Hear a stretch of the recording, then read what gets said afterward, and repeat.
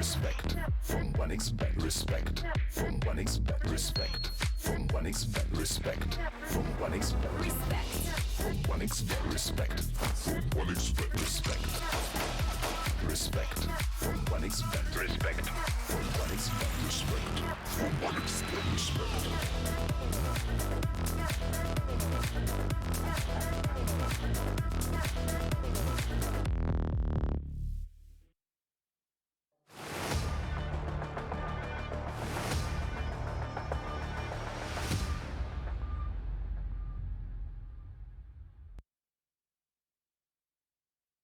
Good morning, ladies and gentlemen, and welcome along to another day here at the RES Regional Series 2 Europe.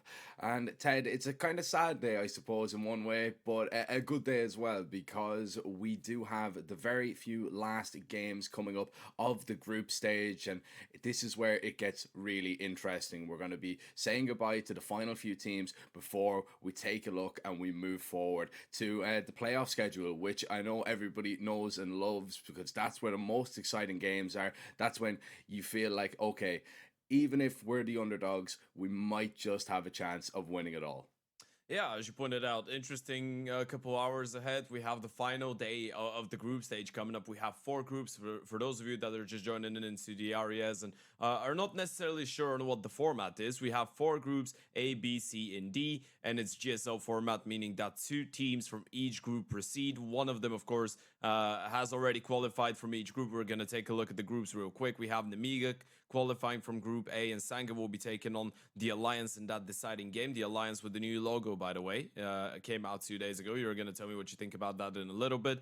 Then we move over into Group B. We have Zero Tenacity that were able to take down both Bait and Parry Vision, which is probably the pleasant surprise so far in the tournament. The fact that Zero Tenacity were able to come out as the number one team from Group B, and of course Parry Vision losing that winners matchup will be facing off against Bait, who were able to eliminate Havu from the competition. Moving over to Group C, Jack, we have Bleed that yesterday were able to deal with Mouse NXT in the 2-1 fashion. They've already booked their place in the playoffs, and for Mouse NXT that were able to pick up a map off of Bleed, they too hold the Enterprise. They will be going down in the lower bracket to face off against Alternate Attacks for the final spot out of Group C. And to round us out, we have Group D, Passion UA, the other pleasant surprise of the tournament for me, a 2-1 victory over Permita, a 2-1 victory over the Young Ninjas, and Zinchenko and his boys will be in the playoffs of the RES Regional Series 2 European Edition, whereas the Young Ninjas will be facing off against the Romanians of Nexus for that final spot.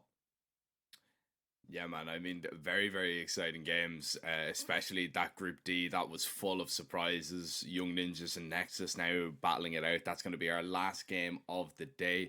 We're going to be starting it off with Sangal Alliance. Paravision Bait is going to be our second game. And then in the middle, definitely one that you do not want to miss. Mouse NXT taking on Alternate Attacks. This is a very exciting day, because I'm going to come out and say it. This is probably the best day we've had so far, Ted, in terms of matchups. We've got a lot of, even teams, a lot of close games, and just a lot of teams that can play some really, really solid Counter-Strike, and just some interesting dynamics to it for sure. Yeah, absolutely. I mean, there's a couple names that you probably are not expecting to see on that day. Of course, the one that needs to and probably strikes you the most is the one of the Parry Vision lineup, right? A team that has people like Arfrost, like Patsy, like Kicker. You're looking at a pretty stacked lineup, right? We're not talking about the godfather of the CAS Tier 2 scene in Jerry, who spent his entire lifetime on Forza before finally doing and creating his new project. But this is a team that you're probably not expecting to see in that day. I guess for the rest, you can kind of make it make sense, if that makes any sense. But yeah, there's a couple teams that have been playing some pretty solid CS. And with that being said, we are going to move into our first matchup. And we have one of those teams that I'm talking about that have been playing some really solid CS in this matchup. Sadly for the Alliance, even though the new logo's there and, they're looking fresh with the new design and stuff like that. I'm going to ask you about that when we're in the server. I'm talking about Sango. Man, Sango on the back of adding Jota, on the back of having that Turkish duo of Jota and xCloud now. Sammy, of course. Jota is still just on loan, right? He's still just on loan from Eternal Fire. Sammy is still just the stand-in officially. So this is not a 5-man lineup that has been announced as a 5-man lineup. But ever since playing with those two, Sango have been playing some of the best Counter-Strike that we've seen from this organization, of course, in the international iteration of LNZ being the captain. They fit in quite nicely as well when we're looking at, the Sammy and the Joda kind of pickups, to come into this roster. I don't think a lot of people were kind of expecting Sangle to be playing this well, this early on. It's a really intriguing roster because, it's kind of an amalgamation of players that you're not expecting, but it's maybe not one that passes the eye test, but when you go into the server and you see how they're playing, yeah, this is a team that I'm excited about, and I think they can put it up to a lot of teams on their day. They took down 9Pandas, unfortunately came up short against Amiga, but of course now they've got the Swedes on the opposite side, who, before that 9Pandas game, we were kind of going into it and saying these guys were struggling for form a little bit, and were really struggling to kind of get something going, and then all of a sudden they lost the first map in spectacular fashion, Ted. It was 13-1, if you remember, with 9Pandas playing with Zoma, and all of a sudden we were like, oh no, is this the end of the alliance? But somehow, some way managed to come back and get that reverse sweep. So I think this is going to be a really, really tough game, to be honest, for them, just looking at their opposition today. Yeah, I mean, you already did start talking about the alliance, the Swedish side. A lot of pretty familiar names on that lineup, right? You're talking about people like Twist, like Robin, that have all the experience in the world. Even Pleasant, man. I still remember the days when Pleasant in 2016 was still that young fanatic talent, that wonder child that everyone was so excited about, right? He was supposed to be the next big thing. So the potential is there, the skill is there, the experience is there. The thing that is really odd for me with when I'm watching this lineup, and we're not even talking about the fact that I actually tried to dig into some numbers for those guys. The last time they were actually able to win 2 best of 3s in a row was 18 best of 3s ago. That was 6 weeks ago. For those guys, it's been lack of consistency. They've had some good showings, they've had some bad showings, but it's never been consistent. It's never been either consistently, well, it's never been consistently good. It has been consistently bad over a short period of time. And this is the thing that I want to see change. I feel like they have a team that should be able to provide that stability. They have the individuals, they have the players, and they have been together for, you could argue, long enough in order to have some kind of trust between each other and knowing how to play well off of each other. In the same time, Robin, the IGO, has been the one to step it up the most individually, which is a pretty interesting thing to say, but we're going to get to that in the server. Now, we're going to move into the veto. We have a pretty interesting veto phase coming up, and I want to hear your quick expectations before we dig into it. But I mean, we're not going to see a Nuke or an Inferno. That's probably a given. Anubis being picked by Alliance, that's not really too much of a surprise because that's what they've been picking into all the time in this event, but it just hasn't worked out for them. I mean, they picked into it twice, they've lost it twice. Last time against 9Pandas, as I said, it was a 13-1 that they just got absolutely blown away on. I'm actually intrigued a little bit by the single pick of Vertigo. That could have really went either way, as they had a little bit of a punishment pick on offer in terms of they could have picked into a Vertigo, they could have went for a Mirage, which Alliance have been struggling on, and Sangle have looked quite solid, but because that's been kind of left in maybe for a decider, Alliance are going to remove that straight away. And then down to that last one, I'm surprised that Sangle didn't pick into an Ancient there, to be honest. They've decided to go for an Overpass, which in theory and on paper is a stronger map for the Alliance. It is on paper, but then you remember all the games that we've seen of the Alliance so far in the tournament, right? You remember all the Ancients, and I think the Ancients have been a bit more solid than the Overpasses, right? Overpass, we've seen a couple good performances from Robin once again, but no one else has been able to actually step it up that much. So it is a pretty interesting veto phase. I feel like going for the Vertigo is an interesting way to punish. You're going up against a team that has played in their last 11 Vertigos, have just won it once. So trying to punish. But with that being said, we are going to focus on that Anubis for now. Opening kill already going in favor of Pleasant, as a 3-man mid stack is in play for the Alliance, starting things off on the CT side. And gosh, it's odd when you see an organization with a completely different logo than the one you've been used to. Look at it. It is. It's a little bit strange, all right. I do prefer it to the A, to be honest. Oh, do you? Yeah, well, I mean, You know what it looks like to me? It looks like one of the Naruto world villages. You know, the symbols that they have. I have no idea. You know you lose me. Uncultured. You know you lose me when you start talking about that stuff.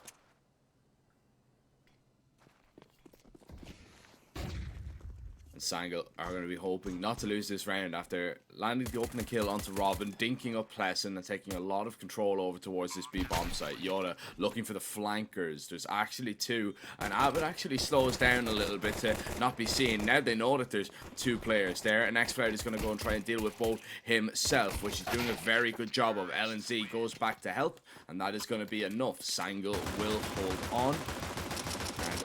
Even in a 4 versus 4, it might have seemed like a fair fight, but Pleasant was kind of isolated there, and once he gets dinked up, he can do nothing to keep them off the site, and the retake is not enough. Yeah, absolutely. Straight as that. As you pointed out, Jota with a great kill there. Onto middle.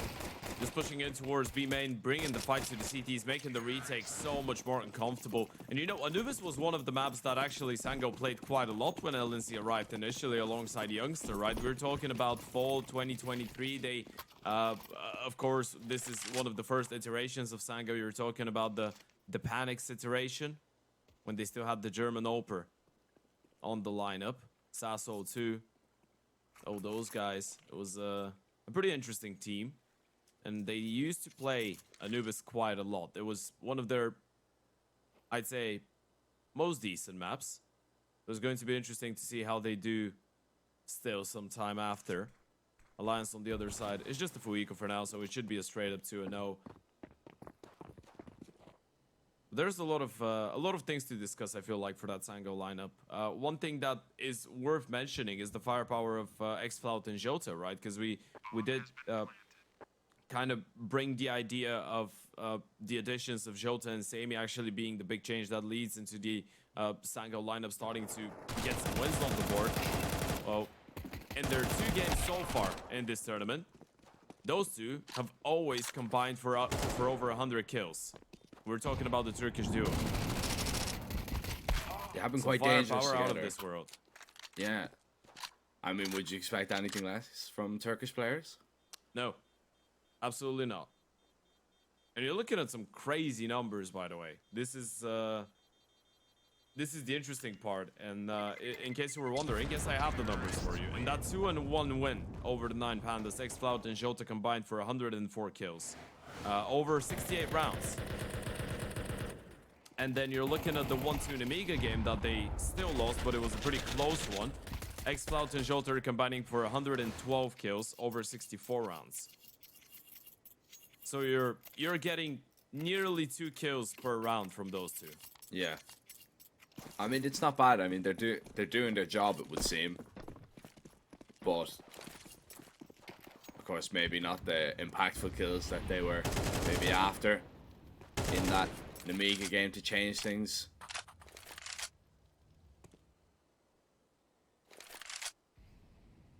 But still, you can't question their mechanics for sure.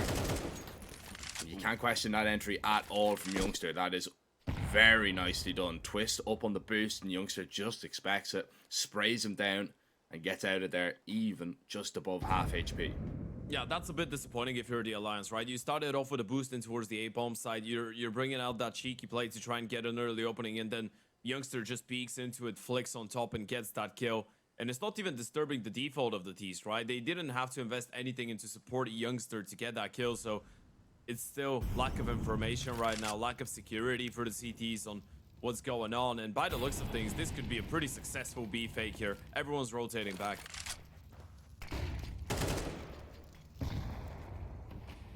Yeah, LNZ is doing a really good job right now. It's just making sure that the Alliance are very cautious about what might be happening over towards B, and they'll try and make a move a little bit early, and that's perfect. LNZ will just peek aggressively. You go for that fight. Bowden tries to push past that smoke to recover this bomb site, but it's fallen. It has fallen down. The round will go in favor of Sango. Nothing more you can say about this, and they're even going for the hunt. As it seems, Jota will be able to drop Pleasant. We're enjoying the style of the replays right now until the end of this round, until the bomb goes off. Robin able to get that kill onto Jota. He's gonna try his absolute best to stay alive, but you can focus on what that round means for the context of the game. Sango just looked extremely comfortable from start to finish. It is really important for the captain to be able to hold on, finds another one, and he might just be able to survive here. So at least one rifle you will have in this next round, the Alliance.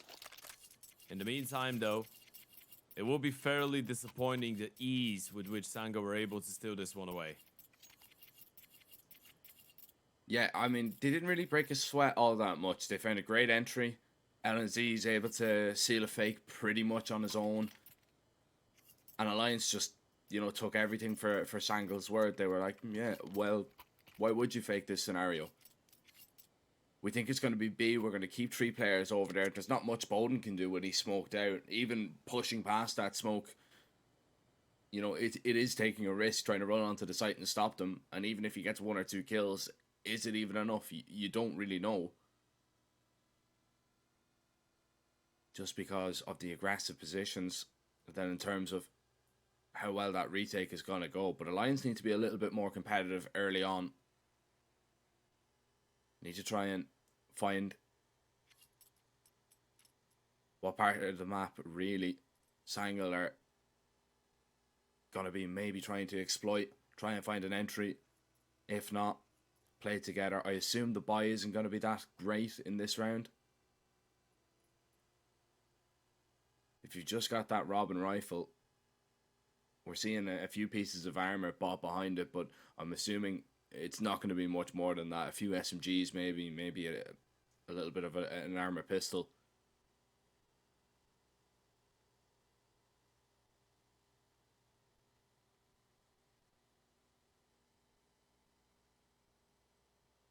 But still, Sango look good, and they look to take advantage of the Alliance, who, as we said, Ted, they have been struggling on this map. I mean, you know, the 13-10 versus Namiga, it was a very close game. But then all of a sudden, when they came up against 9 Pandas the other day, like, we were even shocked. We were covering that game. We were so surprised at how 9 Pandas were just able to run away with that. And Alliance just didn't look competitive whatsoever.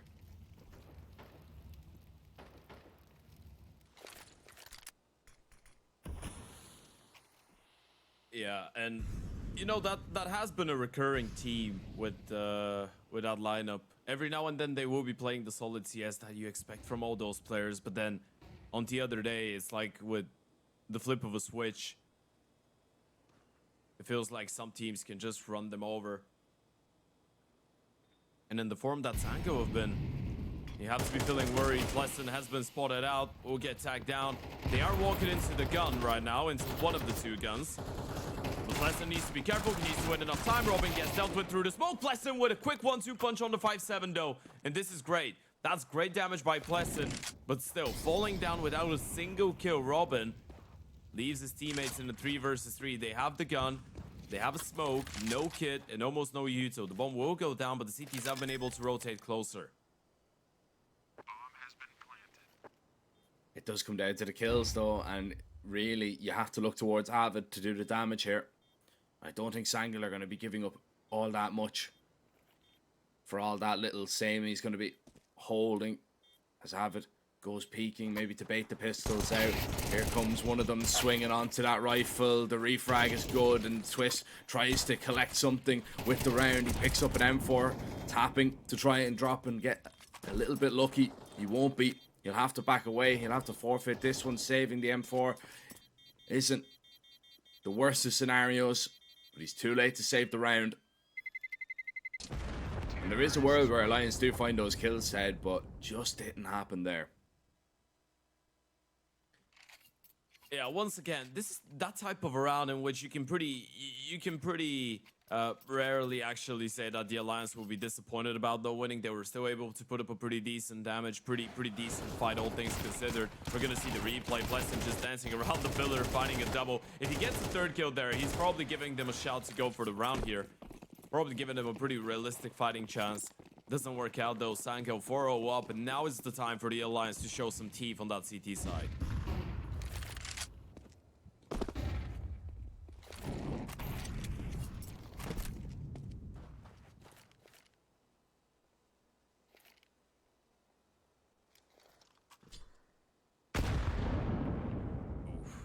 That's a big nade. Painful. Doing a whole lot of damage. The reason they triggered out that early too is the fact that Twist felt obliged to deploy his Molotov, so he realized he was getting some pressure. It is a well-timed grenade, and the A-split coming in play, but the Alliance look extremely ready for this. They just have Bowden in towards camera, looking towards middle with Yob, and 2 more rifles. Bowden goes down though. The rifles need to hold on. It's a good entry. Avid, though, getting aggressive. He's got Twist behind him. They need to find these kills. Oh, Flash goes a little bit early, but it doesn't matter. The trades are perfect. And even Youngster just getting ahead of that Flash before it pops to collect that frag. It's quick and easy. Pleasant catches a glimpse of Sammy making his way towards A main. He's going to get away. Robin won't be so lucky. It's another round for Sangle for sure. And Pleasant might just go down here as well.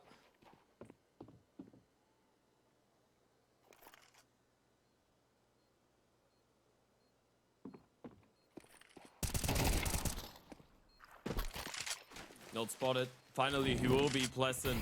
Gets that first kill. He's going to try and lock LNZ onto the bomb site. There's no chance for him to pick up the round. He's probably looking for the Yop to try and recover, but doesn't realize Jota's already coming in from behind. So it's going to be quite difficult for Pleasant to stay alive here. Even if he wants to, Jota's going to turn the angle any moment now. Pleasant needs to be quick, and he's not quick enough. Kill confirmed. All picked up. Three alive. Sango on fire with 5 in a row now. And if you're the Alliance, you're going to be feeling extremely hard done by this one. Especially for Robin, man. Even after the round was over, he was just trying to save. And it gets denied. X-Plat with a great opening onto the over. 1-for-1 refrags. Flash was perfect. Spacing's good. And then Robin just losing his life straight after his teammate crosses towards the right-hand side to try and save. A bit unfortunate for the captain, but the Alliance yet to pick up a round, and this is their map pick.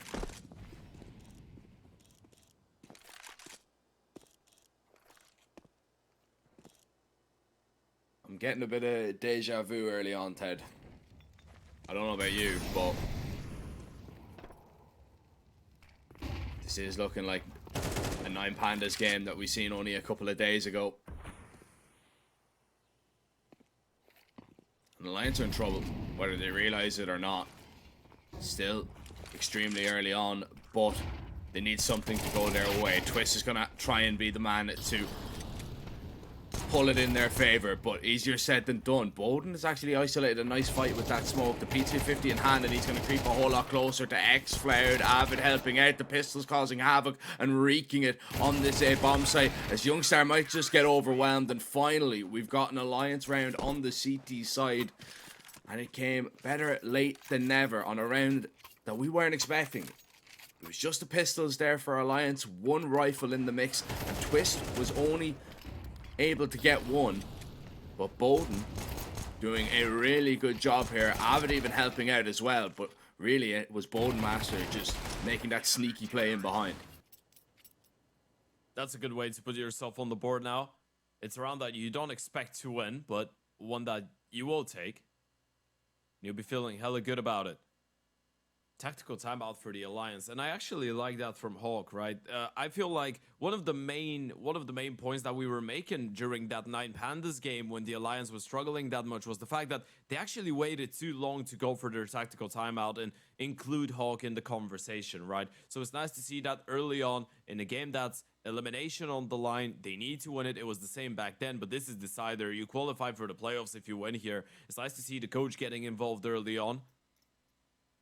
Makes you feel like the team realizes how important of a game they're playing right now. And especially when you're on the back of just getting a complete stomp up against you in your most recent game on Anubis when you picked into it. You picked into it against Amiga 2. You lost it, unfortunately. So you're looking at a map that, or you played it against Amiga, so you're looking at a map that hasn't really been going well for you, even though you're trying to enforce your law on it, so to speak.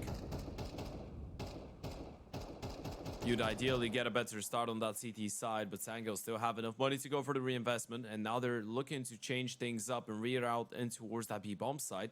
The Alliance, though, seem to have a pretty good idea on what's going on.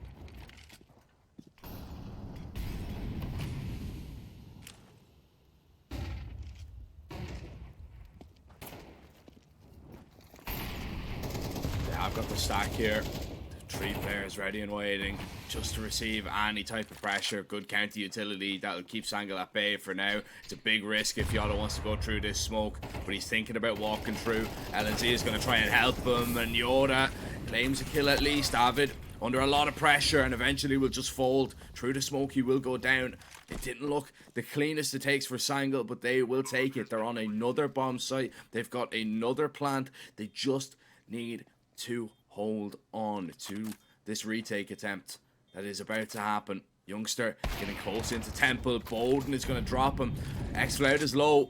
This cannot feel comfortable for the young Turk. He's got Sammy in towards A main right now. X-Cloud gets a little bit aggressive and Twist is going to drop him. This was looking so good, but Sangel might have just blown it here. Sammy trying to lock it in. 1 versus 2. Twist is going to try and run him down, but Sammy has got Sangel covered. But they get away with one there. He'll save that AWP. And Alliance are going to be feeling very hard done by that they didn't get more out of that situation. Oh, what a clutch by the pole that was. He played it to perfection. I mean, Sango, it was so interesting, right? They go with the first wave of utility, and then as it slows down, Jota's just walking through the lurk smoke and looking for the opening. Post plant comes in, X-Cloud slow, Youngster goes down in towards Tempo. It's all up to Sammy. He played it so well with picking into his second fight against Twist. The first one was just to kill through the smoke. The second one, though, he just made it so much more uncomfortable for Twist. Great movement there. Short strafing just to make it an awkward fight for the Swede. 6-1, still enough money for the Alliance. They were able to win a round with the Pistols, but they need to win this one. And the boost of the AWP is good enough. Sammy keeps up the good form. Twist is out of the equation. Yeah, really nicely done there from Sammy. Who's had his moments since playing with this Sangel lineup. Oh, X-Cloud might catch a perfect timing here. Pleasant doesn't realize it. Yeah, he's seen him. X-Cloud just going to try and run right behind him. Pleasant has absolutely no idea. Pressure on A at the perfect moment. Avid up close, and it's Turkish Delight. They will just mow everybody down, and Robin can't believe it. He's alone on B. And he's alone in the rest of this round to save an M4 maybe. But that's it. Sangel, once again, just not being denied. They're finding these bomb sites with eased head, and Alliance could do nothing about it, it would seem. Yeah, absolutely. They just get shut down. At this point, it feels like everything that Sango attempt is working out, but they have been doing a really good job at opening up space for each other, right? Again, you have the initial presence in towards A main. They recognize the fact that main has been given away to them, but then in the meantime, they don't really feel too pressured in towards middle, right? They don't feel the resistance. So then the U2 comes in towards the A-bomb side, and X-Cloud is like, okay, I've caught a timing. I've seen his back. I can just sprint. There's so much happening right now in towards A. No one's going to hear me. No one's going to have the time to turn around and deal with me. We're going to see the replay. Great opening by the AWP, and that opens up so much space for X-Cloud. Second kill was just a nice bonus. Even if he doesn't find it, it doesn't change a lot. Jota was able to shut down the first rotation towards middle in the meantime. We didn't get to catch that in real time, but even if X-Cloud doesn't get the second kill there, it was always going to be a Sangha round. This is 7-1 on the T side. No money for the Alliance, meaning potentially 8 here for the international team. Look at as strong as ever. We did point out that X-Cloud and Jota have been looking great in terms of the firepower. They are already combining for 14 kills. Of course, this time around, we're seeing a good performance by Youngster, by Sammy, by LNZ2. One thing that I wanted to mention, LNZ, it feels like he's always been a really comfortable player when it comes down to Anubis. Even back in the day when the team was struggling, he was always putting on good performances. And that's surely key when your IGL is playing good too.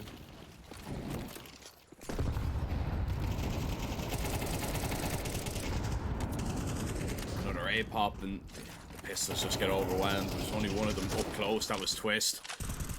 Just so much util on the site. It just makes it so incredibly difficult for Alliance to hold on to. Sangle's executes have been near perfect.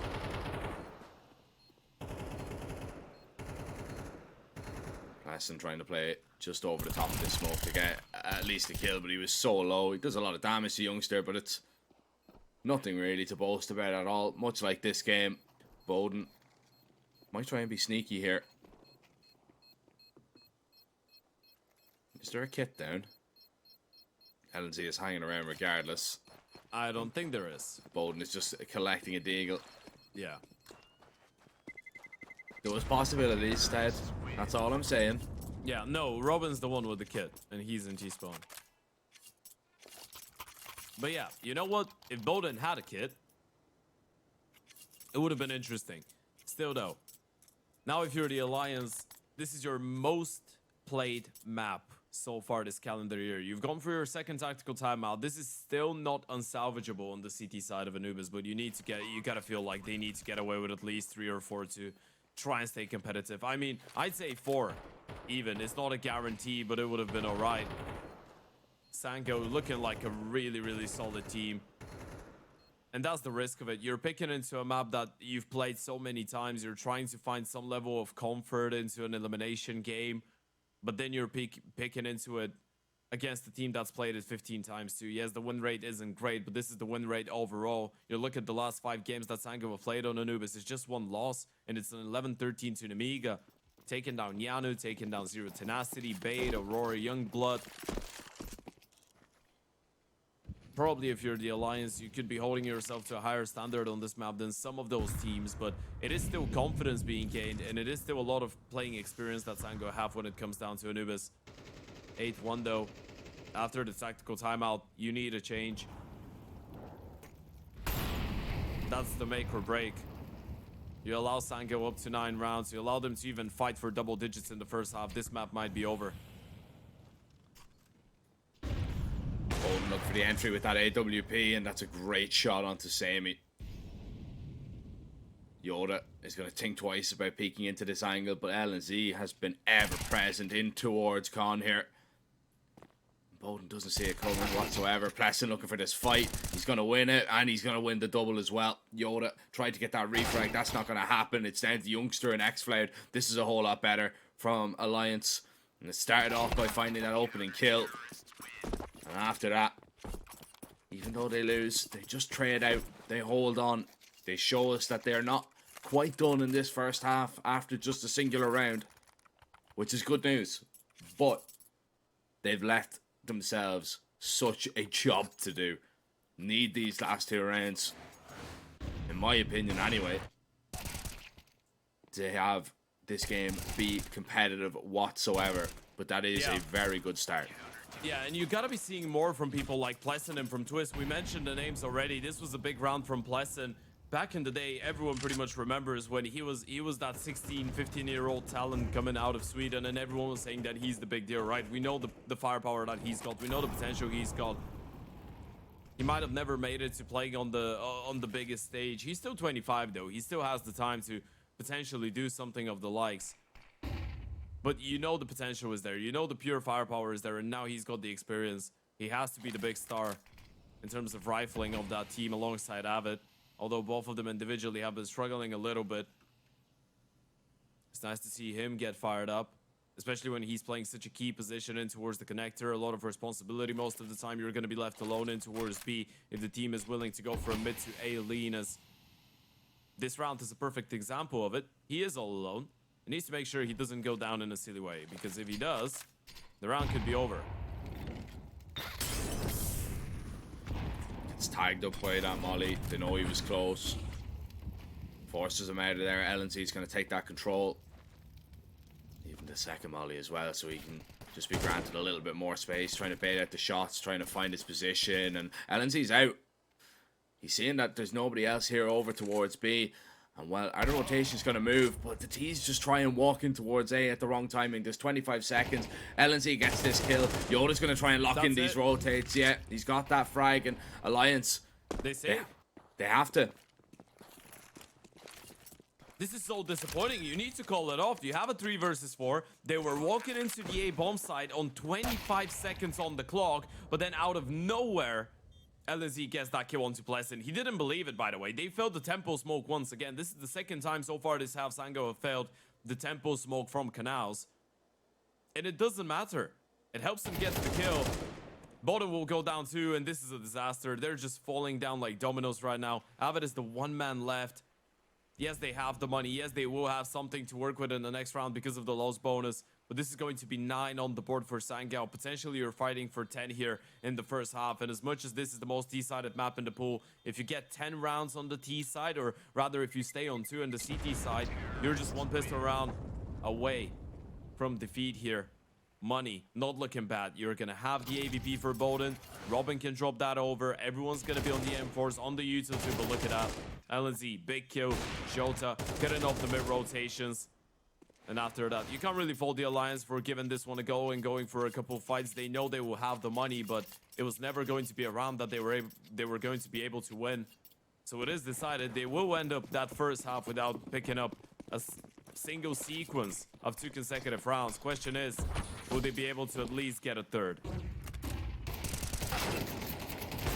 Oh, it's not started off too great. LNZ finds the opener, but Boden will get that trade. That's a must-need win.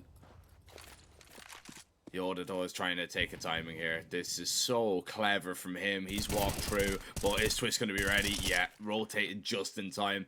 That's really unfortunate. If it was a second earlier, Yoda would have been able to find that kill. Robin's going to be caught out in mid, though. And this kind of changes the dynamic of things, because Sangler are walking out over towards A. It's just Avid holding with the rifle. If Avid goes down for nothing, Alliance could finish this half with just 2 rounds. They could, and he's going to try and stay alive right now. Spotting the Molotovs.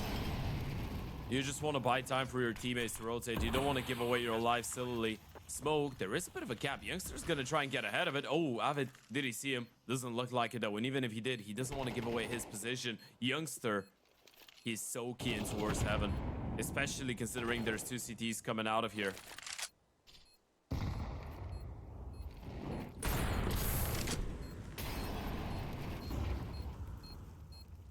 Utah for the CTs are beginning to flush out the Ts and worry them surely.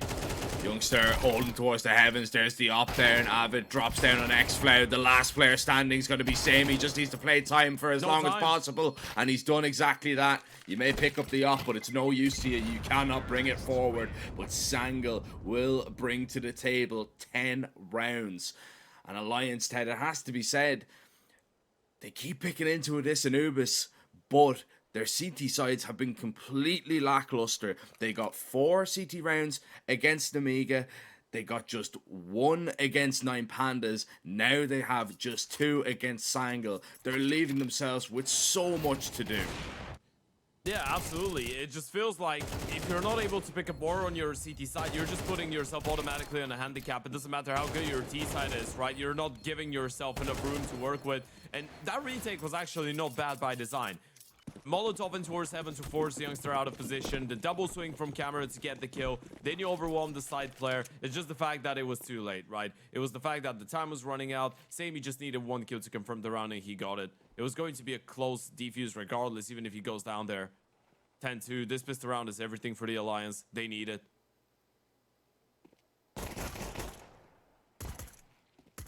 Do, but it hasn't started off too well. 2 quick kills, and now the B play has to happen here from the T's. Yota playing from pretty far back. He is alone, and oh, the Goose is not going to help things at all for him, but staying alive will. His teammates are going to be arriving in just a moment, and even though the bomb is going to go down, Sangl just need to play together, trade this one out. Yoda's been spotted once again, as the T's are going to want to get a little bit aggressive here to make themselves a little bit more comfortable. So they're going to try and take the fights 2-on-1. Samey trying to back up and back away as the rest of his teammates take space on the site, and Samey's doing a really good job of just staying alive and really distracting the T's right now. Twist from Con will only come away with 1. Robin will fall, and it's a Sangl pistol once again. Alliance, the bomb plant, yes, is great because they will be able to buy, but what's not great is Sangl are only 2 rounds away from taking map 1. And another Anubis looks to be slipping through the fingers of Alliance. Yeah, and I'm not sure if you can compare that game to the 9 Pandas one. Back then, in the first elimination game that you played out in the tournament, you're playing against a team that had a coach. You lose your map pick 1-13, but you're still able to come back by some miracle, right? We remember that the 9 Pandas were in a great position to actually close it out 2-0, and then the Alliance, courtesy of Robin's, I think, magical performance, were able to bounce back, but again, can you really rely on that when you're up against a team like Sango that's been in great shape? Everyone's playing well. The team is looking like a well-oiled machine right now. You have Jota, who's bottom fragging with 7 kills, and then you have LNZ and Youngster, who are top fragging with 12. This is 5 kills for the entire team. The difference. It's such a good distribution. And then on the other side, nearly nothing working out for the side of the Alliance. It is interesting, because last time those two faced off against each other, that was on the 28th of February in the Compass Spring 2024 Contender Stage. It was a 1-1 group stage game, and Anubis was the decider back then. The Alliance won the map pick of Sango on Ancient. Then Sango won the map pick of Alliance, which was on Vertigo, conveniently enough, which is our second map here too. And then the third and final map was Anubis. Alliance picked that up 13-1, Jack. And that was just... That was less than 2 months ago. Of course, it was a different Sango back then. They still were playing with Sasso and Gengino, so I guess you can make that point. But less than 2 months ago, Sango getting 1 round on this map as the third and final one. And now the Alliance not only pick it against them, but Sango were punishing them hard.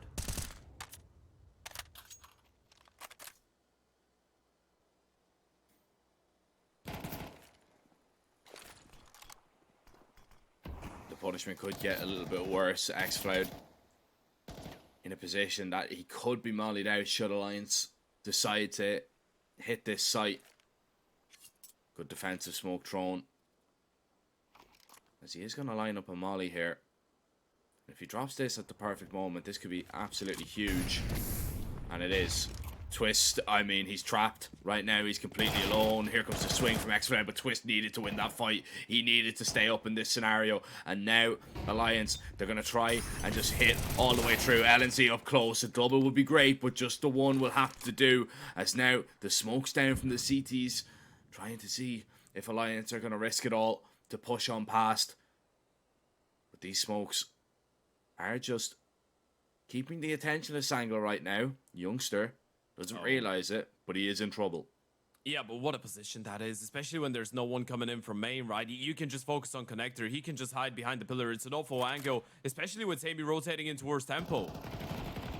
Yeah, now Youngster, he's just going to claim the first. Sammy close by. He can deny the bomb here. This is absolutely massive. No bomb plan. 15 seconds. And now Bowden Master has to go. He has to get a move on and find this kill quickly. Yoda is getting closer and closer by the second. Bowden just doesn't have the time here. Back turned. Sammy will strike. And Sangle will get onto 12. Alliance's force by doesn't work out. They don't even get the plant. So the investment is going to be little to nothing here for the Swedes. And they have to hope for a miracle, Ted. 10 rounds in a row to save your map pick. Oh, not the way you want to start your Sunday. It's just not happening. No, it's not the way that you want to start your Sunday for sure. But it just doesn't look like it's happening. Youngster going for the swing so early made them believe that he was all alone, right? Because as we said, the typical way that you would approach that is to just hide and wait for the player in towards the tempo to make first contact. Youngster once again starting us off with a nice opening kill. Pleasant goes down. That's going to be a dedicated B play. A Mac 10, a Tech 9, 2 Galils, 3 flashes and a Molotov. That's all that you have. Not a single smoke on that T-side offense. Yeah, that molly as well being thrown early. Sammy's just going to double back here. And it's just about if Sammy wants to stick around. They're leaving A pretty much high and dry here, but they've no reason to rotate. Not right now. It's all on whims. It's all on just maybe hunches right now, as Yoda hunch behind the pillar is not going to be enough to save himself. Flash over into B. Blind Sammy for the moment as he tries to move just a little bit closer. And Sangle might get a little bit proactive. Smoke down will delay Alliance. And they'll have to hit this bomb site after this smoke. That's so big from Sammy. That positioning towards Jerry, you're not clearing out after spotting 2 people, and they're trying to double back. This is extremely risky right now. 30 seconds, you have no information about middle, no information about the A-bomb side. That has to be a full-on contact play with 25 seconds on the clock. LNZ is just going to spot you out. He's got a Molotov and an 8. He can deny that. He can win the game just by using Yuto. Yeah, they've no smoke.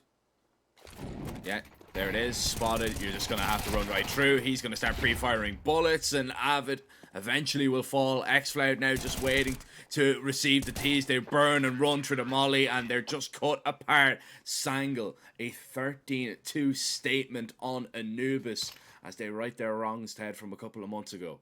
They right their wrongs in the best way possible, right? This Sango team has been flourishing in the last couple weeks. Obviously, as we pointed out, Sammy and Jota, they haven't been announced as 2 permanent additions to that lineup for sure. But it feels like with them, the team is just playing on a different level, right? And then on the other side, you're not seeing that consistency. You're not seeing that structure, and you're sure of hell not seeing those individuals on the side of Alliance that you are seeing for Sango. That was another, as you pointed out, pick into Anubis. That doesn't work out. Another time in which we don't really get to see their T side too much because of how lackluster the CT side is. Yeah, man, like it just baffles me a little bit that Alliance continue to kind of pick into that. I mean, their CT side quite clearly hasn't been up to scratch. Surely you just try and risk something else, but maybe kind of just going off a couple of months ago where they absolutely dominated Sangle. That was probably, you know, part of the reason why they've decided, you know what, let's just pick into it. Surely they haven't got that much better, but I mean, I've got bad news for you. You lost 13-2, and it's not the first time that you've had an over 10-round deficit in this event alone. Looking forward to this next map as well. It doesn't get a whole lot better in terms of a win percentage for the Alliance. They're on a vertigo, which they've been struggling for form against. Sangle have tried to go for a little bit of a punishment pick, and after the break, we're going to find out if it will punish the Alliance and eliminate them from the RES Regional Series to Europe. But before then, we have to send it to a short little break, and we will be right back with the action. 1xBet and Eva Alfie present betting on all esports events on the website and in the 1xBet app. 1xBet. Play with Eva.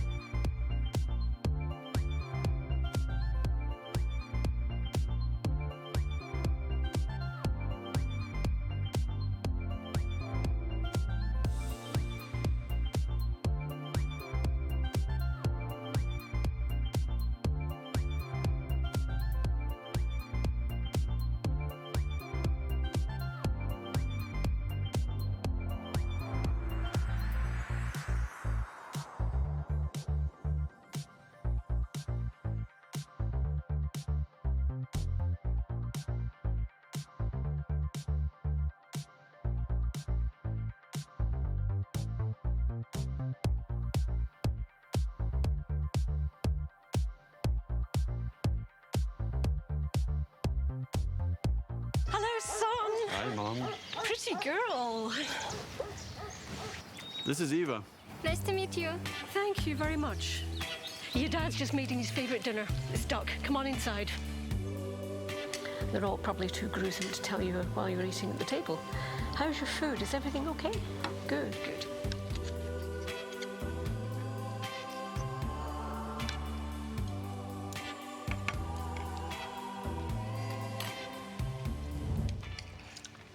You seem to know each other. Yeah.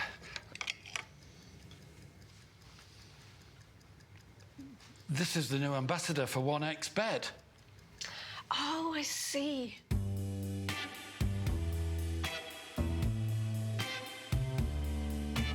Everyone felt good when Eva Elfie became the new ambassador of 1xBet.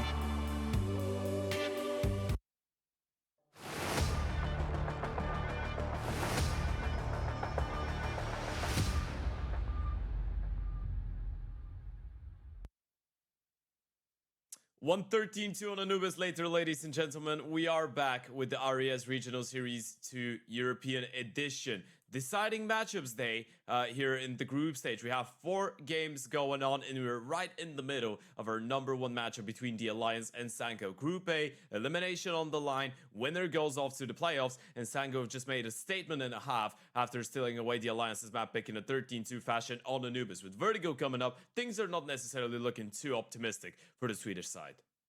No, not at all, considering, you know, you're kind of looking at that map of Vertigo and you're seeing, well, they've won 1 out of their last 11 games on the map. So, I mean, that doesn't fill you with a lot of confidence. Although some of them have been close, they just haven't been able to get a win here.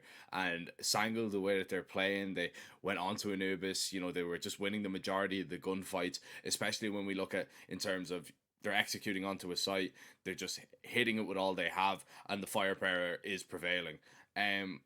Alliance, look, we all understand that, you know, the CT side of Anubis is a little bit harder to play, but, you know, that is a map pick that they keep going into, they keep going back to, and that's a map for me that says, okay, we're comfortable on this map, and if you're comfortable on that map, then you know, what's Vertigo going to bring? I'm just really worried for them, to be honest. I think they got away with 1 versus 9 Pandas. I think they should have been down and out, even with Zoma playing. I think 9 Pandas probably should have beaten them in 2 maps, and Alliance were very lucky that they didn't. But against Sangl, I don't think they're going to be as lucky. I really think they are just going to run over them here on Vertigo unless we see a vast improvement. We need to see the likes of Plesson. We need to see the likes of Avid stepping up. And, you know, we remember that 9 Pandas game as well. If it wasn't for Robin having one of the performances of all performances, I don't think they'd still be here. Yeah, and for those of you that have missed out on that previous game against the 9 Pandas, just to put it into perspective, Jack, right? The second map, which was Overpass, on which the 9 Pandas were able to get, 7 T-side rounds, so by that time we were thinking, okay, the game is over. The Alliance stay alive after double overtime, and Robin was on 47 kills. The second person after him was on 23 or 24. That's how big the difference was, right? So unless you're putting your money, and I'm completely on with you right now, unless you're putting your money once again on one of your teammates to go 50 bomb and just keep you alive, and you're hoping that on the third and final map the enemy team is going to be exhausted, I don't really see a way back. Obviously, Vertigo is another map that they have been playing quite a lot, I guess. It is a map that it's not necessarily new to the Alliance team. On the other hand, though, you look at the numbers for Sango, you're saying the win rate doesn't look too great, but then you look at the context of things, you look at the most recent matchups, they've won 4 out of their last 5 Vertigo encounters, as we already mentioned in the series. So this one for Alliance is not going to be easy, but they need to fight in order to stay alive in the tournament. And Sango are already kicking things off with a B play, but look at that proactivity in the pistol round. Robin's already pushing in towards T-spawn. He's going to be quick behind. Twist needs to be ready. The execute's coming in. He needs to try and delay them for as long as possible, but Avid is so close right now. And he can find these kills. LNZ completely blinded. Youngster didn't even realize that there was 2 players shooting him from the back. And Sangle have been cut apart on this pistol right now. Yoda, though. No way, right? Double. Bomb is No dropped. way. X5, though, left in a 1 versus 3 and only can claim the 1. The Turks find 3 kills, but it's just not enough to take down Sangle. Really nice pistol. Really nice idea from the CTs. Oh, that would have been too much though. If they were to lose that 2 versus 5 to Jota just finding a double kill, and then imagine if X-Cloud gets the 2 kills going in from behind. But this was a great call on the pistol round for the Alliance, right? Early on, we're starting to see some positive signs. Taking the initiative, pushing in towards middle, getting into a quick position to flank the B execution. As you pointed out, I feel like the T's were just, they didn't expect it so much that even after the first couple kills, they couldn't believe what was going on. They couldn't react to what was happening in towards that stairs position in B main. So the Alliance get the first round. Sango not wasting any time though. They go for a straight up force buy regardless of not planting the bomb there. Double nade for Jota and Youngster. Bolden needs to be careful about it. Needs to be careful not to clip himself as well and block himself as he's going for the jump spot. Flash comes in. Bolden gets one, looking for a second, but he doesn't find it.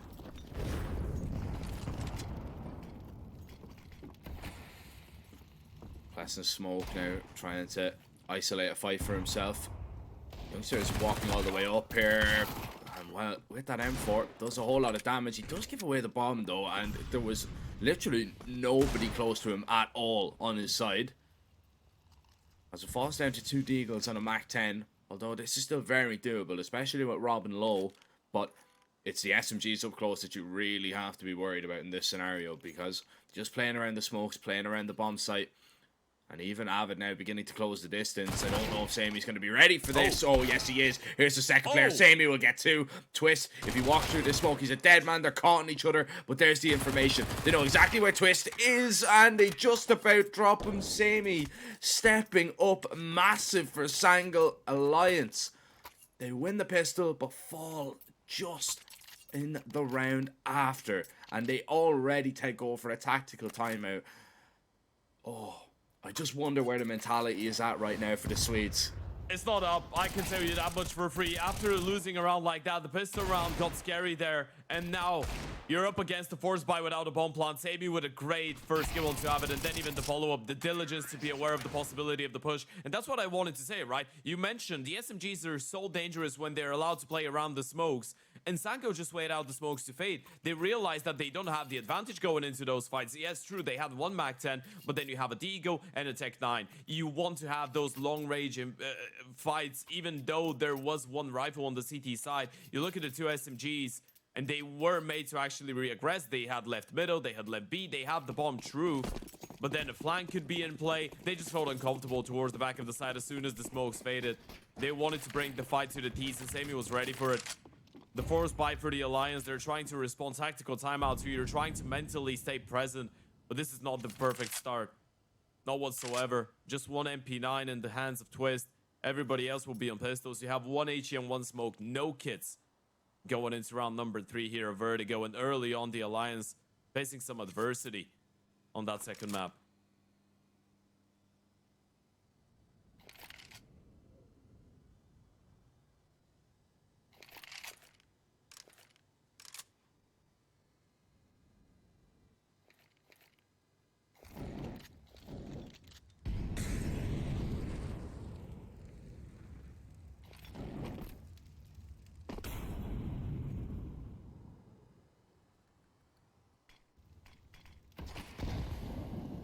Should be all fine if you can rescue something out of a round like this, but we know how difficult this could be.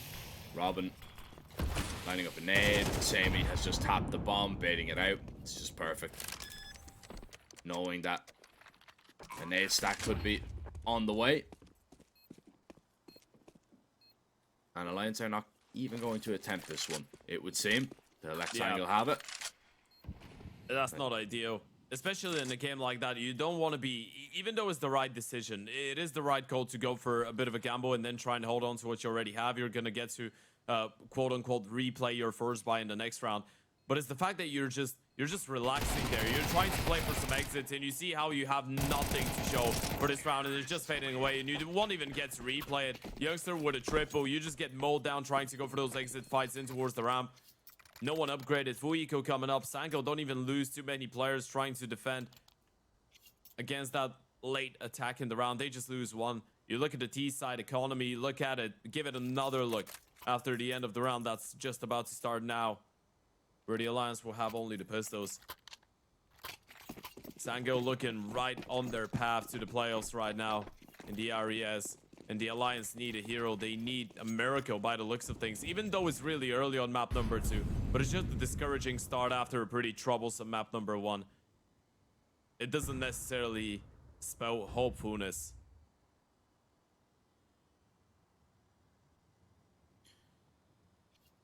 No, it doesn't at all. This should be just a quick and easy cleanup on the pistols. Bolton claims at least 1 kill, but then just gets ran down and ran over. We see the odds popping up on our screens just a moment ago, where Sango were the clear favourites. If you want to take advantage of those odds, you can head on over to our lovely friends at 1xBet. There is a banner down below the stream that if you click it and if you sign up using our code 1XRESEU, you'll get up to 130% deposit bonus on your initial deposit. So great value there. And let's see if Alliance are going to get great value out of this buy round. They've had to wait a while to get the guns up. You feel like they really need to do something with them early. Absolutely. This is a must-win round. Bowden gonna get forced in towards the sandbags. Not mollied yet, and he will be able to get away with a kill. Now the question is, does he get a second? Sammy with the AVP on the edge of the smoke. He's ready for Bowden to start pressing forward. Plesson gets that kill. Needs to run back through the Molotov. Doesn't get tagged down too much, but he needs to win enough time for Avid to be able to rotate. Look at Sammy. He's scaling up the bomb side, looking for a fight, and this is already for the CPs. They're not getting out of here. Somehow, Plesson receives the tag but stays alive. Sammy gonna try and finish him off on the Deagle, but it's not going to be a possibility. But look at Youngster. He's got a massive timing. He has, and he's got a massive kill. He's put a lot of pressure now on Robin, who's sat ready and waiting over towards quad, and that's going to pull a lot of rotations away. Youngster has been seeing Robin is playing this one to perfection right now. See, he crosses into this position.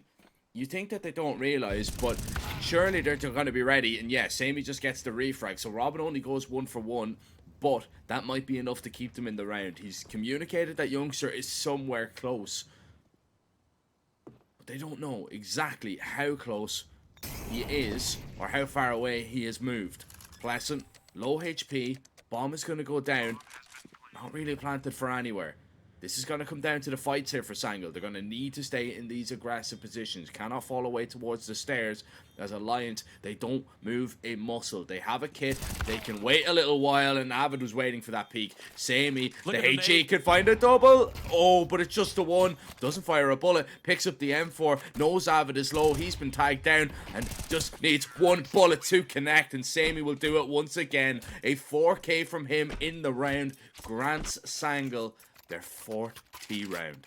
Great awareness, right? And the lack of comfort, that's why Youngster goes for that peak. They're starting to suddenly think that there could be a flank in play, and Youngster knows well that if his teammate falls down towards the back of MBK, then the round is pretty much up in the air. He's in a really exposed position, really hard to get out of there. He was trying to peek on timing, gets the goosh, doesn't get the kill, but it doesn't mean anything. Does a lot of damage. HE for Sammy to ground the first one. He knows that the second player was low too, so just switching to the rifle, and he played with all the confidence in the world. This is 4-1. Another half bite coming up for the Alliance. That was the full investment. And it didn't look too bad there initially. They had the man advantage.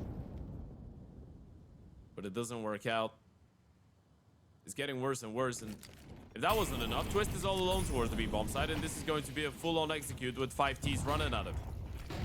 Yeah, this is a horrible scenario to be in. He's just trying to dance around these flashbangs and hopefully put the 5.7 bullets where he needs them. Unfortunately, an AK bullet gets placed right between his eyes, so Sango will have another bomb site. You know what I just realized, by the way? Yeah. It's not only the fact that Sango were indefinitely in the better position to pick that series up and eliminate Alliance. You're looking at Vertigo. They have 2 Turkish players on Vertigo. One of them used to be a part of Eternal Fire. The other one is still contracted to Eternal Fire, although in the academy. And you're playing Vertigo against those guys. I mean, Vertigo, the bread and butter for the Turks, it would seem. Yeah, I mean, ever since we lost Cash in Dust 2, I'd say Vertigo's been one of the most comfortable maps for Turkish players, even individually. Because Cash against Turkish players was unbearable. Those of you that have experienced it know what I'm talking about. the good old Turkish aim memes. That wasn't a meme back then. It was the sad reality all of us on Face It lived in. With Sango now getting 5 in a row, Jack. That was just the pissed around for the Alliance.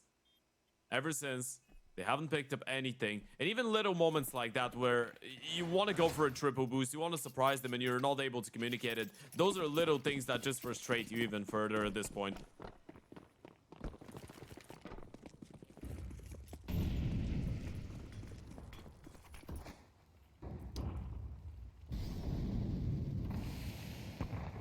It can't frustrate you though. You can't let it get to you. You need to make sure that cooler heads prevail in a lot of these engagements. Because you need to keep your mental, or else this series and your event is just going to be cut short.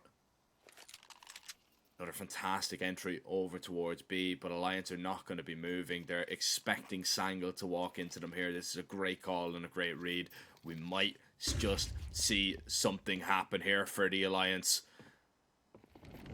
It's all about the element of surprise, and the Alliance might just be able to strike in time. Trades go left and right, but it looks like the CTs might come out on top. However, Avid alone, HE goes a little bit too deep, and Sammy, he won't be able to find him with the op. Takes a little bit of damage, misses that time around. Yoto wants to try and go for the trade. 1 bullet is all that he needs. 6 HP. It's not a lot, but it just gives Avid a chance. He just needs to dink onto Yoda, and he's rotated all the way around. But Yoda realizes this. Yeah, he's holding for this. Is he going to be expecting to walk in? Oh, the damage done. 12 HP, and Yoda just unkillable at the minute. Survives, saves an op, and saves the round for Sangle once again. We're seeing Alliance get really close in some rounds. We've seen it as well on Anubis. There was 2 or 3 rounds in there that you say, oh, well, that was actually just a coin flip. It just came down to 1 or 2 bullets. But, man, this just seems like a day. This just seems like a day that nothing is going to go right for Alliance, though. Like, it's not, they're not going to get any of those 50-50s, it would seem. Yeah, look at that. I mean, as you pointed out, it's just 1 bullet the difference, right? Whenever Sango is playing better, we say they're playing better. This is one of those rounds in which both teams are just going blow for blow, and it's all about who won't miss. Oh, Bowden. That's one of the more awkward peaks that you're going to get from Youngster. I mean, the fact that Youngster didn't know that Bowden could be there actually makes the shot harder, right? If he's trying to jiggle him, Bowden probably gets the kill, but yeah, that's an unorthodox way to bait out the op shot. It works out for Youngster, I guess. But as we were saying, sometimes you just feel like those 50-50 jokes are not going your way, and Jot is still tormenting you in towards that B bomb side. And look at him just falling apart, one after the other. No one's able to find anything around the map.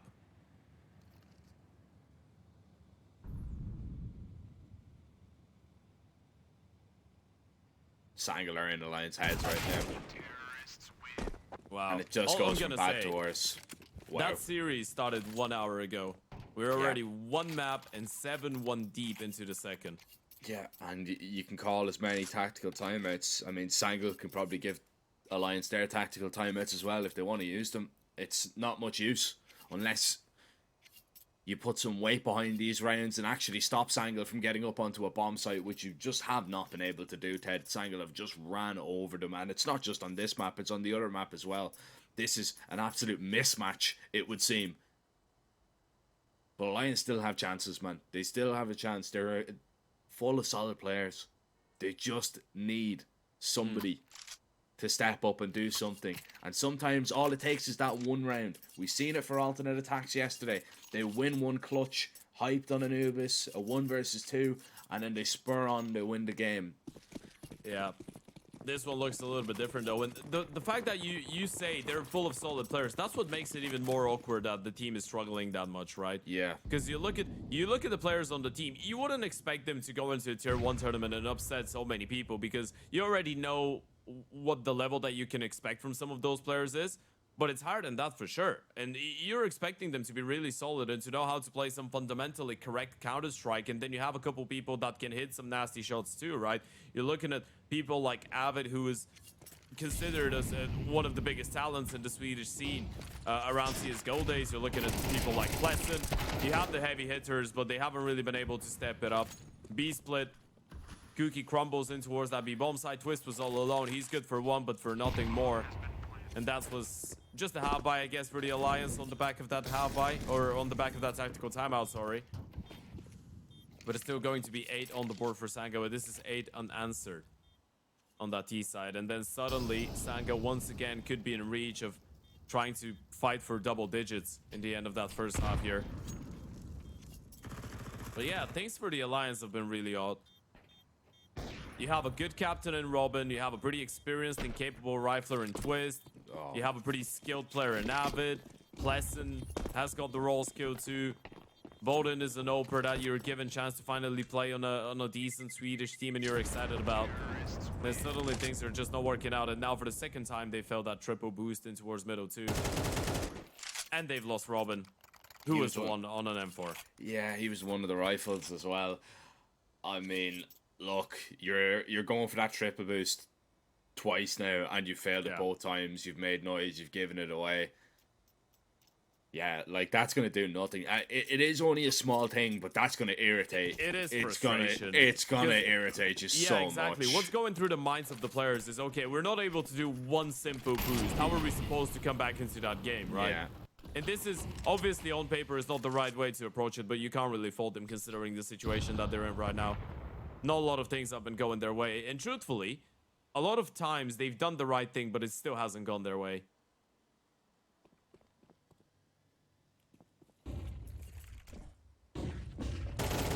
Gamble play, gamble stack, go over towards the A ramp, and well, they go 2 for 2. It's not all that bad, but you kind of give up that it was a heavy A presence, so you put your B defender Twist under a lot of pressure. He's over towards middle, looking down. That's a good kill to find. Yoda trying to catch the timing to swing on out. Twist. He will claim a double of his own, but Sammy, it's his time now to shine with the AWP in hand. Taps the bomb, tries to get a whole lot closer. But now the CTs sure realise what is going on. Pleasant moving into position with the flank, but Sammy has read into this one once again. Pleasant's going to be caught out in the open, and Samy's going to drop him, and he's going to try and fake out the mid player to drop down and head all the way back over to A. But Robin, does he realise it? Going collecting util. Waiting for the noise once again of the tap of the bomb. This time Sammy will stick it. Expecting the position from Robin. Maybe, maybe not. Robin will strike from behind. Sammy gets punished on a timing. And is that the clutch that Alliance are after? Are we going to see something now from this CT side? Finally, a gun round goes their way. Can they claim at least a third on this CT side before the half is out? It's a big triple for Robin, but a massive double by Twist in towards the B-bomb side too, right? He's been left in that situation so many times where there's so much responsibility on his shoulders, all alone in towards Guardian, just jiggling between middle and the B-bomb side, which could be extremely tricky. Gets the kill onto the mid player, instantly turns his attention away towards B and wins that second fight too. They needed something like that. That was going to be the final nail in the coffin had Sammy pulled that 1 versus 3 off, but he doesn't. The only issue with this is that you still don't have a lot in your bank account if you're the Alliance, and the maximal loss bonus is not going to be present anymore. So if you end up dropping that round, realistically, you could have pretty troubled investment going into the final round of the half. You need it, but the 4-man stance in towards A should be good enough. It should be good enough, and especially with Boden finding that first kill. Now the CTs are going to just try and swing and collect every single frag, and it looks like they will. And indeed, finally some success towards A. They only had a little bit of minor success where they were trading on out. That time it was a lot more dominant. And maybe we're seeing Alliance just breathe a little bit of life back into this game.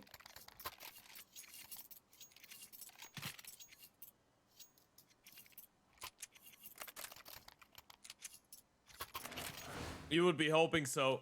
That was a good sign. It's a good call. They just waited out. Boden with the first kill onto the O.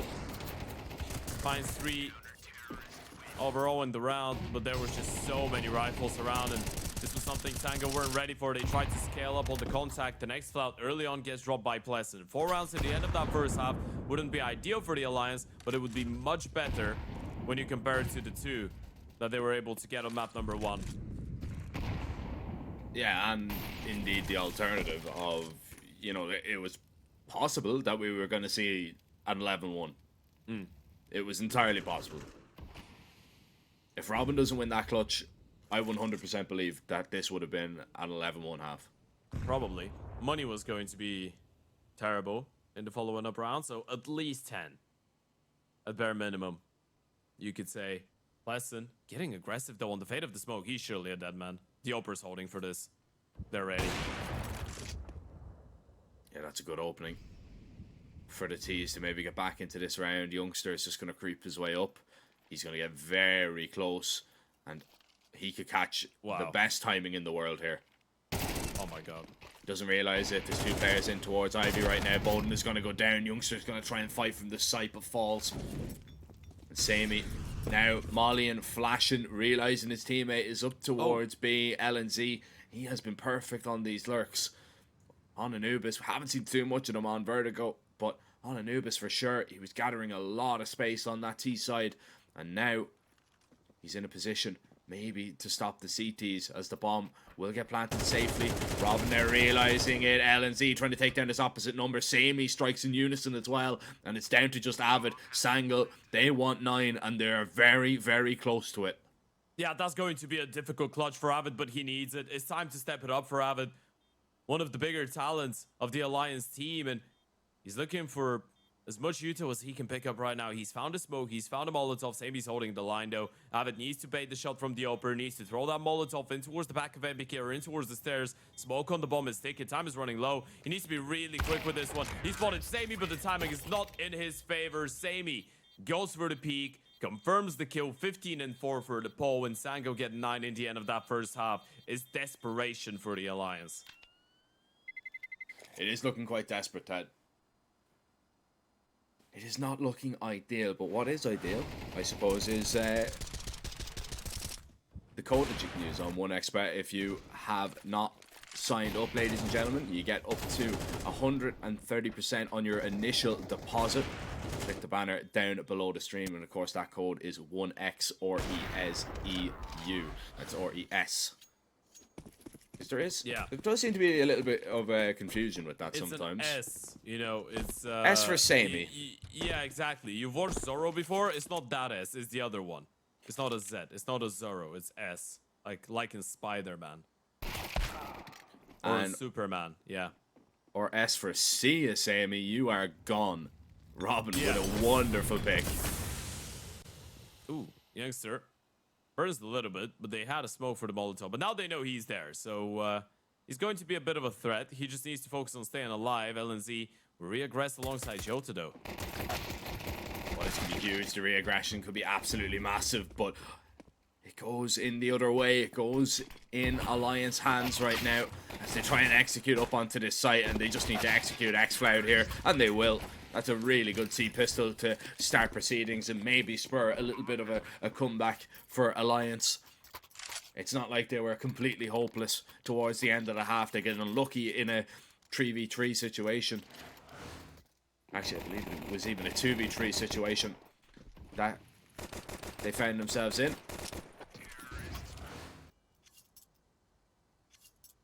Are they back, Ted?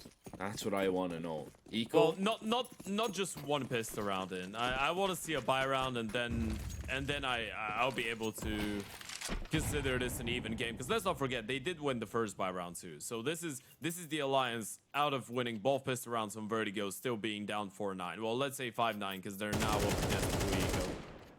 So I feel like right now what they're doing is covering the minimum base of us, considering that they're still competitive in this game. This is just you holding on to the game, giving yourself somewhat of a fighting chance. Are you back though? Could be a bit too early to say. You will surely pick that round up, and you will be feeling hella good about it because it's going to be a clean one. No one going down. You farm the cash. There's only 4 rounds between you and Sango now, but the first buy round is coming up. There won't be an AVP available for Samey because of the money factor for now. We're right up against those rifles. And it's a bit of a bonus round for the Alliance too. 2 MAC-10s still in the mix. Could potentially be in for a quicker pace play.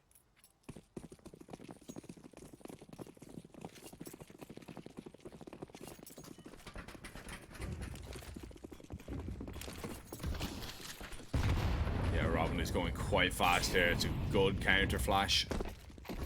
And Sangel actually open up the distance here. They let Robin take a lot of space. Youngster still wants to kind of stick around up close, but not really too advised up against a Mac 10. If Robin gets into the fight that he wants, he could go down, and that's exactly what was going to happen. Youngster didn't have any head armor, so his head snapped back once Robin connected on a bullet. And Sangel, they're in a tricky situation right now, but this is a fantastic information play from Yota. Yeah, and he's taking all that space, which is risky, right? The fact that they're not playing in towards the A-bomb side, but he doesn't have a choice. He knows they're uncomfortable. He knows they're light on Yuto. He needs to start going forward, and he is. They have all the information. That nade's going to do a whole lot of damage. LNZ's just going to wait until they get up onto the site, maybe to deny the plant, but Samey's not going to be waiting. He's just going to be spamming and connecting. Bowden, head on top of him, won't take him down. Oh, the reverse boost though is absolutely massive from Twist. They weren't expecting it, but Yota, here he comes up the ramp. Did he spot the player towards sandbags? I don't believe so just yet, but it won't matter. Samey just locking in the kills over the top of 51. He's going to claim 4 lives. Didn't get to see it from his point of view, but lighting up the kill feed like that in quick succession, it had to be perfect. That's been nothing short of impressive from Samey, we gotta say. His tenure so far with Sango has been great, right? You're looking at, even if you want to look at the pure numbers, you're looking at 1.14 rating, but that doesn't tell you the whole story. He's just been stepping it up in such key moments with such massive multi-kills on both the rifle and the AVP, by the way. And this is the impressive part. Samey doesn't look like an Oper that's incapable, and of course nowadays you need to be able to get kills with the rifle too, but with pistols, with rifles, he's still doing a really good job. And this is an Oper that was a part of Anonymous, that was part of Honoris, PG, Turo, Aves, if you want to go even back in time, or even further back in time. This is his first ever international project where he needs to speak English, and he's playing like this. Even if he doesn't stay with Sango, because as we know, he's still just a stand-in. He's surely advertising himself in the best way possible. And this one is already falling apart. I mean, if Sango don't pick him up, I mean, there's going to be a queue, an absolute queue of people trying to get his signature for sure. But he just seems to be the perfect fit at the moment for these guys. They're playing quite well. Fundamentally, everybody's on the same page. And just think about it, Ted.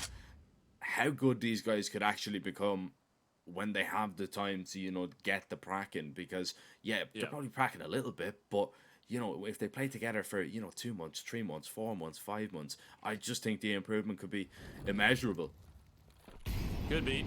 Jota. Oh my goodness, Jota, this is nasty. That's disgusting. And there's one more in towards the back of a headshot. Samey finally falls down without a kill. Smoke on the bomb site to open up some space, but that's going to allow LNZ to creep closer. Yeah, he's in a really good position here. He'll drop Avid. Nade open the smoke here. Bowden is under all kinds of pressure and never saw Youngster coming. Tried to just fade away through that smoke, but that doesn't happen. Alliance get a bomb plant, but they do not find this round as Util off AK, everything being collected, everything Shangle think they need to close out this game and this series and send Alliance home at the group stage. 11-5, Ted. You're finding a monstrous kill as they execute onto the site. We're going to see it from his POV here. Even flashed as well. He just caught a glimpse of him. He had to be perfect. Yeah. And even that Avid double wasn't enough. It is looking great. Sango is just posting some great results. You're looking at a 3-0 in the CCT close qualifier just a couple days ago to qualify for a main event. You're looking at some of their other tournament runs. It just has been extremely impressive. Made playoffs. The last playoffs they were able to make were in the A1 Gaming League Season 8, and then they lost to Zero Tenacity. But again, that was a different lineup. That wasn't the same 5 group of players, and they've looked spectacular right now. Qualifying for the playoffs seems like something that they deserve with the level of play that we've seen from them, and it's going to be really interesting. The Alliance go for another investment. 3 rifles, 2 Mac 10s. You need to hold on. Flash comes in. Samey good for 1. LNZ needs a double, or maybe not, because Jota's there to support. It didn't look too bad initially on the exchange for the Alliance. But now, unless Avid's mid-lurk works out this round, will be done and dusted. Avid needs to win that fight. It's a bit scrappy, he does, but he's not ready for X-Cloud on the rephase. Yeah, there was always a trade going to come there. Always a trade. Even though X-Cloud missed the timing a little bit, LNZ going down, he nearly actually got his gun up in time to do some damage. Oh, X-Cloud might be caught on another timing here once again. And he has been. This is insane. The exact same timing in 2 rounds. Robin surely is going to find this kill. Oh, but he's not looking the right way. It doesn't matter. X-Cloud, you had the chance. Oh my god. That was for 12. Now Robin has another chance to clutch. You've taken down one Turk. Here's another on the menu. Yota in position, creeping in behind. Robin is going to smoke and push past and see nothing. And Robin's got an HE. Yeah. And a smoke. The smoke could be big as well. I mean, if he can just drop that smoke on the bomb, that could be absolutely massive. He's going to realize that Robin is somewhere over that side of the map in just a moment. And Yoda, he's going to stick that defuse. He's going to tap it at least. Robin, he's not baited out by the peak at all. The HE does 10 HP damage. Robin, he needs to knife him. He needs to connect, and he will do it just about. Robin with another massive clutch. Nobody can question him, his effort that he's trying to put in to keep Alliance alive. We've seen it on Overpass versus 9 Pandas. We're seeing it here once again on Vertigo versus Sangle. Robin is trying everything in his power to keep his team alive. What more can you do? You're the captain of the team. The other day you posted a 42 and 19, 1.59 rating on Overpass in order to keep your team in the tournament against the 9 Pandas. You were playing outstandingly well, and now you pull off this, Robin. Even the knife for a good measure runs out of ammo, but it doesn't make a difference. And now if Sango end up dropping that map, X-Cloud is going to be punching his monitor. And not in a good way. He's not going to be the Zen device. He will be the good old device that we all know. This round should be a fairly clean cut, though. I mean, the USBs are doing some damage. Wait a minute. How is Sammy still alive? Why is Sammy still alive? Youngster's doing a lot of damage through that fire as well. LNZ finds another kill. Oh, Sammy needs another reload. Surely he's running low on bullets. He's only got 12 left. He needs to be perfect with them, and he lands the dink on Robin too. Gosh. This actually does have some implications to it, Ted, because the money isn't all that great. If Sango win this gun round, Alliance's economy is going to be absolutely shattered. Yeah, it's the fact that you're not winning them cleanly either, right? The level of comfort, just the mentality of it. Going into each and every round, you know it's going to be a fight. You know it's an exhausting stay in the server, right? Even when it's just USBs on the other side, you are getting a bit nervous. Imagine you're the first player to go down in this round, and you're just looking at your teammates, seeing them go down too. You're starting to scratch your head. You're starting to see the world where you're just losing to 5 USBs on the other side, which is not ideal. It is still alright though. They're just 4 away from leveling things up. That Robin clutch has given them some leverage into that map. But as you pointed out, they absolutely need this bar round to go their way.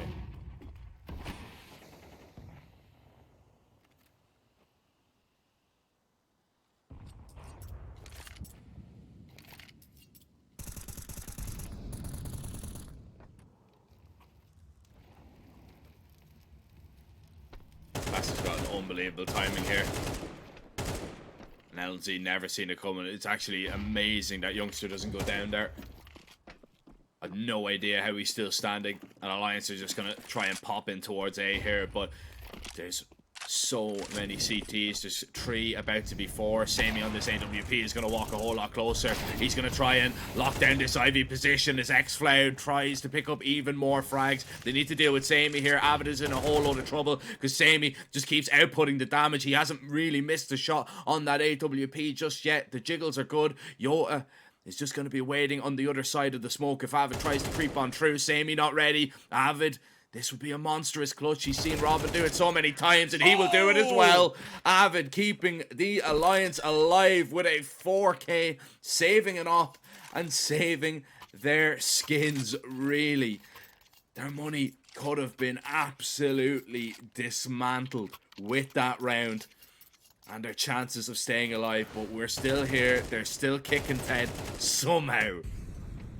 All right, and now you're giving them some type of a chance. Back-to-back clutches from the IGL, and now Avid going huge in the 1 versus 2, 4K in the round in total for the 22-year-old Swede. Finally being able to step it up a little bit. Farming up the kills. Robin once again is the one to be the big difference maker so far for the Alliance, but now he's finally getting some support from people like Avid, like Pleasant. He's looking more and more comfortable. Wait a minute. That's Okay, ridiculous. I've just realized we have a half buy with an international team with a Swedish Buckstar who's got a Deagle and 2 Turkish players from FPL that both have Deagles too. So this, my dear friend, is as dangerous of a round as any other buy round. LNZ getting burned up towards danger towards Wood. X-Cloud here with his Deagle trying to do some more damage. If he gets another kill, that really could flip the script of this one. But the B-bomb site, the B defense isn't enough to fend off the attackers. Twist dropping down at the perfect, most opportune moment. And it's Sammy now in a 1 versus 3 with this Deagle. Completely isolated. Bomb is just going to be tapped and he's going to be dropped. Alliance survive a little bit of a scare, but I say they survive a little bit of a scare in that round 10. Every round that Alliance have played in this second half has been terrifying. Sangle, their lead cut to 2. And Alliance, fair play to them, because they were looking down and out completely. They battled back. They're showing a lot of heart in this series. Nobody can question that. But will they be rewarded for never letting their heads drop? That must be feeling like the longest, most aging 4 rounds of Counter-Strike you've ever played. This has been extremely stressful for the D's from start to finish every single round, and they need to keep it going. X-Cloud, this time not gonna get caught on timing, but Pleasant beats him to the punch. He was not ready for the double peek there. Thought he had another 1 versus 1, but ends up falling short. This is a big opening kill. They just walk in towards middle, early double contact, get an opening kill, and then they disengage, and now they can play the 5 versus 4.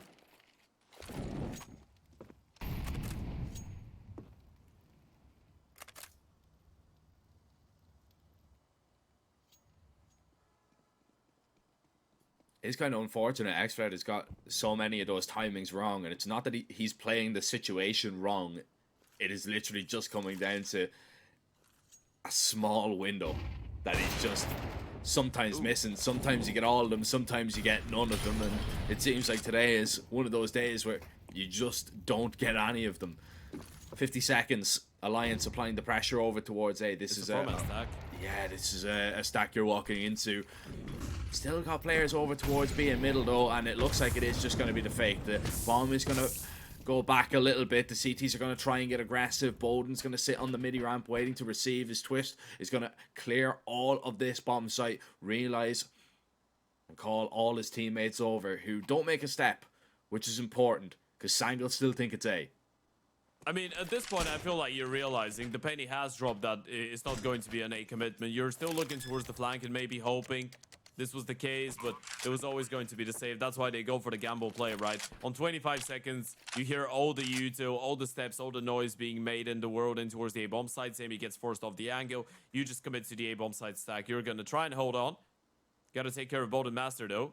You can't really afford to lose a lot of those guns, and he hasn't really been spotted. Sammy finally sees him. Frags him. Double digits for the Alliance. This game is on. This game is really on right now. Sango holding on to the guns, but the Alliance just keeping, or creeping rather, closer and closer with each and every round. It feels like they're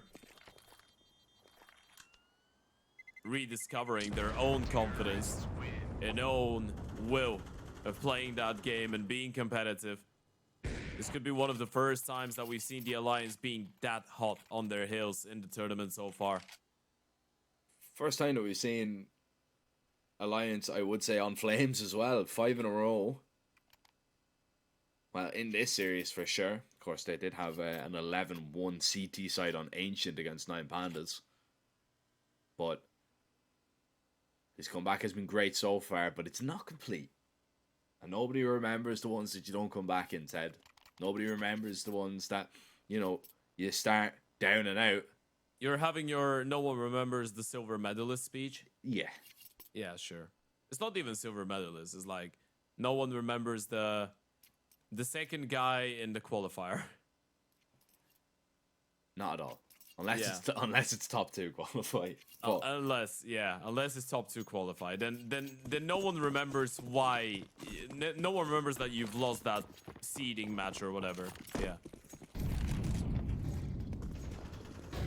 but they are just a step away.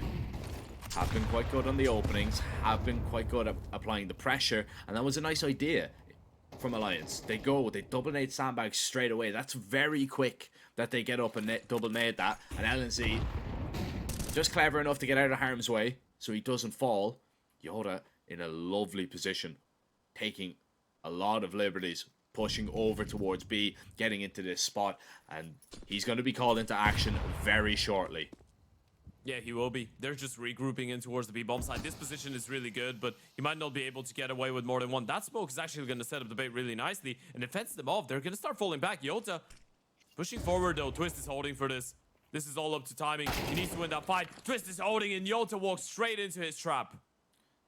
Yeah, Youngstar does find a little kill over towards Ado in the meantime. X-Floud always been spotted. That's such a disaster right now for him. They'll dodge the flashes. X-Floud needs more than just a one, but unfortunately, it's a one-and-done scenario. And Sammy and Youngstar, they're going to move into position. And unless they don't get a kill very quickly, I think this one won't go their way, but that's exactly what they're after. Bowden has been spotted over towards Quad. Youngstar wants to take that fight, but it's a fight he loses. Sammy backed up a little bit to try and throw the retake flash, but Youngstar went way too early. Sammy, AWP in hand, but Bowden will take it out of them. A headshot, one bullet, could not miss, and he didn't. And Alliance have not missed in the last 6 rounds. 11-11, Ted. Did not think I was going to say that in this series today, but here we are, going the distance on Vertigo. But these rounds, these last 2 rounds, it's all well and good when you're climbing and getting closer and closer to Sangle. These 2 rounds feel completely different. Yeah, they do. Now you're seeing some level of comfort right now, but you've leveled things up. Another buy is coming up for the CTs, though. It's not the perfect one in terms of Yuto. It's not the perfect one in terms of weaponry. You have LNC on an MP9, but you still have the big green on Sammy. M-Force for everybody else. Sango are feeling the pressure right now. This is a game that had to be over such a long time ago. You're going back to that X-Flout timing in towards middle. The fact that he wasn't able to finish off a kill from behind, it ends up costing them around. It could have been a 12-4 lead for Sango and potentially a 13-4 win, and now we're leveled up at 11 apiece. And the Alliance are feeling rejuvenated. Feeling like a tough team now. A team that can really bring the fight to Sango and take us to a third and final map here. A team that could potentially fight for their spot in the playoffs. Sango have another shot at closing things out, and they need to capitalize on it. It's that man, their leader, Robin, with an entry, and you drop Sammy. What a kill to find. That's the up. That's a rifle. And another one falls by the wayside as well. Alliance, they want to take the lead here. They might just be able to do it. The damage is good from the CTs, but it is not going to warrant you going for this at all. I don't care how good this Turkish duo has been. You cannot risk this. Oh, but they are going to stick around a little bit. They think they're saving. Yota will get that kill. That's going to give away their position, though, and they don't realize Pleasant was already in towards CT spawn. There goes the first one. X-Cloud goes for the fight, but Pleasant wins that fight too. This is a big double kill from Pleasant. This is 12-11. The Alliance with a map point on Vertigo, and Sango have no money to show for their intention to force overtime. X-Flout will be on an M4. A couple MP9s in the mix. Jota has one rifle too. But that will be about it in terms of the premium rifle. Sammy needs to go for the FAMAS in order to have some level of utility. Can you believe it? An 11-4 turned into an 11-12 by the Alliance. And now they're just one away. What a spectacular comeback that could be. And it's starting us off perfectly. Pleasant through the smoke. LSE goes down. They need to fight in a 4 versus 5.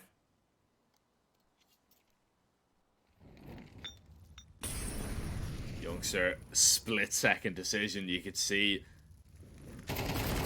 him just making it right there, and it was the correct one. Yeah, gets that man advantage back to an even game, but he needs to be so careful. He can't really get away freely. Bowden had him locked in. He had to go for the fight there, or else he's just going to be pre-fired. And it all still might go wrong for Sangl. It looked so promising. They're going B again. Once again, Sango trying to stack that A bomb site, trying to be ahead of the play, but they've made the wrong call. It's not the correct bomb site. Alliance are taking their time. They don't realize it, but surely if you're Sango later on, you will realize you need to. But they're not moving. They're just committing to it. There's no way you retake this. You don't have a kit. You've got very limited utility unless you are inch perfect in terms of the engagements that you go into. This is going to be so difficult right now for Sangl. Samey lining up a retake flash as Yoda gets a whole lot closer, and it has to be X-Cloud on himself on the entry here. Yoda is going to drop that smoke. It actually bounces in a weird way. That could be a little bit of a problem. They'll send it through the smoke and try and find them all. They get two and only lose a single player, but there's a second gone, and maybe there is the second map gone as well, and indeed it is. Alliance, they complete the comeback out of thin air, out of nothing, Ted. They managed to bring that one back. I absolutely don't believe it. Absolutely not. I mean, I'm still mind blown by the fact Sango had a 9-3 lead going into the second half. They lose the pistol, all right, but that was an 11-4 lead. And then you remember that moment when X-Cloud had the kill from behind. He just runs out of ammo. He couldn't connect onto the headshot. That starts an insane comeback. Robin's clutch too. All of those moments. Robin once again showing what a true captain is supposed to be doing, right? Not only giving the calls, not only giving the ideas, but stepping it up frag-wise as well when the team is struggling. And it feels like that did rejuvenate the entire team. It did reignite that spark in their hearts to try and fight for their life in the tournament. The Alliance producing the most impressive comeback we've seen so far in this tournament, without a doubt, considering the circumstances, considering what was on stake. They force a third and final map, Jack, and that third and final map will be an overpass coming after the break to see if the Alliance will be able to round up and finish off that comeback, and if Sangha will be able to, I don't know, at this point, just collect themselves after what happened on Vertigo. We'll see you in just a little bit. Respect from 1xBet. Respect from 1xBet. Respect from 1xBet. Respect from 1xBet. Respect from 1xBet. Respect from 1xBet. Respect. Respect from 1xBet. Respect from 1xBet. Respect from 1xBet. Respect.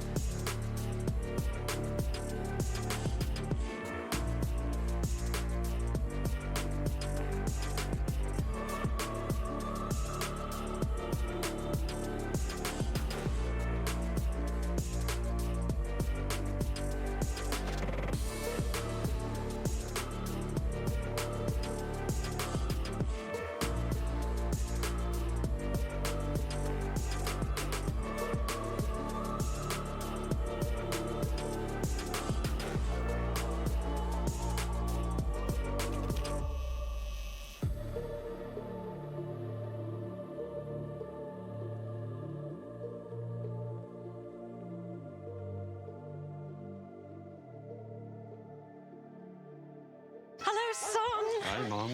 Pretty girl. This is Eva. Nice to meet you. Thank you very much. Your dad's just making his favorite dinner. It's duck. Come on inside. They're all probably too gruesome to tell you while you're eating at the table. How's your food? Is everything okay? Good, good.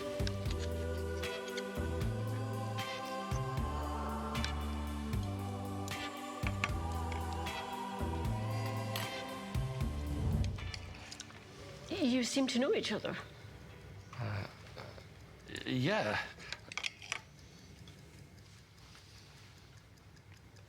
This is the new ambassador for 1xBet.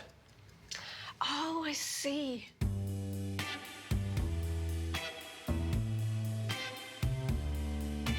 Everyone felt good when Eva Elfie became the new ambassador of 1xBet.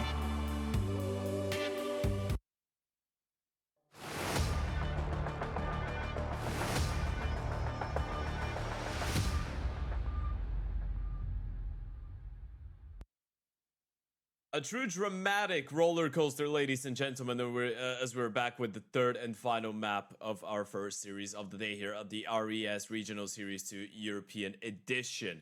The side of Sanko, after completely blowing out of the server the Alliance on map number 1, which is the map pick of the Swedes in the 13-2 fashion on Anubis, had a 9-3 lead on their map pick of Vertigo, which ended up turning into an 11-4 lead as well for the side of Sanko. The Alliance, though, mustering up one of the best comebacks that we've seen so far in the tournament, were able to come back, take us to a third and final map, win that game in regulation, not even in overtime, from being down 4-11, winning 9 in a row to closing it out 13-11, and now we're off to an overpass. Jack, give me your expectations. Who's taking the win home? Don't ask me that. Don't ask me that. I've no idea. We've seen Sangal play unbelievable, and then up until it was really just that kind of final stretch, they just couldn't close it out. CT side Vertigo, just rounds seemed to kind of elude them. If they play the way that they played on Anubis, I 100% expect them to run over Alliance, but I just don't know what you're going to get. It seems to be consistency is an issue. You don't know what the confidence really is going to be like on Alliance after managing to come back and win that one in regulation. That's absolutely huge.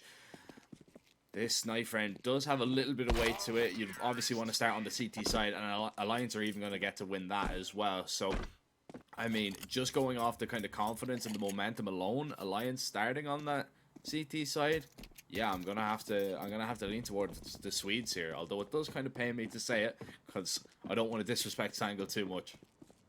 I mean, Overpass is statistically recently one of the best maps for the Alliance, just putting in some context in there. They've won 4 out of their last 5 games. They lost it only to the Eyeballers, getting wins over the likes of the 9 Pandas, a game that we remember it was really scrappy, but they did, even though we're not talking about the 47 kills from Robin, a 13-3 over Havu, a 19-16 over Lomix, and then a 13-2 over the Russian side of the bench heroes. So maybe not teams of the caliber of Sango for the majority of them, but still some good results. Then you look at the Sango camp, a 13-10 over the 9 Panda, 7-13 loss to Zero Tenacity, and the 13-9 win over the Eyeballers. And you know what? Just for the sake of friendly competition, I will say that my gut tells me Sango, but your gut tells the Alliance, so it's going to be an interesting one. T-side start for the Sango boys, a pretty quick one in towards that A-bomb site, but it is just the around the world down in towards connector, which is back in the trending.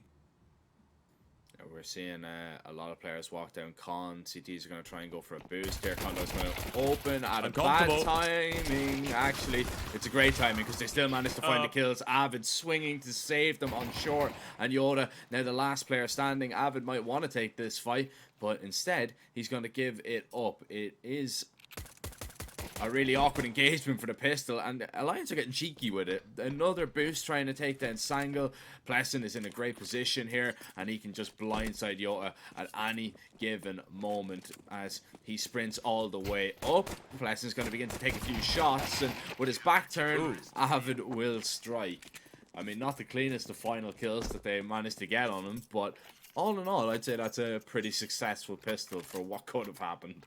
Yeah, it's a big triple kill by Avid. It's really nice to see him stepping up and coming back to life, right? He had that 1 versus 2 clutch on Vertigo that kept him in the game too, right after Robin's clutch. And Avid has been one of the main talking points of this team for such a long time. Towards the latter stages of CSGO, I think he was considered one of the brightest talents, one of the most skilled young players coming out of the Swedish region. He is obviously 22, which, if you compare it to the 16 and 17-year-olds, is not that young, but you compare him to the other players on his team, and he is the youngest element of that Alliance lineup. So it is nice to see him on a good start here. It's been a long time since we've seen consistency from the young man, and I say that this was supposed to be a free round that we just look over, but Bowden Master goes down, and suddenly that has become a lot more expensive than what you were hoping for. You are hoping that Robin doesn't go down here. That's all I'm gonna say.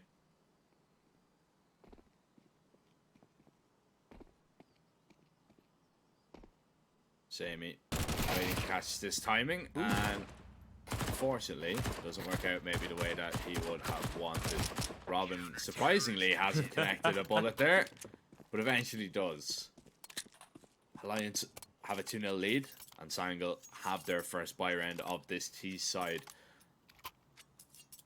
Be important to see if they're able to get up onto a bomb site in this first gun round. Be interesting to see what kind of approach that LNZ wants to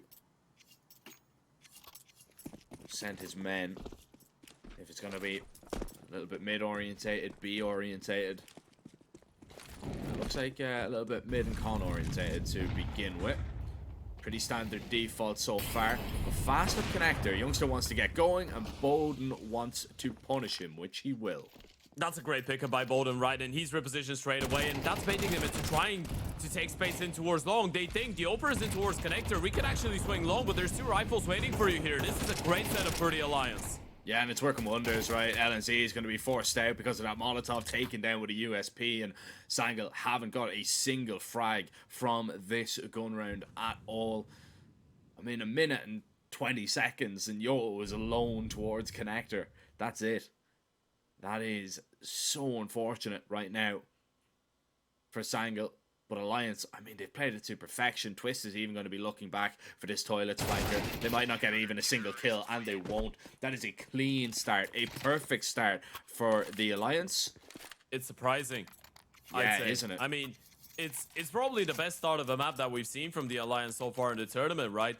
We had a chat about their games so far, and even the one that they did win against the 9 Pandas just looked extremely dire in at times, right? It didn't look like a clean cut. I mean, we saw what happened on Enshin even, which was the third and final map. They had an 11-1 lead on the CT side, and they barely closed it out in a 13-10 fashion. So we haven't really seen them in that position of dictating the pace and looking extremely comfortable that much. The only other example was that CT side on Enshin, and it was a game that they struggled to close out. So it is surprising.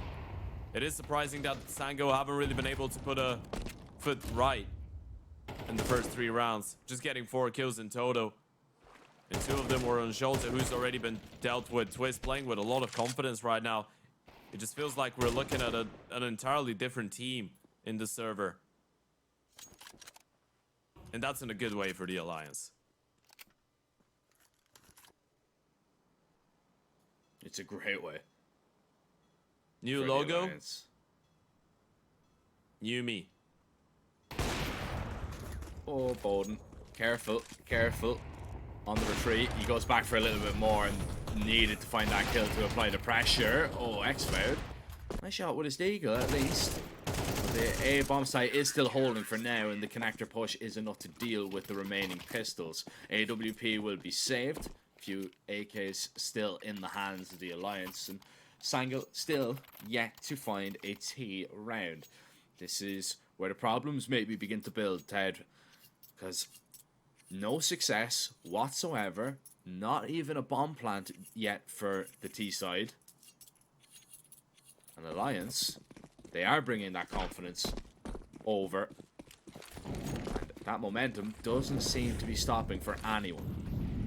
Yeah, I felt Molotov in towards mid was going to make the T's run out a little bit easier. They just had the second molly in towards the playground. No initial piece of util. Sammy going to get boosted. Doesn't spot anything though.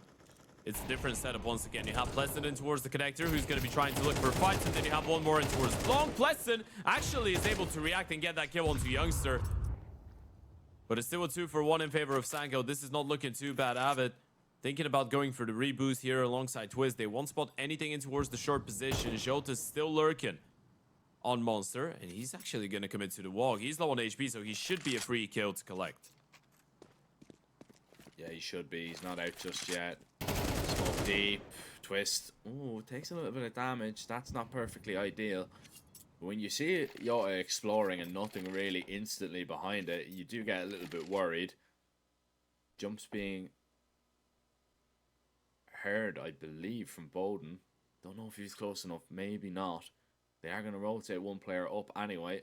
That's going to be Avid. He can get a molly down towards Long, which would be absolutely massive. Moves into a great position right beside the dice and actually continues to push forward in towards Toilets. Timing is going to be everything right now as the play is going to happen. Avid needed to find a kill there. Bowden is going to give himself away early, and the rotation's coming in. LNZ is dead.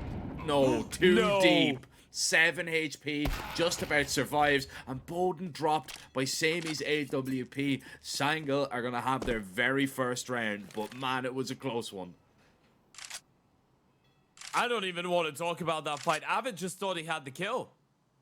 He thought he had finished it off. He was already thinking about a second, but he doesn't finish off a single one. He doesn't finish off his meal. And that could have been a completely different round if he does. You get that one kill, even if it's just a 1-for-1. You could argue he was in a position to get even more than that, but just the one kill. You're setting a Bowden then for a second kill, and that was going to be, what, a 1 versus 2 clutch for a Sango player. And it was probably going to be Sami with the AVP. It just doesn't go their way. The Alliance playing a good round of Counter-Strike. Shutting down Jota, realizing what's going on. They had that rotation up towards the A-bomb side. It all came down to winning the fights, and they couldn't. Bowden doesn't connect on the AVP. Avid doesn't connect on the rifle. First round on the board for Sango. They needed something to go their way. Let's see if this will be able to actually put them back in the contest here. They need to up it a gear. The Alliance still looking solid on that CT side. The call was still good. The realization was still good. You're not going to get away with too many situations like those if you're Sango.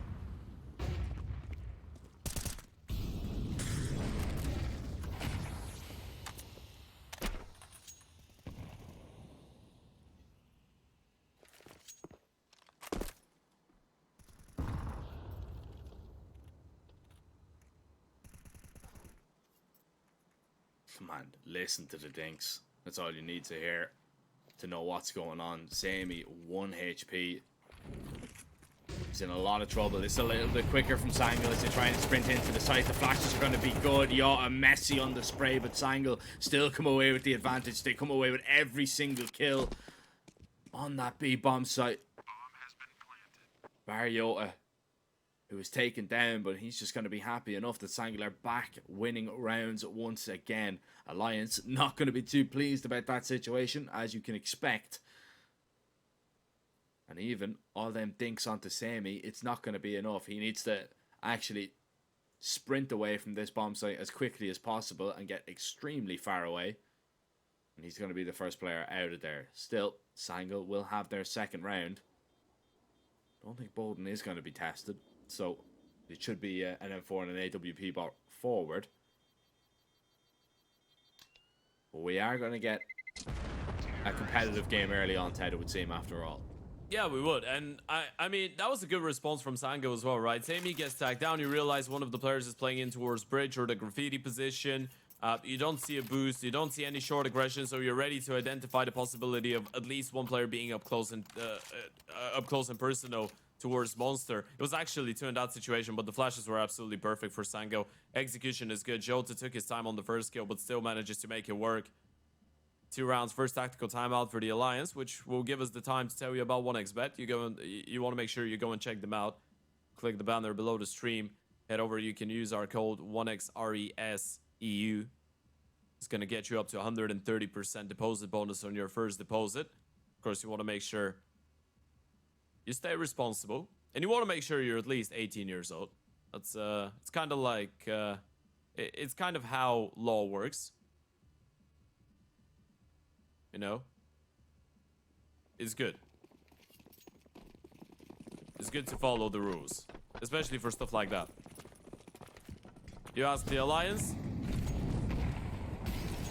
I think they would be enticed to break a couple rules if it will grant them another round on the CT side, because they are starting to experience some issues. The first couple rounds were extremely confident for them, extremely dominant.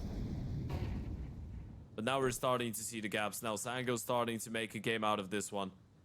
And this is what both teams deserve. You gotta feel like not a blowout on the final map, but a close and competitive game.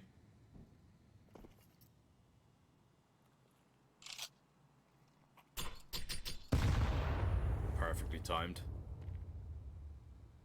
Yo, a step forward right into it. Doesn't do an amazing amount of damage, but still does enough that he's not, in an ideal scenario, pushing forward. Good counter util. That barrel smoke is just going to delay Sangel for a second. Might even cancel the call completely because of it. And indeed they will. They did not like the amount of util that was being thrown at them. So they are going to reposition. Pleasant still in a very aggressive spot over towards A. And as the T's begin to make their way up connector, Pleasant could really put a dent in this round. He's seeing a lot of heads trying to line up them all, but gets just a one. Samey with the refrag. Yoda over towards B. He's going to take down 2, and he spotted a 3rd as well. Max 1A. They just need to hit it and trade it out. But it's the AWP of Bowden. A one and done for him as Twist tries to get up to stop the bomb, but he won't be able to deny it on the cross. However, he knows there's a 1v1 here. Yoda was absolutely just being a pest over towards B, so he's going to be late on that rotate. LNZ running towards long, re-peaks, and Twist isn't ready. A nice attempt, knew he had the timing, but just could not get the fight to go his way, and somehow Sangel seemed to pull off a miracle. Can we look at a replay of Yoten towards the B bomb side? It was supposed to be him being stuck with 3 CTs on the bomb side. It was the 3 CTs being stuck with Yota at the same bomb side. Look at him terrorize them. Twist even doesn't want to get into the fight. He just runs for the round. Obviously, it's the right play to go for it, but it just looks funny. Yota in a 1 versus 3 gets 2 kills, and Twist is just out of there. He doesn't even fare his chances going for that fight. That's absolutely outstanding, and now that game has shifted so hard in a matter of just a couple rounds, in a matter of minutes. It's a completely different energy, completely different vibe you're getting out of this one. Sanko looking so solid right now on that T side. Youngster even doubles up and doubles down. He probably goes down. Oh, Bowden. Needed a moment of, or two, of realization and correction for the kill. He still gets it. Everybody on the CT side should be able to get their hands on a rifle. Robin's making a lot of noise in connector. He's still looking for that M4, but it's lying right there. You can see it in the corner of Samey's smoke. Or scope, should I say. Seeing through smokes. Not allowed, actually. Funny enough. Really? Yeah. You mean I've been playing Counter-Strike the wrong way all this time? Yeah. Alrighty. See, these are going to get quite close to this. Are they considering to go? They're looking to just peer into the site and see what they can find. They've taken out an op, but that's it. Robin has collected that M4. Might collect another frag before this round is out. X-flared. Yeah, completely blindsided. And Yoda is going to try and get back over to maybe save Samey's AWP. I don't think he's going to be lucky, as it has just blown too far away from him. And Alliance have blown their lead dead, because 4-0 to 4-4. 1xBet favouring Sangel at the minute. They think that they can take it all the way. Of course, you can take advantage of those odds by heading over to 1xBet, signing up using our code 1XORIESEU, and get up to 130% of odds bonus on your initial deposit. Great value, Ted. Almost the same value as 4 rounds on the T side of Overpass. And the potential for a little bit more. Both are great. Yeah. And that's great value. T side rounds on Overpass are massive. Jota, I was going to scream if he was able to find a kill out of here. One player on the boost, another pushing him down. He was all alone. He had no business getting anything done, and he couldn't. An opening kill early on going in favor of the Alliance, but they still need to be wary of Samian towards long. That's a great flash by Bolden to set up Pleasant for the kill. Well, X-Men making absolutely no secrets here. The frag onto Youngster is going to be good enough, but Pleasant still sticking around towards the tree, and this is a lot better for Alliance. They have managed to shut down this A play with their aggressive positions. Pleasant still sticking around, just toying with LNC as the rotations do arrive. And a little bit of Swede on Swede brutality to finish it off as Twist drops the captain of Sangl and pulls Alliance back into the lead. So we've already seen 2 streak of 4 rounds. Are we about to see another one? I mean, at this point, even if we do, I don't feel like Sangha are going to be overly disappointed with 4 rounds on the T side of Overpass. Well, let's put it in other words. When you're 4-4 leveled up, you will be disappointed if you don't end up picking another one, but 4 is more doable. You're not in the territory of just getting completely blown out of the water anymore. And with the first tactical timeout coming up, I am expecting a good change. Obviously, that was a nice readjustment from the Alliance on that CT side. Once again, they have been really good at actually baiting the Ts to go for that long response whenever they wanted to. That's the second time that's happened, even though they did bait them out in a different way. This time it was more throughout the short presence and the heavy fights in towards the B-bomb side of the map. Last time it was just Connector showing presence from the open, forcing the Ts to think that they have the space to work with in towards the long position. Sango, though, still looking good. Let's see what the response will be from the T side.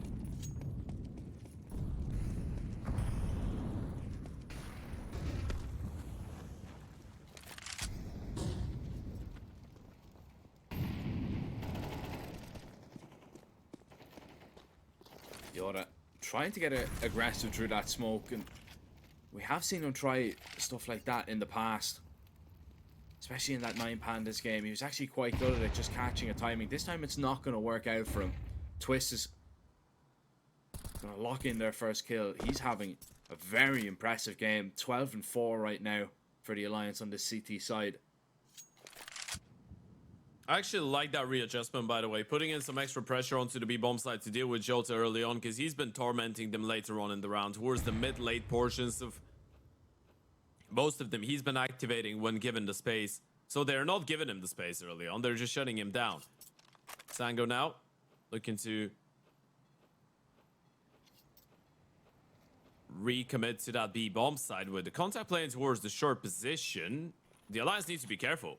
Needs to be so careful. Twist is going to try and swing across to get in front of the monster hit, but it's short. He needs to be worried about Bowden rattling off bullets with that AWP, but none of them are going to connect after the first one, except that one to the brain of LNC at the perfect moment. X-Cloud thrown into a clutch situation, which he deals with the dangerous Opper, but does not realize Pleasant has one as well in towards the heavens. If he swings wide here of this pillar, it might lead to his demise, but he's playing this one safe. He's waiting for the fights to come to him, and they will, but they're taking their time. Alliance are running out of it right now, especially if X-Cloud finds this kill. Tags him up quite low. Robin will collect the frag. Pleasant has to sprint over to get this defuse off, but has plenty of time to do exactly that.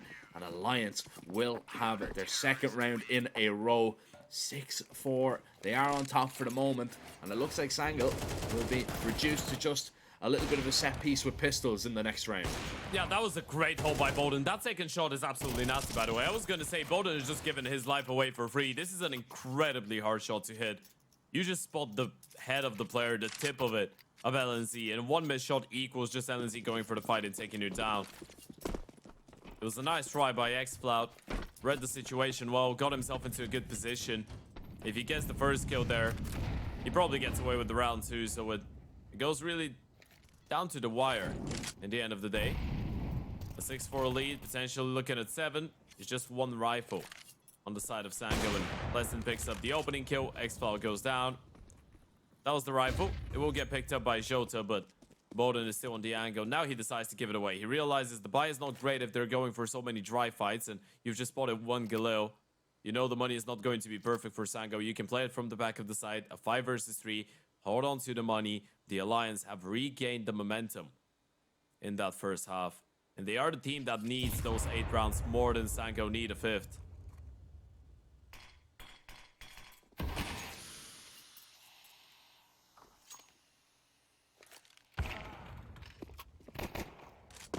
They just keep falling though on these pistols. Alliance gonna put on their 7th round. Sammy surrounded at all angles. And it's the front he needs to be worried about. Bowden drops him. AWP from him in this game has been so solid. Bowden is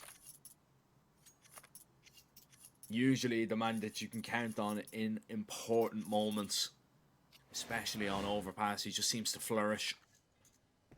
And although it is only up against an eco, there were still a few rifles in the mix peeking him.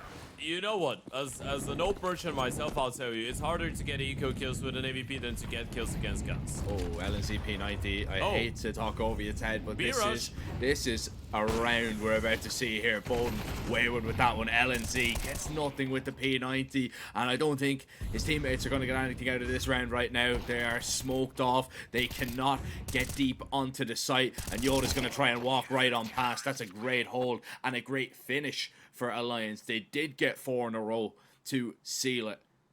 And an 8-4 half, swapping over onto the T side. Is it going to be enough for Sango? We said, you know, they might be happy with 4 rounds with the possibility of more. I feel like happy maybe is taking it a step too far, up a notch. I think content is the right word to use in that situation. You know it's doable. You're not going to be overly disappointed. You can make it work on the CT side. It's middle. It's a good middle ground, right? You're covering the minimum basis of still feeling competitive and not looking like, and not having the feeling that you've let this series just go out of your control. You still have a lot of things to be positive about, but taking a look at the 1xBet odds, they don't feel like that. I agree. Just heavily favoring the Alliance. And to be fair, the Alliance have been really good in pistol rounds so far. They've picked up the last 3, both pistol rounds on the previous map and the first one here. Oh, but this is looking great for the CTs. They're just taking the fight to them in the middle. LNZ trapped towards the playground. He's actually going to be mollied out of position right now, burning up, trying to get one before he's inevitably going to be taken down. That doesn't happen. Yoda's still going to be seen as Robin and Twist still haven't recovered the bomb. They've left it there. But Sangan aren't playing for it. Yeah, this is really awkward for Sango right now. You have a kit on Sammy, you have a smoke too, but you need to do some exploration work, and Jota's going to be the one to go looking. Now, the only issue with this is that they could have caught a timing in towards middle, or they could still go up connector in towards that A-bomb site. So he needs to stay there. They will be separated. He can't rejoin with his teammate, and up connector they go. Jota's going to give them the fight. He's walking down in the same time. This is really difficult up against the clock, and Twist shuts him down. Sammy now knows exactly what's going on, but he needs to clutch it up in the 1 versus 2, and he's on 3 kills so far. He needs to nearly double his kill count so far this map, and this is to keep Sango alive. With no armor as well. Now Robin and Twist are both low. Oh, 1 bullet will do for Twist. How about you, Robin? You're terrified right now. You've tapped the bomb, and that smoke is only going to be up for just a moment as Sammy tries to run him down and fake him out, bait him out. Robin has to continue to tap here, surely. Sammy is just going to swing him, but Robin eventually gets it down, safely positioned behind the dice. This 1v1, the dance will begin as Sammy still tries to look for the kill, but he's making a lot of noise right now, waiting for the peak, and Robin getting uncomfortable as Sammy begins to close in and hit the head like he needed to, and he continues to do it. It's an absolute overkill, not really needed, but Sammy is just letting Alliance know that he is going to be different on this CT side. Yeah, he is letting him know, right? He's been playing outstandingly so far with the Sanko jersey, and the 3-10 first half is not really a testament to it. It's nothing to show for, but you can't really be overcritical considering how great he's been doing recently. But it's such an immense clutch to win. So important, so key for their chances for this comeback on the CT side. They needed a good start. The moment that Jose goes down, you're just thinking this one's over. Look at the first kill. That was as clean as it gets. And then in the 1 versus 1, gets the better. of the final players who 8-5. Sango, get that first buy round. Or get that first round. But the first buy round is coming up. That was a bomb plant for the Alliance. And interestingly enough, they don't purchase a single piece of util so they can have 0-5 on rifles. And they've already lost 2 of them to SMGs. Yeah, I mean, you're backing yourself in the gunfights and none of them have gone your way. This is a disaster right now for a round like this for Alliance, and finally something to sing about and be confident about. But X-Cloud in this position, he gets one for sure. It's just about how many more, and the answer is just a one and done. But the damage is spectacular onto Bowden. That nade. Perfect. Ooh. No plant. And Pleasant. No plant. Oh, he's past him. He will realize it, surely. Oh no. He's pushed over. Do they realize it? I think they do. Jota's gonna start thinking about it. You know that both T's were in towards the A-bomb side, and Jota's now looking for him in towards CT. The pennies drop. He's gonna go down from behind, surely. He gets spotted out by LNC. There goes the kill. This is big. A massive round by Jota. A massive round by Sango. Just denying. And as we said, you're purchasing for the 5 rifles. I actually understand that. I feel like individually you've had a lot of players that have been hitting some good shots. Bowden, Twist, Pleasant showing some good stuff. Robin and Avid, of course, we know that they can always show up in the server. So you go for it, but then you send it in towards Connector. You instantly started in 3v5. A bomb plan would have been ideal, but it doesn't go down to it.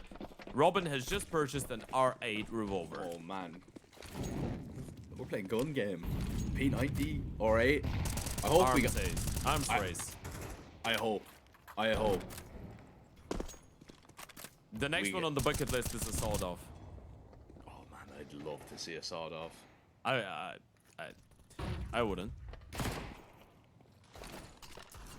What I'd love to see is a kill with the revolver. That's what I want to see. He's peeking. He's peeking. That's no fun, Sammy. Come on. There's still a chance that somebody goes and rescues the R8 head on the CT side, maybe after they close out this round. That's what I'm hoping for. Yeah, I'm sure this is what they're hoping. That's what they're hoping for. This is what they're thinking about right now. Not it's even the about next the level round. after the AVP. Yeah, they're like, okay, let's get this one done and dusted so we can hold on to that R8. Guys, I've dropped the revolver into his body. Pick up the revolver. Pick up the revolver after the round's done. The only reason that X-Cloud isn't sprinting to pick up that R8 right now, by the way, is the fact that Robin didn't shoot a bullet. He's afraid that they're protecting it. No, Robin didn't shoot a bullet, so he doesn't actually know it's there. So, sure. You know, they don't know that one existed, but we do. As Twist ceased to exist, but not before he grants safe passage for Avid across to get a bomb plant and a rifle. Avid could still do a little bit of damage here and hurt the CT's money, but the lack of armor was always going to be a problem. That's 7 now for Sango. They are stepping it up in the chase of this game. Now only 1 away from Alliance, who are going to be back on a bye and should have everything they could possibly need to get their first T round on the board.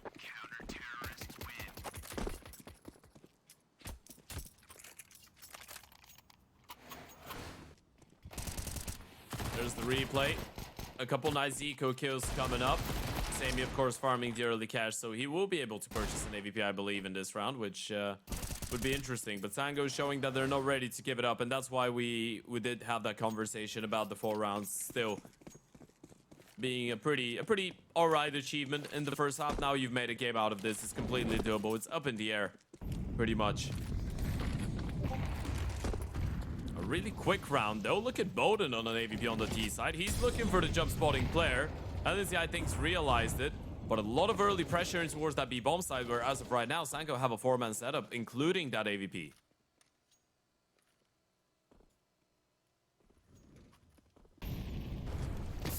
Yeah, this could go against you. Should you even take a peek into this bomb site? Doesn't look like they're considering it, though. Maybe feeling that little bit of a pressure, but Sango I think you're a bit suspicious. Yeah. You're suspicious because you're not seeing anything from the CT side. You've been given short for free, you've been given connector for free, all of that control, no one's flashing, no one's throwing molotovs, HEs. It almost feels like they want you to peek into them, right? So you are doing some exploration work in towards the A-bomb side. This is just good due diligence from the Alliance right now. It's not ideal in terms of utility. They've got a few smokes, but only a single flashbang, but they've dropped Sammy, which is a monstrous frag to find. You don't have that AWP locking down the sights. You've pulled a rotation now over towards A. X-Cloud's got a smoke and a molly. And actually, X-Cloud is going to be the only one here trying to lock it down. The rotation went back. X-Cloud needs to be careful of this long play. Just swings a little bit too wide. Didn't see Pleston initially and thought the coast was clear, but it was not. Alliance should just fend off anything that Sangle tried to throw at them in the rest of this round, but I've a funny feeling it's going to be nothing. This is going to be the save. Sangle have been bested. And finally, Alliance do have their first T round. They don't let Sangle get any closer. And the lead extended to 2 once again.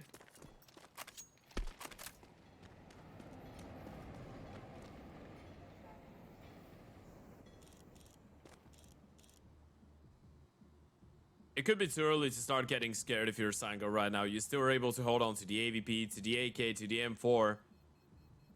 Sammy's gonna get that big green. He wasn't able to put it to good use in the previous round. Gets dropped by Bowden straight away. It is a big round for the mental of the Alliance, though. You don't lose a single player. Everything works out. You get all that map control. You read right into the play. The moment that the Oper walks forward towards short, you know you were right, and they had a hefty setup in towards B, and they wanted you to commit there. You get that kill. You head back in towards the A-bomb side. But after throwing that lurk smoke, it just makes the CTs guess. They had to make a decision. It's such an overpowered smoke, the one that falls in front of the stairs. It just denies the CTs from having any information whatsoever. And even though X-Cloud did have the nades to work with there, which should have been a little bit more overpowered in that scenario of 22 seconds left on the timer and the smoke and the Molotov for you. The A-bomb side is really difficult to hold on your lonesome. And look at Bowden. Now you're starting to feel the confidence, and you might get away with a free kill here. He's been actually quite good at finding these entries. Are we about to see another one? Bowden waiting. Jiggl's going to come in. It's actually a wide swing, and Yoda will take him down. Needed to find Robin out Monster, or else the round completely undone. But the CTs, they look to hold Ted, and maybe you were right. Maybe it was too early to get worried. It was just one gun round that we've seen. This one is a whole lot better. Yeah.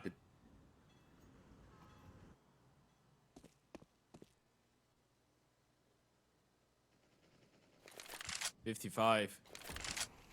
And what do you do here? As you pointed out, that's been really solid. We're gonna get back to it now, or after the fact, but now in the 2 versus 4. You have a molly, you have 2 flashes. Twist is doing some exploration work in towards the long position, but he's separated by a little bit from his teammate Avid, who's in towards the banana area. And any moment now, if Avid makes a step, he's gonna get hurt and discovered by X-Cloud. This is an awful angle to be up against. You need to pre-fire it straight up, otherwise you will be going down, and he's not gonna clear it out. X-Cloud wins the fight any day of the week. Twist, a 1 versus 4. He has been heard. And running through the Molotov, actually just tagging himself in it. They want to make sure he doesn't get the bomb plant, and with the time running low, the bomb side is just becoming so much more uncomfortable. X-Cloud will shoot him from the back. Sango get an 8th round on the board. It's just 1 the difference between those two now, but getting back to the initial exchange, Jack, it did feel like a good call for the Alliance, but Bowden just falls asleep on the wheel, right? If he gets that 1 kill, the swing is going to come in from the monster player. This round could have just fallen apart for the CTs. I'm going to come to Bowden's defense here and say it wasn't really asleep at the wheel. I just think you're going to miss some of them. It was a quick swing from Yoda. Sometimes you're going to miss. You're not expected to hit every shot. You are human. He's not a machine, although sometimes it does happen. But yeah, it is just... Then why does he have a number in his name? True. Counterpoint. Counter name. Counter bullet. Counter kill from Avid. That HE lands flush on 2 players. Sammy's going to back away here. He is alone, remember. X-Cloud has died in the opening few moments. And Sangle now realizing that there was a lot of pressure over towards middle, so they can take a few liberties towards B. get a little bit aggressive, get that information, push through short, realize it's clear, and then rotate up connector to be in position to maybe help out Sammy, who doesn't realize it, but a long pop could be happening in just a moment. Look at Twiz, though. Because he's gone back. Oh, I was about to say he was going to be caught on a timing, but it's not going to happen. Oh. And yeah, look at Twist. He's gone down and got absolutely nothing from Picnic. That's so big. That's going to make the take so one-dimensional. Look at the Molotov in towards long. They can't play ahead of this. The Alliance, 25 seconds. Jota's holding from behind. You can't rotate back. Monster is the only possibility. That's the only reason Youngster is doing towards the B-bomb side, but this should be a save. As unfortunate as it sounds, late in the game, this is not how you want these rounds to go, but Sangha have played it to perfection. They've made the correct read. They've made a correct call, pushing at the most opportune moments. Now, Yoda trying to get in position to maybe really punish Bolden. No. He misses another shot, but this time won't be punished. 9-9. Yeah. Level, but money should be a little bit all over the place for Alliance, if I'm correct. Yeah, and also mentally is really tough to feel like you've been completely disconnected from a round like that and you didn't get to play your game, right? Because you felt like you had a pretty clear plan. You just go for the 3-man walk. Twist is making sure that they can rotate up long. The moment that Twist goes down, the round is over. The Molotov comes in. They wanted to react. You just feel like you're just playing into the hand of Sangha, right? Like they were one step ahead of you. And that's why we see that tactical timeout too. It all comes down to one fight, but you don't want those rounds to come down to one fight. You want to be able to respond even if one kill doesn't go your way. But that wasn't the case here. 9-9. We are leveled up, as you pointed out. Money all over the place, meaning Twist is going to be downgraded to a Mac 10. You get to see Pleasant on a Galil. They will have a decent amount of util. Bowden still on an AVP, and Avid and Robin will have the AK, so it's not the end of the world here for the Alliance. They still have a really good purchase to go forward with, but they need at least a bomb plant. This is the bare minimum in round number 19. Yeah, and Bowden could find a kill here. No, Xcloud doesn't give him a chance, knows that it is a little bit of a possibility. Just wants to get all the way back onto the site where he'll feel a little bit more comfortable, because you can't really feel too comfortable, that aggressive, when you're stole away. And because there's very little pressure going on over towards the B-bomb site, LNZ is just going to be a little bit of a safety net in this round and rotate up towards A. Because as far as he can see it, his B players have got it for now. Yeah, and once again, if you're the Alliance, you're just being so suspicious of the fact that you're given so much real estate for free, right? It almost feels like it's too good to be true. And the moment that you start executing into a bomb site, there's going to be so much util from the CT side. And once again, it's the same situation. Sango have the AVP in towards the B-bomb side, and they're not showing presence short. They're not showing anything in towards middle or in towards the connector. They just want to lure the Alliance into a B play here, and it might work out. Pleasant hasn't spotted anything, but I don't think it's enough to call them back and justify going for an A play. It will be the round for the B-bomb side. Sammy was thinking about falling back though, but he has re-rotated back in towards that B-bomb side. He will be there to welcome them. Yeah, and the A players are continuing to make their way down now as well. Sammy with that AWP connects on the first monster under lock and key. Yota not going to be getting past without a fight. Hits an insane shot and goes to look for another one. It's Yota with a 4K to lock in Sangel's 10th. And Alliance get nothing from that. And it's such a frustrating defense to come up against, Ted, because they're giving you so much for nothing at all. And you're just terrified. You don't know which bomb site to go into, because you could be running into a stack like that. And oh, just beautiful from Yota. And you know what's the worst part about this? Last time around, you actually had a feeling about this being true. But this time, you didn't have to fight for middle control either. It was given away for free. So you were stuck between the two. Last time around, you were able to get middle, and you saw some, I guess, resistance in the form of util. It wasn't for free. You had to clear it out later on. Now Pleasant is all alone towards the toilet, sees everything, doesn't see anybody, and it's the same towards B. So you're just guessing. You had nothing to work with, and you just walk into the AVP. Money's gone now for the Alliance. They just have that one rifle for Twist. This one is slowly starting to feel like a pretty nerve-wracking series, a pretty nerve-wracking round and half for the Alliance. An 8-4 lead in the end of the first half. Now you've picked up only 1 out of 7 since the switch. And you need somebody to be the hero, but Sanga, once again, look at how proactive they're being in towards that B-bomb side of the map. They will be ready for that take. They're so passive one round and so proactive another. The switch up is insane, and Alliance are struggling to deal with it. Yoda, Sammy, 2 quick kills. There's a stack on A. You're running into AKs on the CT side, and Twist is even gonna fall. He was the only man on a rifle, and even he can't net a kill. Sangal just 2 rounds away from righting the wrongs of Vertigo. But Ted, round 11 that they were on was where they ran into all those problems on Vertigo. Are we gonna see it again? It looks like a different game though, right? It looks like the tempo is completely different. And by the time that it was round number 11, I guess, I know, you weren't on the CT side of Overpass. Things weren't looking as swift. You weren't getting clean by rounds with 5 surviving. Ooh, X-Cloud. Quite close to giving his his life away for free. I guess in a way that means that you're giving your way. You're giving up on your way. If your way is to stay alive and be helpful to your team, going down is not really supporting that statement.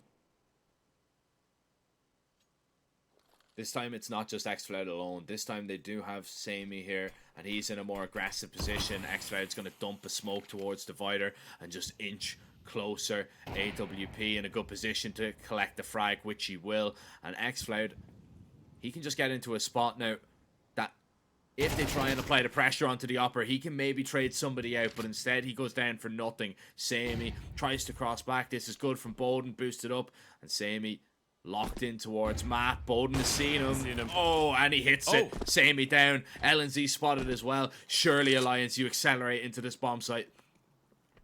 Surely, LNZ, though, rotations are going to come in. He's in towards the back of Optimus, has a flash to open up some space. No one's actually facing him. Pleasant was thinking about it. He's going for the peak, but he's the one with the bomb. They're not committing. LNZ's telling his teammates to go back, but here they come now. They were just delaying for the perfect moment. Pleasant comes in pre-firing. LNZ's dropped the bomb, though, in a perfect position. Yoda can hold the cross to it here. This could be absolutely massive, and he has done so. Robin can't get his hands on it. Bowden and Twist need to find these kills. The first one found, but Youngster now has to get this done. Swing on pass, but Twist is holding Alliance. They will survive. They'll get onto 10 and make sure that Sangal stay away from that map and series point, which is... You're not cheering after this round, though. Look at the money on the T side. Not at all. But it's still incredible to say that Sangal are still yet to have a map and series point. Yeah. Yet to get up to 12. It has been difficult. But you look at the money on the Alliance. If you're Sango, you're not happy that you lose the round, but you're not overly disappointed. You're 1-1 round away from resetting the T-side economy and getting up to that so evading, so difficult to achieve map and match point right now. Elimination point for the Alliance too, and Sammy might have an opening. A fight up against the MAC-10, long range. Ope is never losing that, and there's no one even relatively close for the refrag, but Bowden does find a response in towards the B-bomb side.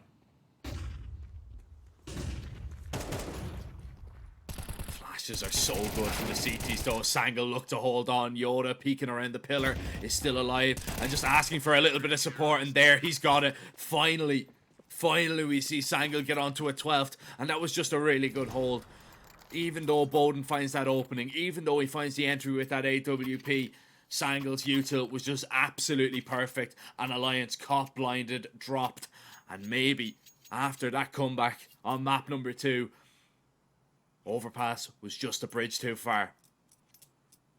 It looks like it. It absolutely looks like it, and Sango have been playing a great game of Counter-Strike. The way that the first half started so toughly for them, so rough. In the opening extremities, the first couple rounds, they were able to at least fight back for 4. Keep it competitive, and that CT side has been nothing short of great. The purchase is not fantastic either way, and Avid has already been dealt with by Jota. That was supposed to be a double nade from the T's, but it's just going to be the singular one from Pleasant. He's lost his teammate, and they just have one rifle. They have to accelerate, and they're just losing members. X-Flow cutting them down from the back line, and Sangle now can nearly begin to sing, but Bowden... A 1v5? Hold on. Surely not. Samy's just waiting with a Molotov. He can molly the plant spot. X-Cloud is low, but Sammy realizes that Bowden could be walking on him. He's so switched on right now. Maybe not the Sammy performance that we were expecting, but if he hits this shot, it's all well and good. However, Bowden will get this plant off. And Sammy now needs to move. X-Cloud needs to get a whole lot closer. He's a million miles away. And Bowden will creep on forward to get aggressive here. Steps being heard. Sammy nearly caught on a timing. X-Cloud needs to try and clear this one out. Bowden, that was your chance to maybe take it. And X-Cloud is going to stuff him. Destroyed with that up. And Sangle makes sure that that comeback was worth absolutely nothing for the Alliance. They are defeated. New logo buff is not there, unfortunately, for the Swedes, Ted, as Sangle prevail. Yeah, it's a Sango victory. Don't look at your screen right now. The Alliance, we were just taking a look at the new logo. Unfortunately, they will be going out of the tournament, ladies and gents. Sango is the second team out of Group A to qualify for the playoffs. Today is decide their matchups, and Sango is the first team to win it. And you know what? I'm actually pleasantly surprised by the fact that the Alliance was able to put up such a decent fight, because I stand behind my words. I feel like Sango as a team has looked really solid recently. Players are performing well. They have a lot of firepower on the team that bails them out of sticky situations most of the time. The Alliance was able to come back in a game that I didn't really see them coming back into, especially after that first half on Vertigo, the 11-4 score. I was just thinking it was going to be a pretty protocol finish from Sango. The Alliance made me believe that they could come back, that they could even win that overpass at times. It was a good performance. That was, I feel like, finally a competitive showing and a performance that the Alliance can be happy with in a series of really long and, disappointing series of results.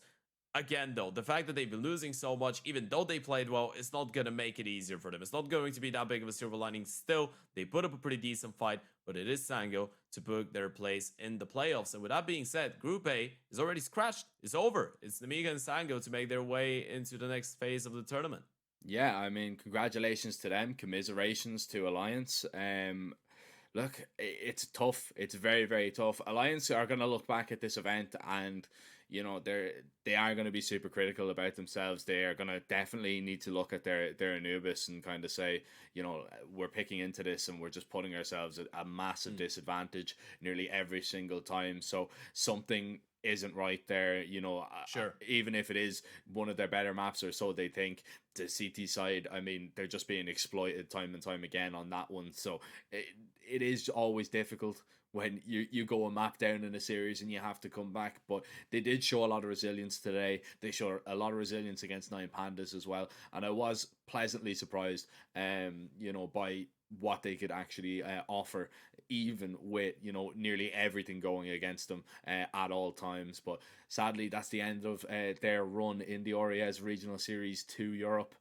But it's not the end of days just yet for our 6 remaining teams in the groups. It's off to Group B, I believe, next, Ted, and it's Paravision taking on Bait. That should be coming up in around 10 minutes time, if I am not incorrect. So we will be taking just a small little break, ladies and gentlemen, and we will be bringing you some more decider map action from Group B. Trust me, you don't want to miss this one.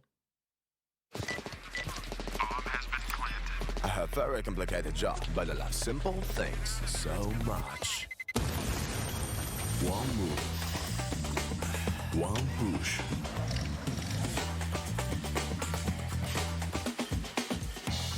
One touch.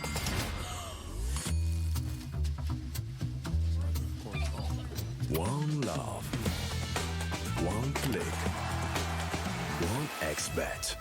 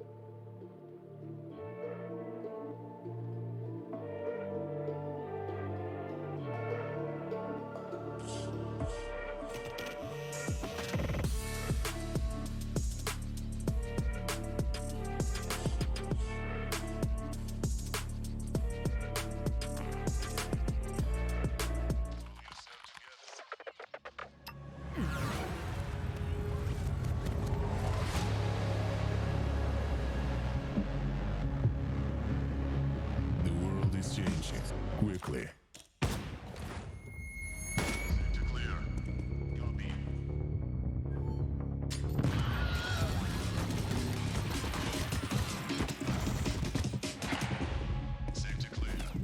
Shoot it.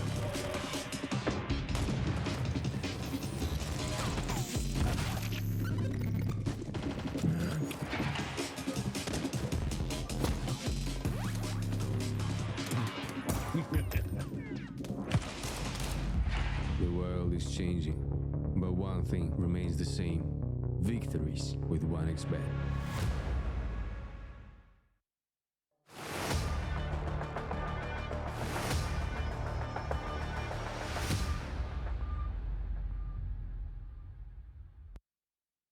Welcome back, ladies and gentlemen. Short little break between game 1 and game 2, but myself and Ted are ready to get into the action here once again at the Oriez Regional Series 2 Europe. We've got a Group B decider match coming up, Ted, and it should be an exciting one. It's a little bit of a derby. We've got Paravision taking on Bait. Of course, Bait have looked, like they're going, well, not looked, they are going through a revamp at the minute. A few new players coming in, a few new heavy hitters. They look like a team that could be dangerous to anybody on their day. But what I will say is they have been struggling in terms of when that day actually is going to come. Yeah, I mean, right now, I guess you could say they've won their last 2 games in a row, which is a silver lining for the Bait team. Starting us off, they sign Headtrick. They go through a bit of a rough start, as we pointed out. That Zero Tenacity game in the opening matchup in Group B was a perfect example. They were able to get away with only 3 rounds for the entire series, which for a team that has the potential of Bait, that has people like Headtrick, like MPL on the lineup, you would require a little bit more. The Havoc game was anything but clean, but still they were able to take it over the line. And then you're looking at the Paravision side, which should be considered a favorite going into that game. They get a clean 2-0 in the first round. Then they surprisingly lose to Zero Tenacity in the winners matchup, which I guess a lot of people didn't expect to happen, but still it ended up coming into play. So Paravision looking like a team that you would put in the role of maybe I guess one of the top 3 teams in this entire tournament to win it in the end of the day, but has been going through some difficulties, picking up only 1 victory out of their last 7 games. But when you have people like Patsy, like Artfrost, 2 of the biggest talents of the CAS, of the Russian scene, you have a major winner in Kickard, you have Jerry, who's one of the, I'd say, smartest IGLs of the CAS region. A lot of people still associate him, and I will still be associating him with Forza, and his really long tenure, spending over 6 years in a single organization, is something that you don't really see in Tier 2 that much. And now with the addition of Belchonok, who's another young prospect, a lot of firepower, a pretty aggressive rifler, that team on paper looks like it should be a terrifying team to be up against in the server. I mean, it looks like a terrifying team, but recently it's not been playing like a terrifying team. 1 win in their last 7, if I'm not mistaken. So yeah, just said it. Yeah, like that's, for a team like that, that's why I'm just reiterating it, man. It's just it's incredible to see that these guys aren't actually hitting the form that we're supposed to be supposedly expecting from them. Really, I mean, it's a little bit greedy to be expecting them to win every game, but that's just not a record that you'd be expecting players like that to be posting. So rough times. Maybe the perfect time for Bait to continue their little bit of a hot streak. 2 wins in a row on the bounce. Maybe to make it a 3rd. This roster, though, it's been in a little bit of roster mania. They had Baz in there for a little bit. Now it seems to be Alex coming in we know for this event for sure that he's going to be playing it out with them. But they have been getting the results. Kirke has them kind of playing in a style that, of course, he likes. He is confident in these. They've made some very, very big signings, of course, Headtrick being one of them. And Bait could be able to take it to the next level. It hasn't really clicked, and consistency is an issue, but I think now, after they've gotten their first win, and now that they're after winning 2 in a row, confidence surely is going to be flowing through them. They're going to try and take this fight to Paravision. They know that maybe they might be the underdogs on paper, but they can definitely cause a problem. When there's two CAS teams facing off against each other, there's never, well, even if there is a clear favorite, anything could happen. We are going to move into the veto, Jack. We're going to have enough time to talk about the players later on in the game, but going into the veto is going to be pretty interesting. Inferno and Vertigo we were never going to see. Now, those two teams played against each other on the 8th of March in an ESO Challenger matchup, and we did see the typical Anubis Mirage, which we will see here today, and this is to be expected, right? An Ancient Decider, I guess, could be really interesting if we get to it, but then you look at the first two maps. Mirage, Parry Vision makes a whole lot of sense, doesn't it? I mean, even if you want to go back in the day when Jerry was still IGLing Forza, they've always been a really good Mirage team, always really solid. You have crazy, an insane amount of firepower, aggressive riflers in Patsy and Belchanok. You have an Arfros who's an incredibly talented Oper and a person that we haven't actually casted in a long time, but I'm really excited to finally watch on the server once again. Then you see the Anubis pick from Bait, which again has been the most comfortable map individually for MPO. It's the only map that he's still the highest rated player on for the team, even though he's been having a really tough performance so far in this event, which we're going to get to a little bit more detail later on. But he's playing really well there. Captain Kirka has always been really comfortable in calling on that map. Alex is a great anchor on that map, a great lurker. He knows how to use the space. He knows how to find the space and react properly to what's going on the other side of the map. It makes a lot of sense for them to go on Anubis, even though consistency has been lacking. And again, if we go to an Ancient, I feel like it's just a pretty good mid ground for both those teams. And whoever's just better on the day might get away with the win. But give me your initial thoughts on this one. Yeah, I think you've hit the nail on the head with Ancient there. I think it's definitely going to be a coin flip. I'm really sorry, by the way. I had a 10-minute monologue about the veto, and then I told you to give me your initial thoughts on this. I mean, no, but you spoke for me, to be honest. I mean, I don't have anything really to add to that in terms of the veto. I think if it gets to an Ancient, yeah, it just depends who's in better form. But if Paravision are able to maybe, find what we're expecting of them, I think they should probably take this series comfortably 2-0. Sure. But you just look at that sea of red really in their recent results, man, and that just doesn't really fill you full of confidence. I know it's a Bait team that's been struggling as well. It's a very young Bait team as well. But still, man, when you're on a streak, nothing seems to be going right for you. And when it's all going wrong, Bay are going to look to kind of pile the pressure on. I know Kirka is going to be trying to really just set the pace early in this game on an opening map. And Mirage, it's not like it's a bad map for Bay at all either. So it could go a little bit wayward. It could go a little bit all over the place. But still, I think if we get the Paravision that we know that can perform on the server today, it should be a pretty straightforward one. It should be, right? I mean, on paper, and I even have a little bit of, obviously we're not biased as commentators, but I have a little bit of sympathy towards that Bait lineup. I really like Hetrick. I really like MPL's players. There is a couple of guys on the side of Paravision that I love too, so it's going to be difficult. But on paper, you should put Paravision in the position or in the role of the favorites. With that being said, though, ladies and gentlemen, we are ready to jump right into map number 1. Bait taking on Paravision, Group B deciding game. Winner qualifies for the playoffs of the RES Regional Series 2 European Edition. Loser goes home. Well, they are playing from home, so technically they just stay where they are, right? They don't move. And not moving, having a stagnated style of life is not healthy. So they would be ideally moving forward. With that being said, though, pissed around, starting us off, and Bait have already lost their captain. Arfrost with that P250 putting it to good use.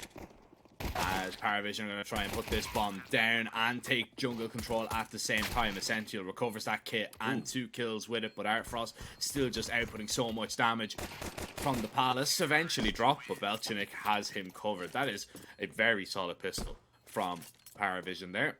Yeah, is the pretty standard. Okay, we drop a P250 to our sharpest guy, who in that scenario is the Oper. We smoke top connector. We go out the A-bomb side, commit to the plant.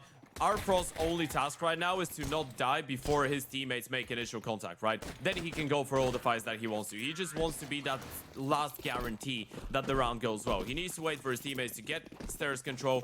He gets the first kill, gets the second, goes down, but by that time they were comfortable enough in the post plant.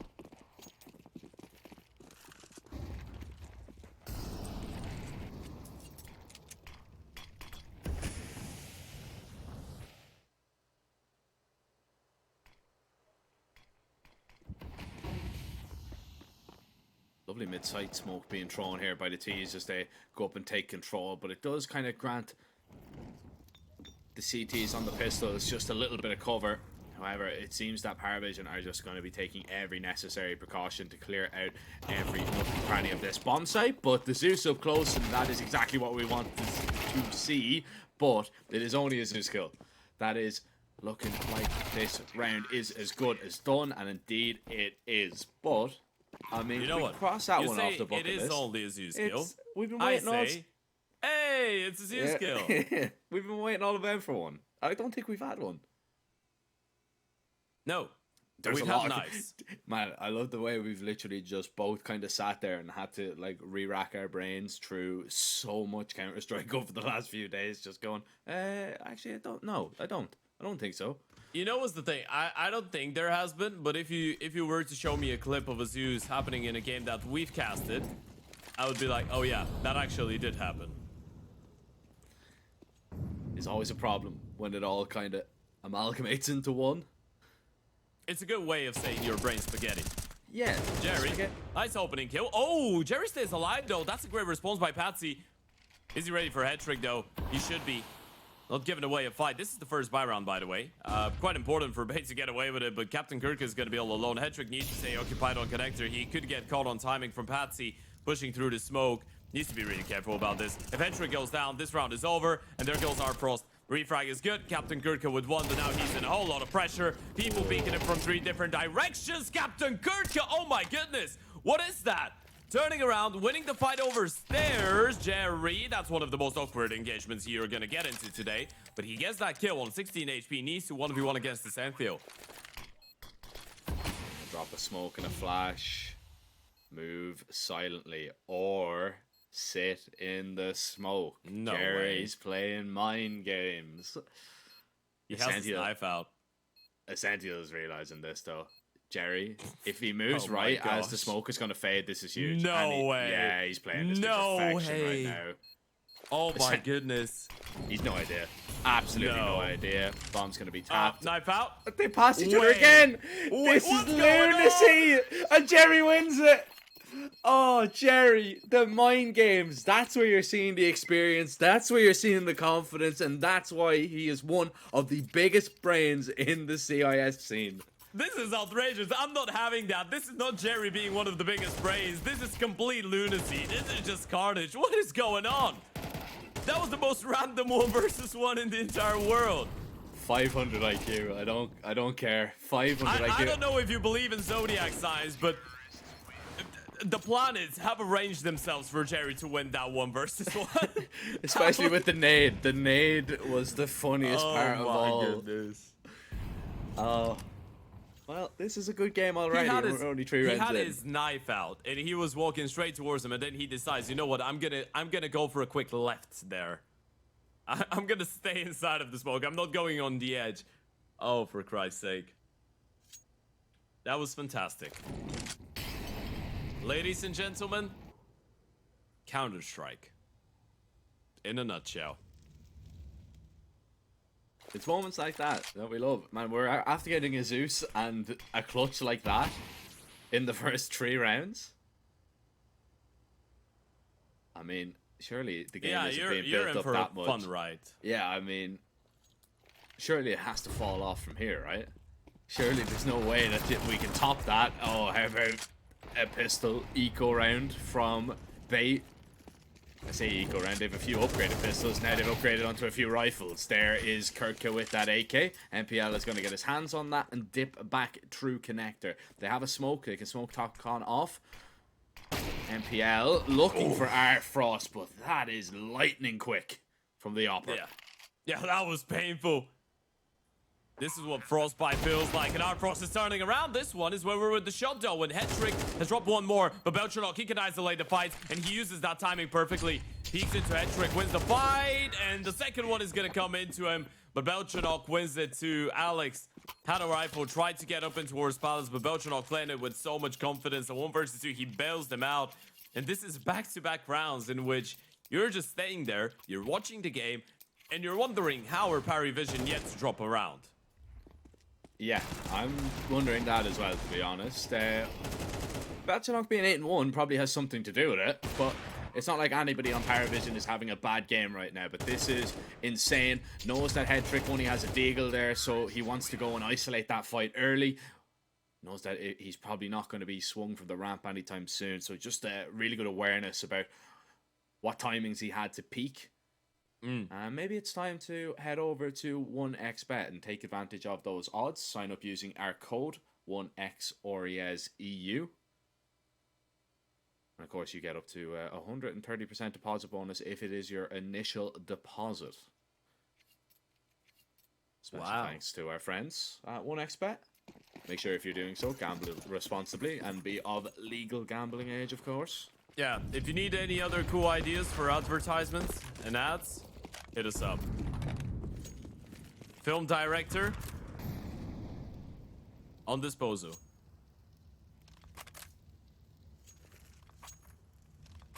I mean, this game has looked a little bit like a film, a little bit like a movie with some of the clutches and ridiculous moments that we're seeing, and we're only 4 rounds in. About to be 5, which looks to be a B play.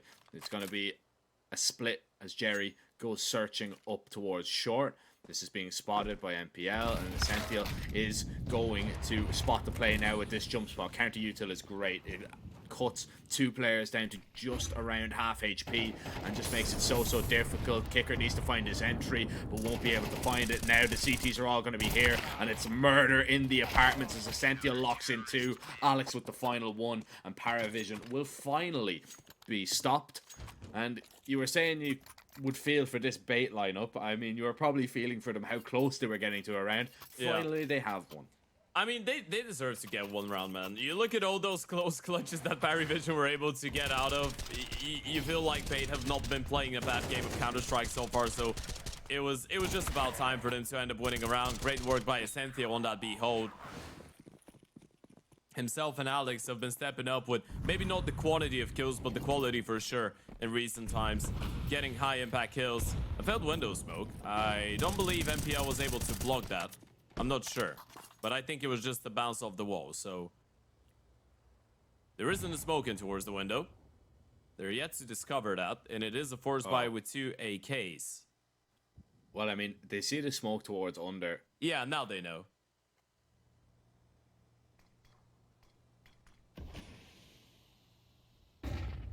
Flash for a peek, nothing out. Ooh, MPL needs to be careful. Patsy is going to be spotted. And the Molly is going to force the 2 of himself and Kickert back. Bait want to keep a handle on mid right now. And I don't think this is an engagement that Paravision really want to take, especially with the amount of rifles that the CTs have, of course. The long-range engagements could make it difficult, but I don't think they have any other option. I think they have to split up connector here. No, you don't have any other option. You were hoping that a rifle would just underestimate the situation and give you a free fight, but it's not happened. Kickert is still waiting for the boost and hoping that something gets offered to him so they will get an opening in towards that A-bomb side, but it's just not happening. The smoke in towards top connector, you want to bait them into thinking it's going to be a B split, but no one's really reacting off of it. Now, Captain Kirk and Hetrick are playing from the back of the side, and there's no quick rotations, and Patsy getting boosted in towards jungle. With 25 seconds, Paravision might get a good shot if they get an instant refrag onto the first player in towards A. Oh, well, Patsy's been seen, and now the play has to happen. Kirk from under back just gets 1. Headtrick stops the next, and it's just Kickert left standing, but not for long. Good hold there from Bait. You only lose a single player, and in the position Kirka was in, very difficult to survive. So that's a given. 2 in a row for Bait. Now, for the first time, Paravision's money thrown into question. This should just be an eco. Be very lucky to get a bomb plant out of this situation. Yeah, it would be. There's the replay. Alex finding that kill and then dropping in.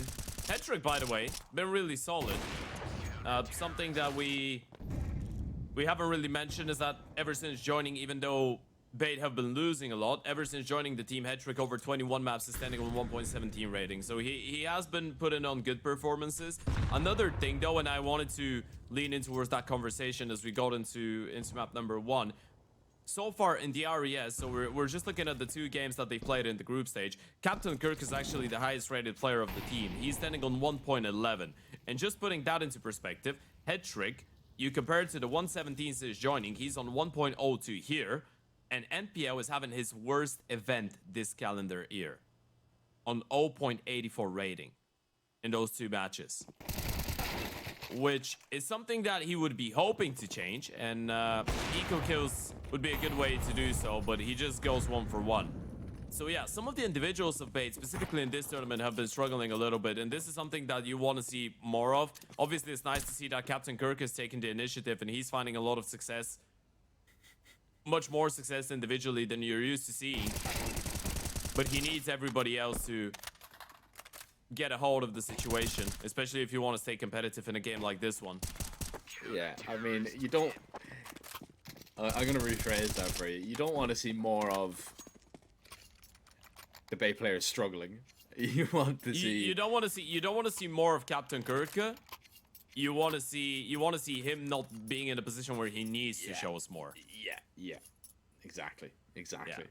He's capable of doing it. We already know that. He's the CAS bird from Sky. We can agree on that. And he's even having more firepower input. But you have people like Hedrick and MPO, and Alex has been playing really good on the team. There's other people that should be taking the initiative most of the time.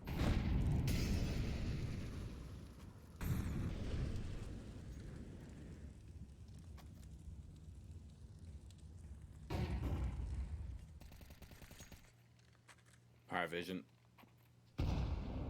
struggled now to get any round since their opening 4. MPL, he's going to spot out Patsy. Oh, no, he didn't. He had no idea that Patsy was there. Luckily, he's able to adjust in time to collect that frag. Paravision now going to go exploring towards B. They're going to be forced into that. HE, no, misses for Sentiel. But the position right now is very good. He was thinking about jumping up, and instead just backs away here. It does a lot of damage. Belchenik finds that frag. Need to be careful. Hedrick was posted on that angle, but worried about short momentarily as the CTs try and rotate in and get this site. They spotted the bomb. The T's have a lot of control. Kicker up close, looking for more than just the one. But Kurtka out on the site, just holding this down, locking it down for his team. Hedrick still can't find a kill or any impact at all from short, and Kurtka now is gone. Alex sending it through the window, denying the bomb plant, and Jerry now thrown into the clutch, and Alex here to save the day. Superman jumped through the window, and that's all that was needed, apparently.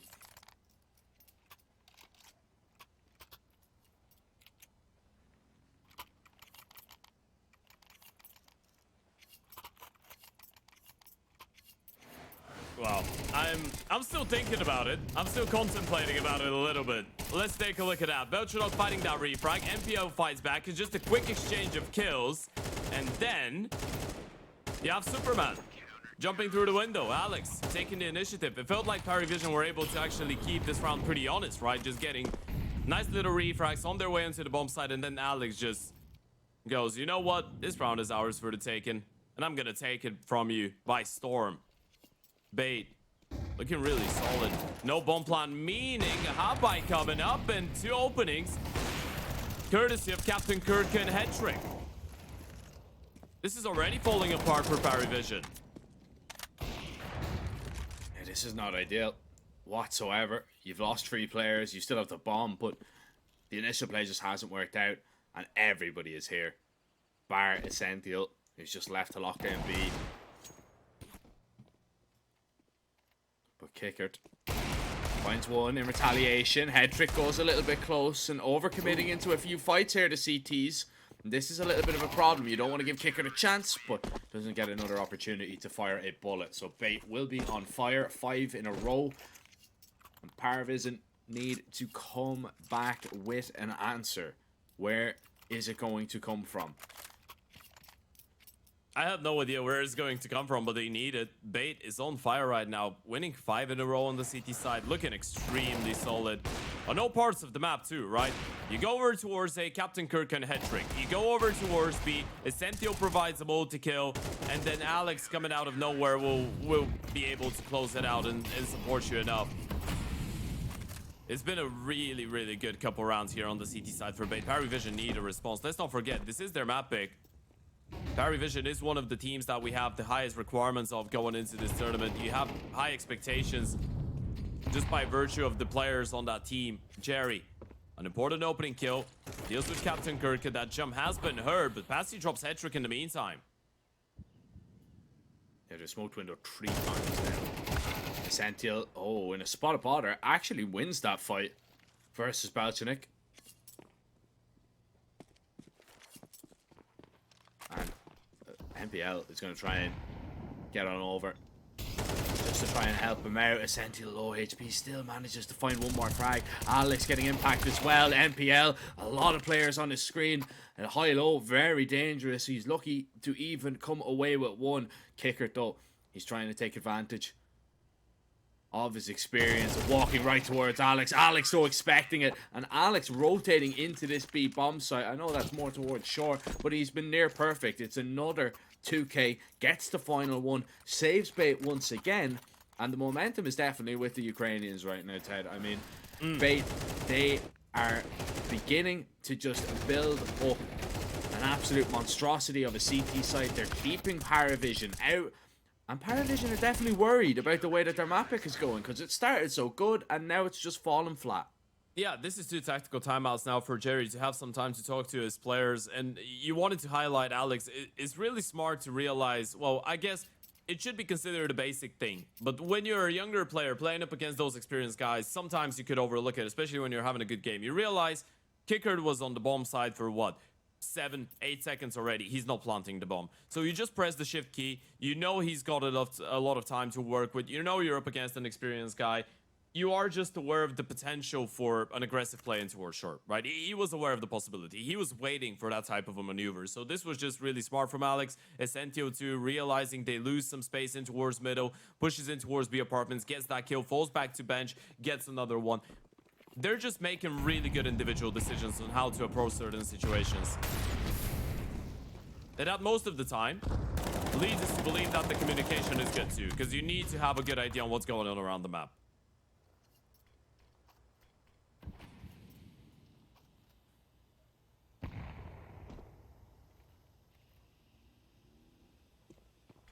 Jerry gonna try and beat a back stab up connector. He goes a little bit early, and MPL just deals with him. Head trick, locking in frags left and right. Kirka even with a UMP up close. Not so often you see that in professional play, but he makes it work. He makes do, and Art Frost gets out of here if he can. Essential. Art Frost is just realizing this is a possibility. Essential still yet to connect a bullet, and Art Frost is connected two. One to the body, one to the brain. And speaking of one to the brain, Head trick gets one back. 7-4. This really, is looking really unrealistically comfortable right now for Bait. Yeah. They were down 0-4, and now you're staring at the prospect of them winning the first half without dropping a single round from that point onwards. 8 in a row for an 8-4 lead here on the CT side. And look at that, MPL looking sharp. Head trick, by the way, has been so stationary in towards Ticket, but every single time they've tried to go away, he's been there. And he's been able to deny. A nice shot by Arfrost, but again, Head trick with a big triple on the AVP. 7 rounds on the board. Paravision back to taking that middle control. And the thing is, Bait haven't really been giving them too many fights towards that part of the map. They were able to capitalize on it a couple rounds ago, but take a look at that. Bait open towards the B apartments. Essentio is going to take all that space for free. And sooner or later, Bait will realize what's going on. B is absolutely clear. You've heard a lot of noise in towards that middle part of the map. You could be suspecting of an A play here. An A split through connector. MPL spots one. He's going to go forward. Oh, he's flashed him. I try and run past him. He still comes away with a kill.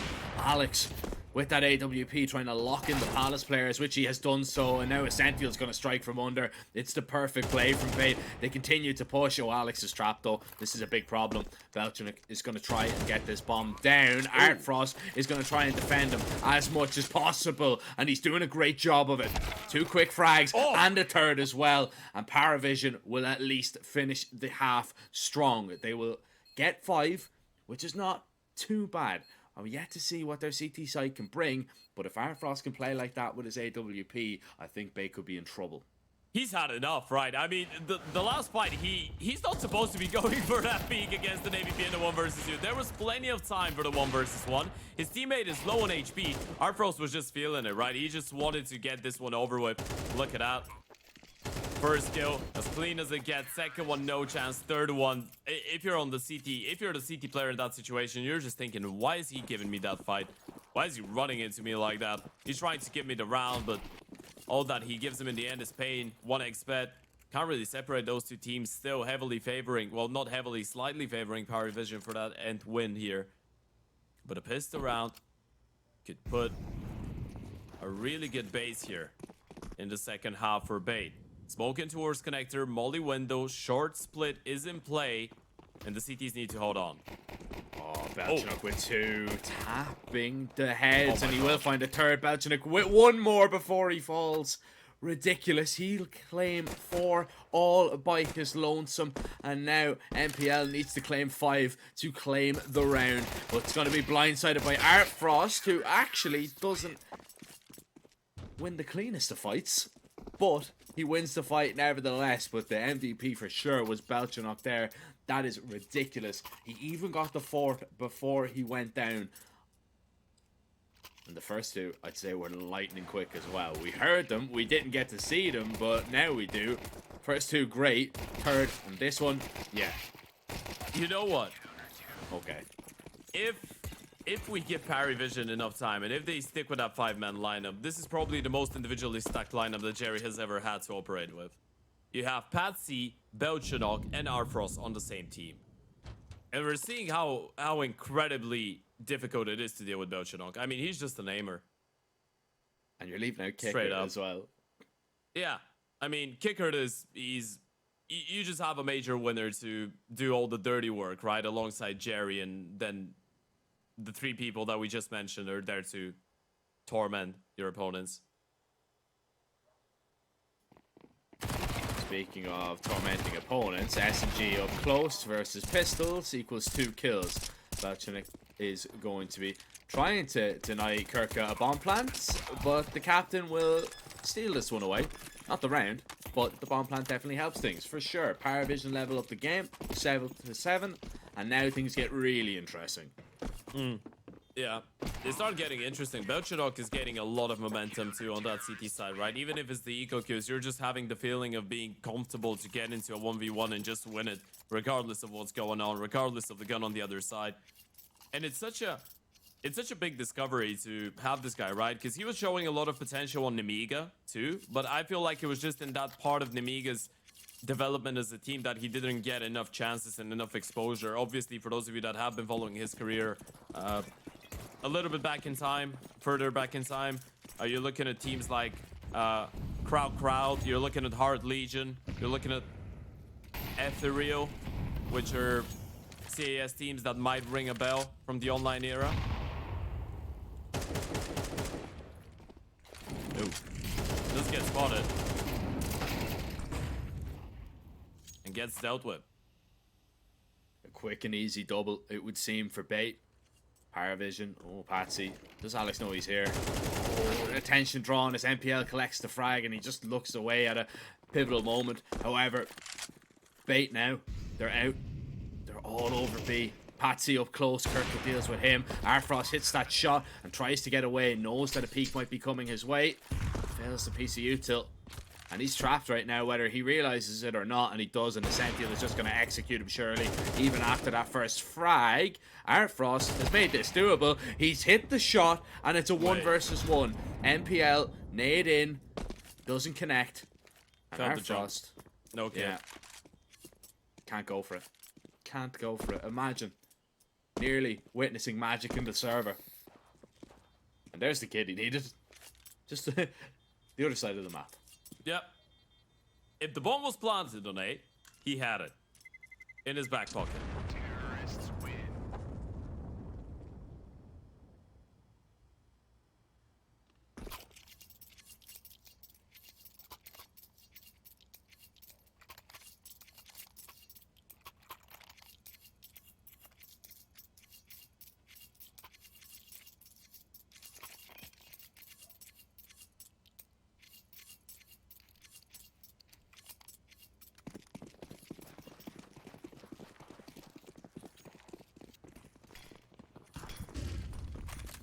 Let's see. Patsy.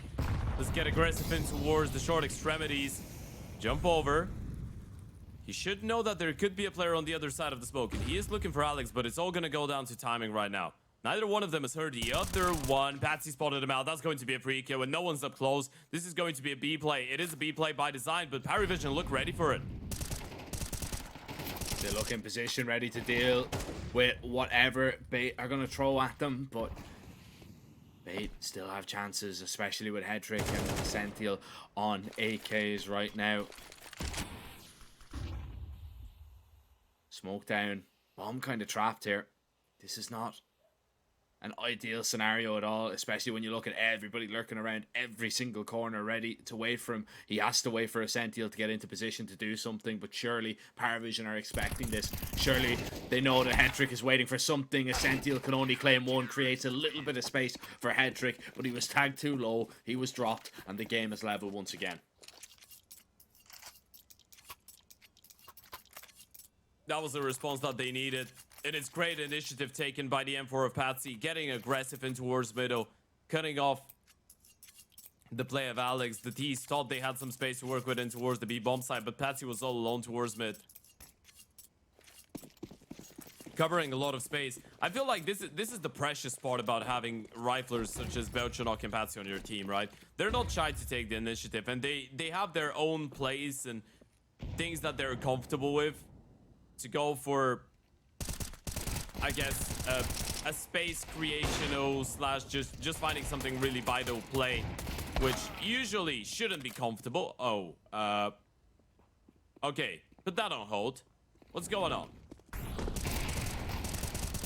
Jerry. All right. Okay. All right. Sure. He saved today. He saved We're today good. a little bit here. All right. That one. I was caught in my mind of just talking about Patsy and Belchanok, and then I noticed how they get 3 kills on an eco. It definitely shouldn't have been as close as it was, but better to win them. Around on the board is around on the board. That's very true. That's what wise people say. Also, that's what people that died to pistols say, to calm down their teammates. Bait, back to purchasing. 5 AKs. Again, aggression in towards under. No one to actually be spotted there. And this is going to be a fairly quick round in towards the A-bomb side. Essentia was just trying to find that first kill and get in towards ladder, but Belchanok denies him. Yeah, and Arfrost is going to stop this play out towards the ramp. The initial player getting close to the jungle. Arfrost has claimed 2. Thinks Jerry is an enemy. He is so locked in right now. And well, they might have just locked in the 10th round here because Kirka is a million miles away. And Paravision still have 5 players alive. 10-8 this is looking like, Ted. And Paravision, although, you know, we were giving credit to Bait, saying that, you know, they look quite solid. They managed to, you know, put Paravision under so much pressure with their own CT side. Now that we're seeing what Paravision can really do, Bait, they're going to have to rely on the heavy hitters. They're going to have to rely on Hedrick to come up with something, Alex to continue his good performance, and maybe even MPL to get in on the action. But they need to start finding gaps in this defense, which is a lot easier to do. Okay, I was going to say, Yeah, or you I know just what you're give about to Captain say. Kurtka time to win that 1 versus 5 ace clutch and everything's going to be alright. But there's no hypes and GGs right now in the server for Bait, and they go for their first tactical timeout. I feel like it was the right time. You can get Madden, who's the coach of the team, included in the conversation on what's been going wrong. I mean, I didn't necessarily dislike the call here. I feel like if the short fight goes in favor of Bait there and Belchanok goes down, this has a lot of potential. They could have believed that this was supposed to be a B split there, especially with the quick presence towards short. You get that kill, you get in towards ladder. That means that the jungle player is a little more uncomfortable suddenly.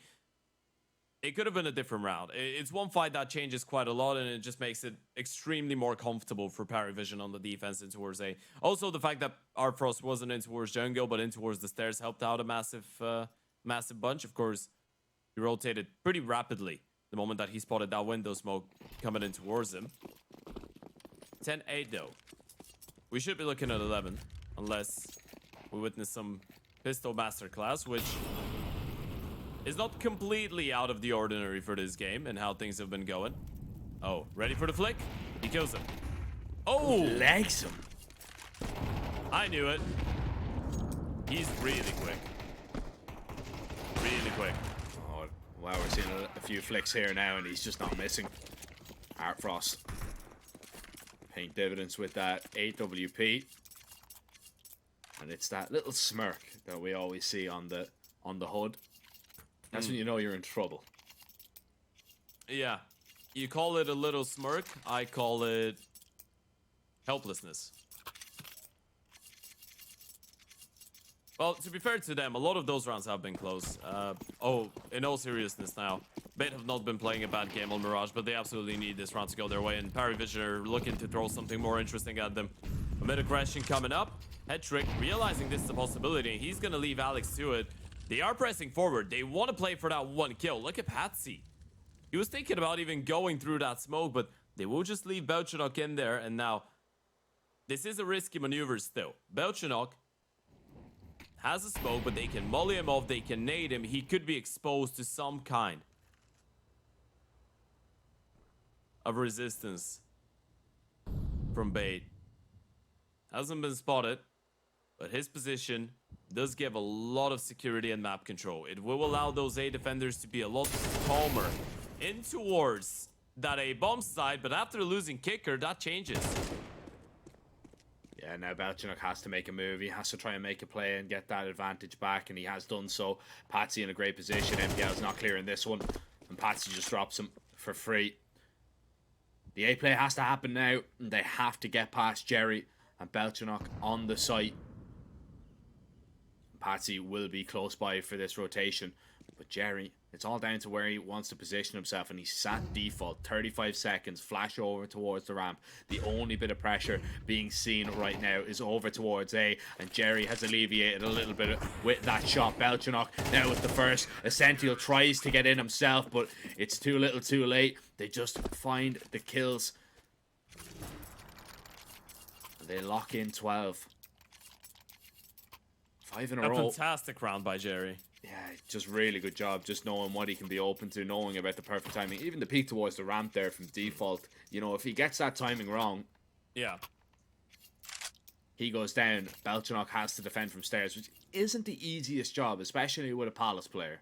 I mean, when Belchenok is on 27 and 13, I guess you can trust him with a lot of things right now in the server, and you can feel like he won't betray your trust. He's been playing outstandingly well. And this is a conversation I wanted to have, by the way. I feel like there's a little bit of overlap, but it's good. It's well balanced in the same time, but there is a little bit of overlapping with Patsy and Belchenok both being extremely aggressive riflers, right? Because Patsy is usually the guy that you want to send in first and you want to give him all the space in the world. And we saw how well, it worked out on Liquid for him. Of course, for those of you that haven't had the pleasure of watching, it didn't. But we saw how it worked out when he was on the same team with Yakinder, right? Who's another pretty aggressive space taker. But now with Belchenok, things are seeming to work out. And it looks like Patsy is now a bit more experienced than his teammate. Obviously, they're the same age, so there isn't that big of a gap there. But things are working out, and both of them are able to, on certain maps, show their potential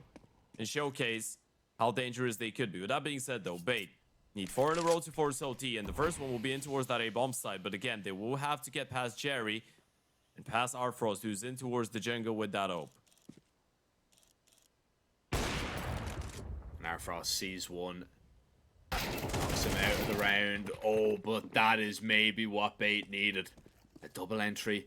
Belchenok has to get a whole lot closer. He's hearing a lot of steps. He's doing a great job dodging all them flashes. Patsy's going to try and help him, and Belchenok will have 2. MPL's out on B, but it's worth absolutely nothing. The bomb dropped in the laps of the CTs, and Paravision look to make good on their map pick. It's only NPL now left. You might find Patsy if he oversteps the mark here a little bit, but as soon as he makes noise, he will fall. Paravision nearly perfect on their CT side, and they get map 1 done.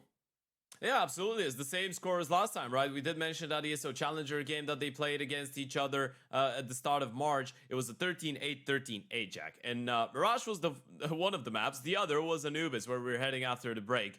Bait need to answer back, otherwise they will be going out of the tournament. It wasn't a bad showing for Bait. not in the slightest. I feel like they had a lot of chances to actually make it a lot closer. But man, when you have Beltranok dropping 29 kills in regulation, what more can you really do? Especially on that CT side, it felt like he was just all over the place. So parry vision showing that even though the start was a little bit troublesome when Bait seemed to have started actually figuring things out, they were still able to get it over the finishing line. They get a 13-8 victory, and now moving into Anubis, we'll be trying to close it out into. We'll catch you after the break.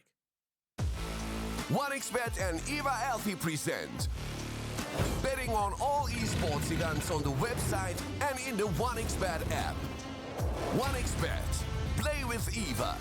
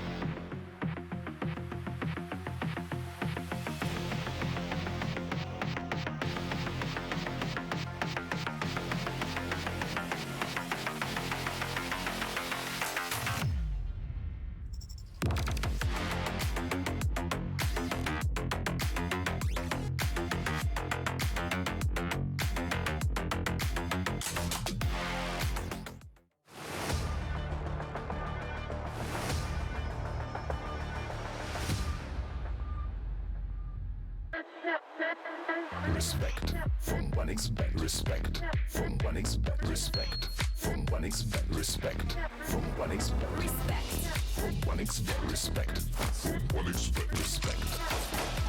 Respect from 1xBet. Respect from 1xBet. Respect from 1xBet. Respect.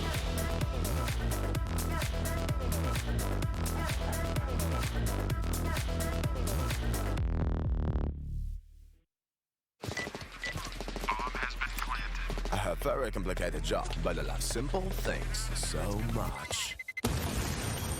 One move, one push.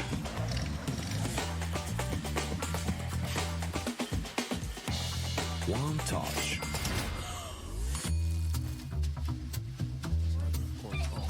One love. One click. One XBet.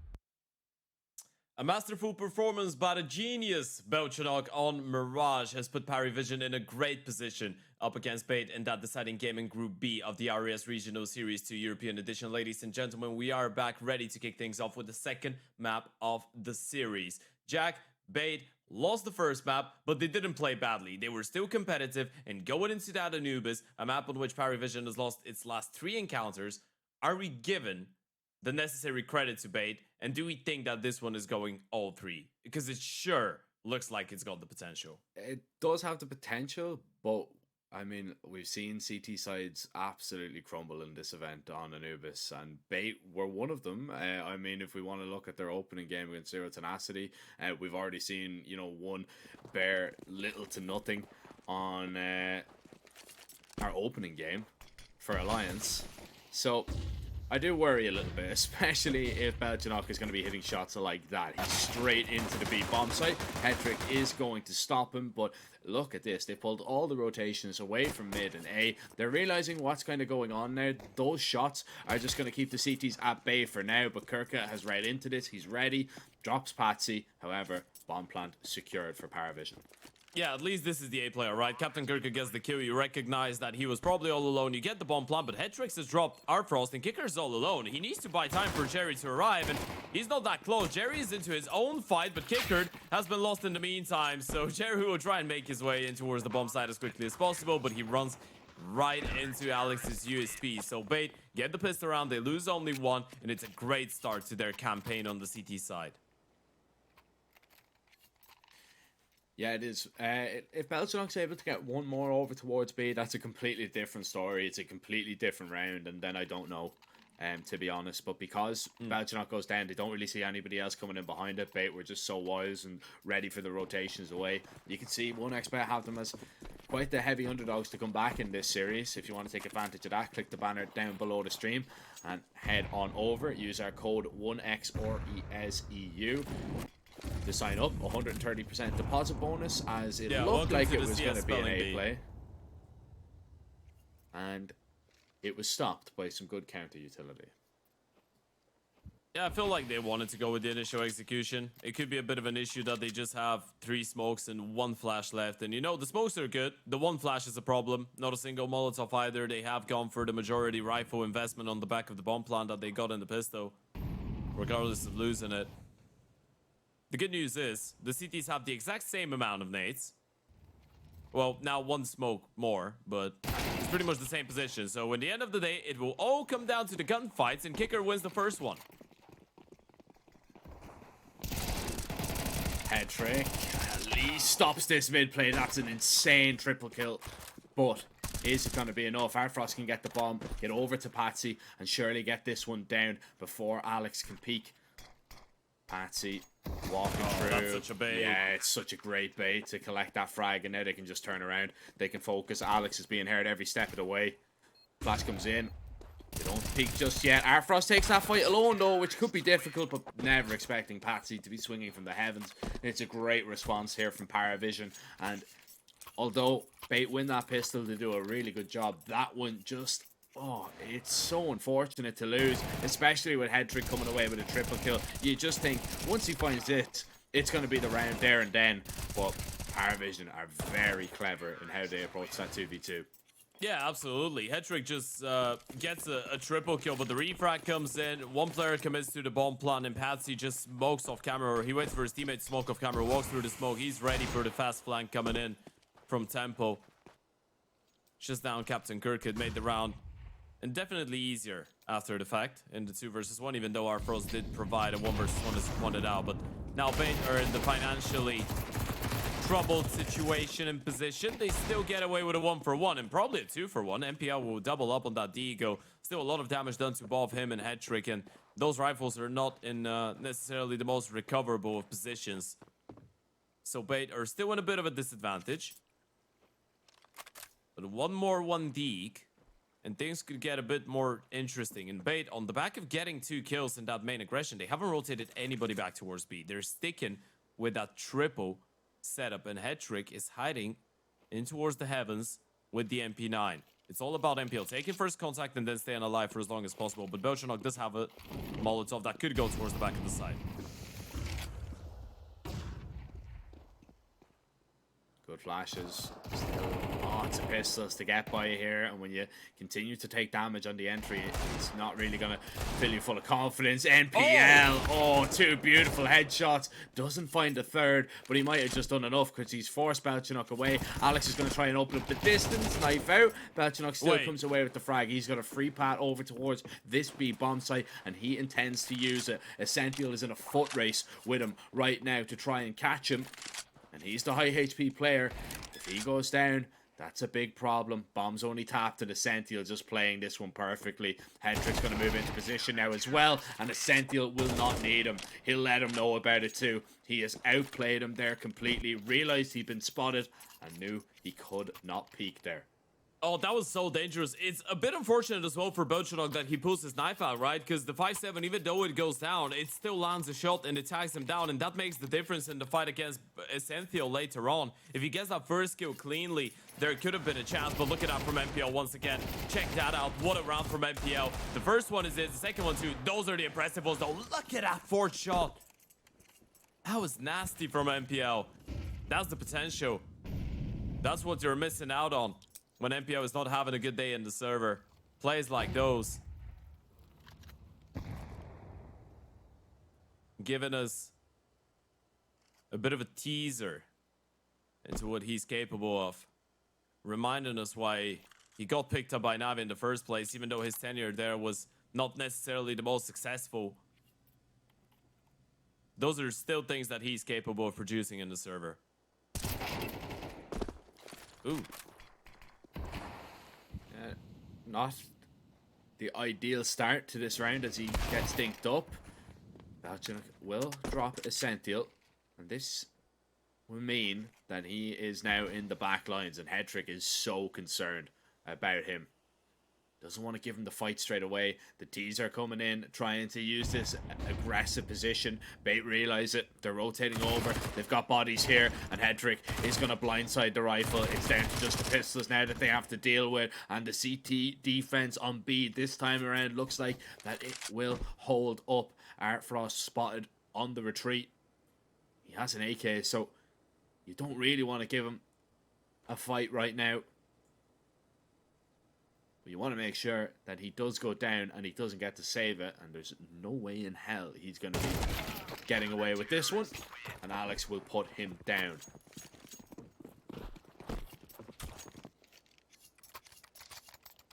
Okay, now this is starting to look convincing on the CT side. And if you're Paravision, you're just running out of ideas. You're getting completely shut down. Hetrick is on 9-1, by the way. You're looking at Hetrick, you're looking at MPO, you're looking at Alex. Everyone is just producing multi-kill after multi-kill after multi-kill, and things are falling apart, even though Belchanok is able to get away with a cheeky fight every now and then. Down to the Glocks you go, so you're looking at Bait at a bare minimum of 4 rounds on the CT side. Quite optimistic. You'd hope they get the 4 rounds. Please, no. I don't want to write it off. But pistols are going to come running at him. Oh, no. Okay. I'm listening. I'm listening. You've got an AK now. Nobody has armor. But if that Deagle can do some damage... In the name of everything holy, please don't throw another one against the pistols. And you know what? Captain Kirka is a saint, because he will hear my prayers. It's a triple kill, so no eco shenanigans anymore. We are getting a cleaner game of Counter-Strike, and this is what we're here for. Buy round coming up for Parry Vision. Arfrost does prefer to go for the scout rather than the AK. Everyone else is gonna go for the rifles. He had exactly the required amount of cash to go for an AK, but he's like, you know what? Actually, not. He would have had fewer nades, to be fair, because he doesn't have head armor, so he's just making the sacrifice to be able to support his teammates in the round. So he's just a team player. That's about it.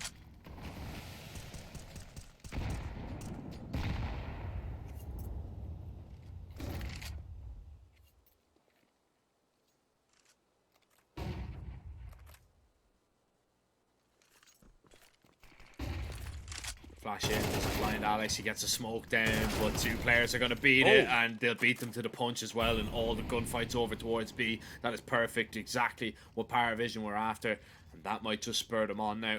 Get them back into this half. Bait were looking quite solid around a lot of the pieces of the map. Were completely undone.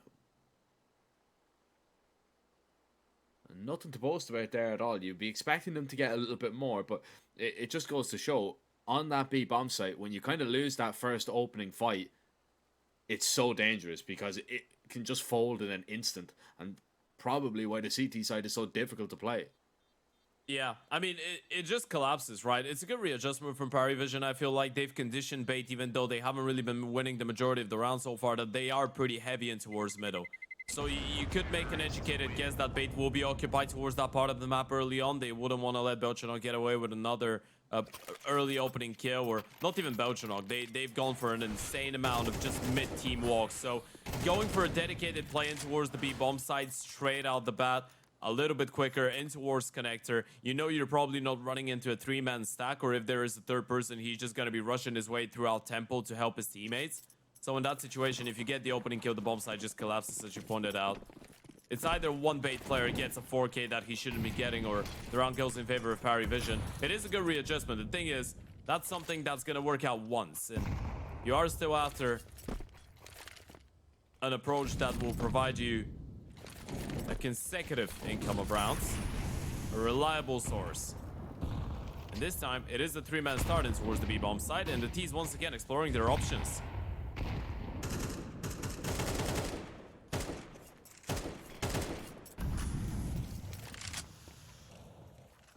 Bait out a lot of util from the CT side here, which is a little bit of a problem. It's going to make things uncomfortable for Bait and maybe push them into a little bit of an aggressive play later on in the round, in the next few seconds rather than later.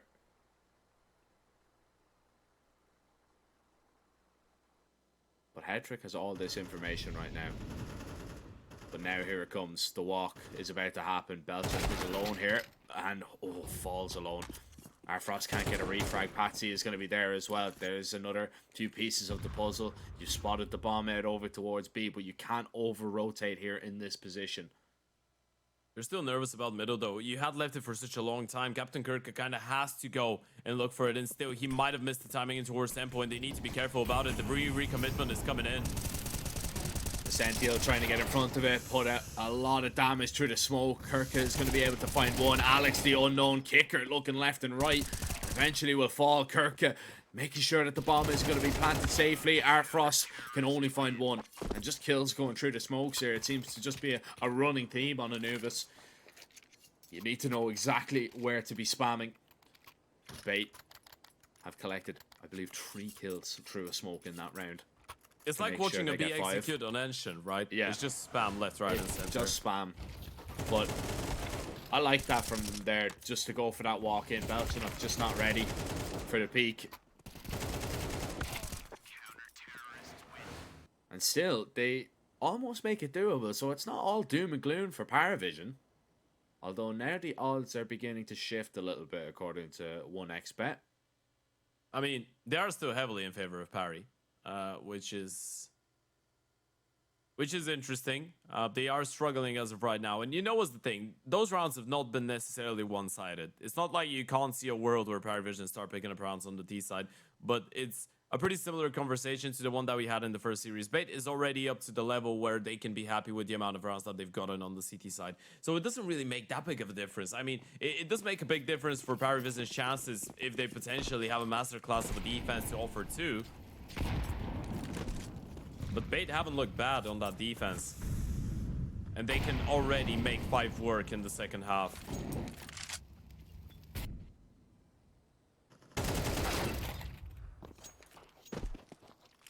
Once again, they're going to find an entry over towards B, getting aggressive. Oh, Patsy, that's perfect. Sprayed down Bo, instantly taking down the Opera. The flash was great from Jerry to set him up, and MPL really has to do it all, but he's so worried about mid right now, and I think they're just focusing on the save here. They realize they've been bested. Paravision have had a great call, although entry goes the way of Bait. That A bomb site doesn't hold as strong as we were maybe expecting. No, absolutely not. That was a great response by Patsy, right? I was just going to start having that conversation about Bochanog pretty much being abused in towards that B lobby. That's 2 rounds in a row. They've just walked into him, given him the fight, and just won it over him.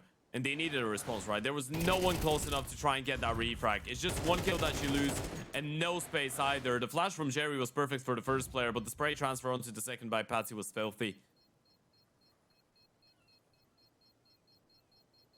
MPL was in a position where he could have considered actually going for this and giving them a run for their money, but he realizes to play it smart, look after the money. It's 3 rounds on the T side, nothing too drastic to be sad about, but it's a really important round from the perspective and viewpoint of Parry Vision. They gotta at least keep it close here. Even if you're not gonna get a good lead on that T side, you at least want to look competitive score-wise.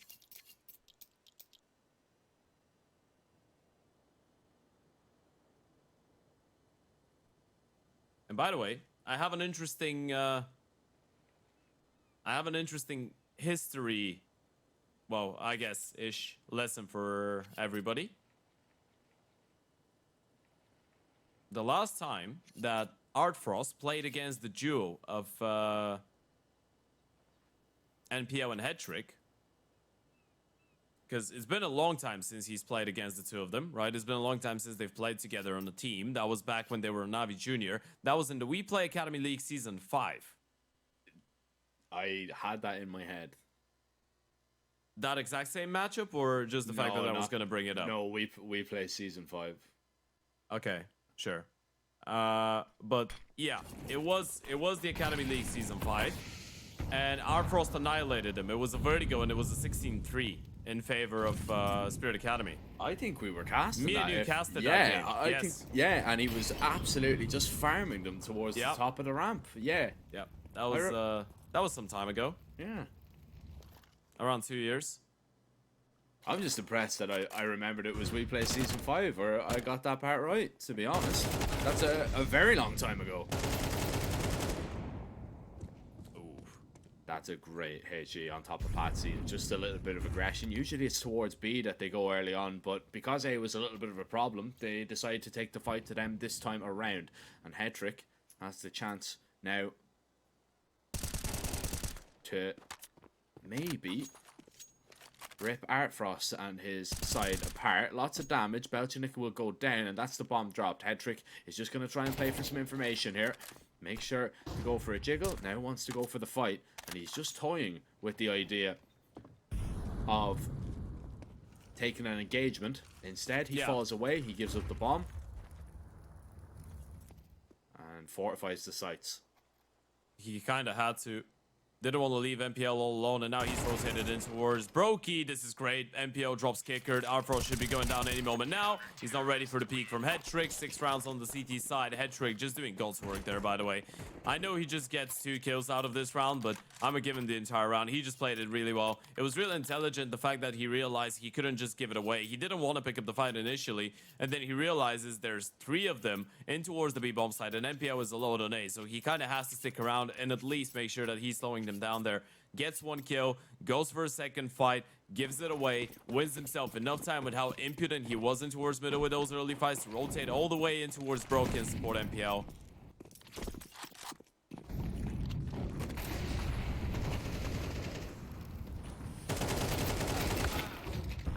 Oh, he gets 2 out of that? That transfer is insane from MPL. He is shooting right now.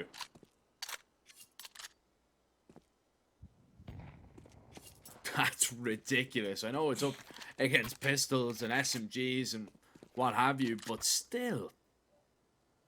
He should have been a dead man. And he still manages to flick on. Had to be perfect, or else he just goes 1 for 1 there.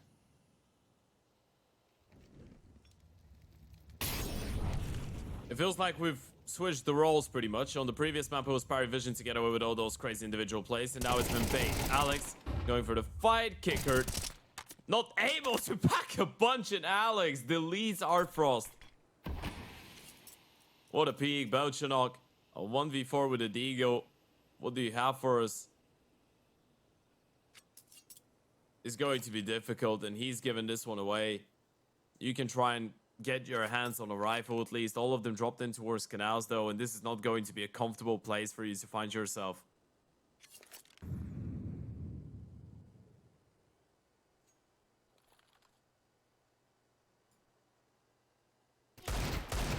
This is an immense CT side from Bait. It's just massive improvements from what we've really seen from them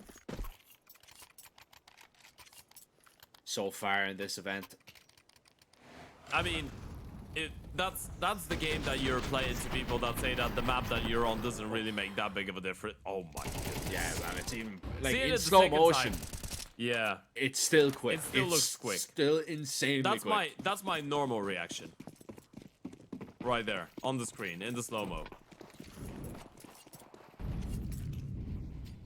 And he did it in real time. Yeah, he did it like 5 times quicker than that. Well, it was probably not 5, but you get the idea. Now it might be a worrying time for Paravision because, you know, we're saying Bait's CT side has been quite solid. It's been quite good. They've kept them out. Paravision on this CT side are really going to struggle, you feel. Doesn't matter about the individuals. Belchanok hasn't been the same on this T side from really what we were expecting, especially. His confidence probably dampened by a lot of the peaks that were coming his way through B main. But Bait, they just look very, very comfortable right now here. Yeah, at least what Paravision have going on for them, I feel like if you can try and justify it, even though they've lost their last 3 Anubises, and you know, it was 0 Tenacity at 5-13 in this tournament, 11-13 to Rush B, and 9-13 to Mouse NXT. The fact that it has been pretty balanced for them in terms of win rate distribution on T and CT side. They've actually won a higher percentage of their rounds on the CT side of things. So you're not discouraging yourself too much. You are still hoping that you get at least 4 rounds though, which looks highly unlikely at this point. Captain Kurt can MPL clean up crew. MPL with a nice little triple kill. He's on 11-3 now. Hetrick on 12-3, and that duo is looking extremely overpowered. It is. I just realized that Paravision have not picked up consecutive rounds in that first half, and they won't. Nope. Bait have been dominant, and starting on the CT side, in the last 2 Anubis games that Bait have played, they have won 2 rounds. So this is like almost an immeasurable improvement from their CT side. You said what? They won what? 2 rounds on 2 maps? Yeah, they won 1 on the CT side versus Zero Tenacity, and they won 1 on the CT side versus Sangle. Okay, so you're looking at 1 per map. Yeah. And now they've gotten 8. Mm-hmm. Nice.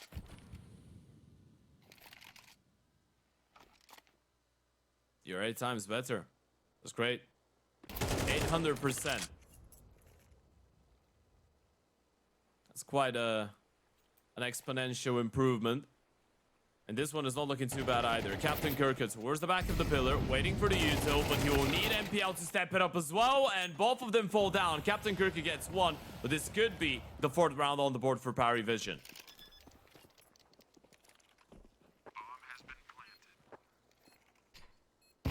Bombs planted and the CTs move closer. No point saving now, you can't bring it with you. Let's see if you can bring a 9th round though. But Arfrost just holding the line. Hits the first shot. Headtrick with the refrag as Alex moves into position. Headtrick is applying this pressure. Damage being done. Alex swings in, but Kicker just ready, posted, holding for his mates. And Paravision, they won't get consecutive rounds, but they will at least finish off the half with one. Just like they did on Mirage. Yeah, at least keeping themselves within touching distance, I guess, right? You can still make a point about their CT side, probably giving them a chance if it's solid enough. They get the pistol, they get the conversions. You could be able to at least bring the fight to bait, right? At least make sure that they're not running away with a 13-4, 13-5 here. Feeling like they will carry on that momentum onto Ancient. It's not going to be an easy one. This round was good though. Jerry has been trying to take the initiative as much as possible. He had a lot of good rounds on Mirage. He's trying to carry on that performance here. Unfortunately for him, a lot of his players have been struggling, and the team in general has not looked the same. 1xBet still favoring Parry Vision for the win here. They need that pistol round, and Captain Kirk opens things up really nicely. Belchanok finally winning a fight in towards that B main. This is the bomb drop too, but it's not a piece of intel that the CTs have, as it wasn't actually in Captain Kurtka as he was going for that fight. So they pick it up, they start making their way back towards the B-bomb site, and this is the right call for bait. Parry Vision are still running that 3-man stack in towards A, and Belchanok is all alone with the Julies.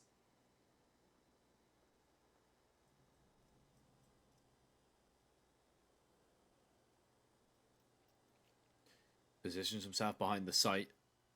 This is so claustrophobic. And he actually gets away. Gets all the way back.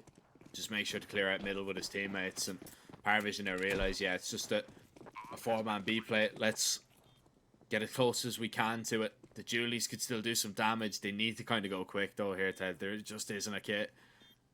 And I don't think there's even one dropped outside main. Belchanok trying to close the distance with those Julies. He gets shut down first, and his teammates need to swing onto the site, but it's not looking likely, not at all, because the T's are just peeking left and right, destroying every counter-terrorist in their sight. And Arfrost, he'll claim one for himself, but it's a one and done, and Bait will put their best foot forward now, taking that T-pistol, keeping Paravision at bay once again, and still continuing to deny them consecutive rounds. Yeah, now this should be the breaking point, I guess, for Parry Vision. That one pistol round was a must-win. Now you're ecoing, you're allowing Bait up to a 10-4 lead here on the T side of Anubis. This should be the logical ending of this map. We should be going to a third right now, or at least this is how Bait are feeling. You're going into your T side on Anubis with an 8-4 lead, you get the pistol round. This is just the dream come true right now, if you ask them. Once again, great work by both Captain Kurtka and Hetrick. Hetrick's on 15 and 4. A masterful performance by the young Ukrainian. Pistol spotted. Time to start running back and just mold him down. Alex and Hetrick will have some fun. Welcome to the barbecue. Not a single kill going in favor of the CTs. And actually, Hetrick mows down 3 more. So he's just making sure that he keeps on boosting up those statistics. Having a great map so far.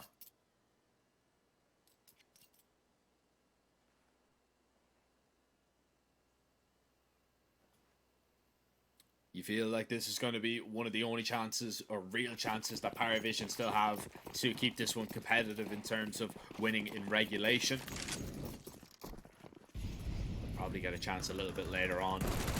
Let's see what the play is going to be. Kicker, doesn't realize it. Now he does, that he was under a little bit of pressure by MPL, who was close by.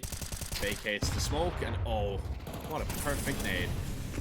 Kicker takes it on the chest. Belchanik now feeling pressure as the explosion towards B is going to happen, but it's only one player. The molly was down in time just in front of the smoke. Belchanik still up close. It's going to be dealt with. Refrags are good here as Bait, they have A little bit of space now to maneuver, but Kicker towards the back of the site doesn't want to overcommit into an angle.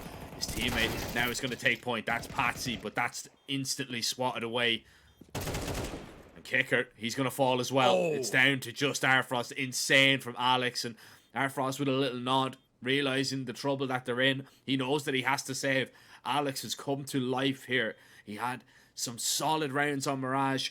This one, though, might just top the lot. A triple entry onto B, 15 and 5, and Bait will have 11 because of it. It feels like this is just a showcase of Bait's potential, right? Every single player just taking turns and saying, hey, you know what? I'm in good shape too. I can do that stuff. Alex just going absolutely nuclear in this round. And that probably was the most important round of the map here for both teams. Take a look at that once again. Initially, Jerry gets that kill onto Ascent. Theo Belchadok takes his position. They knew that Belchadok was in towards Joe all of the time, though. Captain Kirka just pre-fires him, and then the Alex show starts up. First kill was his, second kill too. Third one was nasty. No chance given to Kicker and Patsy in their fights. And Paravision need to help by going into this one. Bait, they've turned up today in the server. They have connected to the server to play Counter-Strike. They're not here to just go down and be a side character in the story of Paravision throughout the RES. They have come here to play. And they are making Paravision work. They're making them sweat. Kicker is the dead man surely. Flash is absolutely perfect. Beautiful camera angle as we see that unfold. Yep. Shout out to production. Observing team, top notch.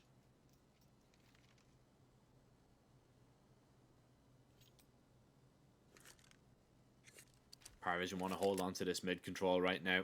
They realize that it's an A or mid lane. They still have Arfrost in the round. Flash in. Bait haven't moved.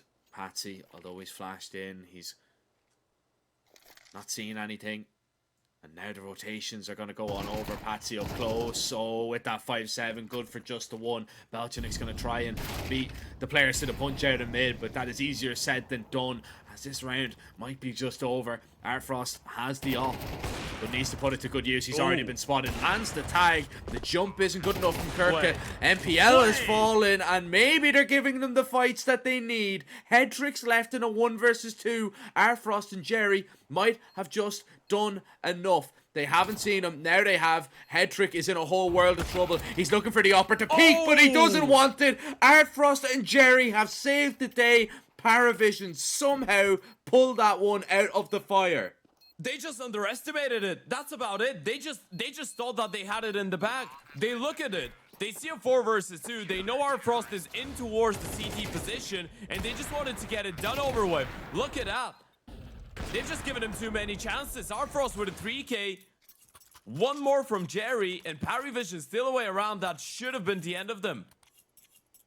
This game is still going. That should have been 12-4 and us going to an Ancient. Now the only question is, will Paravision be able to capitalize on that? A chance has been given, and Bait realize it. It's still a comfortable lead on the T side of Anubis. They should still be alright. But from the perspective of Paravision, they've been allowed to live for a little bit longer. They've been allowed to fight for a little bit longer. And it's the overcommitments into fights that they just don't need to take. They just need to play from the sides. Underestimated it. Yeah, just running at him. You know that he has an op. Why are you giving him a chance? Maybe just that inexperience coming in there from a few of the players just wanting to get that over and done with. Maybe just wanting to make a statement. But now your T-side has to convert, because you've given Paravision hope. Now you've given them an entry, but you take that away. At least Alex still firing on all cylinders. Yeah, much needed. He's all loaded towards canals though. This is the mid wall coming in, and it has done enough to actually drag a rotation, but Belchadok's angle is really important. Oh, that's a powerful position. It's really hard to clear it out. Belchadok wins the fight onto Alex, and there's no response coming in, which means that Arfrost is going to stick around, and this is a good setup. Arfrost Flash in towards A main. No one spotted in towards that position. Smoke left-hand side middle. They know what's going on. A secondary flash. Arfrost needs to land the first shot, and he does. But Patsy's gone down. Arfrost needs more, and Headtrick's posted on the angle for the refrag. Yeah, Balchinok's in position, though. Here comes the swing. Headtrick hits a insane shot of his own. And Kickert now thrown into the clutch. Mollied off. No kit. Needs to go quite quickly. And there's another molly where that came from. Kirk is going to put it down on top. Oh, Bait might just have rescued this one. Yeah, Kickert's burning. Now they know they're going to turn around. There's a HE and you can't do anything. If you're Kicker, you've been double mollied off, you've been HE, that is not on you. There's nothing you can do in that scenario. But Bait, I mean, they right their wrongs. Maybe we were a little bit overly critical of them, not closing out that last one, but they make good here. Headtrick will give away an op. But at least you know what you're up against in the next round. Oh, he hasn't found it. It's blown away. Okay. I don't think... I wouldn't say overcritical is the right word, because it's not like we were calling for their heads. And they themselves would, I guess, realize that they underestimated the situation. They overpeaked into it. But what we said, again, was the fact that it's still an 11-5. It's still a comfortable position, and they should be able to close it out. It's just a silly round to give away. But they have been able to bounce back. Headtrick with a big round on the ope. And now they have 7 chances to send this to a third and final map. 1xBet still favoring Paravision as the team that should be able to win that game, but Bait at least making sure that we get to watch an engine here, which we're expecting to be extremely exciting of a matchup. Now the question is, how many rounds do Paravision win until this one's over? Because it sure as hell feels like it's over already. Yeah, I mean, it's just, if Paravision can get closer, but Bait on this T side seem to just be that little bit different.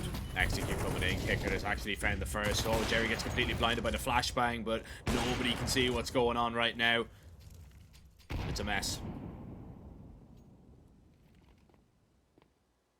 Chinook, open hand, looking for a fight here. It's not going to him, but look at Arfrost. He's pushed all the way in towards the top of middle and shuts down Headtrick. Now they need to wait for Ascenthio, but Arfrost realizes that this flank could be a possibility. Ascenthio is still contemplating, still thinking about how to use this position in the most efficient way. This is a good start. Patsy goes down, but Arfrost has walked back and he will get that kill. So Alex left in a 1 versus 3. He's been having a great game so far, but this one should be out of reach even for him. It should be. And it should be just a save for him.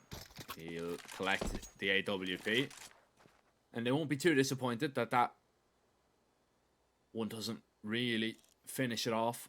But they know they're going to have plenty more chances. 12-6. Still a long road back for Paravision. Next one should be, in theory, a little bit easier. But Headtrick, 21-7. As Alex is, I mean, fighting the Green Goblin mask. I mean, that op talking to him saying, you could take me for your own. But he will drop it over to his opper and Headtrick. You'd fancy him to do some damage here.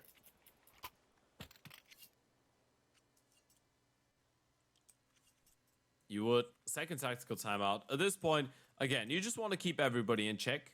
This one is far from being competitive still. And you won't be nervous. I mean, if that was 11, then things are completely different. But on 12, you should be able to get it over the finishing line. Still, Headtrick the only gun into the round. Double molly. It will be Captain Kirk and Ascenthio. Well, triple molly. MPO has one too. A lot of smokes. Not a single flash though. Ascenthio was probably going to be the one responsible for at least purchasing 2 flashes going into this round, because alright, they will just proceed without a single one. So you are probably hoping that Headtrick is going to be able to net you an early opening kill, and then you work your way out of there, and he might get a chance to do so.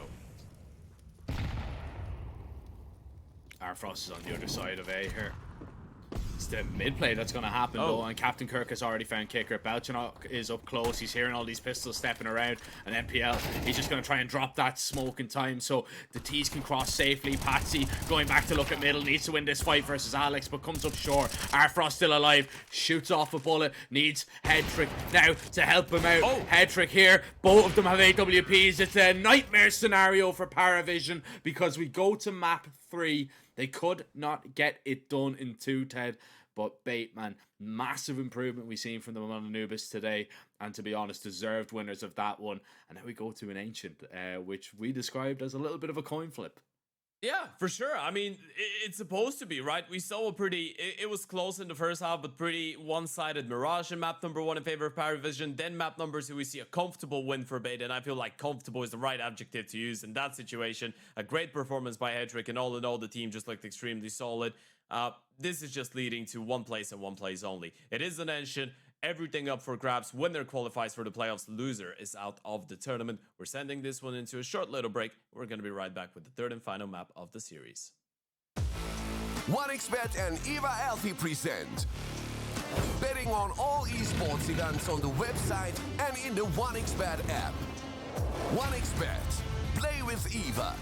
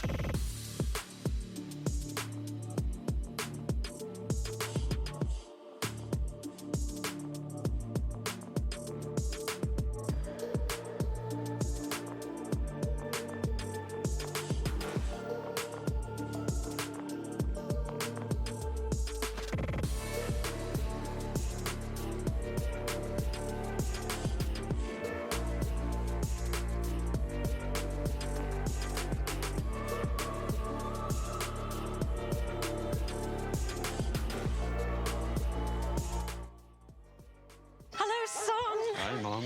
Pretty girl. This is Eva. Nice to meet you. Thank you very much. Your dad's just making his favourite dinner. It's duck. Come on inside. They're all probably too gruesome to tell you while you're eating at the table. How's your food? Is everything okay? Good, good.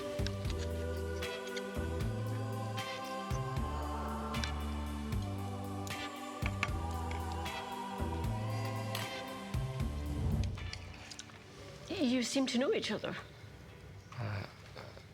Yeah.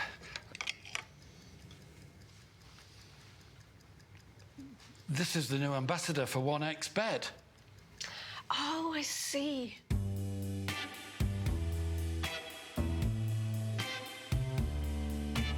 Everyone felt good when Eva Elfie became the new ambassador of 1xBet.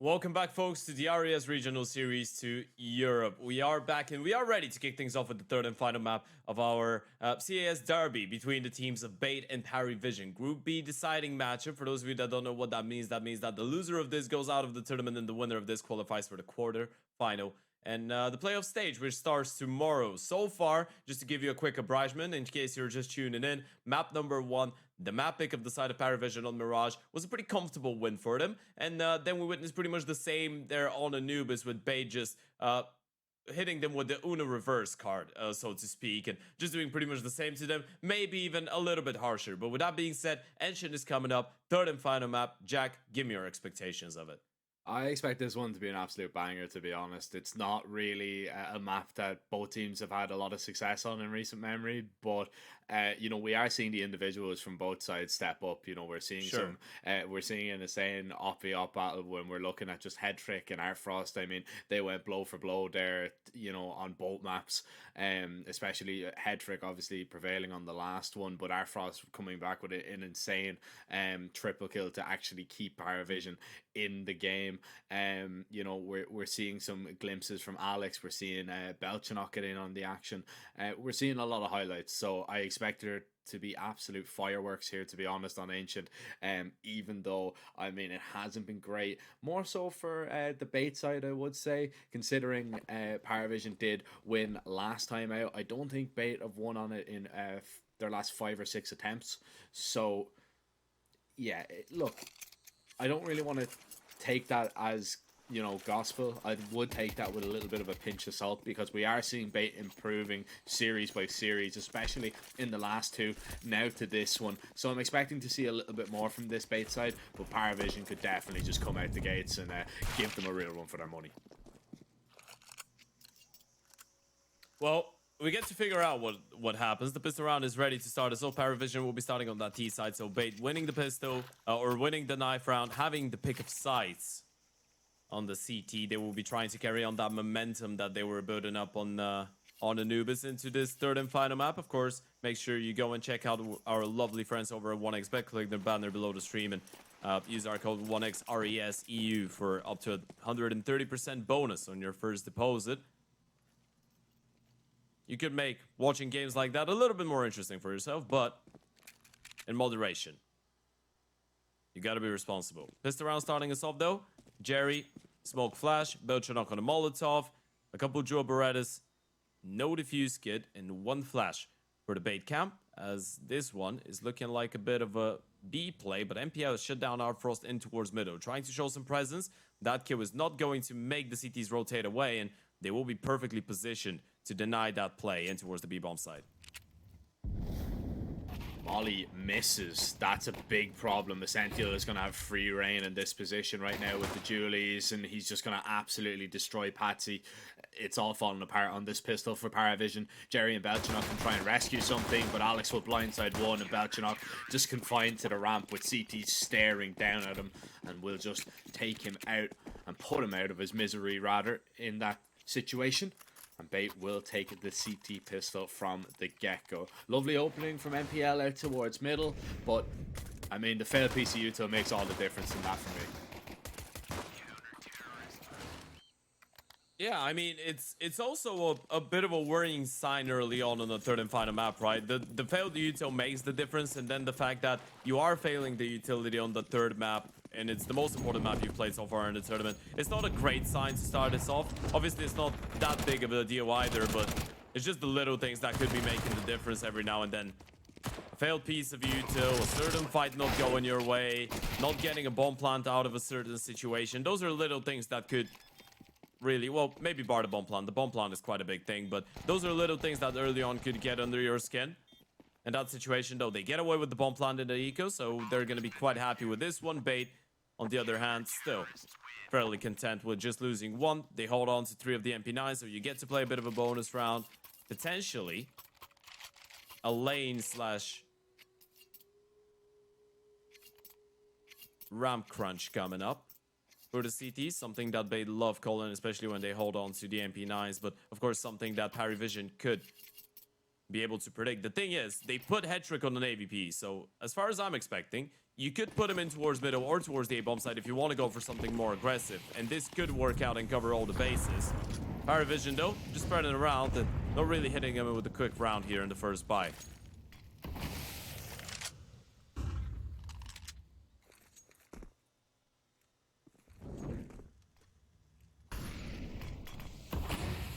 Teams are going to be heading back on over towards B. Kicker going to try and force them away if he can with just a HE.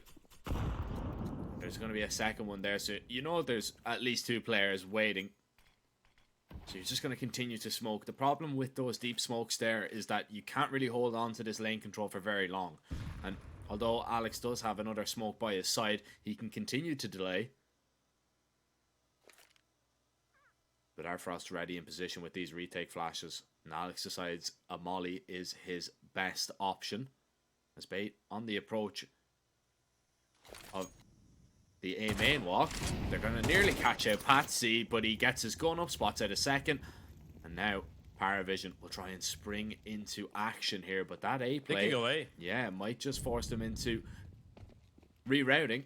B is not the play after all. It is towards the Captain A-bomb Kirk is side. going to realize it. Any moment now, he's going to start hearing the steps, but he's got only an MP9. He needs to go absolutely huge there.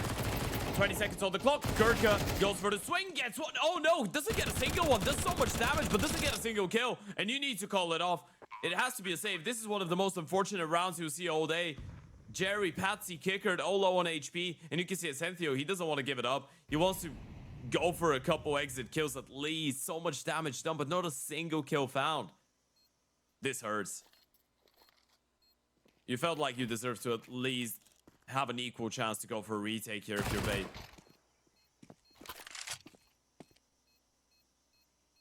Ascencio will get a little bit of an upgrade for his troubles, but yeah, you wanted that one to go. That would have been ideal for Bait in this situation. Drops Kicker. I mean, that's still not too bad. Yeah. You get 3 kills. Patsy was low on HP, so he dies to the bomb. You look at the money. They have a good reinvestment. There's going to be no hope for Arfrost. This is for sure. Jerry can buy for himself. Arfrost and Belchernok will drop over. So the savings accounts are not going to be in the best shape possible for Parry Vision. If you're Bait, you realize you were probably a bit unfortunate with some of those fights. You're actually getting a better investment compared to the last one because you still had the 3 MP9s in the mix. And these are in reset territory, so you could turn this one into your advantage. This buy round is indefinitely more important. Oh, 100%. But Patsy, look at how much damage he's already taken swinging through that mid-molly. He's in trouble.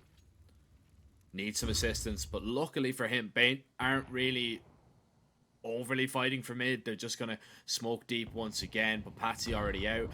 Hetrick needs to be aware that Patsy could peek him from shelf, but I don't think they realized that this is a possibility. The smokes were up, they could cross safely,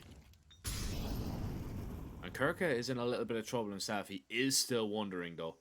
Oh, Ascencio, this is a big play. Jerry's turned around. He's running away. This gives away the entire play right now. You catch Jerry. He was trying to sprint back towards B. You can start rotating people back. Patsy just down his Enthio, but it doesn't make a difference. That's going to give away his position. And Hetrick, the readjustment is good enough from the AVP, shuts him down, and now this becomes a really tough round. You've caught his Enthio off guard, you've gotten that kill, but you need to figure out whether he was alone towards A, and is there going to be a player in towards Donut, Red, the A-bomb side. This is going to be really uncomfortable if you want to send it back, and they will try to do it.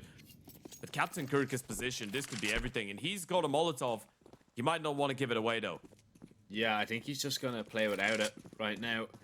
He's just going to play behind the box. Molly goes out over towards CT, and he's playing for the element of surprise. He's playing to maybe catch somebody, but maybe a better option would have been to Molly. However, MPL is going to be in position.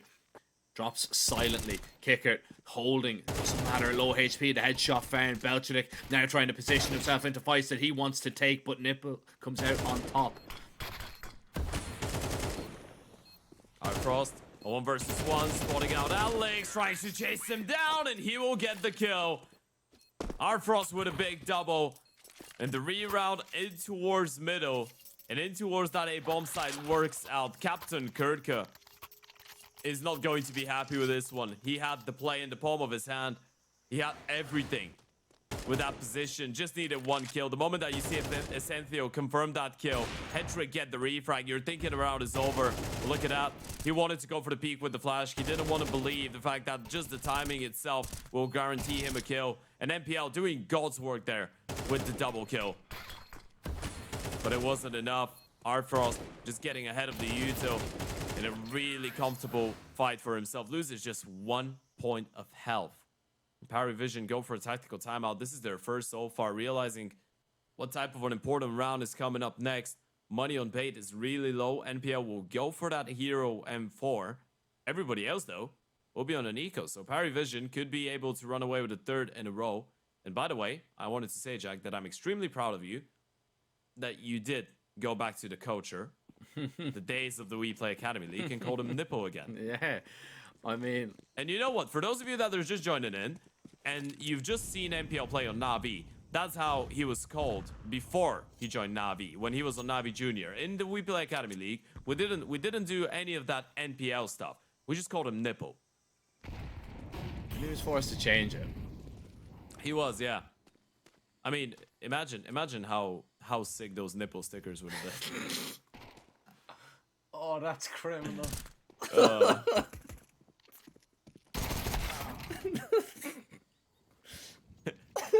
That was going to be an interesting one. And you know what? That was before the time when you couldn't hire a graphic designer. That was going to be interesting. Zeus, though. Oh.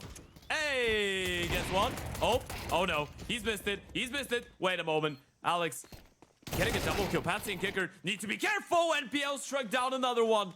And it's just Kicker left. This one is falling apart. That was just supposed to be the half buy. And a Zeus USB combo steals it away. Defuse is getting stuck. This round is for bait. Nothing that Kicker could do about it. And it's no bueno. Bait still away around that parry vision. Felt like was supposed to be theirs by birthright. You're still laughing at the. You're still laughing at my. Yeah. Man, I had to wipe the tears out of my eyes there for. Don't know why that got me so good, but it did. Right. Let me just lock in real quick. Right, we're ready to go. We're back. We're so back. Maybe that's why. Maybe that's why they forced him to change his nickname. By the way, that's thoughtful. Well, awful of the streets Belgian remember. Yeah, we do. We do. Awful of Belgian to give away an opening kill. That's some perfect util usage. Kirka out in the middle of mid. It's a lovely angle that we get to see. Oh, Alex even finds the trade onto Artfrost. He was a step away from safety, but burns up. Shelf too hot for him this time for him to handle. Paravision have to rely on Jerry and Kicker now to find at least an avenue back into this round, but it's going to be very difficult, especially with the double push, which is a little bit discombobulated and disjointed. Alex has come his way forward. Luckily, Essential has found that refrag. Jerry has acquired an AK and begins to move forward, but this position from Asantio right now. He's considering it to be a possibility, and he is going to go and clear it, but Jerry in the clutch, surely not again. This is completely double. Hetrick is on the angle with the ult though. Oh, he's gonna miss him. Oh no. Jerry's running straight towards him. Had no idea. He thought he was stealing a fake, but Hetrick was just getting comfortable into the angle and into the fight. It is still a jump scare though. You gotta feel like that should have been a bit more comfortable for Bait, especially after the successful fight in towards middle. It was a really nice try by Jerry. Gonna check it out once again. Patsy getting that kill onto MPL. Response coming in, courtesy of the utility. A round which was quite dynamic from start to finish, to be fair. Quite chaotic too at times. But now Parry Vision on an eco, just a couple pistols, and straight up playing towards that A bomb side, where as of right now, there's no CTs to deny that bomb from going down. Sooner or later, though, MPO needs to realize that and turn his attention away. And that's exactly what happens. Kirka has pushed through the elbow smoke against pistols. And now he's seen them. They've seen him, though. And he will claim a double. Oh, he's hearing the steps of Patsy behind him. Asantio runs in to try and help, and it takes a lot of damage, so he's going to say, okay, I've helped as much as I can. Now it's on to the players on the site that need to try and hold on. And he backs up to the safety of his upper as well. MPL still just locking it down the same man with ease. He will find a double. That's 5 for Bait now. That round, we of course were expecting to go their way. Paravision, you feel like they need a response here. This game is slowly but surely getting away from them now. 5-2, you know, they're still close by. If they win this, yes, it's still going to be competitive. But 6-2, then the possibility of 7-2, and then it gets a little bit awkward. Yeah, I mean, right now, and you know, this is actually odd to say, but Bait is looking like a completely different team if you compare them to themselves 1 week ago.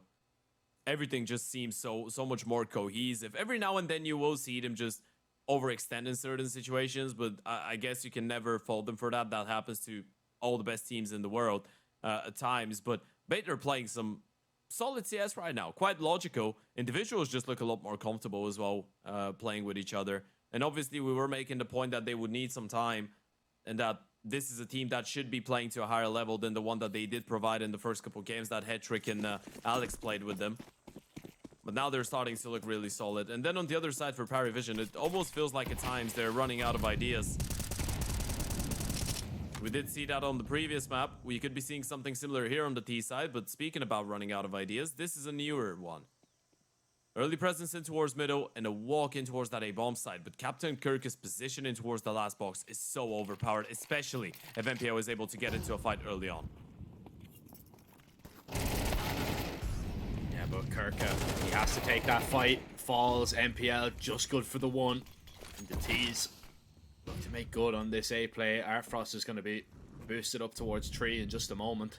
Kicker has seen nothing rotate. So he knows that the majority of them are towards CTs. So Paravision are going to be on high alert, especially Artfrost in this elevated position, taking some nice angles and some nice fights, but loses 1 to Alex. And Hetrick and himself are going to double up. Quick exchange of weapons as Hetrick is going to be the man to take point. He's the high HP. He has the kit. He can smoke off Kicker, but he wants to find a kill first of all. Jerry not giving a peek. Not giving anything at all. They smoke off the wrong gap, the wrong entrance. Jerry is going to be taken down here for free. Now they're going to smoke the bomb, and Kicker trying to tuck himself away. Patsy is going to strike, and surely Kicker is just going to swing now to take him down. Lovely post-plant scenario by Paravision. Every base covered, playing off each other to perfection, and they will claim their 3rd round because of it. I feel like this is the strength of Paravision, right? Just keeping things simple. Just going for pretty simplified takes, simplified rounds and calls, not overcomplicating anything, but then executing the basics perfectly, right? They go for that contact play in towards the A-bomb side. You see the right-hand side smoke. You're isolating MPL. You clear out those dodgy off angles towards the back of the side. You refrag MPL 1 for 1. You set up really nicely into the post plan. It's just really methodical and logical Counter-Strike that we see from Paravision. Good spacing between the individuals. Nothing overcomplicated, but still efficient as hell. Asantio now will try and switch things up a little bit, and they weren't ready for it. Gets away with a 1 kill. Jerry finally gets the refrag, but they've just fallen apart once again. Yeah, it is such a vital moment of the game. You're just not expecting the sheer aggression from the CTs. You've nowhere to go if you're Paravision right now.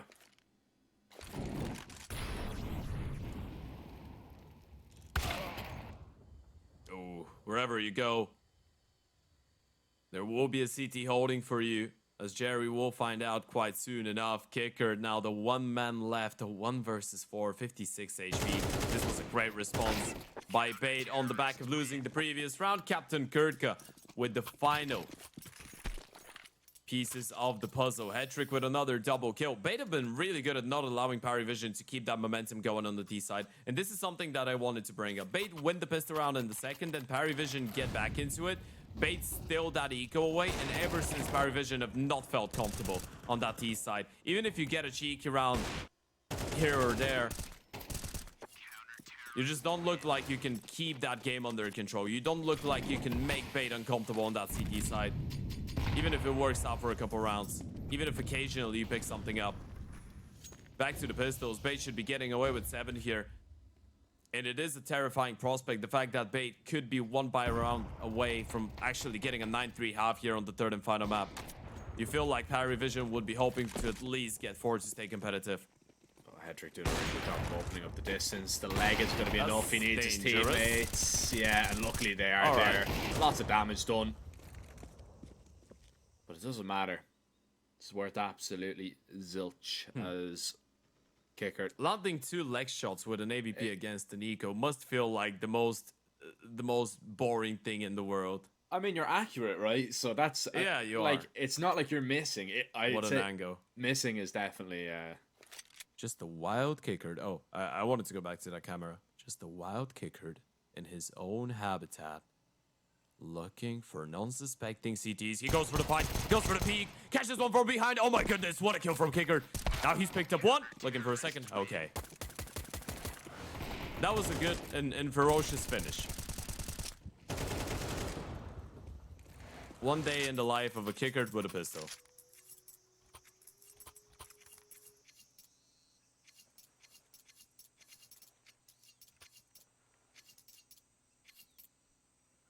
I really thought when you were hyping him up, to be honest, he was going to just react off it and just claim every single kill there.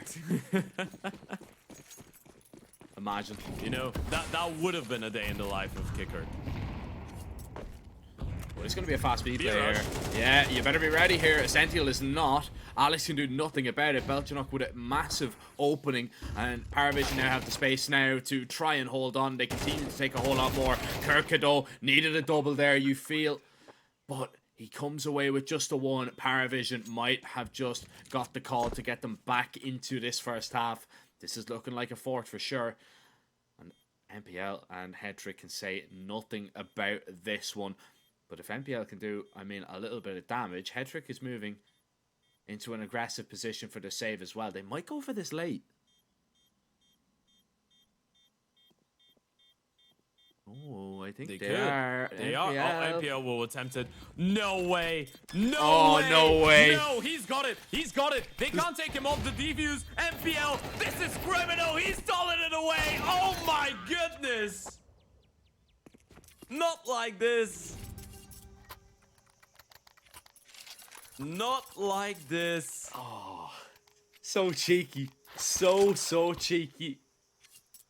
Oh, this is terrifying. How do you recover? We're gonna see it again. The plant wasn't even for them. They could have wallbanged him. He's just staying towards the left-hand side. It's impossible for them to take it off. Look at that. He does go down, but it doesn't matter. If that goes to a 9-3 now, and you're a Paravision fan, you are crying your eyes out. MPL receives the flash. Patsy spotted. He's going to stay around and look for the fight. Smo has not faded yet, and the swing will come through, but Captain Kurtka collects both and make that a triple. This one is just collapsing for Paravision, and it might be their tournament life ending here in the RES.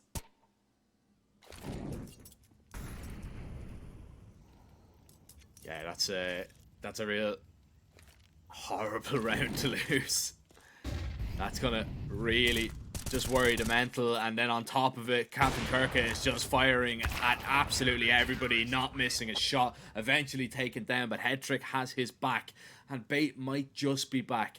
9-3, what a start on a deciding map to have. And it comes down to, you know, we can have this conversation again, that if they win the pistol, if they win it cleanly, there's a really good chance that they're just maybe maximum one good solid buy round away from taking this series. Yeah, and that could be really disappointing for Parivision, right? A team that in the first edition of the RES in Europe, the first European regional, they bombed out of the group stage, right? Losing 0-2 to Monty, 0-2 to Ecstatic. You could argue that they had tougher oppositions in their group back then, but now, because of the fact that they are considered one of the favorites in the entire tournament, you would expect them to at least make playoffs. And now you're, as you said, one pistol round away from elimination, pretty much. Belchanok, it has been a long day for him so far on Engine. He needs something special, and it's just a one-kill. Patsy there with the refrag, needs to mow down the second, and he does. It's a big double, and they're yet to spot out Artfrost. This pistol round should go in their favor, but it's both apart for Artfrost. Thankfully, Patsy's in position, and he gets a 4K in the pistol, something that they desperately needed, and Patsy delivers. Yeah, Patsy's had a round. Keeping them at least afloat. That's the best way to put it. If they lose that round, then yeah, it just gets dire. Very, very dire indeed. That's what you want from the heavy hitters on your team, to step up in moments like that when you need a round to get it done. Just the eco coming up here. The B play, no util. They might just try and let MPL get boosted. Belchanok didn't see anything. No. He saw... Didn't he? He seen him, but he didn't see him. Yeah, they were on his screen. That's what I'm saying, right? He seen the boosted player, and that was it.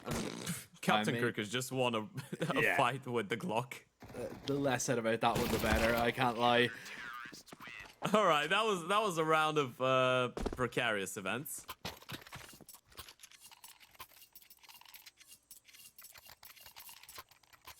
He did see him, so he went for the spot, but he's seeing MPL boosted. That's all he's seen. He didn't see anybody else. Sure, but he didn't shoot at him. He just saw him and he turned around. No, I think his eyes were like already turning. You know, when you're kind of looking to like. Yeah.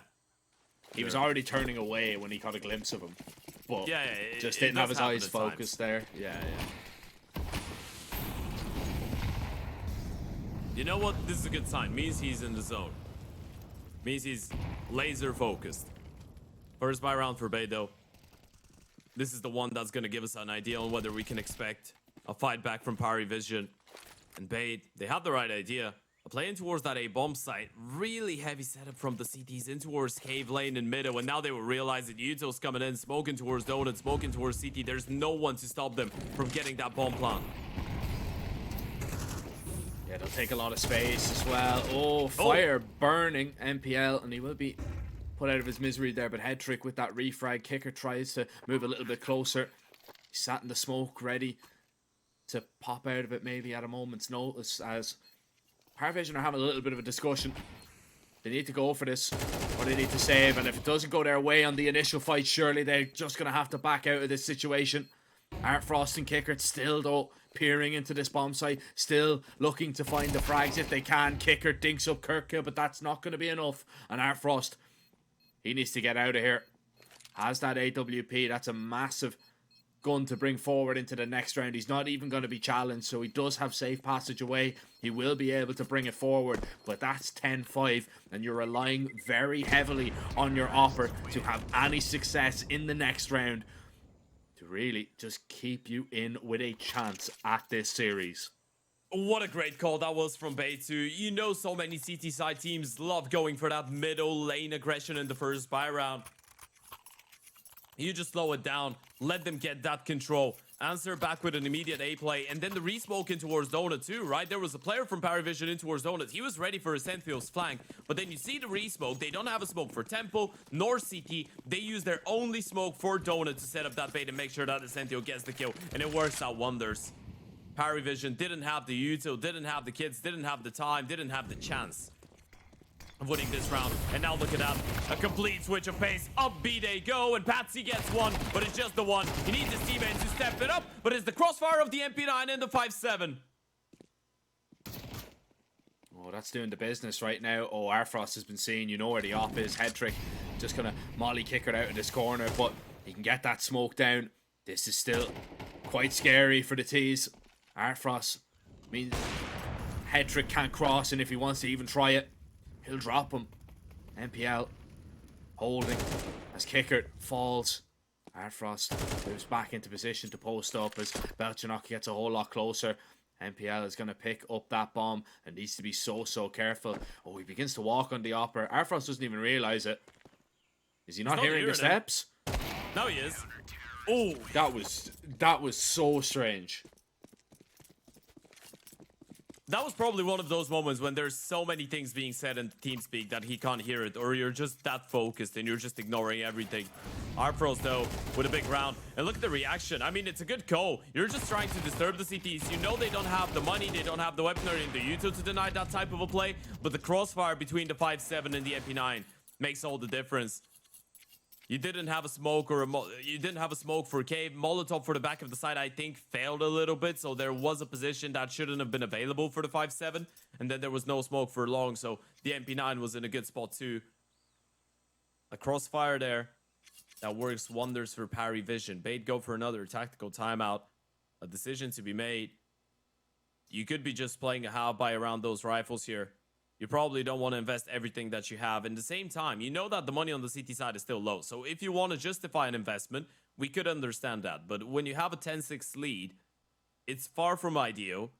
You still have a lot to fight for, and you don't want to be giving free rounds away to Paravision. So it will be just a half-by. Headtrick and Alex with the only two guns. A Galil for Headtrick, an AK-47 for Alex. And you're just hoping that that initial boost or anything for those rifles just nets you a kill.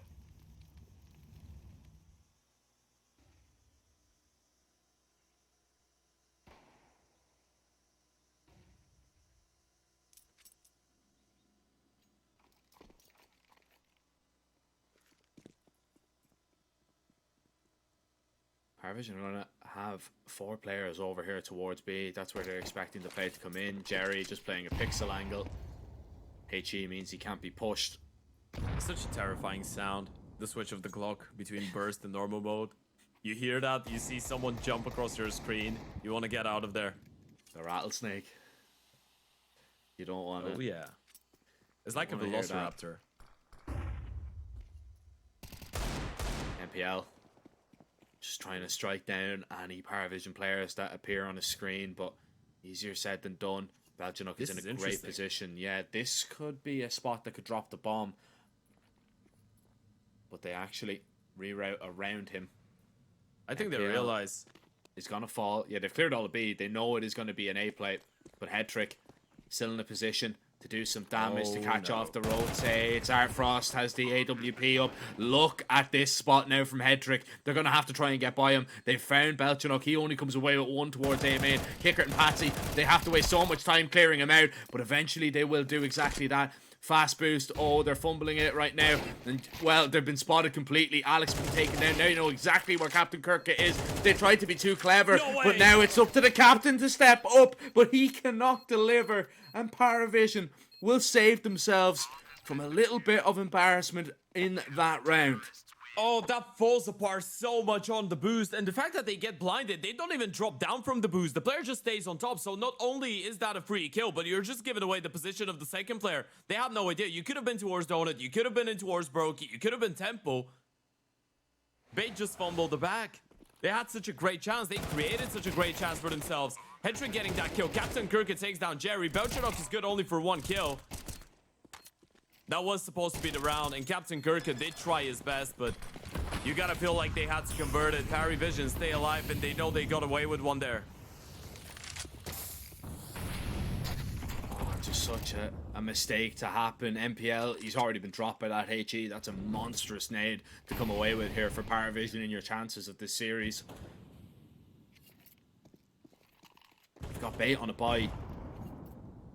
And to be honest, they're not on the ropes just yet, but if you can continue to pick up these rounds, the money situation is just going to be all over the place for the T's. The CTs as well, though. I think Paravision could be in trouble themselves, especially if Jerry goes down. Tag low, AG, doesn't finish the job, unfortunately, for Bait. They want to try and get that advantage back, and it might just be gotten here. Patsy, knife out, taken down. Artfrost caught out by a mid player once again, and Alex is going to go looking for a little bit more. Kirk is going to strike up on the site, and they know Jerry is somewhere in towards the cave. They've already tagged them down low. It's just Belchnik rotating in A that they really need to be concerned about.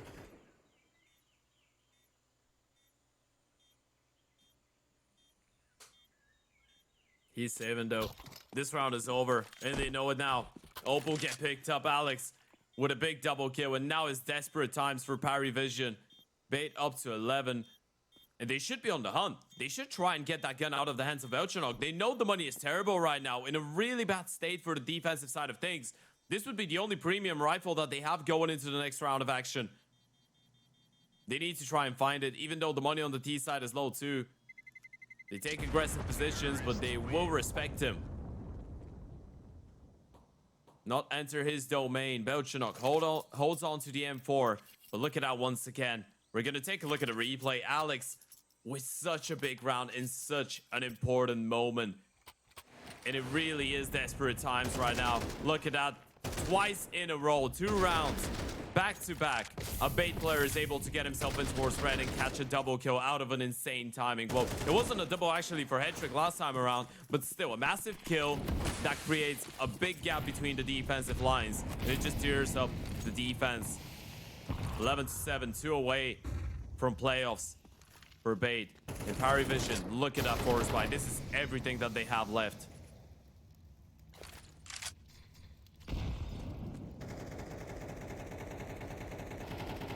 So desperate right now for Paravision.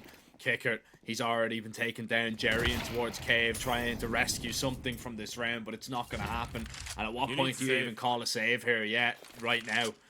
Round is over. Bait have 12. They're 1 round away from taking this series, getting playoffs, and knocking out Paravision, which, all things considered, is a pretty big scalp to take for such a young team.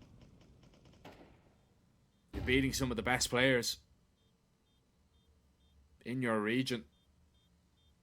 People that are definitely very much hyped up, among which yourselves. But Bait, they have really come out swinging. They want to get this one over the line as quickly as possible. Captain Kirka trying to lead his men to do exactly that. Alex will drop Artfrost. There's going to be no FAMAS there for him. Belchanok does manage to hold on to that M4, and the kit could be important. Yeah, and this is a big kill, right? I mean, the kit could be important. It's still massive that they hold on to the M4 and the MP9, but every single kill that you find in that previous round for Bait is a big difference maker. This buy is not going to be better than the previous one. It's going to be pretty much the same, if not worse. 3 pistols, an MP9 for Artfrost, and an M4 for Belchanok. He hasn't been having the best day of his life so far in this map. Not on the previous one either. Map 1 was great ever since he slowed it down. Kicker though, aggressive in towards the lane, and this is the opening that they needed. Need a little bit more though. They're so aggressive over towards B. There's some gaps in the defense that can be exploited. Belchanok's not going to see anything with that rifle. Alex is up close, and Belchanok's going to walk away. And Alex knows it. Yeah, he's hearing that. They're hardly going to be caught out by a timing towards middle once again. Oh my goodness. Surely not. They are. They have no idea. This is big. He's got the round in the palm of his hand, but everyone else is going B. This is so odd. Everyone is going B. Alex has headed in towards that A bomb site. How do you use that? You have 60 seconds. They're both in towards the donut position. Do they realize what's going on? Alex, surely at this point the penny is dropping. He's wasted his position. They will be ready for it. They will be jiggling for the possibility of a main walk, and he will get spotted. But if he gets that kill, he can sell the fake. Patsy needs to be extremely careful. Alex, up close, gets the first one. Does he get a second? No. Artfrost denies. They should stay B, but they're rotating away. They're leaving Kicker. They're going to double back now. Jerry's going to try and defend. The AK overwhelmed. Kicker comes away with just the one. Belchenik trying to get fortunate through the smoke. He's done a little bit of damage, but it's just not enough. Kirka mollied off the site, but will get away safely. The bomb is down, and we've got a 2 versus 2, and it's a fight head on towards the square. The trade just needs to happen, and Headtrick will seal it. Bait, who are absolutely battered in their first game, qualify for playoffs. Oh, and this is absolutely outstanding from the Ukrainian side. Bait take down one of the favorites in that entire group stage. One of the teams with the most skill and experience. You're talking about Arfrost. You're talking about Patsy. You're talking about Jerry. You're talking about a major winner in Kicker. You're talking about all of those names. Belchanok, who's been on the rise. And Bait, a team that signed Headtrick, went through that insane revamp, lost Wrinkle to NIP, went into a streak of 8 consecutive losses, the longest ever losing streak this team has had in a couple of years. And they bounce back, they get their 2 wins, and they book their place in the playoffs. And if you can say that they took down a team that was a low ball, well, you'd be lying. Yes, the form of Parry Vision hasn't been great recently. It has been quite the opposite. But winning that game for Bait still means a lot, and they did play some solid Counter-Strike. So, yeah, I mean, what more can we say? What a crazy game. Insane game, man. I'm happy for Bait, to be honest. You know, look, they didn't deserve to be, you know, absolutely dismantled in that opening game versus Zero Tenacity. You know, only picking up 3 rounds in that series obviously was a massive blow, but it seems like they've kind of figured everything out right now. It seems like, you know, they've kind of maybe just found that little bit of form. They're playing a lot better. They're a lot more confident in their peaks. They're a lot more confident in each other, man. So I'm just excited to see what they can bring with the playoffs. We should see how the Group B did finish up, and that is Zero Tenacity and Bait both going through. And I mean, if you were to tell me that Zero Tenacity and Bait were the 2 teams to go through in Group B, I'd probably say you're absolutely mental. I mean, I'd say that one of them wouldn't, right? You would believe that Parry Vision would just be the #1 seeded team in the group, right? You just look at the names on the team, but in the end of the day, we can't just look over it and give them the name pass. They have been struggling for results, and it's interesting to see because they do have the firepower, they do have the players, they do have the experience. So it is a pretty interesting one, and we're gonna actually take a look at the playoff graph. I didn't know we have that actually. So Bait will be playing against Passion UA. We get a Ukrainian derby in the quarterfinals tomorrow, ladies and gentlemen. Bleed will be playing up against Sangel, and it's just Amiga and Zero Tenacity left to figure out who they will be facing off against in tomorrow's matchups. With that being said though, Jack, that was our second game of the day. Group B is finished, and we have Group C and D left still. We have Mouse NXT taking on Alternate Attacks, and then we have the Young Ninjas taking on Nexus in the third and fourth game of the day. Me and you won't be covering those. It will be Dragon J to step it up for us. So give me your quick fire predictions, as always. Oh, that's tough. You know what? I haven't picked it against Mouse NXT, so I'm not gonna pick against them once again. I'm gonna say they take it versus Alternate Attacks. And you know what? I'm going to go with Nexus. I'm a believer in Nexus now after seeing what they did yesterday. So, yeah. Sure. Nexus and Mouse NXT for sure. I'm happy with that. You know what? I'm doubling down on your predictions. I think that's the exact thing that will happen. I believe in the outcomes that you just said were going to come true. But ladies and gents, there's only one way to find out. So sadly, we will have a bit of a prolonged break. We have, I believe, around 35 minutes until the next pre-game. But make sure you tune in. We have games from the games from Group C and Group D coming up right after that. And yeah, Dragon J will take you through the action. Thank you for being with us for the first 2 games, and we'll catch you for the remaining 2.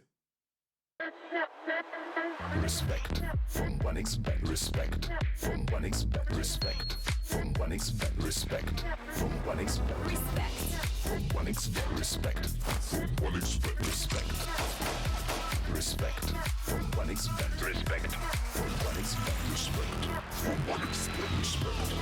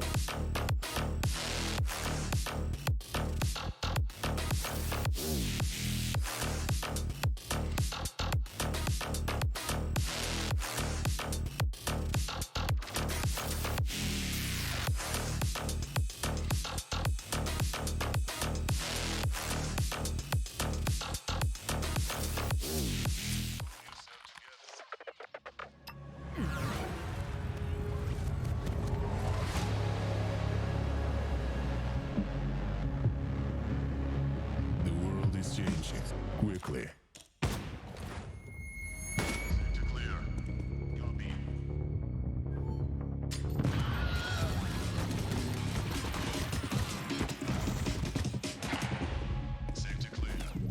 Shoot it.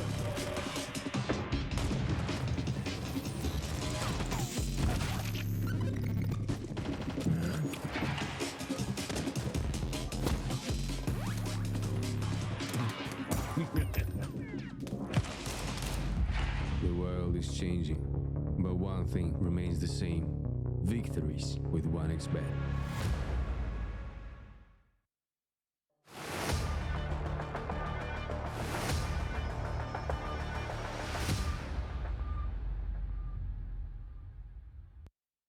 And welcome back to the rest of Regional Series 4 Europe. We continue on with our final day of group stage action, and we decide who will be the final teams forward, the final 2 teams forward to the playoffs. 6 decided, only 4 teams remain, and it's all to play for here for the rest of the day. I'm the Eternal J. I'm joined by Dweg as per usual, and certainly we have sort of seen the right teams in the right places for the most part, but at least some surprises could be in store for us in our final 2 best-of-3s of the day.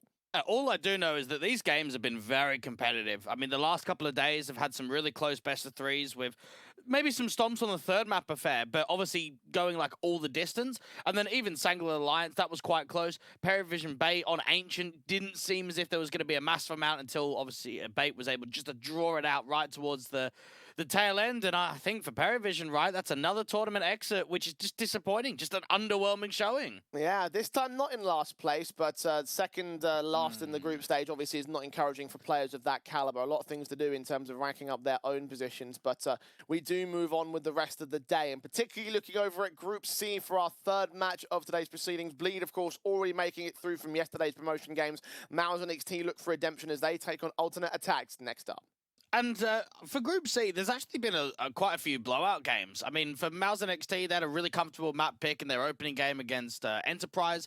We saw Alternate Attacks couldn't really hold their weight against Bleed, but then had a really comfortable series against the Poles. So for Mouse and XT, I do look at that previous matchup against Bleed and think maybe they missed their opportunity. They were in a really good position to try and squeeze a 2-0 there against the international squad. And now they're going up against an Alternate Attacks team, which, to be fair, play some decent CS. Like this won't be an easy game to win for Mouse and XT. Yeah, I saw a look at both these teams, and I kind of rate them rather similarly in terms of that they are playing a lot of different tournaments, and they are playing a lot of those lower level leagues, those United 21 Cups, the EUPLs, and all those various different things in the lower levels of the Tier 2 scene. So in terms of that, you can sort of pull a little bit of familiarity of anchor points. I think that Mouse and XT certainly have had some of the more better runs, wouldn't you say? I reckon it's 50-50. Because I would say the Alternate Attacks have had better competition against higher-end team. I mean, I actually look at Mouse and XT and this roster and say there's a lot of youth here, but there's also a lot of games recently where they just haven't been able to edge it out. I mean, PR, I felt was quite underwhelming in that series against Bleed. I don't think he played particularly well. They had a matchup against Eklot this morning, a team that's outside of the top 50 on HLTV, and they couldn't even take a map after being 9-3 up at the half on Nuke. So this could be a little bit of an off day for Mouse and XT, and they'll need to try and see if they can put some positivity into the fold up against the Germans. Yeah, the Eklot series is the one that sort of puts the most amount of concern on my eyes for the Mouse and XT side. Alternate Attacks probably don't have that much recent concerns in terms of their matchups and what they've had to fall apart in. And to their credit, they've actually had a little bit of a leg up as of late because they had the 2 loan-ins from the big academy squad, which gave them a chance in an ECL. So they are starting to play at a higher level of Tier 2, but I think the concern now is the fact that they aren't exactly succeeding at that higher level of Tier 2.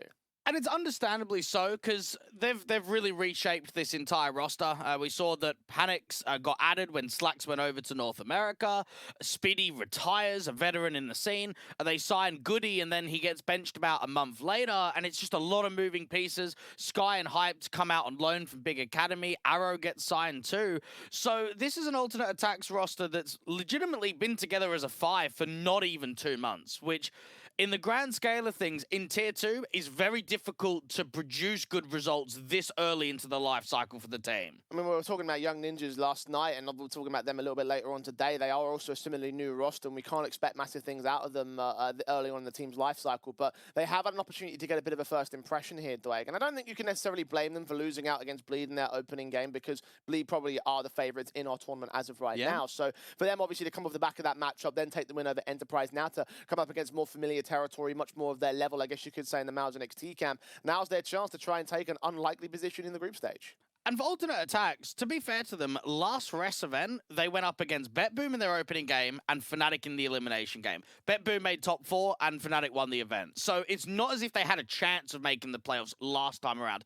I look at this matchup and say the chance is pretty good. I mean, Mauser NXT is certainly a beatable team. Well, they did actually beat them in the last head-to-head about a month ago. Mauser NXT took a 2-0 over the alternate attack side, which was only, I think, a couple of weeks after the additions were made of those newer players. So, like, it was very, very new in the roster. So maybe some little bit of groundwork can get laid for alternate attacks coming into this next best of 3. Perhaps they've made some adjustments that could turn the results around against Mauser NXT.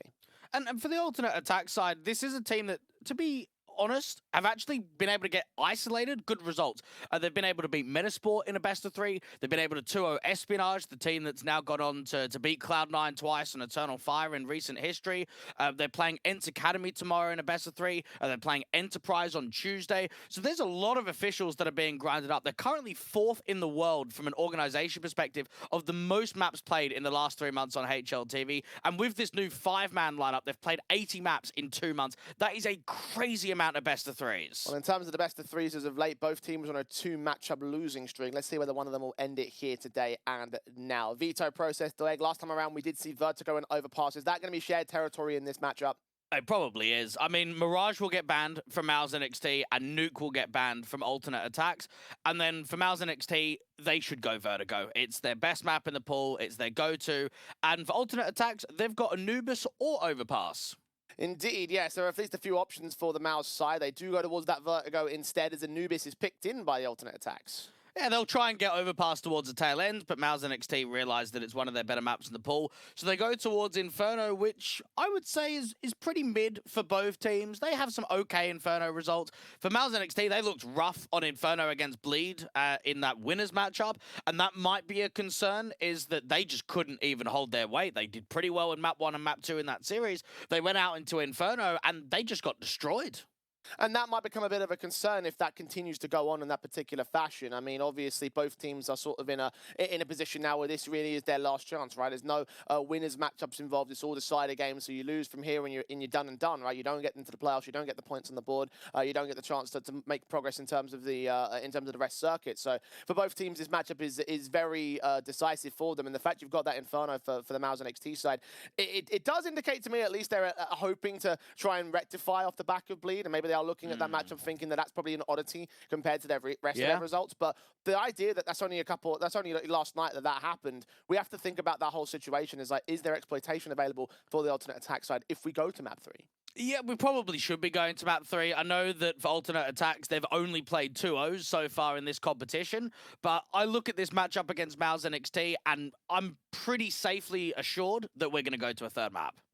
Well, Vertigo, of course, was the shared territory between these two teams. Last time it ended up at 13-9. So at Mauser NXT were able to take that in not the most one-sided fashion in the world. Also, not exactly the closest to game of games either. But it is a good litmus test again to look back on that match and see where we sit in terms of our series today. However, I am going to press you for a prediction, Dwayne. I know it's a bit difficult to pick into one or the other, but are there any favourites in this match?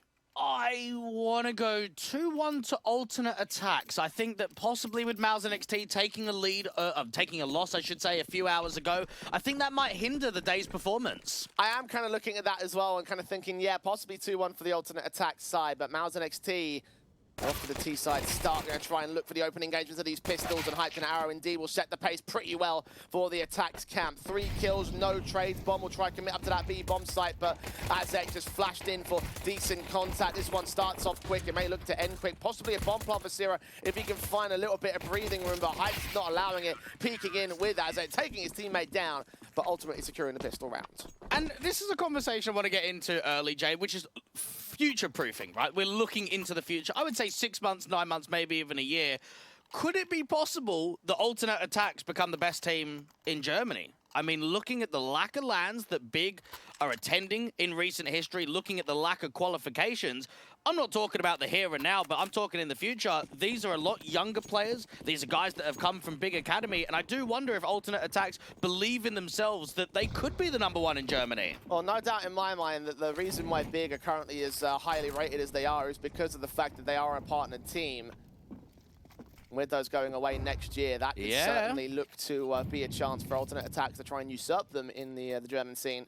I mean, they couldn't even take a map off of Bleed in a best-of-3 that happened only a few hours ago. I know that Bleed are one of the best teams in Tier 2 right now, very consistent, but getting results and not even sort of losing a map against teams that do play at the Tier 1 level, it gives a striking chance to a lot of these kind of contenders here in Res. No contention for Mouse NXT in this kind of a round here. Of course, Eco Pistols versus the rifles of SMG. SMG of Freeze especially going to get himself a couple. So money has been gained, bombs been dropped, and there's nothing left for Night2 in the back line. So solid start of the CT side. Guns will be back out for the Mouse camp here in round number 3, and their chance to get started on map number 1. And while Mouse NXT are extremely dominant on this map of Vertigo, I would say that they're one of the strongest teams in Tier 2 on this map in the pool. They're going up against opposition that play this map frequently. 7 wins and 5 losses for the Germans with their 5-man roster. And Mouse NXT have 16 wins and 3 losses in the last 3 months. So we're expecting some good composure from just the overall defaults, and now we'll get to see it in the next rifle rounds. Well held. Alternate Attacks.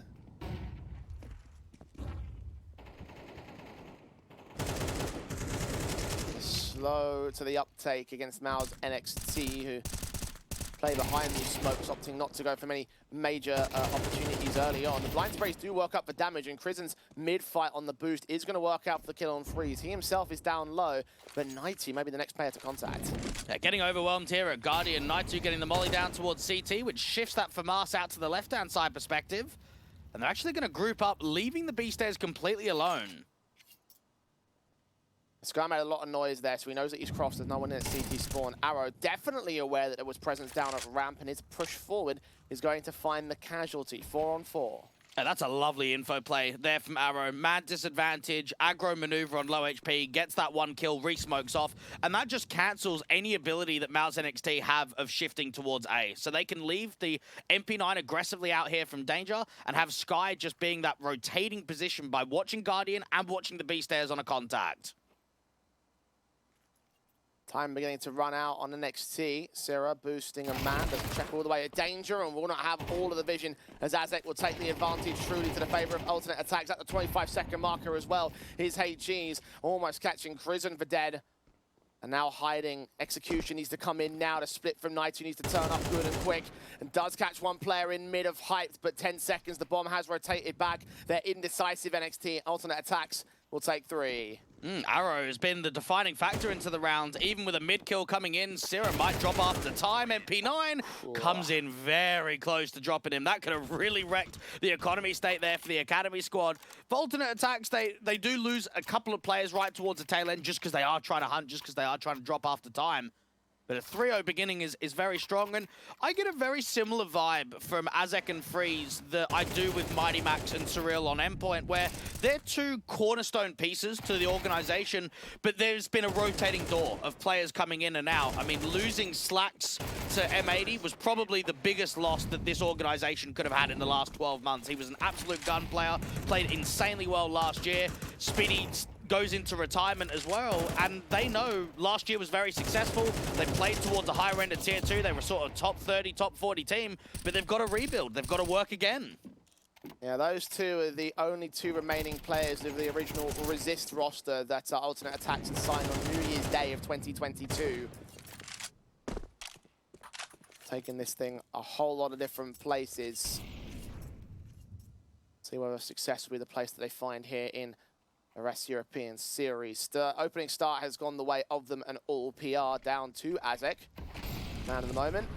Hyped Orb trying to see if he can get involved here. Scopes are down ahead of the smokes, but just can't seem to spot anybody. Prison might actually catch him with footsteps, and indeed the trade is good. Just catching that timing, and Freeze is going to reposition back over, but he's got to be careful about overextending because of the low HP. Arrow's got a HE at the ready out from the elevator, so that can go down towards default when they hear the tap of the bomb. Arrow catching Crizzen on timing. He walked ahead of that smoke and didn't know exactly where the CTs were going to pop out at elevator. Came Arrow, a headshot gain easily. Advantage held by alternate attacks one more time. 30 seconds for Mouse to try and play with. Bermalov will catch Arrow aggressing of his own right, but Freeze is so fast to respond. Bomb will go down. Nothing can deny it here on the CT side, but they might be able to tag him up after the plant comes forward. And after time as well, 3-on-2 situation, equalized by Sierra. One smoke for the retake can go down towards Crane or onto the bomb itself. Freeze and Sky very close to one another. The fuse tapped, but Naitu didn't spot the man entirely. Knows that they can't be directly on the bomb. Freeze just a hair's width away from giving up the info he requires. Naitu with the kill. Sky, all that's left. Well away from the bomb site. Surely should be out of the round from here. And also been seen by Sierra. Does lose his life, so this one will become an expensive one for both sides, but it will be a first one for NXT. Sky can drop over an AWP to his teammate of Hype to come that next round. Everybody else is going to be limited. It probably should, I don't know, it probably should be a buy. I mean, it's not double eco status, but just to try and keep that tempo up, and knowing that there really wasn't a lot that survived in that last round, that was only one of Naitu. Alternate attack should be on the front foot of a force. And with $6,000 plus, you have got options available to you. The question is, which of those options will they take? Let's find out. Indeed, the AWP will get dropped off the Hyped, so they have a lot of faith in the big green gun. Now, Hyped is a really scary prospect in the German scene. And 22 years old, played on Division a few times, out on SSP, couple of stints on Big Academy, and even played a few LAN tournaments standing in for the main roster of Big. A guy that had opportunities internationally to go to Fragadelphia LANs with Big Academy and coming back into the local scene. And over I would say the last 5 years, we have had a thriving local German scene. I mean, all with the Meisterschaft tournaments that we used to have back in the day, there was always a very strong kind of scene of maybe 5 or 6 teams that could contest for the higher end. But the glory days of German teams internationally finding success is long gone. Big really are the last ones, and even that's getting stretched. You used to have, what, Killerfish and Penta? I mean, even Mouse themselves used to have a German Sprout. core. Sprout as well, yeah. Many names down the years, but as the national circuits and scenes have whittled away, all we have is mixes of multiple nationalities. Case in point, Mouse and XT right here and now. Trying to work that diversity against the alternate attack side, who again have a bit of a broken setup. And Mouse don't quite know exactly what they've got to play with, so have to be a little bit wary not to run into that AWP or that AK. HE placement is going to be pivotal. Naitu might get traded against the AWP, and indeed he does. That does allow Azek to get aggressive in towards mid and upgrade to the rifle. That's assuming nobody else is there on the T side, which fortunately for him there isn't. It is always going to be a concern for them. They do grab that rifle. Arrow point blank against Zero has also got the man advantage. Only man up, but Tarp's unsupported by his teammates, starting the rotations now. Azek is just waiting for that contact on the lurk. Flash over, allows PR to try and get an entry. Doesn't spot. 5-7 looks to engage with Guardian as the rifle faces forward. Azek gets overwhelmed. 3-on-3. Flash is good, but Freeze runs right into PR anyway, so plant could be secured. Advantage taken back by Mouse and XT. AWP have hyped and Arrow's SMG to try and make it happen, and they find the AWP's angle at the right moment. Arrow's got nothing left in this round. Assuming that bomb, that AWP hasn't dropped off of the side of the building, he might be able to recover it and keep it in the next. But now PR's pressed forward, so it's either clutch or kick. And that is actually so unfortunate because PR is completely blinded. Alternate attacks have kind of done everything right there, where they've got emphasis on fighting out from B. As soon as they lose that first casualty out from the generator, they want to flash, they want to get in from Guardian quickly. And PR just holds down mouse 1 and finds the connection. And it's one of those moments. And they've done quite well, alternate attacks in the mid and early rounds, but it's this sequence here from PR and even the AWP's peek forward against the Galil that cancelled out the round and allows Mouse NXT to get closer to a tied-up scoreline. As Despite the success that alternate attacks had with limited weapons, that was still a force invest round, so nothing can get brought back for round 6. USPs cross the board, crossfire of the firing squad. About to get naded out. Very chunky stuff done right there, and the MAC-10 won't be able to find him later on in the round. He is walking around towards alleyway. Alternate attacks playing just as silent as their opponents are, but that is about to change. Backs a turn, and Freeze does catch Syrah off guard. It's a decent start once more to the man advantage. But instantly, Mauser NXT start generating the accelerated pace out to B. So there won't be too much more left in this. Yeah, plant's a guarantee.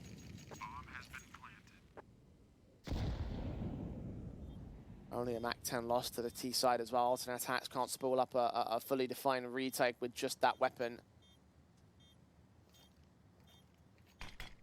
Stick around maybe for another exit frag at the best case for them. Get the rifles out of their hands or take the AKs away. That certainly would be pretty respectable expense. Now we're holding back at spawn, hoping that NXT overextend. That doesn't seem to be the case though. Either way, this will be 3 apiece. Mouse will have the even stances. Actually, they're going to get away with a couple of these kills. And MAC-10 does find one of them as well. And the bomb blast might catch Prison. PR also overwhelmed. That's very good from alternate attacks. That is an excellent eco, because now they're looking at the next gun round and saying, let's reset them. Let's really harshly make this economy completely dwindle away. That is so much damage. That's crazy how much they get out of that. It's beautiful stuff. 20 HP left in that last player as well, so it wasn't that far away from Mouse, at least keeping one man alive. And 4 players on Mouse NXT are on double eco status if they lose this round. Got to be a round win for them. Sky, first man to face. Naitu is good to trade on Krisen's casualty, so it is a 4 versus 4, but the AWP pressed on and they didn't see that coming. Syrah does adjust just about, but Arrow knows exactly where he is. Nade's also on his pouch, may try and pop open that smoke for vision. Naitu, meanwhile, walking up mid, has seen where Hyped is, giving up a little bit too much of himself for the headshot to come through. Azek is now isolated back to that B bomb site, as is Arrow isolated towards A. The tags of the incendiaries are going to catch the man's information. They know exactly where he is, but he repositions, PR adjusts towards it. 1 on 3 from here. And once more, I get the vibe that for alternate attacks, in the early round, they are very successful. They're getting good trades, they're getting man advantages, but it's some of the lurks that are unfortunately making it go the other way. And what does help Mauser NXT is they've got guys on this team that were very good Vertigo players before they joined the org. I remember Nexius on this team was a gun entry fragger, someone that was really pivotal to the team. He parts ways, and you got to try and pick up some new pieces.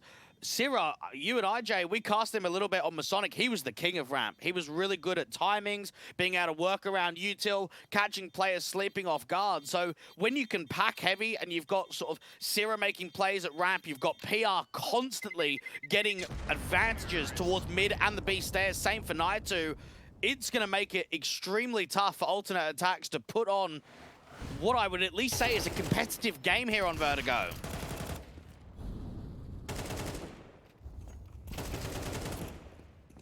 A lead gained by NXT. And alternate attacks, those dreams of trying to steal away the reset been negated so easily by this T-side line. And they'll be kicking themselves because they know how important that last round was for them. Advantage may extend. They have got another set of SMGs around the AWP, and we saw what they could do with the downgrades in the previous rounds. Damage done heavy towards the T side. Economy still yet to be allowed to build, and Hyped was so ready for that boost. PR sent tumbling all the way to his demise. And Mauser NXT starting a bit of a regroup out to the stairs position with the bomb. Ooh, MP9's got a good timing, but somehow the in-game leader makes sure that he gets punished. AK's got the one-shot headshot, so that one bullet makes all the difference again. Krisen low HP, trying to peek into the AWP's hands. Hyped. He suspects that boost did come forward, but doesn't see his man. 60 seconds. Krisen now has a lot more map control, and the bomb is right behind him, so this should lead to be the execution. Mollies are sent, smokes are in the way. Should bloom against Hyped. Actually lands towards CT spawn rather than towards Guardian. Secondary flashes will catch him off in the end, but it's a temporary measure. He gets his vision, he finds his prison, and gets the advantage as well for attacks. Double HGs go down towards a planar. Naitu in this corner, pressed up as Bermalov stays at 4 HP. 4 on 3, almost 2. Naitu needs to get some impact here. An arrow can swing off the back of that. Suddenly, Syrah feels very heavily pressured in this. Flash is sent his direction. Sky comes up. Good arrow responds.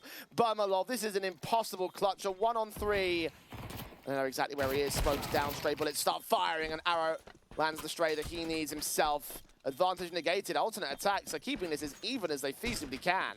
And I said it at the beginning of this game, Jay. Alternate attacks play some good CS. They've got some good protocols. They have some good timings. This whole game is going to come down to the small macro. Hype to get some good impact with the AWP. I mean, this kill probably should have gone the way of Azek. And then right there on the retake, man advantage, double HGs go down towards default. Bermalov probably should have dropped. I think he just backs off and somehow survives on 4 points of health.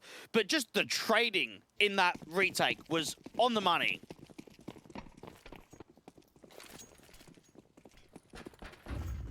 And finally, the damage is going to come to effect against Malzahn XT. Not the full reset, but just look at these weapons here. Mac-10 and Deagle on Crizzen and PR respectively. Flash is sent. Syrah will try force that with his own AK. Hyped and Freeze immediately punish it, and Freeze is double dipping. This is very aggressive. This could be tasty for more impact for the M4, because he's starting to hear at least one of the ramp individuals fall away. Bermalov holding for the aggressive fights up towards the top end of ramp. Free starts moving. Going to see his man. Bermalov so tunnel visioned in that. Naitu gives himself up. PR can trade it, but what more can he do? It's a 1 on 3 from this point onwards. The AWP battle is going to have to come towards him. Hyped is already ready to deal with the man. Even the flashbangs to keep him suppressed, and backstabs also closing in from Azek. It's only a matter of time, and time has run out on PR and Malzahn XT's lead. Okay, Malzahn XT have a tough time towards ramp, and what I am noticing from alternate attacks is they like to be quite active, don't they? Even if they've got a man advantage, they do not feel comfortable sitting back on the bomb sites and holding sort of those crossfires. They want to constantly be searching. They want to try and catch players off guard.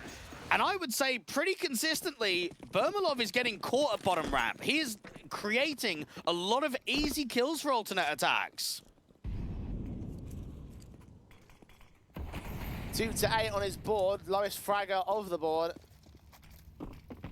Malzahn XT need to find an answer to either GM up or to account for it. Their trades have been good, at least throughout the course of this one, but not quite good enough. Alternate attacks should be able to secure the 6th here. Upgrade pistols or try and catch them off in the eco, rushing as a cohesive unit out towards ramp, but no utility to blind off the CT crossfires, no information they can gain into their exact positionings, running into the meat grinder. PR 1 on 5 for him. And this has just been a cleanup, and alternate attacks have now got a very good chance of trying to stretch this round streak for as long as possible, get as much success out of this first half as they can. And even the wins that Malzahn XT have taken on this map of Vertigo has been against some very good teams in Tier 2. They had a 13-8 against Bleed. They had a 13-5 against Freezy. And they were able to get even a 13-10 against Gamer Legion 5 days ago. So we know that they can beat high-end Tier 2 teams on this map. The only losses were against Permitter, Passion UA, and actually Permitter again. So possibly a playstyle issue of where they were losing those games against the Poles.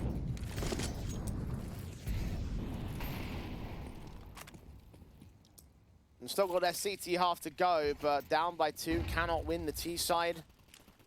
Alternate attacks are looking pretty fantastic at the moment by comparison. CT half was where Malzahn XT ran away with it in their last meeting on this map. As Hyped gets involved to catch PR off first and foremost. Freeze follows suit. Bermalov with a responsive. Crizzen's going to try and force out the ramp access and into the A bomb site they will look to go. With responsive utility is so quick to the position. Smokes are in the way. Nades are back and forth. 2 players on the server, one of which on either team is tagged up heavily. Crizzen at 23, Hyped at 4. Bomb needs to go down in about a minute's time. Azek's got that backstab, and Arrow can put a HE out towards default. Lots of damage done with the wall bangs as well. Now it's 2 players tagged on the T side. Swing forward from Crizzen. Needs to strike against the low HP of the AWP, but Hype's not having any of it. Naitu now needs to put a lot of emphasis towards Bermalov. Both players would have been heard dropping down at ramp. Jump faces will continue as the CT set themselves up. They make their moves quickly into the bomb site. What can Naitu get out of this? He's going to have to be a cheeky player as Bermalov will drop now to Azek's backstab. Naitu stalling for time. He's caught through the smoke in the end. And the defuse will be held together by alternate attacks who do win the half. And Crizzen, the in-game leader for MOUZ NXT, has had to take a lot of sacrifices over different iterations of this team. He needed to pick up the AWPing sort of prowess when Slend went over to Endpoint. They know that he now has to be able to adjust into a little bit more of an aggressive role because they lose an entry fragger and they pick up an AWPer. He's now got to be the entry fragger, and he's been involved in a lot of those early presses, out to the B stairs, out towards top ramp, but it's some of the struggles with the trading game for MOUZ NXT that I've seen in these last couple of gun rounds. Alternate attacks could get off with an 8-4 scoreline, and that would be seriously impressive to what could be an upset here on Vertigo.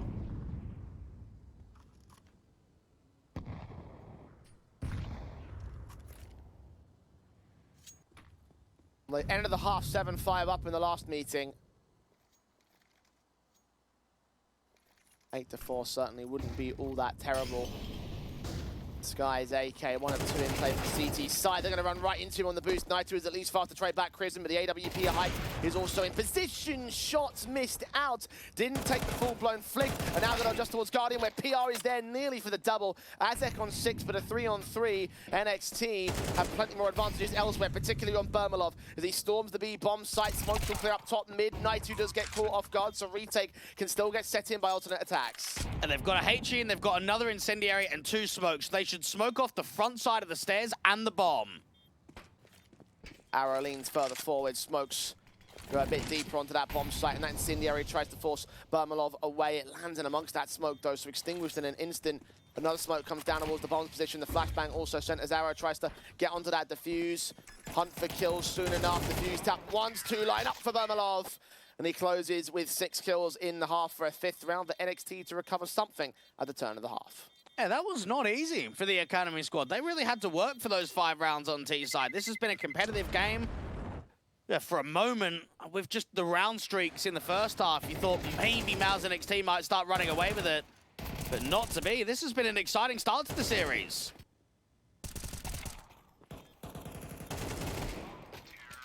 Alternate attacks giving a good CT half for things. Now MOUZ NXT take to their defensive line. 1xBet odds still have faith in them.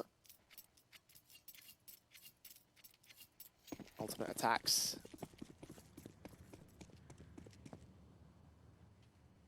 Julie set on PR.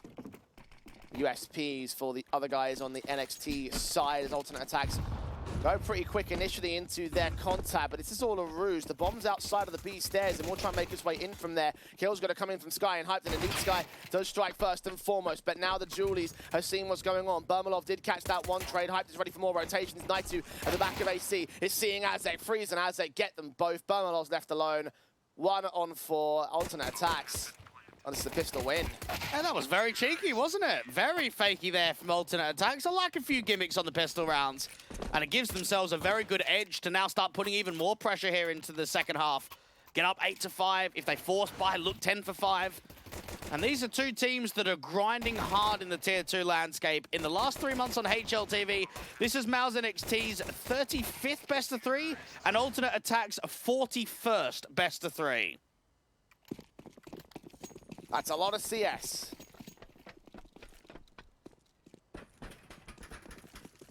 MOUZ being hurt of a similar grindy style. Azek does at least lose his life towards 1 exit as part of this eco round for the MOUZ side. It's a case of damage, doing onto alternate attacks what they tried to do at the start of the last half. Find the reset later in the round itself. 9-5 should be on the board for alternate attacks. Hyped in a position where he wants to start farming up some cash. If he can get himself out into the big green early, then that could keep alternate attacks even more stable. Bermalov drops. Hyped known here to the CT side. They want to be careful about the MAC-10 that he has. Freeze has got his other one set towards the other side. Now Hype has been spotted. He does actually lose his life towards Sarah, but Sky and Freeze are able to return fire anyway. Ensure that no one else will drop anything more important. So just that Galil for Crizzen in the next round. Guns will be in for the Mouse NXT side. It's looking very similar to how things played out previously between these two sides. 4 to make up as the rifles return. Now, Mouse NXT, I look at this rifle round and say pretty much last chance in this entire best of 3. They have to take Vertigo. They cannot go into Anubis a map down because I don't think they've got what it takes to be able to send it to a third map. And for the Academy squad, I mean, you lose this gun round, you're down 5 to 11. T-side Vertigo for the opposition, that is an extremely uncomfortable position.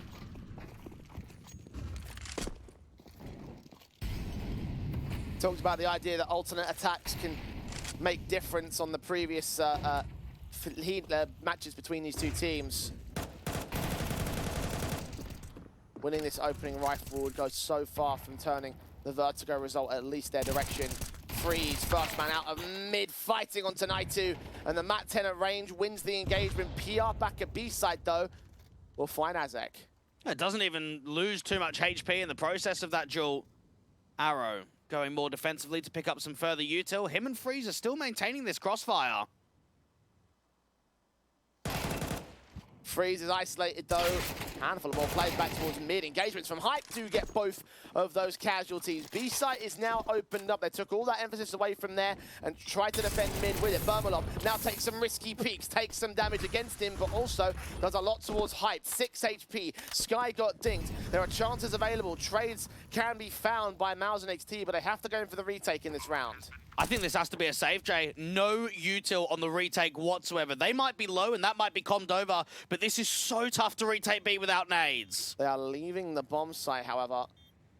Sarah is allowed to walk up. The only man back over at the oranges. Has he been seen? His foot might be poking out to the back site. Time is against them and they know it. They tried to go very far forward and find a pick to springboard into a potential hold of the round, but didn't find it, didn't find their info. And the save will get called in. This is where Mouse NXT will start to tug at their collars. 10 to 5 for the opposition. Vertigo maybe falling out of favor for the Academy squad. And maybe there's more to dive into against that Eklot series that was only a few hours ago. Had a really good start on map 1 of Nuke, but couldn't close it out. Now you're in a position, your map pick, you were up 4 to 3, and now you're going to be down 5 to 10. It should be 5 to 11. A buyback can come here, but it's weak. Burmalov hasn't even had the AWP, I would say, involved, right? He had it a few rounds on the T side, but didn't see much impact from him. And now you come on the CT line where you think, okay, he's going to get us out of some uncomfortable situations, and then the money's just not strong enough.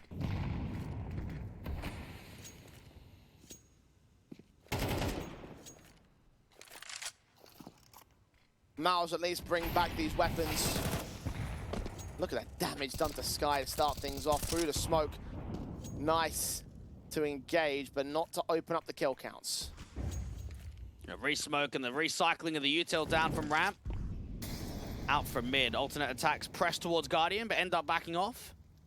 Out to the B side, there is 2 individuals to play off one another. Now, PR's had some important kills out on the B side. But this time, he needs to step up more. They've got to require a man advantage. Re-smoke down with a minute on the clock. Alternate attacks can just wait that out. Mega given no choice. Freeze putting smokes out towards the A players, the boost. Called in a moment's time, but it's the Galil that will get boosted up, not the AK. Watching, did spot a player, backed up, burst through. There goes PR, and Arrow is forced out Crizzen. 5 on 3, mollies towards quad. Naitu forced to use that smoke, but he's burned so heavily for it. A blind kill will come in on Sky. The Burmalov has dropped in the meantime. Azek ready for him to make his move. The HGs from the backside player would have got him anyway. And Syrah is all that's left. 1 on 4, 11 to 5. Alternate attacks. This is an overwhelming map. And they're playing well, aren't they? They're putting on a very good shift. And this is incredibly impactful for not only the series, but perhaps even a playoff run here for Alternate Attacks. Again, they're one of these teams where it is difficult to judge them because they are still so new as a full 5-man unit. They haven't even been together for 2 months. But systematically, I'm enjoying at what I'm witnessing. Sierra going to get overwhelmed from top mid, under the B stairs. He's certainly going to go down, you'd expect. Arrow gets closer and closer to the kill, and so does Freeze. There's the final pick. No one survives for NXT. Alternate Attacks well and truly in the driver's seat and haven't really gotten out of it since they got this streak together, since they started in this half. Tacticals finally called in by Mouse, a little bit late in my eyes.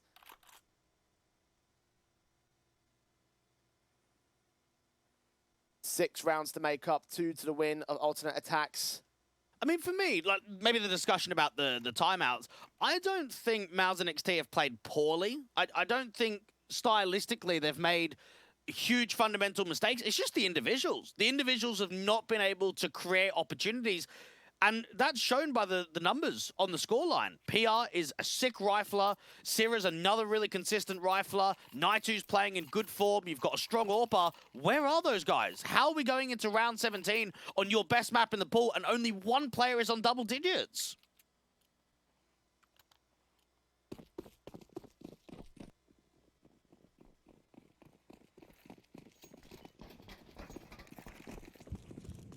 Six to the good. Someone needs to step up big time. And rather soon for Mouse and NXT. I don't know if this is the round to be it in. It's a half by SMG. The one from Arsenal. Burmalov does strike first for the opening kill. The trades are quick from free. Sierra's got to get back in. That's exactly what he does. 4 on 3 now for Mouse and NXT. The rotations are quite heavy from the CT side, but this could still be a double pump. Alternate Attacks do not need to commit straight away.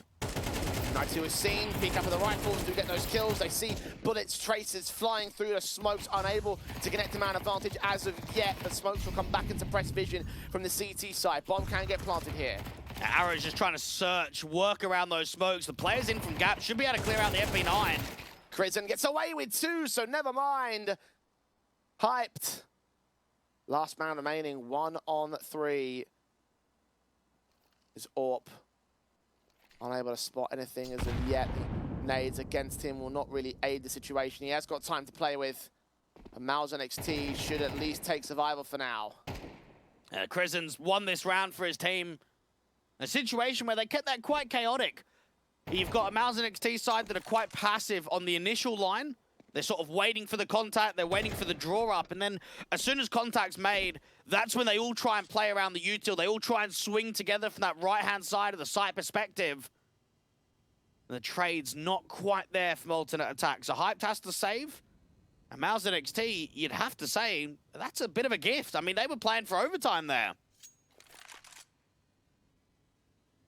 Instead, they get themselves a 6th round, 3 free AKs. Crizzen might drop one of them. Indeed he does. Only 2 free AKs. Alternate Attack's going to field all the AKs they want for the most part. Guns are plenty as they try and answer back, and to take away from Mouse and NXT their opportunities would be lovely. The odds have now shifted well and truly to the German squad's favour. Burmalov on the orb, AKs on Sierra and PR for this round. But who's going to be that step-up man? In the last 3 months, PR's averaged a 1.31 rating on Vertigo and a 1.28 for Sierra. Both of those guys have not been delivering to that extent. Hyped, working the edge of that smoke to just see if there's a jewel, even a jiggle that can come there from the bottom of the ramp sandbag. Smokes will get in the way from both sides. Re-smokes on the CT basis will ensure the tops is not going to be aggressed upon.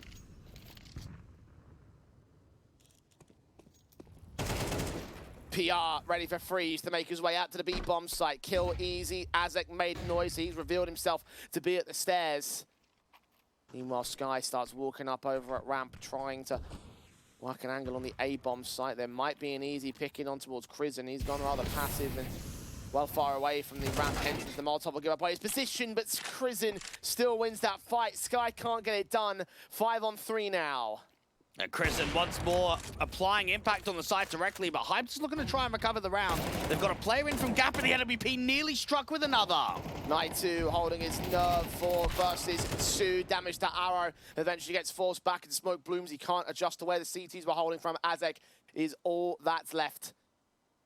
1-on-3 situation. Mouse get to number 7 as alternate attacks allow a greater gift to go the way of the CT side. The survivor win the last, the reset for the next. The Academy squad may be back in the game here. Yeah, they might be. I mean, it's still 11-7, isn't it? It's still one of those score lines where one mistake on a hero AK for alternate attacks will just get map point. For Mal's NXT, though, they need to try and keep these double AKs as involved as possible. And there was a slight maneuver out there from the B stairs to White. Didn't quite account for PR. And that meant alternate attacks were in the back foot just from that early loss. Go into round 19, and there's barely any upgrades. It's extremely light. 1 Zeus and 1 P250. Dead to rights is Sky, Syrah. Easy pickings. AK with the M4. We'll just try and hold off to this ramp default, ensure that nobody goes down, nobody gets anything out of this for alternate attacks. Easy on the round itself. Advantage closes even more so for alternate attacks. 3 to the good, but the guns are back. And for alternate attacks, they might start to consider at least a tactical. You've got Zen, their head coach, who used to play with Freeze and Azek. Was a strong pro in his day, also coached alternate attacks. So an experienced guy that's there if they need him.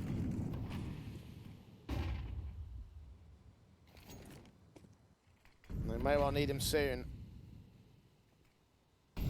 Late stages of the game, 4 rounds left in regulation. Alternate attacks. Took the initial starts of the rifles, but they're allowing a streak to go back the way of Mal's NXT. Night2 catching the first freeze, able to respond back towards mid, so the AWPer is back in the hands of Bermalov here, the only one left in play for the CT side. AK of Syrah tries to take an aggressive fight, but Sky wins it. And maybe the back foot approach of running a double AWP sequence in CS2, it's very unorthodox, and it hurts them. Yes, it got a kill, but look at what's happened elsewhere. In-game leader is alone on A. If he drops, round is just done. Was an aggressive position, but he's going to start falling back. Similar story for Bermalov and the AWP, covering off all mid-access, so 1 player per entryway. 1 at A, 1 at B. It's very patient from alternate attacks. They are slowing this round down to an absolute T. Azek's waiting for an info play. He's waiting for an extension out in B stairs, and they're doing exactly the same in mid. Or shots on, freeze goes down. HG's at the rate to strike out the next player's off guard. It's placed pretty well, but they do back away to minimize damage. And they've got flashes. They need to try and drive this AWP further back. They're going in dry for this. Shadow seen, perfect for Bermalov. Sky drops, Hyped, can't get a responsive back, and the bomb's been dropped in the open. PR will deal with Azek next, and the patience pays off more so for Mal's NXT. 9 on the board, alternate attacks. The lead is starting to disappear before their very eyes. And they would have felt that that round was theirs. They're in a strong position. They go out towards mid. If they 1-for-1 trade the AWP, the round is probably on. AWP after time doesn't go down. Good last couple of shots there from Hyped.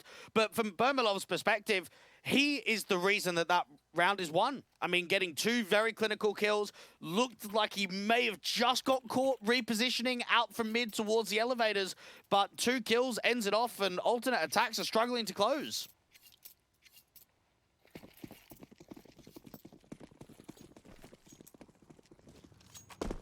They only need 2 rounds here. Both for them to take it on alternate attacks and for them to equalize on Mal's NXT. Would have thought that last round would have been it. Up here outside the dink, or the goose rather, on Azek. Hyped. AWP in his hands. We'll have to try and force something out if alternate attacks want to take anything in this round. Maybe Damage against the CT side will be lovely. Money is not in the best of spots, but there is drop potential, and ultimately you are looking for a steal more than anything else with the way the scoreline's been going with how late we are in the matchup. Prison does get forced out as one pick for Freeze, but he drops that bomb in the open. Sira knows, but Hyped will catch him. And this is workable. This is a 3v3 with some util to get up onto the bomb side directly. AWP and M4 in play. Azek be next up the task at 5 points of health. When he goes down, advantage will tip the way of the CT side. Hyped though, his AWP shot lands on Bermalov. Next, Naitu does take Azek back, and now Arrow may be in trouble. Flashbang sent towards the CT's contact angle. Molotovs will drive him even further away into the hands of the AWP. He's concerned about that. Smoke deeper, Arrow shoulder bait, does see the man. Naitu turns back 180 Hyped, turns it into a 1 versus 1 against PR. Big Green at 21 kills, looking for his 22nd, a triple already in this round. And where's the angle of attack? PR trying to find the one angle with a gap, and a smoke spots him. Hyped goes down, and NXT keep the hype train running. Whoa, just about. That's an excellent effort from Hyped. He's done so well with the trading game to get that AWP at least involved into a round steal. And for a moment, when you see that 2v2, and you know that if that one Deagle just gets the kill against Naitu, it's on. Whoa, that was close. Maybe too close for comfort. Yeah, certainly from my eyes. One bullet made the difference. Hyped did so much with that AWP, saved in from the previous round and everything, and damn, they used it to clutch the whole thing. And there's not a lot of money in the reserve here for Mouse NXT. So alternate attacks know if we win round 22, there's going to be limitations to the buy for the opposition. When you get up on map point, that would be enough. Alternate attacks. Allowed smokes to come down. HG's against them. Scope of the AWP doesn't see anything. Smart call from the German squad. Now HG towards default, no one there. PR maneuvering out towards the double stack. And alternate attacks have really slow played this round. No contact early in mid. Now just starting to get players up to the ramp position, but they're not making any noise about it. They're not using any utility.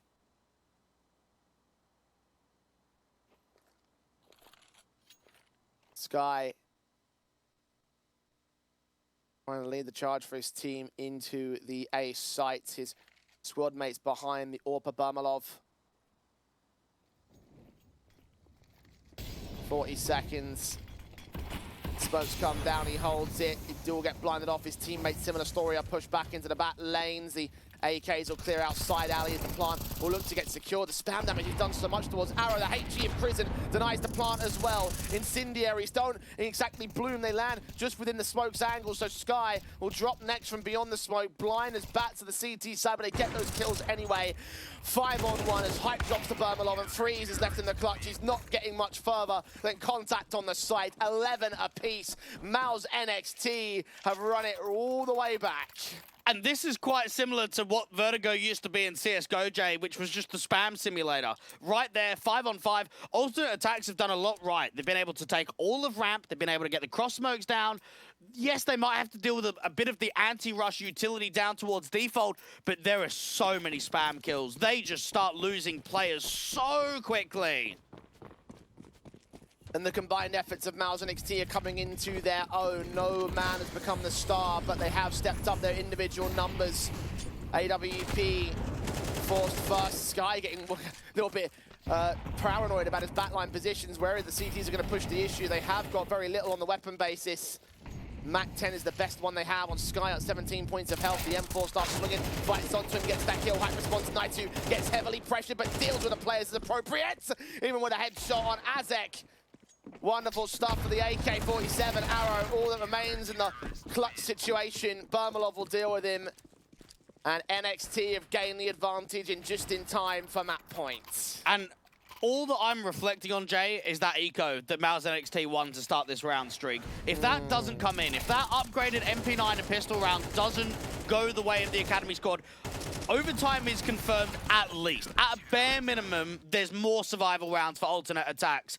But because they couldn't win the anti-eco, this is now allowed a massive round streak involved where the Academy squad can close in regulation. And it's so echoing to that Elisa series as well, when the Vertigo, where Again, alternate attacks went to the T side in the second half, got an early few rounds, but still let the streaks go back to the CT forces of Mouse and XT, and they have just taken full confidence with it. So far pushed up in mid, Arrow got dinked on the initial contact, freezes down and out. Mouse and XT feel like it's closing time.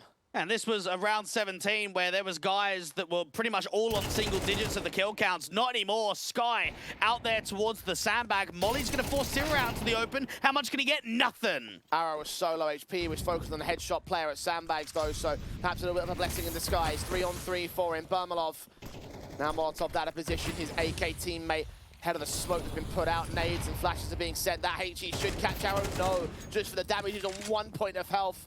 No idea how he's maintained play, but he's forcing up to the bomb site. He's such low HP. PR still drops. Naitu reads him and taps back through the smoke to a 2 versus 2. Bermalov with that AWP, scoped in towards Gap as the smoke starts to clear. Sky's been spammed down by the AK. Meanwhile, Azek needs to make a move. 40 seconds on the clock. He is the man that will force out this bomb site. The bomb is in the open as well. No chance for a rotation. Smokes come back. Bermalov focusing on Sky next. Looking for a jump up with the face. The second AK, Naitu just burst through the smoke, and Azek is all that's left again. 1-on-2, seeing Bermalov. Shots ring out from the big green. The AK back over point on the smoke. Taps the pistols, trying to catch him, but in the end, Naitu will say good night to the first map of Vertigo. A 13-11, a wonderful comeback from Mountain XT as they take their pick. And for Mouse and XT, they had to work hard. Again, this was not an easy map. There was a lot of situations where they were obviously not just at the deficit, but just the way the rounds were going in. I mean, to bring a comeback from 5-11 down, 8 rounds in a row, very successful. 8 rounds in a row where some of them were still quite competitive. You reflect back on that anti-eco round that was stolen. Even the hyped Hero Orb. Remember that one? It got into a 3v3 situation. It got into a 1v1. Alternate attacks from their point of view probably feel like we should have won this game. Just with how competitive some of those rounds were at the tail end. But it doesn't happen, and this shapes up to what we thought at the beginning of the series, as this should be a series that goes all 3. Yeah, and I mean, for Mouse and XT, obviously the signs certainly are there. They should get pressured in their opponent's map pick and everything. I mean, that did look like it was going to look to be a disaster at one particular period of time, right? The first rifle going the way. I mean, at 11-5, you expect that to be done and done every single day of the week. But that was not quite what happened. Wonderful comeback from Mouse and XT. I do feel like it's very heartbreaking for Alternate Attacks, though, because they were only a couple of rounds away right there, and they had so many opportunities. One of those rounds goes differently, and it could have been a chance for them to set up the 2-0.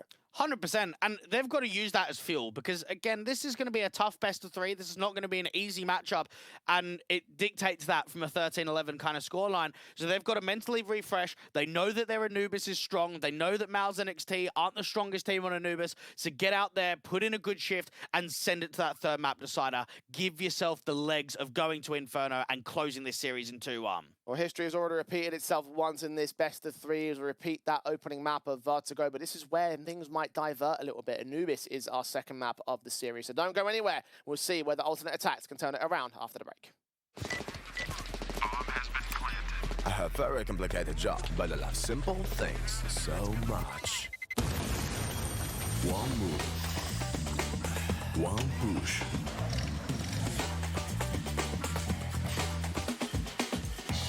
One touch.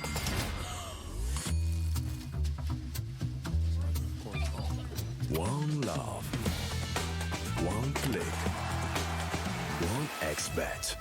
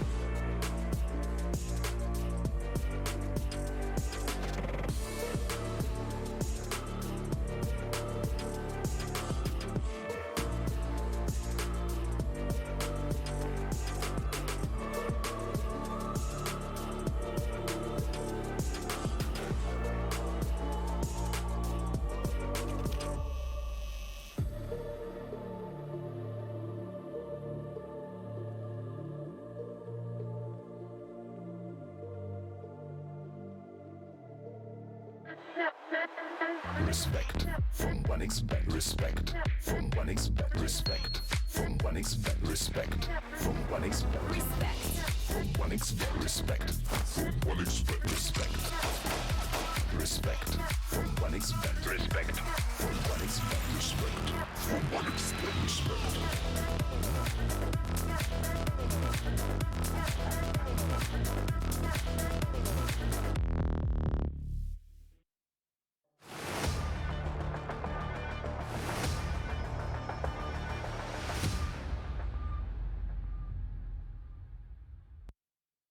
What a comeback from Mouse NXT. They get their map pick past the finish line. Vertigo going their way. Anubis is up next, and it is the pick of the alternate attack side. And we're given how close that 13-11 was, Dwayne, I do feel like that things are looking on for a 2-1 affair. So now comes the time for the German squad to bounce back and recover to take us to our third. And I don't know why, Jay, but I get this vibe over the little break now moving into map 2 that at some point of Anubis we might be saying, do you think alternate attacks missed their opportunity of stealing a map? It's one of those where you are looking at two teams that I would say are a very competitive level to one another. And for alternate attacks, 11-5 up, you miss your chance. You now are desperate to take this Anubis after they've already played it today and had a really rough time against Sampi. I think if we're going to start asking that question, it'll be very, very late in the day on this map up, right? And no doubt in my mind that Mouse NXT are still very proficient on this map. They've got a couple of good wins on the board in terms of their recent 3-month history, but it is still a bit of a 50-50 kind of map for them in terms of their win rate. So, like, if it is going to be a 2-0, I think it's going to be damn close. I think if we're going to start asking that question, it will be when they win a pivotal, like, a swing round at the very, very tail end of the map up. I'm not convinced it's going to be a 2-0 just yet, but certainly you will have that in the back of your minds, right? And you mentioned it being fuel for alternate attacks, the fact that you've had that opportunity, you've missed out your chance, and then to get back in the series itself, now that you go to your own map territory. I do feel like that that certainly has to be the case for them, because if they let it be anything in a negative, then that's a mindset that is going to lose you the series. And it could be a little bit about on-the-day performance as well. For Mouse NXT, they got 2-0'd by Eklot earlier on this afternoon. Alternate attacks, they got 1-2'd by Sampi this morning. And this map of Anubis featured in as a map pick. They got absolutely destroyed. They at least came back to send it to a third map in the series. But for alternate attacks, this is still going to be very difficult. So while I do think we are going to a third map, I do have enough faith in Anubis to say that Inferno's calling. This should be a battle. This should be a very competitive second map of the series. Yeah, like I said, if it's a 2-0, it's going to be a damn close 2-0. And I have a feeling that this map is going to be close no matter which way it goes. So yeah, I'm expecting a bit of battle in this one. I'm looking forward to seeing who are going to be those key start elements of their respective sides. Obviously, I know that Mouse NXT didn't have anyone that was really going for them in the first half, but Naitu did step up to become the top fragger of his position. I think the one thing that's going to hurt more for Hype than Freeze is that they basically matched his numbers and they were both on the opposing team. They still couldn't get the job done despite that. Yeah, and Naitu's a pretty consistent piece out on Anubis as well. So he's one of those guys where we can expect a decent performance from him. But again, I think that for Mouse NXT, I want to see more consistency from them in the first half. So I don't want to see another map in the series where we're kind of looking at not a 5-11, but that kind of scoreline, right? Where you're down in a very uncomfortable situation, the rounds are falling away from you, and that you have to initiate a comeback, because that's not going to be consistent. That's not going to be able to close you out a best of 3. I mean, given the nature of Anubis and his T-sidedness, you might still be seeing some one-sided halves to kick things off, though. Unfortunately for Mouse NXT, they will be on the T-side start to begin things, because, you know, map pick of the opponents and everything. So we'll be seeing that chance available to them to get an early start much better than what we saw over in the last map up. Obviously, if they don't quite make a very good opening half, then that's where things will get a little more tricky for them. And I think you are right? Like, the reason why that one was so close, it probably was a little bit too close because of the nature of how that first half had gone down. Because at 11-5, as we said at the end, before we went to the break, that should be easily mopped up. One good round, one good clutch, one good steal, one good rifle win. That's all said and done. But for Mouse NXT, they held into it. I don't know if they're going to repeat that on map number 2. So got to be a good start in the T side. Indeed it does, and for alternate attacks, this is them to try and get out of some uncomfortable recent history. Only 2 out of their past 7 best of 3s on HLTV have they won. They don't want to make it 2 out of 8, and of course 0 out of 2 for today. And Mouse NXT are looking to try and see if they can muster up a strong performance, and for alternate attacks, they've never been to a third map in this group stage. Pistols set in for the T's, quickly charging up mid. All those footsteps all get heard by Freeze, so the players backed up back lines at Temple. It's not going to be a convergence on A, though. They're back at spawn. They're going to generate some options and actually go towards the A site the long way around. Now this is going to be a heavy retake, and the Julies from Azek, I wonder on the retake just how involved he's going to get. It's hyped and Sky, the two men that will prod forward first. The lone players out from Big Academy. Pressing in initially. Sky tries to watch for them. Backup has certainly arrived. Heavy-handed towards that main face. Couple players out from mid. Going to try and counter the Azek. Is Julius who's trying to the first kill. Sky gets one of his own. Bermalov on the center of the bomb site. Meanwhile, going to get overwhelmed. 4 versus 2. Syrah is such low HP as PR finally gets Azek. They're on the defuse. They're holding the whole damn thing, sticking it for the full 10 seconds. As Syrah gets cleaned up, PR knows he might not be allowed much more in this round, as the pistol indeed goes the way of alternate attacks. And I was kind of watching out that pistol round thinking there's not enough players on the bomb site there for Mao's NXT. They've got a couple of individuals trying to cut the rotations and slow players down from Temple. And then straight away, as soon as A main gets exploited and those players start coming in quickly, they can just get on the bomb and hold the crossfire towards camera. And they just no way back in there for Mao's NXT. So look to go in for the force buy, look to follow up. They'll be disappointed. I mean, 5v5 post plant actually looked quite promising. And they continue to struggle in the pistols. 3 for 3 for alternate attacks in this series. Allowing to mount up 7 rounds in that first map because of the pistols and the follow-up streaks that we're able to gain. Alternate attacks certainly have the better buy as a result of that, but you do mention the force back in from Mao's NXT. Have their weapons. Galil's on a couple of players. PR with the AK. Looking for that first encounter out there from House. Smoke down to House and the molly out from the doors. Very slow for the uptake of this round for Mao's NXT. And you've got Freeze that can just be that spot of contact on the jiggle from camera. The info play out from B main is going to set a bit of a backstab towards top mid. That bomb could be in danger, so Syrah's got to bring it back to his teammate Contact. And with that push, they're going to recognize that B cannot feasibly be the play. So all defensive attention gets turned towards the A site. The M4 start blind firing as they are a little bit late to closing the pincers to the backstab. The SMG on site still holds on to the opening kill. Arrow, such low HP, should get cleaned up as this Freeze drops towards 92 and his Tech 9. Advantage NXT extended to a 2-man advantage. Bermalov even through a smoke getting hyped, and Azek just left alone to try and clutch this down, known to the T side, so his chances of making his retake happen are slim. And that's such a shame, because from the CT perspective, that round is just so well read. They've got the info play, they've got the backstab, they're setting up the A site, and then Bermalov gets a ridiculous kill towards Heaven, and then a spam kill through camera, and you just think, geez, like, we've made the play, and how's he done that? How's he got 2 kills there? 6 stuff from the individual. A round that goes the way of Mao's NXT. Ultimately, the return fire may have been awkward pistols, but the recovery has been fantastic, and they get all the basis of the rifles together as well for the 3 players that maintain their lives. Alternate attacks get set on the economical back foot. This should be a lead for the Academy squad. And the uncomfortable notion as well for alternate attacks is that it wasn't until sort of the mid to tail end of last year where we finally started to see this organization find success. So it is a long-term project. And knowing that you've got a pretty much brand new core, you've got a new AWPR involved, players that haven't played with each other in the past, it might take some time to be able to iron out probably closing 11-5 scorelines, right? Being in positions like that in 3 months' time, you would say it's a no-brainer for alternate attacks to win those kind of games. Well, Freeze has brained Chris in the start. The Eagle part of the force buy here from the alternate attack side, although Freeze is going to burn, ironically.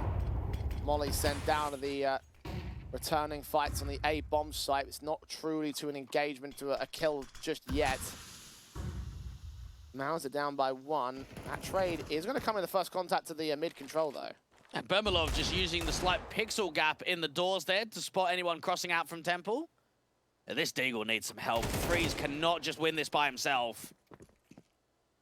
Surprised he got away with life from that particular engagement. Bermalov's bullet's not landing to the kill shot. him and PR that make the moves up towards mid. The other two players take the bomb back towards B main, though. And they're faking the A split. Yeah, attention being drawn away from the B bomb site, but with them taking their time with this, the second player gets back to join Azek. Yeah, this is a pretty good read, actually, from alternate attacks. I mean, M4 on B, low time, this could be winnable. Molly's the back side, third man now part of the fray. Sky with the 5-7 now. The only other pistol is he gets caught back, freeze down and out. M4 of Azek now left alone to hold off to his first kill, not to the second. Multi-frag disallowed. Arrow so far away from contact.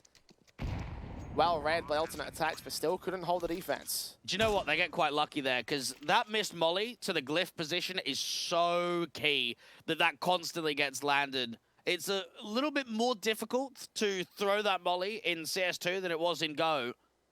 But there are some set lineups, so that's going to have to be something to be addressed. Alternate attacks. Unfortunately, Azek, the one rifler that was on B, couldn't multi. He had players around him, one out to Cave, one out to Temple, but only getting one. It wasn't enough in the round. NXT will take the advantage. The force, of course, for alternate attacks leaves very little in return. Rifles dropped outside of main, so Arrow will try to see if he can recover them. An AK would be lovely. He can only get the Galil, though.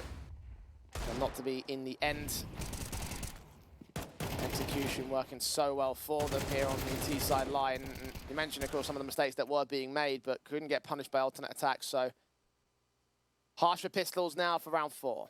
And it is a slow start for alternate attacks after winning pistol and losing the anti-force buy. This is where Mauser NXT can start clawing a lot of pressure. They can get themselves up to 3-1, potentially 5-1 with the next gun round. Arrow, how much damage can he find with just the Galil?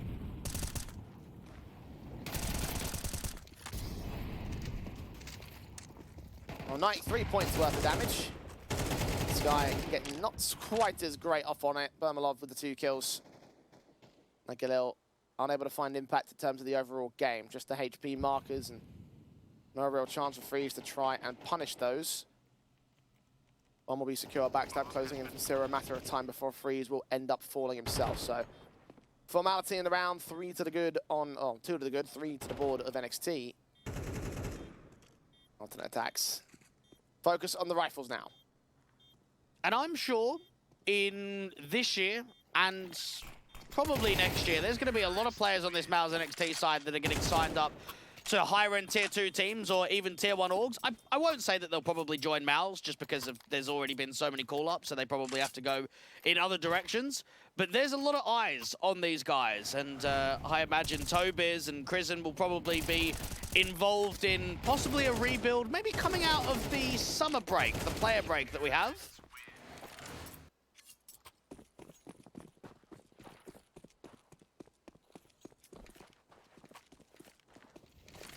Still a few months away from that. Turning something in the back of everybody's minds. Who's going to end up where? Whose job is safe? Who is going to get cut? Well, Sky's cut out of the round. Bermalov also sends Hyped to his teammate's position. 5-on-3 to his demise. Heavy damage was sustained by Bermalov as he's been playing on low HP for basically this entire game. Freeze is desperate for a returning kill, but one is just not enough. And this is a Mauser NXT side that's constantly getting opening picks. Timing unfortunate for Freeze as he starts making the info play aggressively out from the doors to try and see if he can wrap in from mid. And Jay, do you remember when it was 11-5 and alternate attacks missed their opportunity of winning map 1 of Vertigo?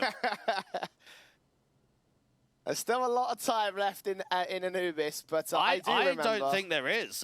Honestly, this has been a fiery start for Mauser NXT where I have not seen that same level of competitiveness from alternate attacks that I did on Vertigo. Well, I haven't lost the half yet, and it is T-side of Anubis. But the outlook certainly doesn't look amazing right now. Perhaps some tacticals are up to call for here on the alternate attack side soon. Maybe when they get the guns out in the next one, but Mauser NXT.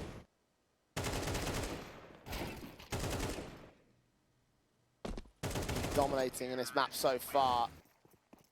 4-1 on the board and should turn to 5. Alternate attacks want to try and get that AWP into the hands of Hyped. He played incredibly well in that first map. He was involved in some round-winning plays. He almost came through with the round that was going to give them the map point. He was pivotal, and I'm sure that he will be when he gets the AWP on the CT side of Anubis.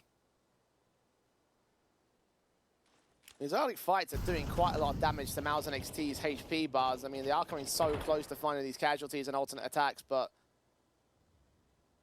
in this round, they haven't got the punch of the rifles, and SMG of Azek is only really here to try and hold on to a main fight. A flash at the ready for Sky might allow something to go the way of the CT side, but A site has been taken in whilst all this is going on.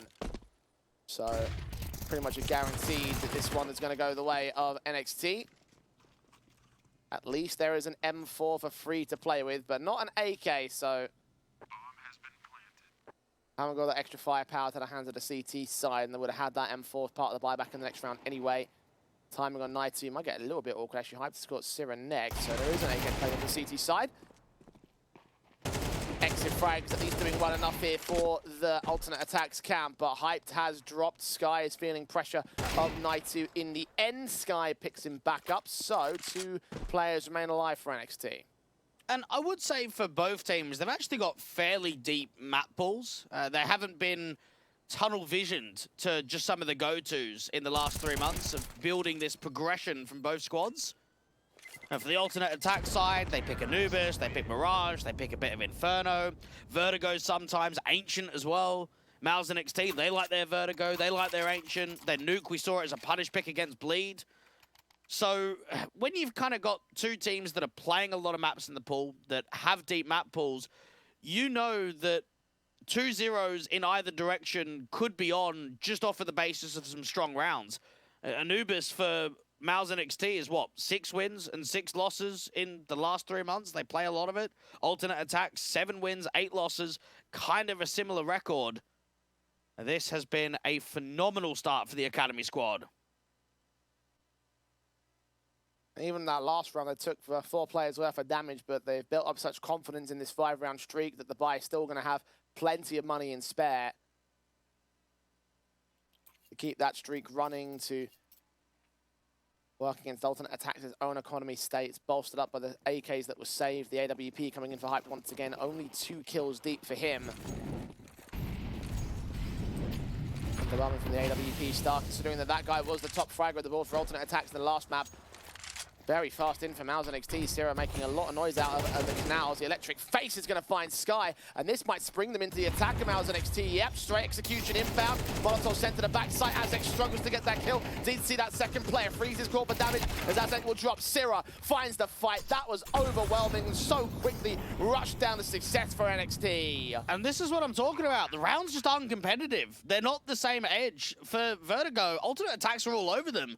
They were playing insanely well, and they should have closed it out. Now you're out here on Anubis, you're losing opening kills, I would say almost every round. Within the first 20 to 25 seconds, someone is dying from alternate attacks, and there is not a trade.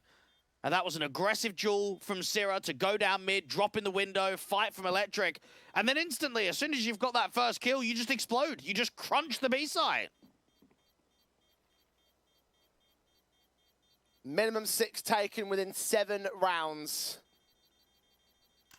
Alternate attacks, they don't have a choice but to hold on to the M4 and the AWP. Wow, this is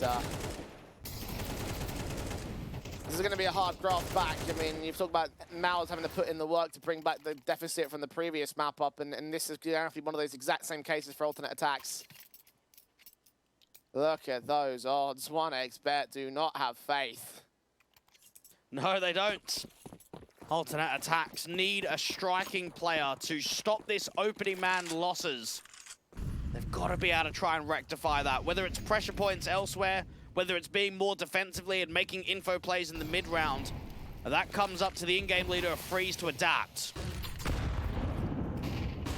Nades down against the man of the moment. Back to turn from the 1T side player, but Crizzen does check his flanks. Finds his frag. Azek tagged to just over half HP. PR is going to try and hunt him. That HE is pretty well placed towards him, and that second follow-up is perfect with PR's swing in, 5-on-3 again gain, this time without any damage being taken by NXT. Sky doesn't even get the jump on Chris, and he is alert and alive in the 2v5. And right there, Jay, 27 seconds into the round, it's an opening death. And it's Freeze again, man. Out here in mid, he's being absolutely cooked. He is not finding success. He is constantly getting overwhelmed by either the in-game leader of Crizzen or the other Dane of Sierra. Between those two guys, it's like he's the bunny. He is just constantly being pressured, constantly, I don't want to say losing rounds for alternate attacks, because that's a bit too far, but it's the step that makes the rounds lost. It's the follow-on effect of what those deaths are occurring. Now NXT may look to take these last couple of guns out of their hands. At least Arrow defends himself. There is no presence towards mid. Oh, the HE was so chunky onto Hyped. So much damage done, but those do stay in play. And I mean, I don't think like losing the round is like the right word to use, but I do understand your point there. Like just the fact that Crizzen gets that position, has those two picks, the execution onto the B bomb site, only really has one player to fend for it because mid being taken disallows the quick rotations of alternate attacks, and they are taking these tacticals, their second one called in this game, because they are really struggling for answers here. And it's funny, Jay, we casted the game between alternate attacks and Mouse NXT just over a month ago, and what we saw was some very good second halves. We saw some really good round streaks, and that is exactly what we are seeing in this best of 3. We had 8 rounds in a row for Mouse NXT to close their map pick of Vertigo, and now they lose Pistol, they win Anti-Force Buy, and they've won 7 in a row. Alternate attacks cannot slow down these round streaks.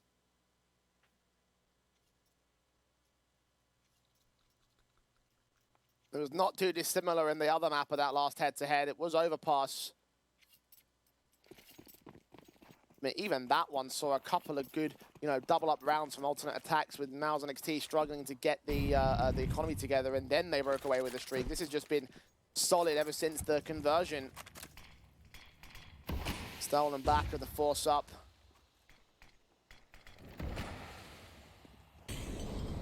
Alternate attacks. M4's in position, Freeze, mowed down by Crizzen to start things off, trying to get away from Hype. The responsive is very good from the AWP. And once more, Crizzen up against Freeze out there in mid. It's a 1-for-1 trade this time around, so at least it's not just the opening casualty being lost. Syrah has taken so much space out towards Electric, and while getting Incendiaried back off, he just escapes it, and this is where the AWP can just scope in on a contact. They should end B here.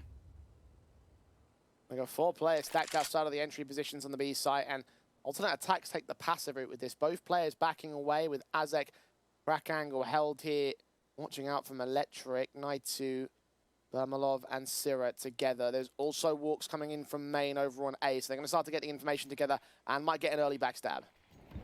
Resmoke comes down towards Naitu on the other side of the canal to slow that rotation in. Flash sent, Azek hearing footsteps. Backup still watching from main. Naitu just pods for information, takes that second fight, drops that bomb. Syrah has got to get the trade and see where that second player is coming in from. But Electric is the concern that Bermalov has marked. Arrow down to a 3-on-2 that favors Mouse NXT. Alternate attacks trying to hold on, but they're coming in from very different positions. And Bermalov is just not missing. 11 kills in this map. And this is 8 for the T side. I don't know if it's a mouse issue or what, but I swear, every time Bermalov gets a kill, he jumps straight after. He does it so frequently. I don't know why that is occurring. But for alternate attacks, they just crumble once more out onto that B site. Syrah's even having a bit of a hunt out here towards the heaven position. Sky gives himself a nice low elevated angle to give himself an exit frag. But they're getting robbed right now. These rounds are just them getting cleaned.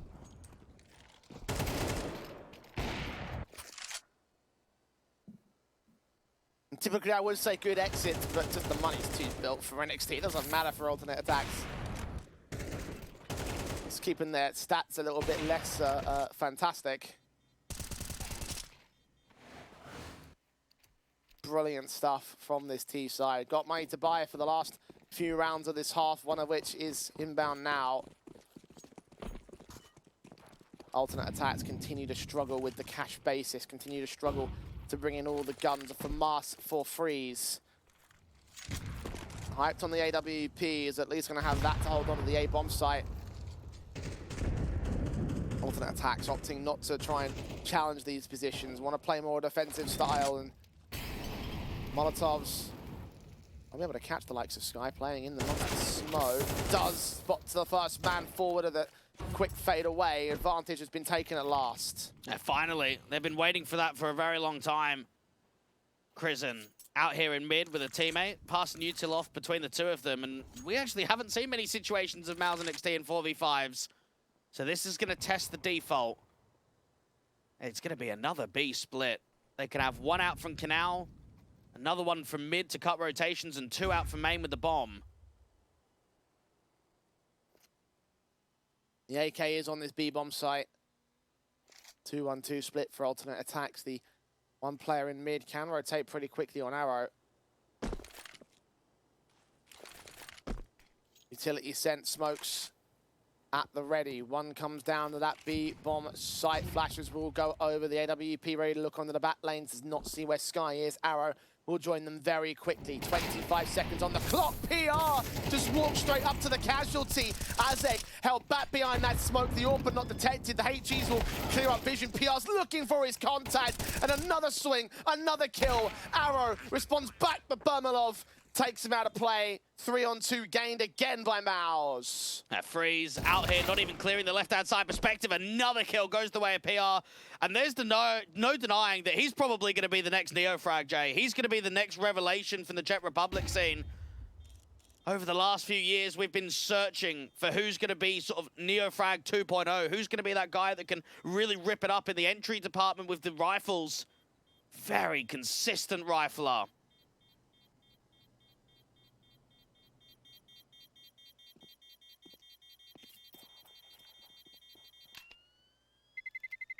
Just on display right there with how fantastic he has been. 3 kills, one of which was a straight walkout with no utility involved. See it right here.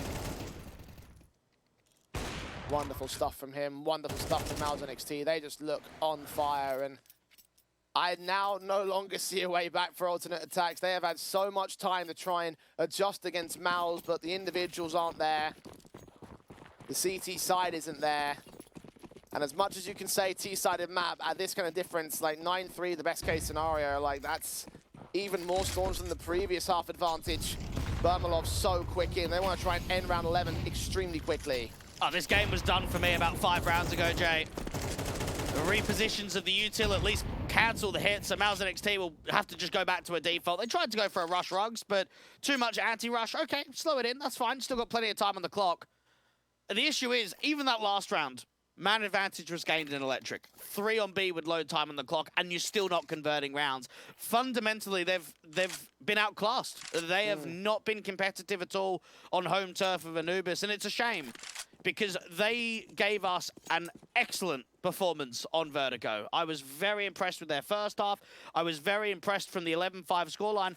And I would even say towards the tail end of that map, getting closer to the end of regulation, I still felt as if the Germans played very well and had some very good rounds where they had good chances to close, but just didn't have that extra edge to make it happen.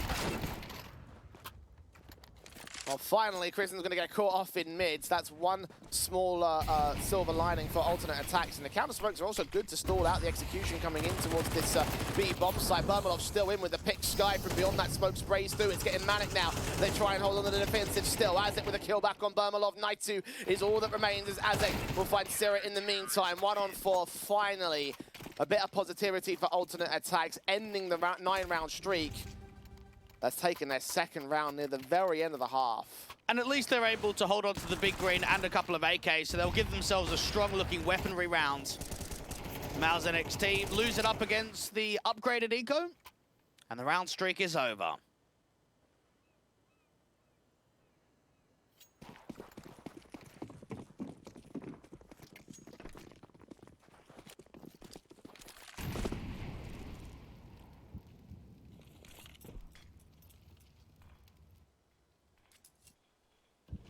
AWPs on both sides. Alternate attacks. Just one good round to give him a small buffer. PR's heard that AWP does check position. A flick back does not connect towards the man himself. Waiting for more aggression to come through from the CT side. The AWP of the T sideline is going to get that information back as Freeze takes damage. Azek doesn't quite lose his life in that engagement. Krisen so far forward, and finally Freeze is going to win that fight. PR is still trying to maintain this aggression out towards B main. Naitu going to get on the other side of the resmoke to main. Arrow not ready for it, but he is ready to adjust and double up on Syrah. Has taken a very long time to see some confidence from alternate attacks, but it is coming out now. 5 on 2. Now's NXT. Should have to concede 3. 40 seconds left in the round. They're going to have to try something, and they might as well do so. Freeze does get caught, but PR down low now. Another info play, this time out towards B main, setting up the backstab from Azek, rotating that other B player of Sky over towards Temple. So the read is certainly here. 20 seconds. Mollies and smokes involved. Sky pressing, AK's out. Blindness just dry facing. AWP Bermalov now has no more time left in this. Cannot get to the bomb site to try and get a plant down, extend this timer.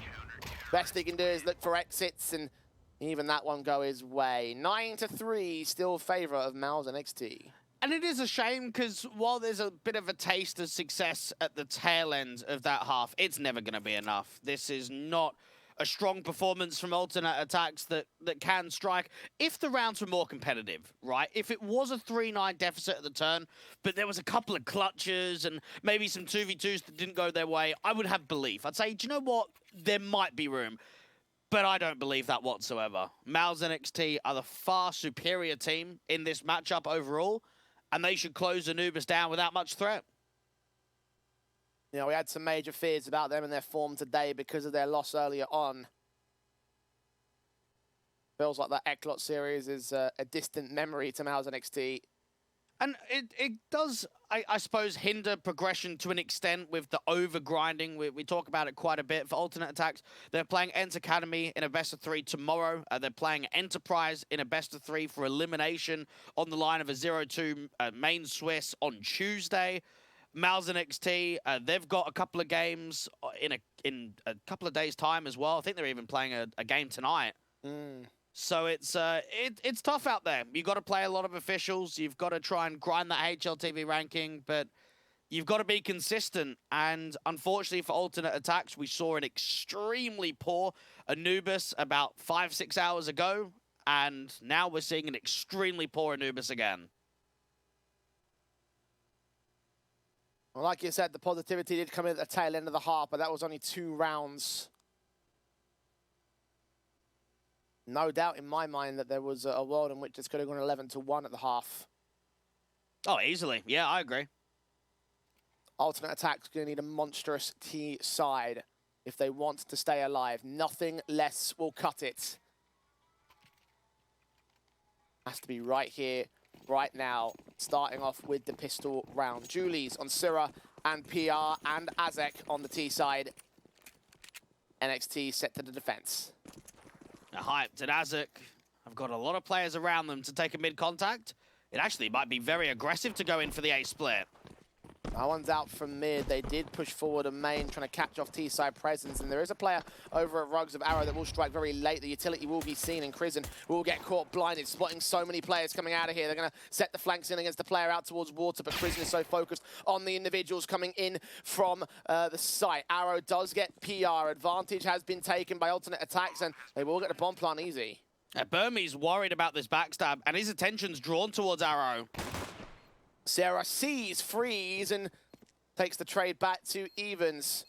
Prison walking his way up to the site has made noise, is now onto the defuse position. There is no kits in play. Zero has dropped now outside of the bomb site. Krisen leaning forward for Sky. That's a headshot gain. Hyped next to Task. He's spotted. Tap again. Two more seen. Azek dropped. Arrow. He's faced upon aggressive. He will trade back to a 1 versus 2. Krisen's all alone. Can't get the job done on his own. A triple of Arrow as he keeps it all held together for alternate attacks. 4 for 4 in pistols in this series. And they've been very creative with the pistol rounds. Remember what we saw on the T side of Vertigo, where they set up that A fake, they brought the bomb out towards B? That one here of Anubis, you go in quickly from mid, you smoke off Temple, and rather than just committing straight away, you've got a bit of a lurk to search and cut off rotations. And then even out in heaven, they halt themselves. They don't commit to that bomb straight away. They wait to see, okay, what can we draw? Can we draw a fight out in the open? So alternate attacks, they've got some gimmicks. They're very strong on pistol rounds. 1 out of 6 made up for the German squad. Mouse and XT. Again, losing all 4 pistols in this series, but the last pistol they lost at the start of this map-up was still pretty easily responded towards, so perhaps when the guns come in, they'll know exactly what to do. I'm quite surprised they didn't buy here. Mouse and XT are quite aggressive with their buy states. They quite like forces. Maybe they prefer rifles more. Thermalov is going to catch Hyped off at least, so that's damage done. Freeze is also rather low HP himself. It could be an awkward pick. Eventually they do catch the man, but it's only a Mat 10 dropped. Another one of the guns picked up by PR would be lovely. 5 players left in server. Should be able to get the bomb down in part of alternate attacks. Only the Mat 10s were held in by them, and 14 HP for NXT as well, so shouldn't be much more left in this one. A cheeky kill would certainly be wishful thinking. Yeah, maybe because of the scoreline being so one-sided, they want to play it safe. But when I do look at Krisen as an in-game leader, he certainly is an aggressive buyer. We know frequently he's quite keen on force buys, and even if they're not being won, depending on how much damage comes in, he likes another force buy. So this is certainly the safe approach.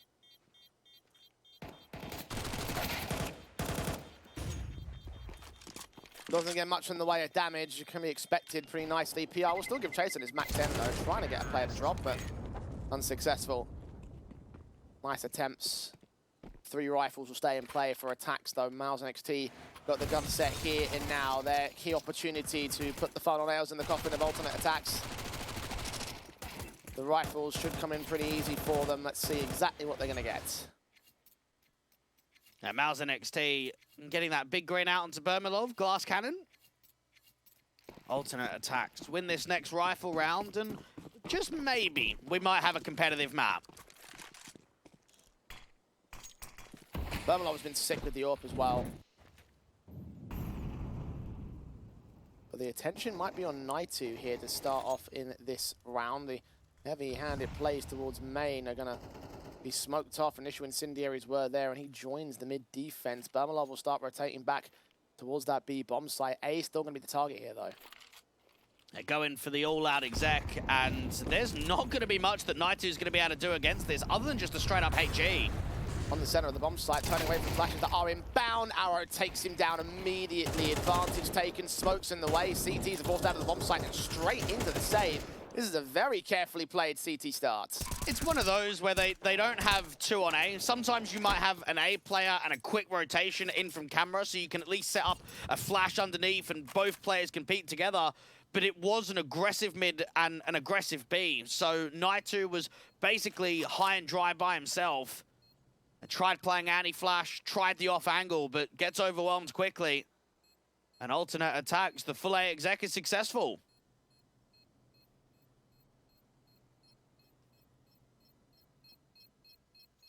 That it is.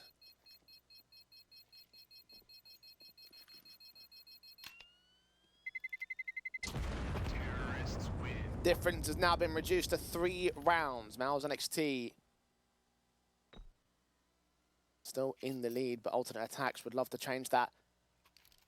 They have been fighting to do just that. Of course, the weapon saves in the previous will enable a very strong buy, so not surprised.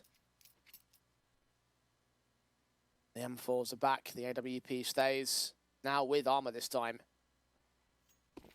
Alternate attacks, however, allowed to build upon their economy state.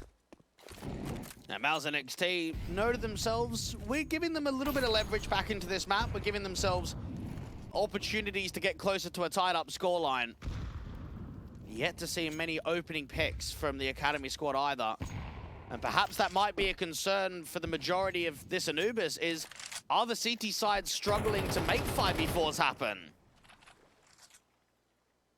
Well, it's tracked from one team to the other.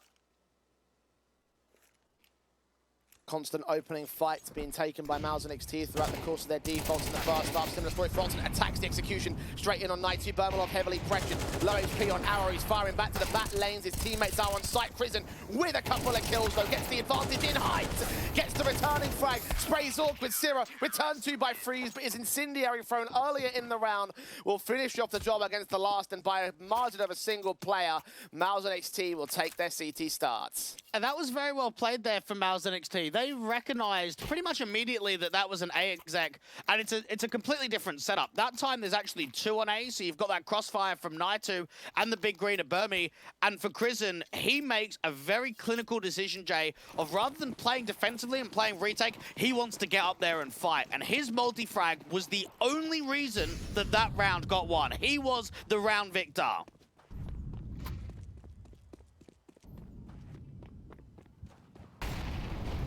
One out of 4 for NXT here. And 4 to make up for alternate attacks from here.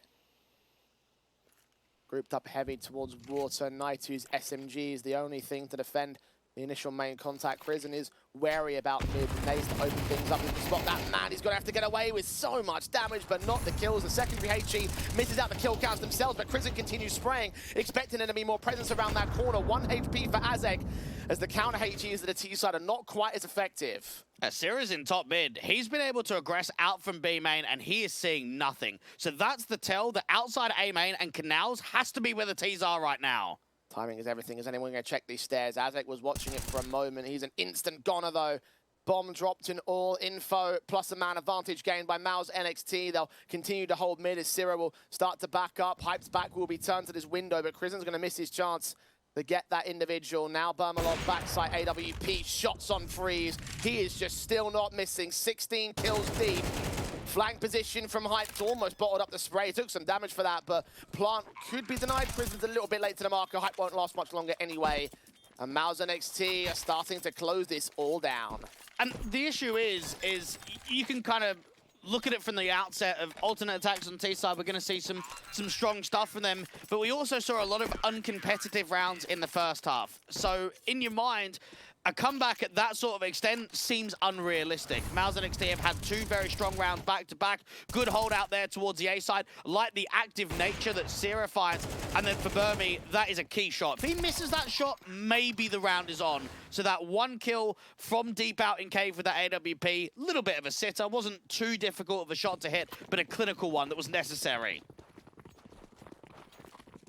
Single kills making the difference. Mouse NXT continue to pull ahead. Reinstate their success and confidence, and now the confidence starts lacking in the setups of alternate attacks. Mac 10 on Arrow, Galil's on 3, the AK only in Azek's hands. There's more AKs on the CT side than there are on T. Arrow not quite known about towards mid. Prison opting not to stick around. It's Bermalov that starts things off and drops said AK. And now the bomb is trapped in an uncomfortable position, out to Ruggs and alone. The A split's still going to come on, but if Hype drops that bomb in A main, this round is finished. He's all alone. And Bermalov may be the man to meet him. There is presses as well from the B bomb site, so PR. Good catch timing if he reaggresses downstairs. It might have to be the B split here, though. Syrah starts to suspect it. Krizen comes in with the crossfire, the M4. Close quarters against Sky. Sprays down. PR finds Hyped in the meantime. And Freeze, dead to rights, does get that 1 pick to try and stay alive, but in the 1 on fire, that's good 1 shot frag there is from all he Naitu. can go. Yep. 12-6. Map and match point and group point for Mouse NXT. Alternate attacks. I feel like I've been sold a bit of a fake, Jay. I was very impressed with them out on Vertigo, and maybe it does tell me that this lineup does have the legs to go to some of the heights of what the previous iteration did. But the newer pieces, how soon it's been, it's not there yet, and they're being punished in that series for it.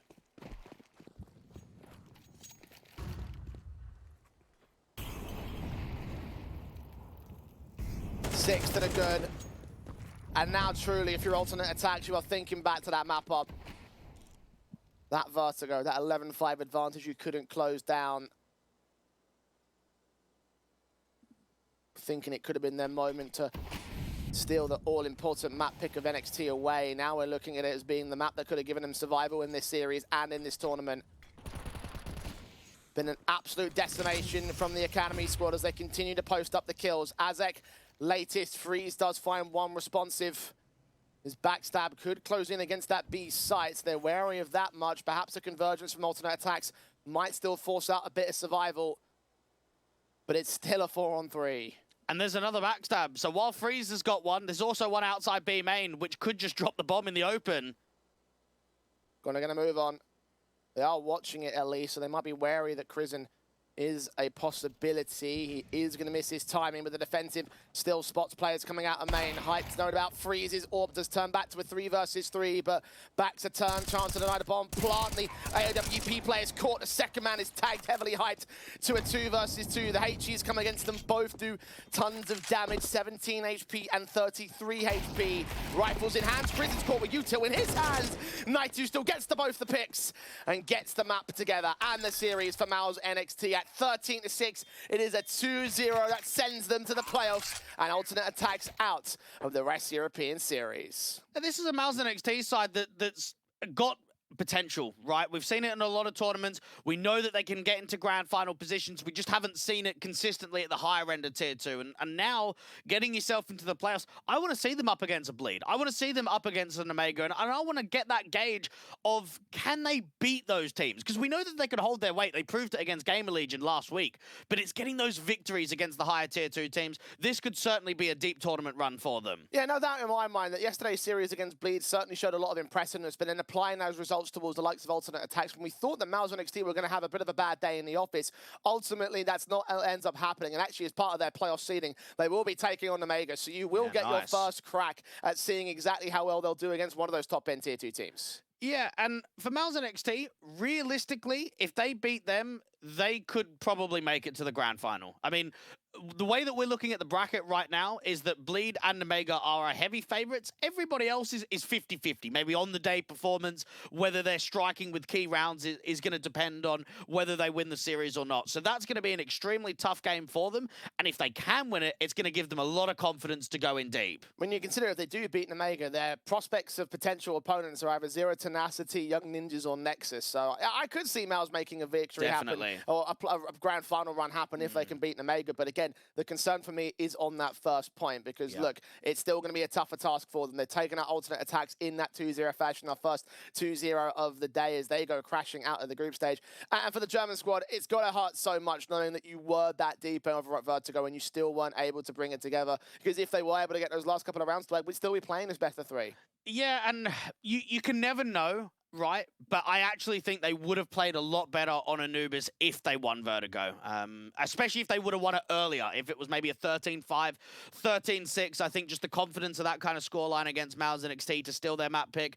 Again, it's one of those you don't know, but that's what I'm hypothesizing. They'll feel disappointed because we saw some really good glimpses from them on that map of Vertigo and just didn't see it out on Anubis. So it's back to just playing more events, getting more time with these new players involved. Yeah, I mean, they're not exactly short of events they're appearing in, right? Yeah. Obviously, they're still playing in the Elite contenders main Swiss stage, rather. They've got to go from the 0-2 brackets, of course. They've still got to play in ECL and try and survive for another season. Gifted this opportunity and don't really want to waste it. The Dutch events and all those German events that are starting to crop up in that particular scene, trying to see if they can establish themselves as, again, that top-end German squad. But here on the international stage and in the West European circuit, that is not going to be anything of success. They're out in the group stage. Now move into the points and move into the top 8. And now one more team will look to join them, Nexus and Young Ninjas, as our final match of the day, Dwayne. And still a lot to prove, I think, in the Young Ninjas. I don't want to say not much to prove is probably not the right word for it, but after yesterday, I think they really want to get a victory on the board.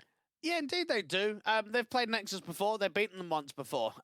Both teams will look at that game of saying we've got a fairly equal chance of being able to win it. I would favor Nexus to be the favorites in that one. They've got a lot more consistency. They've got a lot more, I suppose, tenure as a team, as a full five. And that's going to be a huge helping hand in such an important game for the playoffs. Well, obviously, it is our last match of the group stage. Victor will move to the playoff. The loser will be out of the rest tournament for good. So we're going to head towards an extended break. In about an hour's time, we'll bring you our final match of the day as Young Ninjas take on Nexus after the break. Hello, son. Hi, Mom. Pretty girl. This is Eva. Nice to meet you. Thank you very much. Your dad's just making his favorite dinner. It's duck. Come on inside. They're all probably too gruesome to tell you while you're eating at the table. How's your food? Is everything okay? Good, good.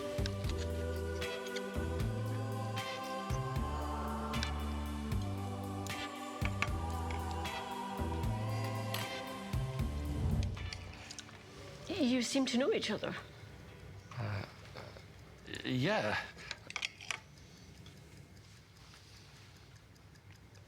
This is the new ambassador for 1xBet. Oh, I see.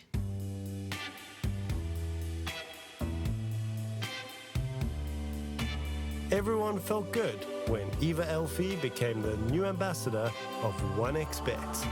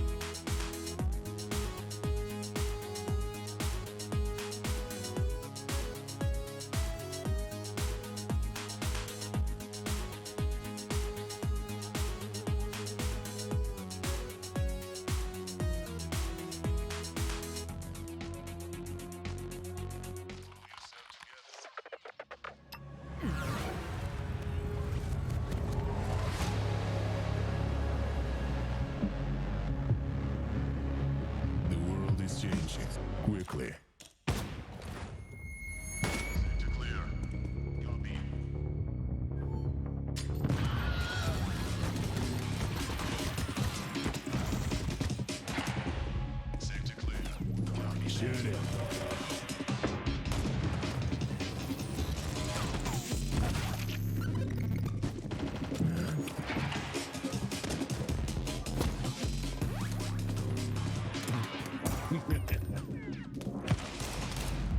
The world is changing, but one thing remains the same. Victories with 1xBet.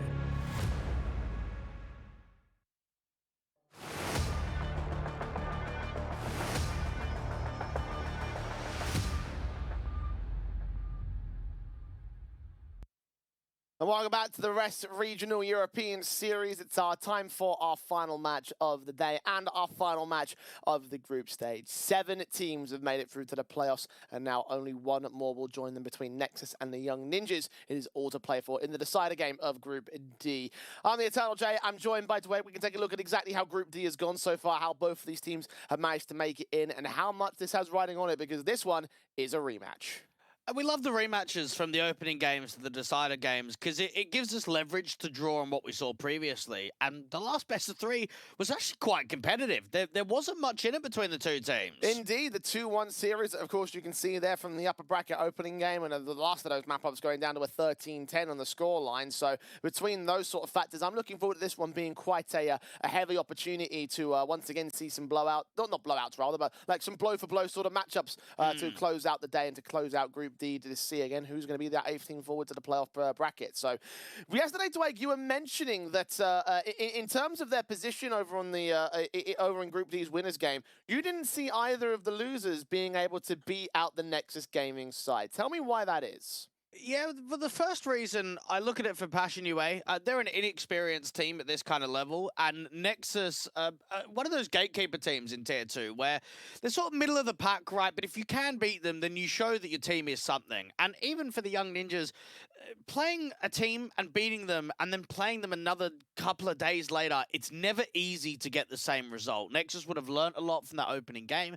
They would have got a bit of a feel to maybe how the newer Young Ninjas look in comparison to the Young Ninjas that were in the last tournament. Well, let's start talking about the Young Ninjas in a bit more depth, because obviously last night we did see them take on Passion UA, and obviously I expressed my displeasure about that match in general. I have to say that the last map especially is probably going to be a bit more heartbreaking for the Young Ninjas, because they did do so well to get back into that matchup. They did take the one-sided pick away from the Passion UA side, but then it came to the one-sidedness of Mirage, and they tried to bring it back again, but they weren't able to finish off the job there.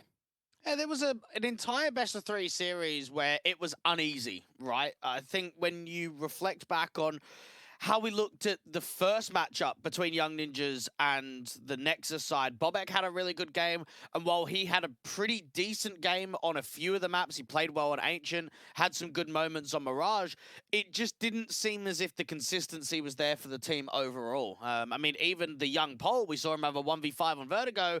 That's kind of all we saw. Like, I don't really remember some high impactful rounds from him consistently. So for some of the newer pieces in the roster, this is all about a search to see, are they the right pieces and how long are they going to survive? And certainly early doors are going to have some up and down results. It wasn't up against Nexus last time around, though. But make no mistake, this is not a young, inexperienced team in the Romanian squad, right? These are guys that have been around for many a different year. Obviously, we've been talking about those cornerstones and those higher, older guard guys, right? BTN been around since 2016, Raga since 2021, right? Those are the two guys that you sort of have as the rock formations, and everybody else around that has started to form around that essentially. So they're going to come into this match very prepared to look for some revenge. And it's strange, right? Because when we watch Nexus, they can sometimes be absolutely unbelievable on Mirage, and they can sometimes peter out like they did against the Young Ninjas. So they are a side that can be quite inconsistent. Nexus have only won 2 out of their past 6 best of 3s on HLTV, and they just lost a series this afternoon to the Perivision team after being invited to the new CCT season. And you kind of look at that one, they stole Perivision's map pick, they go into Ancient, should be wrapped up in a 2-0, should be a lot of confidence for the day, and end up losing out that series. They go to a third map decider, it's close, and they're up 11-10, but they don't win it. And it just makes you kind of wonder, well, if that's what's happening to Perivision in another tournament, what's going to happen to Young Ninjas in this tournament? And the inconsistency applies the other direction as well for the Young Ninjas, right? Because that series against Nexus was obviously a win, and then you compare that to the Passion UA matchup, and it's like, okay, well, you're taking away your opponent's map pick and everything, but just from map to map, things were looking dire and then good, and then dire and then good again. And it's like, I don't really know where to sort of sit as a result in terms of like just thinking about where these teams are gonna come into the day with. Because you are right, probably is mostly down to on-the-day performance in this one. Yeah, and there's not going to be a huge amount in this. I think for the Young Ninjas, they are going to be the least favorites just because they don't have as many officials under their belt. They haven't been playing in a lot of tournaments recently, and they've got a new 4th player and a 5th player kind of standing in on trial. So from that outlook initially, it looks quite positive for Nexus. But at the same time, I would say both teams have a fairly equal chance of winning this game. Yeah, very difficult one to predict in terms of my opinions on that one. What we can, of course, probably look into a bit more depth in is on that last head-to-head, that last best of 3 during the opening game, and specifically on the map veto process. Dweg, I want to ask you, Vertigo, Ancient, Mirage, those were the 3 maps we saw in that last best of 3. Will they repeat today?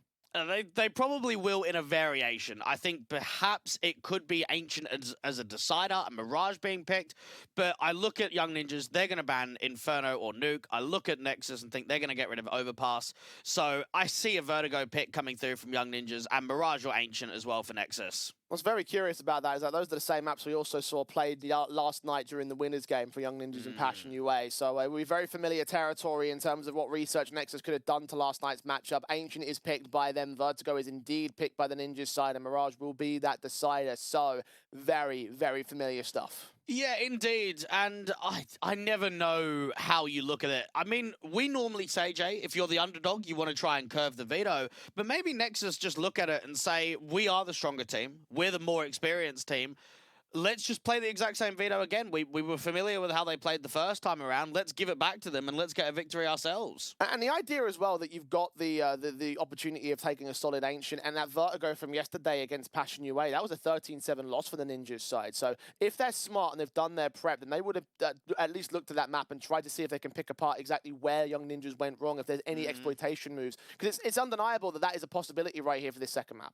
And another aspect as well from Nexus in that opening series against Young Ninjas is that we didn't see much from Zello. He actually had a pretty quiet series, which is not typically normal. We know that he's a little bit more of a star AWPer, a guy that brings a lot of impact. So maybe that might be a bit of a defining factor on just how well Zello matches up against this kind of playstyle. Sound played very well in that previous best of 3. I expect that he's going to do quite a lot. And then Bobek in some of these hard anchor and hard lurk positions has kind of impressed us from series to series. This is his very good chance to have another good performance to try and drive this team into the playoffs. We're going to need good performances from all the correct and unlikely positions, because this is the last chance for both of these two teams in the group stage. Predictions, Dweg. I backed Young Ninjas yesterday because I had faith in the calling and the core. That didn't work out for me, so today I'm back in Nexus. Yeah, I'm going to go Nexus.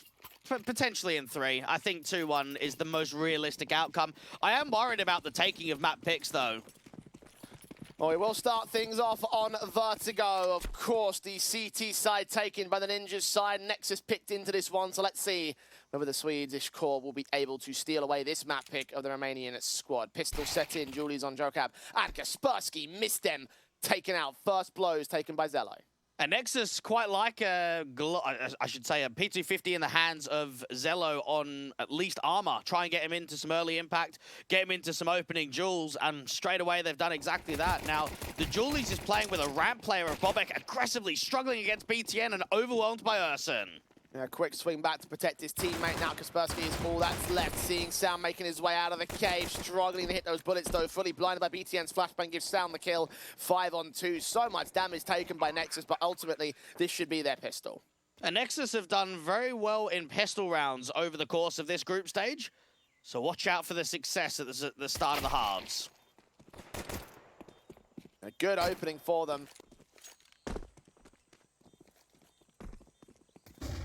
Ninjas just looking for the exit frags at this point. It's the only thing that they can really realistically gain out of it. Not like it makes a difference to the round itself and shouldn't have impact to the overarching game. Pistol starts do sit with an extra side. And also in this map, in the opening match of the group, they did see them, of course, return back on the Ninjas in the immediate follow-up. So let's see whether this force buy comes in on the CT basis. And we've seen recently in the Esports World Cup closed qualifier in Europe that a team like Espionage that goes over to Sashi can beat Cloud9 twice and Eternal Fire to qualify to a LAN event. I look at this rest circuit, and there's going to be our favorite teams, right? There's going to be a few that we look at and say, okay, they're probably one of the teams that should be gunning for that LAN spot. I think Bleed would certainly be one of them. It does make me wonder, though, could there be an outsider's chance of someone else that's going to be consistent in these circuits? I'll remember, of course, the Ninjas are in the top 4 of the points at the moment. Tied with BetBoom at 25 points on the European table. A good opportunity right here with their playoff run, if they can make it into the playoffs here and now. Certainly break away from that tiebreaker. In this particular round, they have tried their hand at the gamble stack in towards main. They have overwhelmed one player. Galil was good for a secondary pick, but not as much economical damage in the opening eco for them. So guns will be coming back from the Ninjas. Nexus, B-side start. And for Nexus, this is going to be a test in the opening rifle, just because it did get a little bit too expensive in that anti-eco. Don't want to be getting reset too early on. Don't want to give that leverage back over to the Swedish core. Urson kind of gets them out of trouble, because if he went down for a 1-for-1, then that round might actually be on. Young Ninjas will be up against a couple of players out towards mid. Heavy mid take from the CTs. Nade damage done. HE's back. Mac 10 involved for Kaspersky. Deals with BTN, but Sound is in with a responsive very quickly and all. 2 smokes on the Ragger's position. He's going to try and push forward to this elbow angle. Silence is the man that gets caught off as Jocab deals with Ragger. 4-on-2. Now setting for an IP. And Nexus just try and drop the gloves a little bit, come out dry towards that elbow and shelf position and just lose out the fights individually. Missed him, waiting for that ramp cross towards the default box. Zello, easy kill up against Missed him. Walked right into the M4, so B-site lost. Closest player to the bomb goes down and all, so Ursin's got a lot of work to do in this clutch. Got out in the open as well. Challenging Donut does get away with Bobek's kill, but 14 HP thanks to the dink of the M4, so he's really got nothing else left in this one. A second kill would certainly be lovely, if unlikely. Now, Young Ninjas will be very happy with the response that they offered up there. And 3 mids, pressuring elbow, pressuring shelf, looking for fights, coming out successfully.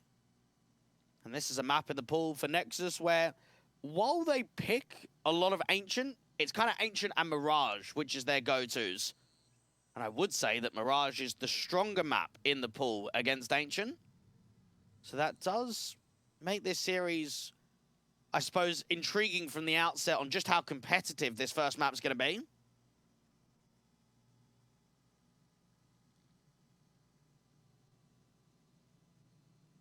They aren't allowed too much of a round streak.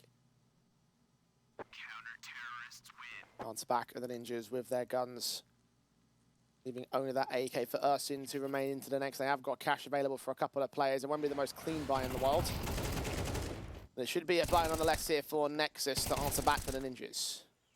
And for the Young Ninjas, again, just getting an idea on whether Bobek is the right piece for this team. The only way that you're really going to be able to tell is in the officials. You can use them in the scrims and in the practice, but officials are going to tell a larger story. He's been performing quite well across the group stage. And the A-site anchor that's going to be involved in a lot of the mid-takes if they are going aggressively with 3.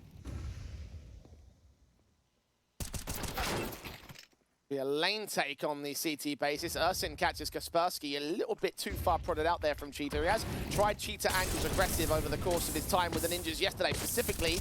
He worked that pretty well. Jocab burning to the Molotov does get Ursin in the end, but Zello is in with a follow-up. Silence trying to hold the defensive on his lonesome. He is tagged, but still fighting well against Sound. BTN trades it back. It's a 1-on-2 for Bobek, and the bomb could still get cut off by him. Yeah, excellent spacing on that trade out from Cave. Raga knows that Bobek is the A player, so can expect him to already be up towards Shelf. Playing careful around this. BTN might have to provide support. He's cleared out the back lanes. Where did that rotation come from? Bobek already in the B-bomb site. He's not been spotted by BTN either, but BTN will catch the timing on him. And Nexus will be able to answer back very early here. 3-1. And trades have been very clinical for both of those teams, very quick to answer. But Nexus, the adaptation to getting quickly, I mean, Urson gets on the front side of that smoke, and Jocab is waiting for that next swing. He's just sitting in the molly, he's just waiting for a jiggle, a wide swing, anything, and it just doesn't come. Urson doesn't give it to him. 3-1, instant reset to the CT economy, down to an eco. Nexus will be very happy with that last gun round. Start to stack up the T-sided rounds. And a good T-side can sometimes be everything to an Ancient. Of course, we have seen some good T-sides from the Ninjas recently.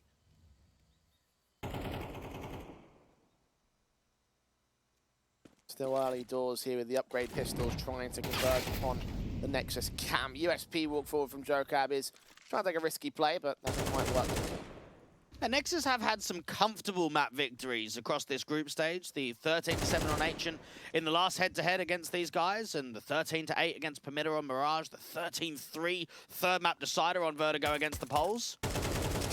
So we know that when they get off to some good starts, if they can keep it up a lot of the time for the first 6-7 rounds of the half, they can sometimes just body an entire map.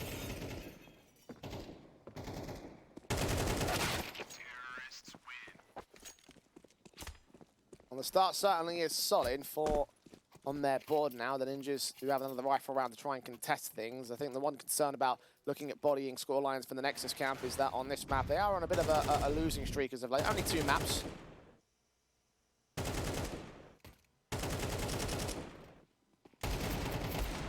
Things are holding together pretty well for them on the T side, so let's see whether that continues from here on. SMG for Kaspersky, so not ideal in the money state of the CTs. Aggressive in towards mid from both Jocab and Bobek, and quite frequently Nexus haven't sort of countered by an aggressive elbow. They've been quite happy to respect it, to lurk out in the mid round.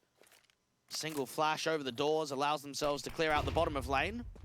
Raga now starting to make some footsteps towards A. That's being heard from Silence with the AWP. And again, he's another one of those AWPers, Jay, where the more that I've sort of seen from him, the more underwhelmed I've felt. So this is now a period with newer pieces in the roster where he does have to prove himself and prove that that he's warranted the spot on the team.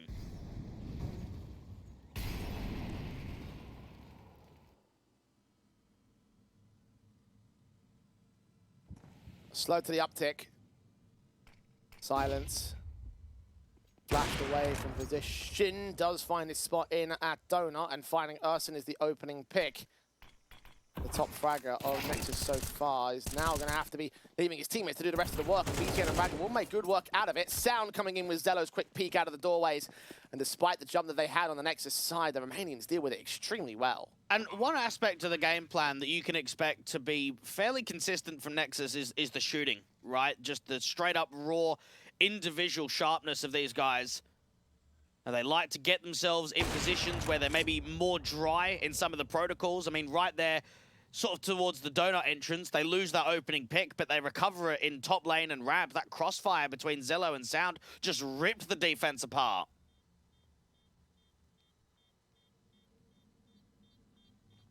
They are trying to lean into Silence's last known position, trying to catch this player off. Removing this orb will leave absolutely nothing for the Ninjas. Zello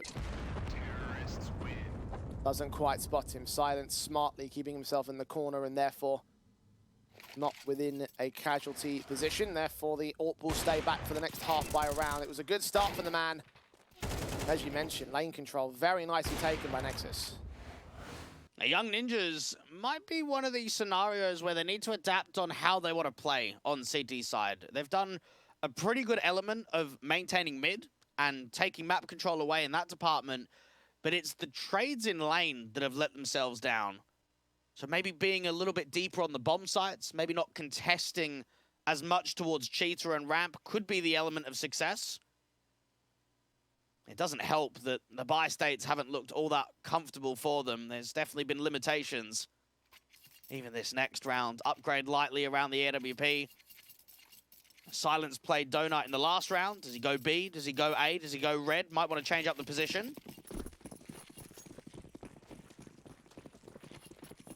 Out to the B bomb site. Nexus. Semi-slow style of T side here. Probably won't see early phases of aggression into that AWP's position. It's one gun out of many that are over here towards the B-bomb side. Mostly pistols on the other players, however. Kaspersky again trying to aggress through the cheater entrance. There is no utility down in this position. Hoping that he can prod the T side line. Raga was considering the press against the man, but now he peeks forward. He'll get dealt with immediately. The AWP has been baited. The pistol of Jocab gets it back to a 4 versus 4. BTN trying to work utility. He's not going to go for the aggressive fight. And BTN just trying to toy with them. Now, this mid lurk from Urson is getting so much space and territory. He's already up to the red stairs. Bobek Deagle's the man to try and deal with him. Orpa Silence is trying to press even further onwards here. BTN is just waiting for him to overextend. Who's going to catch who first? It's all patience. They are waiting for ramp aggression. And it will probably be the B players to take contact and then Urson to set up the backstab. Smokes down towards long will come forward if BTN's going to cross back. Be completely dry, and Bobek does get the kill. BTN falls to Silence's AWP. 4 versus 2. Now for the Ninjas' favor. They have worked with these upgrades. 30 seconds for the last 2 players to make their way in. Mistem is just baiting out the Orpa of Zello. Silence could try press the issue, but they're going to continue to look on to this B execution. Smokes down over at lane a little bit late to the marker because the Orpa still press onwards. Shot missed out. Bobek takes him down with a responsive, but time is ticking against him. The CTs are closing in. The pins of the pistol start moving. His spray is not good enough for the first kill. Mistem playing distraction. He's running out of ammo as well. And the Ninjas will find a steal. Well, that round pretty much is won and lost by that red pick, isn't it? If Urson gets that kill against Bobek, it probably draws some of the B players' attention back out towards CT. They could probably even start bringing that bomb up shelf. I mean, that's another opportunity, is that they can start going into the A split because of that kill. So a good shot from Bobek, one with the big green. We saw Silence was maintaining that aggressive position from Cheetah, and he was waiting for a while. He waited, what, a good 30, 40 seconds for that duel to come in?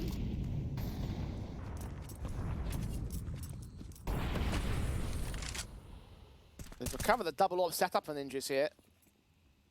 Trying to get back to that second AK rather than the second orb, but they picked it up in the end. Bobek and Silence with the big sniper rifles. Bobek set to the back lines of the A site. Did reveal himself as Nexus happy to play back. Double orbs, and very rarely do you see a hand, or an AWP in the hands of Bobek, I should add. Yeah, this is wild. I know that obviously he's an A-site anchor, and sometimes you see it from the single orb. But just to pick it up from the last round, get as much impact from it as possible, recover it from Zello and look to damage. Nexus have all of lane taken from just that one player from Sound. Very passive and silent everywhere else. And Mistem just again showing a shoulder bait out over at ramp. Zello, utility down. Mistem does force out the shot to get taken. BTN also seen flash forward, engages against several players. Urson will find that responsive. The M4 of Kaspersky is so blind, and Jocab is now playing away from the T side. Urson is not going to check this, neither is Raga. Both players could get caught back. They engage the back lines. Low HP, quick burst, easy pickings from Jocab. Zello does recover it to a 2 versus 2. Sees his man, but runs right into the continuous spray, and Sound's backstab being watched from Silence. He flicks to the head and secures 3 for NIP. It's another round there, Jay, where one kill is actually defining who wins it. That's another example of Zello just missing out. If he gets that kill onto Jocab that's close by him towards ramp, that round is just won. It's a 2v1. They can slow it in. They can set up that backstab. Good trigger discipline out here for the wood position, but this kill, it was actually just a continued spray, wasn't it? Hold mouse 1 and find success. The Ninjas are really bringing the scoreline back now. Nexus had struggles with the buy in the previous round. A player was even on a pistol. And that economical hurt will come to fruition here in this one as well. No real buying money. Tacticals taken by them. Has to be an eco. And Nexus in a stance now where you kind of feel that 5-1 start. You're in a really strong position to press yourself in the conversation of an 8-4, 9-3 kind of scoreline. And now you've let Young Ninjas back into the game. The economy flow is fairly strong, and you would expect it to grow pretty quickly. I mean, this eco, I'd be surprised if there's even a single kill. So for Young Ninjas, this is where you can really strengthen. Nexus have at least one Deagle in play to try and catch them. Maybe Kaspersky might get caught aggressive against Sound. The pistols will prod initially. But Smart to the mark does get faked upon by several players at this juncture. Sound does get his kill together, so they drop one gun. Second gun is right around the corner. Meanwhile, over at Donut, Bobek is spotting players jumping around said corners. Sound gets another pick outside of that cheater angle, but Ursin's dropped, so it's all left to him. A third kill would be pretty much perfect here. The Eagle's done well, but now can't find any more contact. That Deagle comes in quite close towards a kill at the tail end of that. Bobek ending up with 3 HP. The Young Ninjas, one away from tying up the scoreline. And for Nexus, I am wondering, when's that pace changer coming in? Not to say that the defaults haven't been successful, because they certainly have been more consistent in the gun rounds than the opposition. But just that aggressive maneuver, even just for opening map control, I wonder if it comes in on round number 10.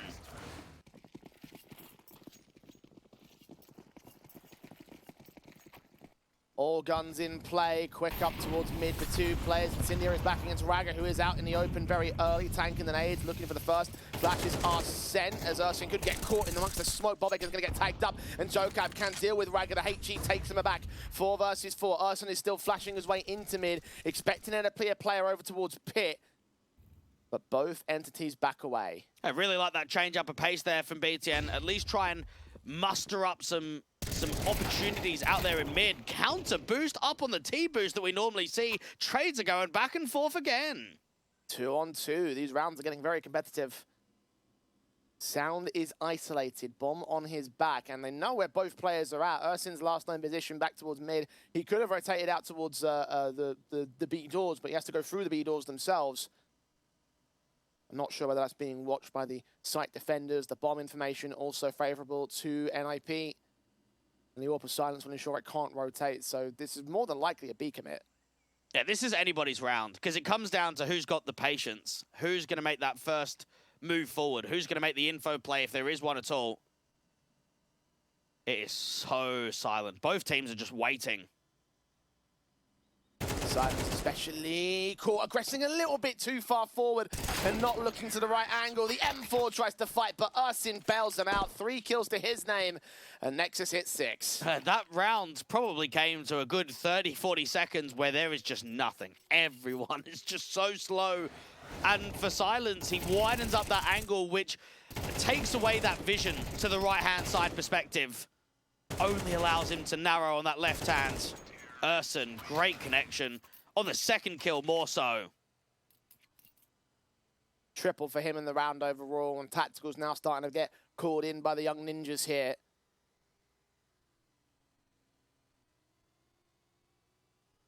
Considering the idea of buying the AWP, Silence has quite an amount of cash, so he'll start dropping weapons about. They are going to try and formulate a buy here.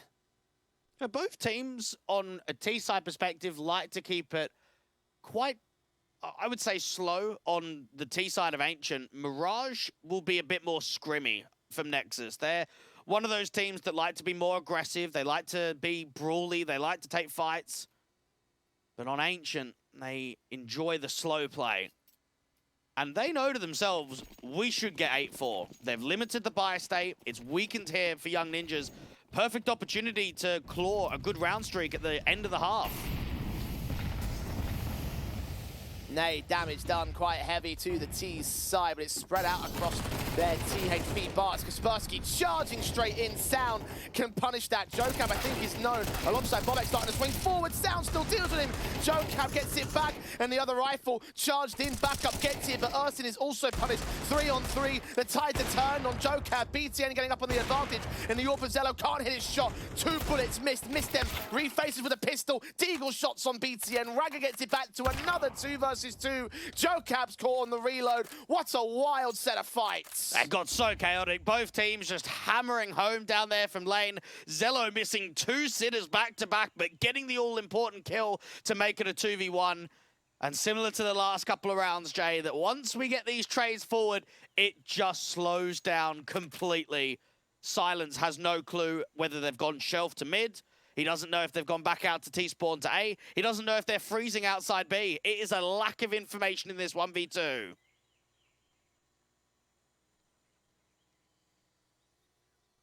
No map control, no idea if a rotate's happened, nothing to work with for Silence realistically. Got to find a lineup or isolate the fights. The AWP will now reveal what's going on with a smoke sent down towards short. The Molotov sent deep at long. Is it going to catch Silence? Flashbang turned away from. Bomb carrier dropped. Second fight, not one. Zello does connect this shot and does keep Nexus in with the half advantage. And I always get the vibe from Zello that he's an AWPer that's going to hit critical jewels. Whenever I've seen him, even on previous teams of Ecstatic and Sprout, he is that guy that, when required, is going to deliver. And while he struggles out there from the doors, this is a clinical shot against Jocab, and then 1v1, knows that he's out towards long. It's not an easy shot with how quick you have to adjust to be able to get that trade. And look at what that round does to the round 12 buyer of the Ninjas. It could have been equally as awkward for Nexus. SMG of Jocab, best weapon in play again. The HGs will dish out the early damage. They'll flash their way forward. The 5-7 takes his fight again. It's wild and quick so early. Kaspersky with 3. Ersin and BTN trying to get him back out of this position. AKs have been recovered and HGs will try to dish some damage out.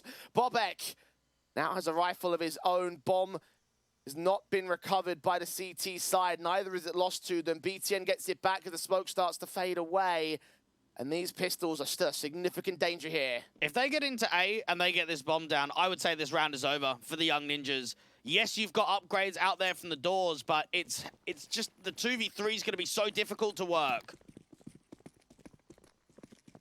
2 AKs, they want to walk up red. They're so slow about this. Misdem's going to see what's going on. Ragger's going to trade it, and Bobek will try finish off the job. But now it's him in a 1 versus 2. Smokes come down towards both sides of red. He's going to flash his way forward. He's going to take the fights, and that is the wrong call to make. That got so wild to the tail end of the first half, but it does work up 7-5, favor of Nexus. And for Young Ninjas, it's probably the calling style here from Mistem. I mean, when I reflect back on the last Rest event they played, tactically, they looked very strong. They were playing off each other nicely. They had some good dictation of pace. But when you do have newer pieces into the roster, and some of your players have probably been scrimming with the main team and helping them sub in and out, you do have to be a bit more brawly. You do have to be more chaotic. And that's certainly what we saw from the majority of rounds in that first half from them. Well, this is what I hope to see out of this matchup, Dweg. A brawl for all in just the first half alone. Wonderful stuff from both sides. Really took the fights and really took the challenges, as many of those rounds were down to the wire. I think Nexus will be disappointed not to get 8-4, though. Just knowing what the buy state was in round 12 for the opposition. Well, the last Ancient went 6-6, and they were able to run away with that at 13-7, so in terms of the rivalry, the scorelines do look better by comparison. Will they follow it up, though? Young Ninjas weren't able to get the T-side pistols either. Let's see whether this will be the opposite.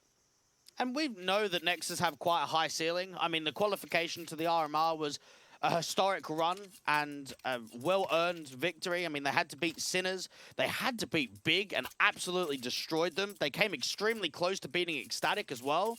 And then even at the RMR itself, I know they went 0-3, but they took a map off of Guild Eagles. And that team, I would say, is at their absolute best at the RMR circuit and out on LAN.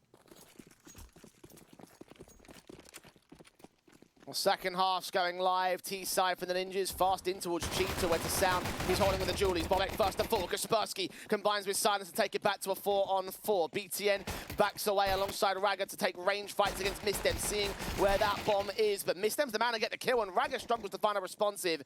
Nexus now down to 2 players. Ersin in the back lines, caught by Kaspersky and his swing and his triple to close. It's 6 on the board. Ninjas take the pistol. And just beaten by pace in that round. That was very aggressive. As soon as they take that contact out from Cave for that 1-for-1, they just start diving into the B bomb site. And while the CTs are trying to get into position, Sounds, BTN out there from sort of the long angle, just getting overwhelmed quickly. Young Ninjas start off with a pistol, and Nexus say, do you know what? You can tie up the scoreline. No worries. We'll just get on the rifles early.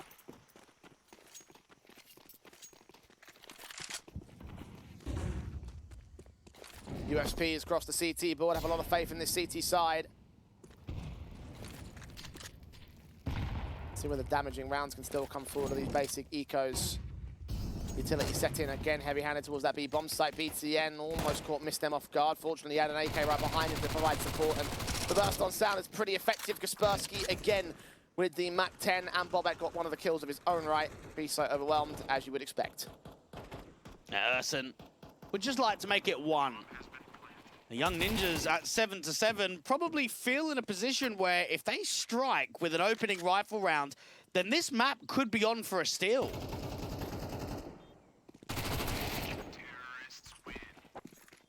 Well, we're going to evens right now. One good rifle, break the backs again of Nexus. It could apply similarly towards the likes of the Ninjas, although they have got a lot more cash available towards them. More opportunities to earn money as well. So T-side on the front foot. And Nexus go to the gun buy. And it's once more for Young Ninjas. They're playing maps in this group stage that they're familiar with. Bobek is yet to play Anubis, Inferno, Nuke, and Overpass. It is just Ancient, Mirage, and Verdi constantly coming in.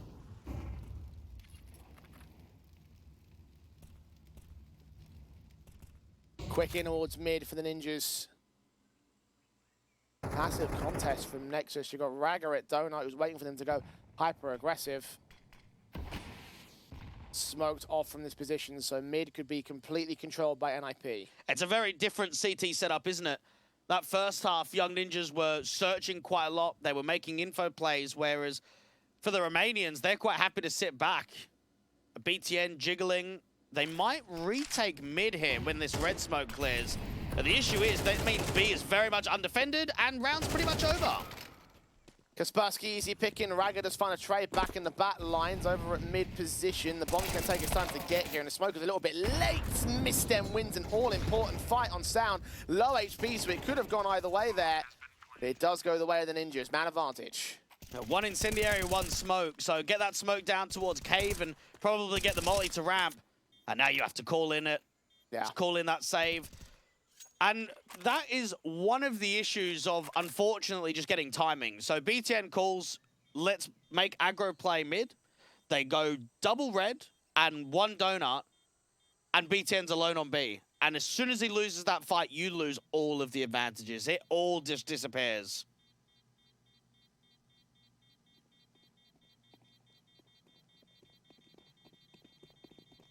Even the exits won't get gained by Ragger. Missed them at low HP. He's allowed to get right into the A-bomb site.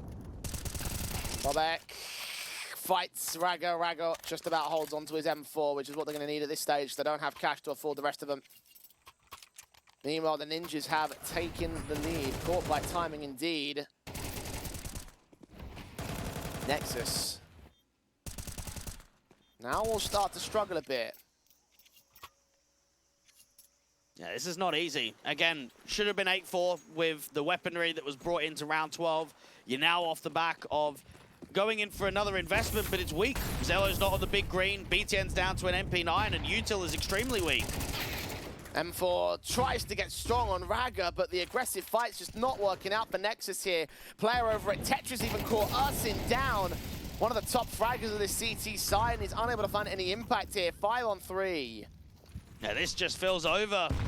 The Nexus have not delivered in the same account. BTN gets one. That's certainly not enough. Zello and Sound might need a gamble stack between them, but they're actually separating the bomb sites. One M4 on A, one M4 on B. Both players going to have contact as Zello gets caught. Sound is now just forced to fight on Kaspersky. 9 HP for the man. The bomb's going to commit towards the A site, and there's no way Sound wins this clutch. He has been a hell of a player in this map so far, but this is far too much. Sound is the best rifler on this team. He's very strong. He definitely gets set up in some of those star rolls. But right here has not been required enough by himself to make victories happen. Needs more support. And Young Ninjas, this is turning into a bit of a steal. This is shaping up to be a bit of a 2-0 in the best of 3. Nexus just have not given us that fighting punch in the second half. And this was a risk to buy. Again, not having all of the limitations means that you want to be on the front foot, means that you're kind of searching, you're desperate for an opening man advantage. And all of those aggressive moves were just instant losses, just instant casualties.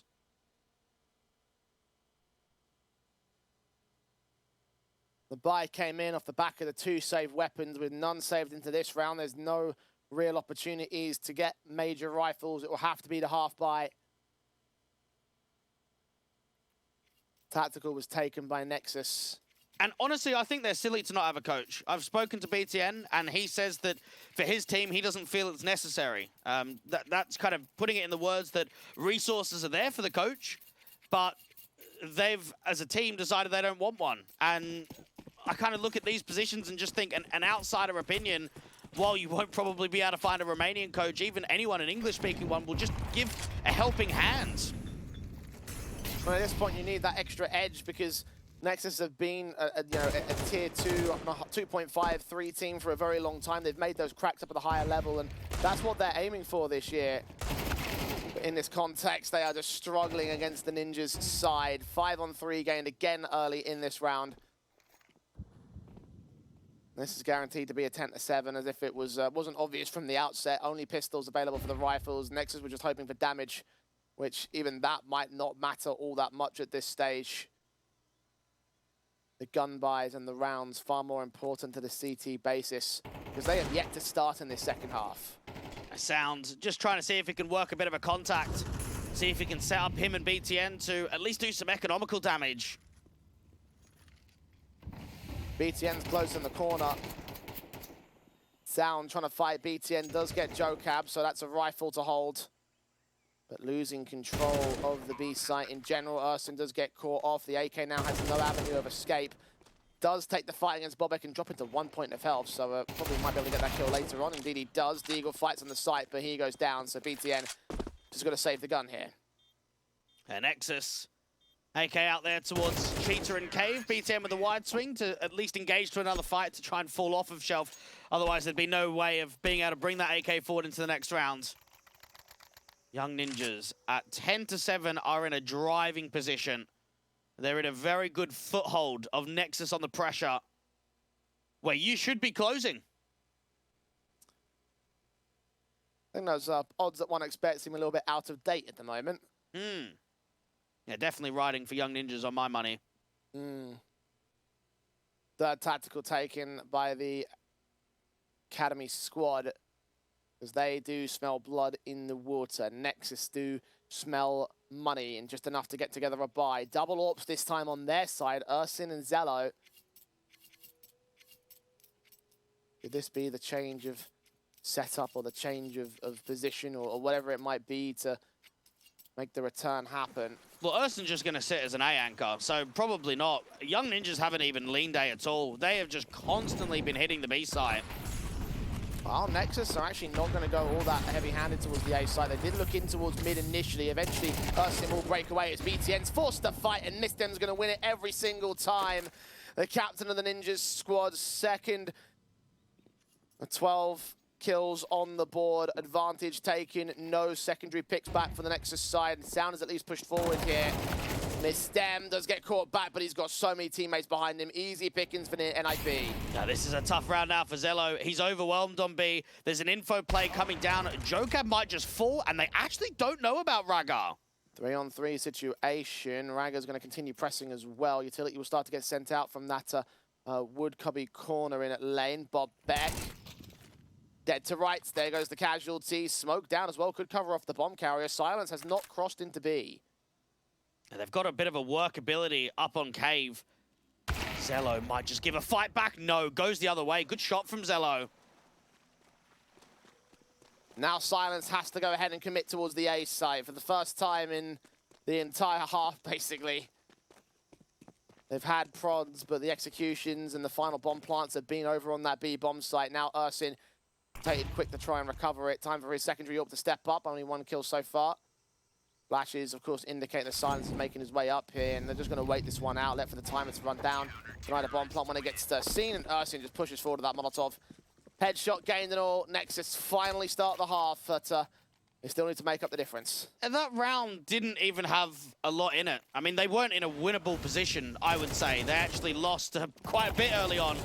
Opening casualty out there from Cheetah. Man advantage to the 4v3. Strong info play because from the perspective of Shelf, you lose a fight to the AWPer, but you don't see the rifler. So Raga uses that to get out there towards lane, and Bobek's just not anticipating it whatsoever.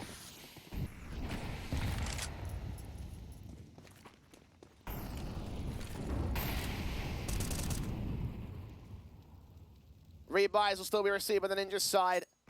Missed him. He's just walking straight into the B-bomb site. With the kills he's been getting so far in this matchup, I'm not surprised that he wants to do so. The AWP in support has seen Sound in the back line, and they're just going to walk forward off that contact. Utility is thrown in. Bobek takes an engagement. Sound has been dropped. Dem4 goes for BTN. Steps up with 2. Tries to get out of the way. Missed them. Trades it with 3 versus 3. Knows exactly where Raga is, and he gets the damage against the captain. AWP involved in amongst the smokes here. The T side try and form up. The bomb has been dropped. There's a late lurk in from mid as Ursin's AWP strikes on silence. Raga drops, missed them in the end, and JoeCab is left in another 1v3 for NIP. Now, unfortunately for JoeCab, I mean, first off, I'm a little bit surprised that if they're going in for an aggro B, that they don't just have him with the pack. They leave him out there to elbow to cut rotations. They know that Raga got up there towards Shelf in the last round. They know that Ursin was out there to Donut. So they're trying to allow him to at least create a pathway. And no one just rotates down mid, do they? No one comes in from Donut. Everyone is repositioning from CT spawn. Nexus finally found the cracking point. Swap out that second AWP for a second AK, so now they have the rifles back on Ursin. Zello continues to work with his big green. And really, it was the Ursin and Sound show up until this little streak has come in from Nexus, but now Raga's trying to join their frag counts. And their efforts have worked here. Look at the buy from NIP. Sound with a HE, they come up quickly. Sprays through, spotting players. Bobek in silence have to run into the contact deep into the bomb site. Bomb plant has been denied for the time being, not to the casualties being taken, just down to the sheer amount of presence they have in the back of the bomb site. Bobek gets away with 1 kill, no more than that. And Nexus will equalize. And now you get into a position where it could very much well be whoever wins this gun round wins this map. Just with how the economy could be. I mean, 2,900 loss bonus. If there's no bomb plant, probably makes it very difficult for Young Ninjas to bring much other than an eco in the next. For Nexus, you'd be taking away all of those AKs. BTN doesn't have a huge amount of cash. You'd be chipping away. This is such a key round for both teams. At least there's some savings on Zello and Sound. AWP of silence involved into ramp control again. So many players out here of lane, and again, Mistem's going to call that walk up. Sound close to contact, Kaspersky, Shadow seen, kill found easy. Mistem swings back to the challenge once again. It's only 1 player on that B site directly though. Have to be a retake for Nexus.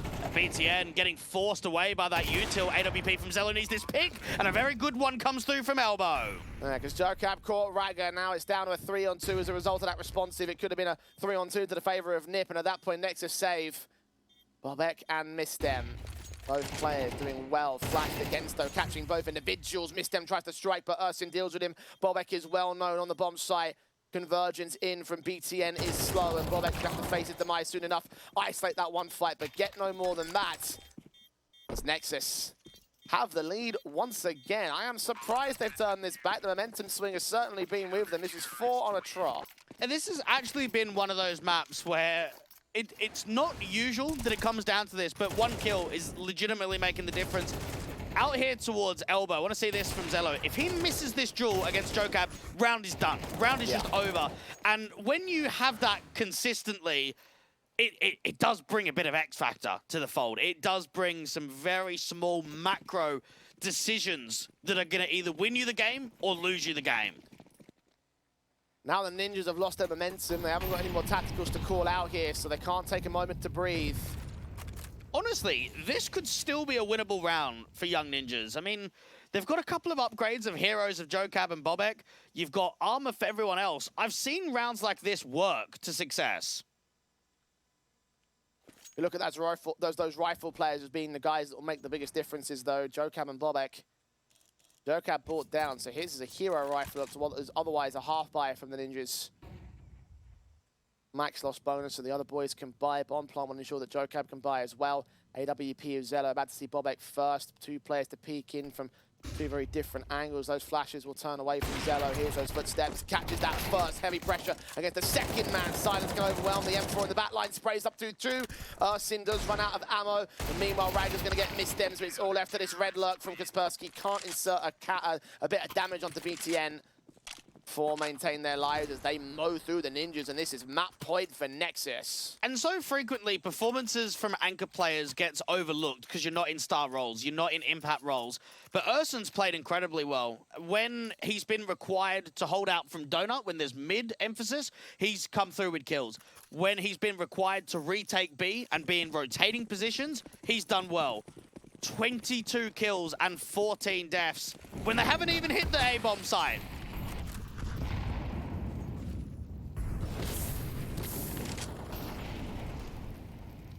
Been B-take after B-take, time and again, never truly an A-plant. Raggar fighting onto Kaspersky. Flash is sent in from the T-side, will allow him to trade back on Jocab. 4-on-4 gain as a result of that. Utility sent in towards Cheetah will try and drive BTN back, so small HP advantages going the way of the T-side, but not by a massive amount. Now they're going to make an aggressive ramp play. Sound is going to get flashed, but they're not going to commit off of the swing. 2 players per bomb site, and for both teams, defaults and ninjas have that bomb outside of A, but they're yet to truly commit towards it. Nexus, vertical crossfire, so adamant they're going to come in from Cave and Cheetah, which may well be true. This is unorthodox because it means that no one's holding ramp, and that's why at least BTN's broken that away. Now he can swing on the contact in Cave pretty quickly, he doesn't have to reposition very far. Rotations from the A players are going to be extremely slow as well. No one is in a good pushable position. They are going to start to take away the donut control and lean in towards mid. So as soon as that utility starts coming in, they can close in. Jocab is watching from lane though. Getting that shelf play up involved. BTN just needs 1 and Sound needs 1 the same. Molly sent, flashes, do not connect towards BTN, sees Silence, turns away from it, looks towards Jocab instead. Silence gets his kill, Jocab responds, Zello bats up with the orb, switching to the automatic rifle. Bobek is right around that corner though, his AK comes up, and it seems like the ninjas will stay alive. And the B players just crumble there, they get pressured, they get overwhelmed, and BTN does not hit that connection straight away. Ursun, at no point him even attempting this, you might as well bring that AK to the next round. Yeah, made noise with that quick flick, so bring the AK forward, as you mentioned. 1 out of 2 to overtime for the ninjas. And Nexus have cash available, so around this weapon they will look to buy back for all the guns in round 24. How far will this stretch, though? Can they close it out in regulation? This is a testing moment. Now, these are some of the games and some of the best of 3s where you do look at the what-ifs, you look at a couple of individual rounds. Nexus would feel that we've won 5 out of the past 6, so we should close in regulation. Young Ninjas probably think, well, we were up 10-7, so we should be able to push it to an overtime. And this last round, an opening kill may just decide it.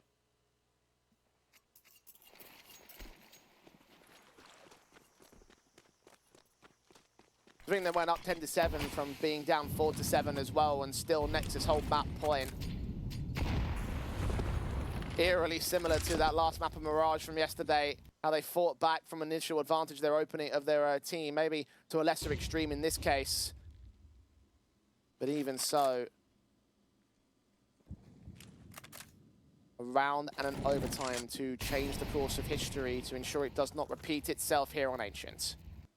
A lot of map presence has been taken here from Young Ninjas. They've got Jocab close towards red. They've been able to exploit Cheetah. Now this duel between Jocab and Raggar should present who's going to win the round. AKV M4. Zello is starting his rotations though. Ursin's pushing up from main. That could be another fight elsewhere. The AWP will contest from spawn. Now the emphasis moves towards Bobek. Utility gets sent out towards the B bomb site. Missed him, loses his engagement over towards Ramp. AK, did he hear a footstep? No, he did not. Bobek takes him aback, and now the execution can start, but Jocab in at red has not been checked all the way. He will be checked right here, but he still wins that fight. He is such low HP, but it's a 4-on-3 for NIP. Oh, good shot from Zello. He might try and swing out, deny the bomb for going down. Didn't catch the AWPer in the back lines. JoeCab so low sound. He's looking for the one little shot he needs. Kaspersky's been caught. Meanwhile, the retake starts setting itself up. AWP is silenced, surrounded and isolated here on the bomb site. Sound's going to take him down. JoeCab, 2 low HP players, has isolated that first. Will not get that second. Ninjas did fight so well, but they fought in vain on Ancient. At 13-11, Nexus take their map pick. And all I've got to say, Jay, is that's the Zello I know. 3 kills to close out that map. He's at a quiet map. There is no denying that he did not be able to develop into that star AWPer progress that we normally expect from him. But when you come away with 3 kills, he's the reason why this isn't in overtime. Yeah, just had that impact at the very end of the matchup. The onus of the honor of the MVPs in my eyes goes to a combination between Ursin and Sound because of how well they did. Ursin, especially, as you mentioned, that A-site anchor still ending up with 22 picks at the end of the map up. Like, the idea he's done that with as little emphasis as he was to those executions, that's a stellar showing from him. Yeah, and for Young Ninjas, it is a bit of heartbreak because I look at a 10-7 scoreline and think that they should be closing it there. They're in a strong position to do so. And it might be looked at, like we looked in that last series with Mal's NXT, of was it a missed opportunity from Alternate Attacks? Was it a missed opportunity there from the Swedes of the Young Ninjas? Well, certainly it was better than their Ancient against Passion UA, which went down at 13-7. So it's very encouraging with the idea that's not even your map pick. So the opportunity still could be there from the Young Ninjas side. I was hoping for a blow-for-blow game. That's exactly what we got out of this one. And let's see where the Vertigo will be the exact same. The Young Ninjas map pick after the break. Don't go anywhere. A very complicated job, but I love simple things so much. One move, one push.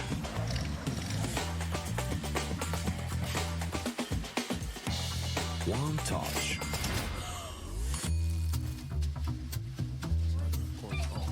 One love. One click. One XBet.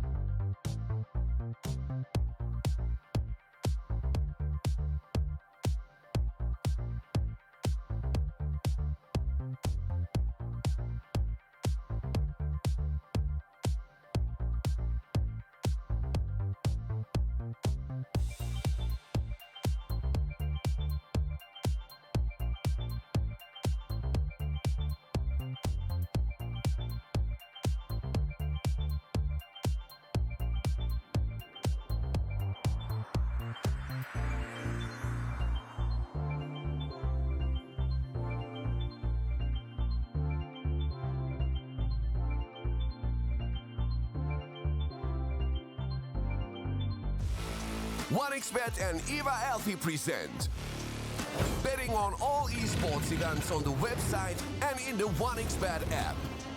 OneXBet. Play with Eva.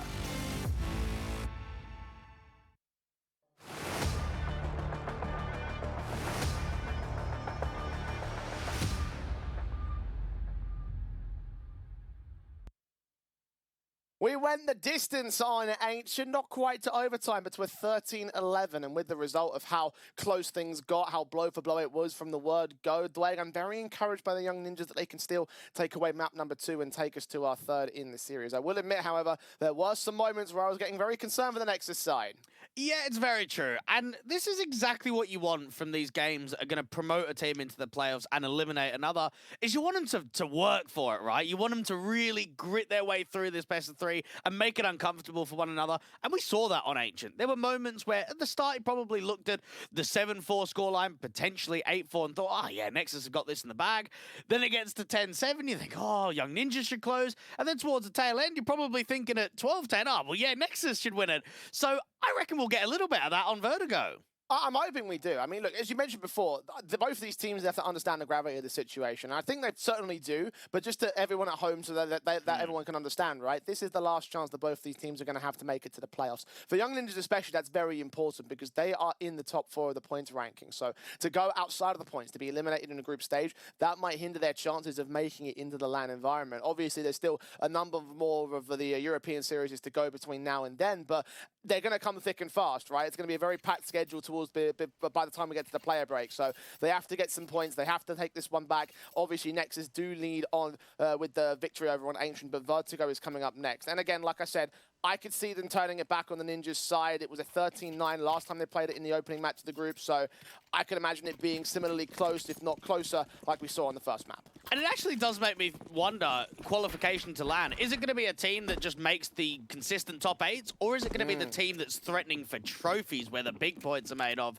Both of these squads wouldn't be looked at as favourites in the playoffs, but just scraping by a top 8 will at least get them started. Sound out here from Gap with the Julies and a teammate close by of Ragar. Push forward, Kaspersky has been seen. Tapped up Sound, gets the headshot involved. Advantage doubled up by BTN and his USP kill. Ragar gets overwhelmed on a side alley position. Urson gets involved also from the orange boost. 4-on-2 for Nexus established, and the bomb site is well and truly not taken as of yet. Advantage still sits, but the Ninjas slow down.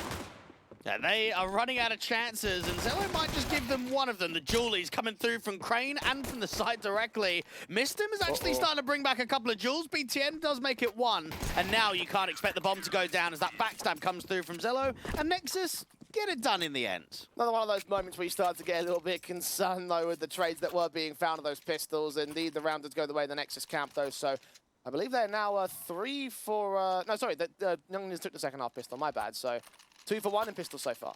And they have been consistent across the group stage, though. They won out more pistols than lost in the previous series against Young Ninjas and the series against Permitter. So something that will be a bit of a helping hand if they want to try and close in 2.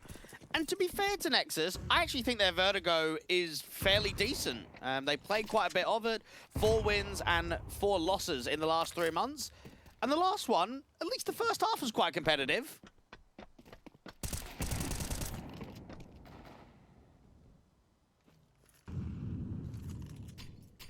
Yeah, they went as far as they could with that T side.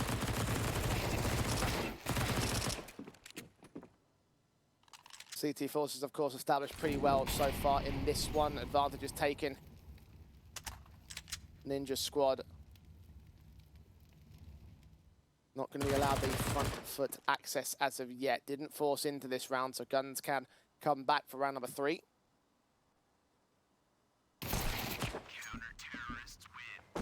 At least the habits are broken on the Nexus side. Last time they played Vertigo against Ninjas, they got the pistol, then they lost 6 on the trot, so lying that much of the Ninjas' advantage.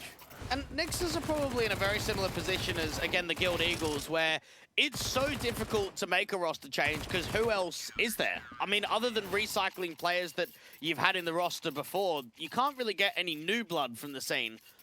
One that is potentially an option would be Lonks, but would they want to buy him out from Falcons? Probably not. Probably wait for that contract to expire completely. So you have to grind with the pieces you've got, and these guys have been grinding for a very long time. Oh, Mistem started off against Zello. Ursin. MP9 is aggressed. Incendiary's back on the CT side. Will try and draw more attention towards the upper portions, and Ragnar and will start looking down against him. Mistem will get that kill. Has to be a trade back from the MP9. He comes up with 2 and gets back to the gun of a 3 versus 3. Orb recovered. Reface for a shot on Jocab. Okay. Raga, good night. Oh, he's actually bringing this back, and he might be on for a bit more. Now, Silence has been able to get out here to danger. BTN towards mid, has seen the player under Guardian. The flash is perfect. I can't believe this is a recovery. Quadra, give us a 4K, Raga. Come on, son. Silence is known. Sneak around the back. There it is. Wow. What a round for him. 3-0 start for Nexus. Man alive, the young ninjas just got a backhanding by the Romanian veterans. Oh, I just want to see that sequence again, man. That MP9 was mental. The young ninjas did everything right. They're even pre-aiming danger. They're even ready for this fight. But he knows. He knows as soon as he gets those 2 kills, they're going to commit B quickly. So I have to keep fighting. And I love that intent of, rather than falling back and being defensive towards the generator position or Guardian, he just looks in instantly for that 3rd fight with the Orb.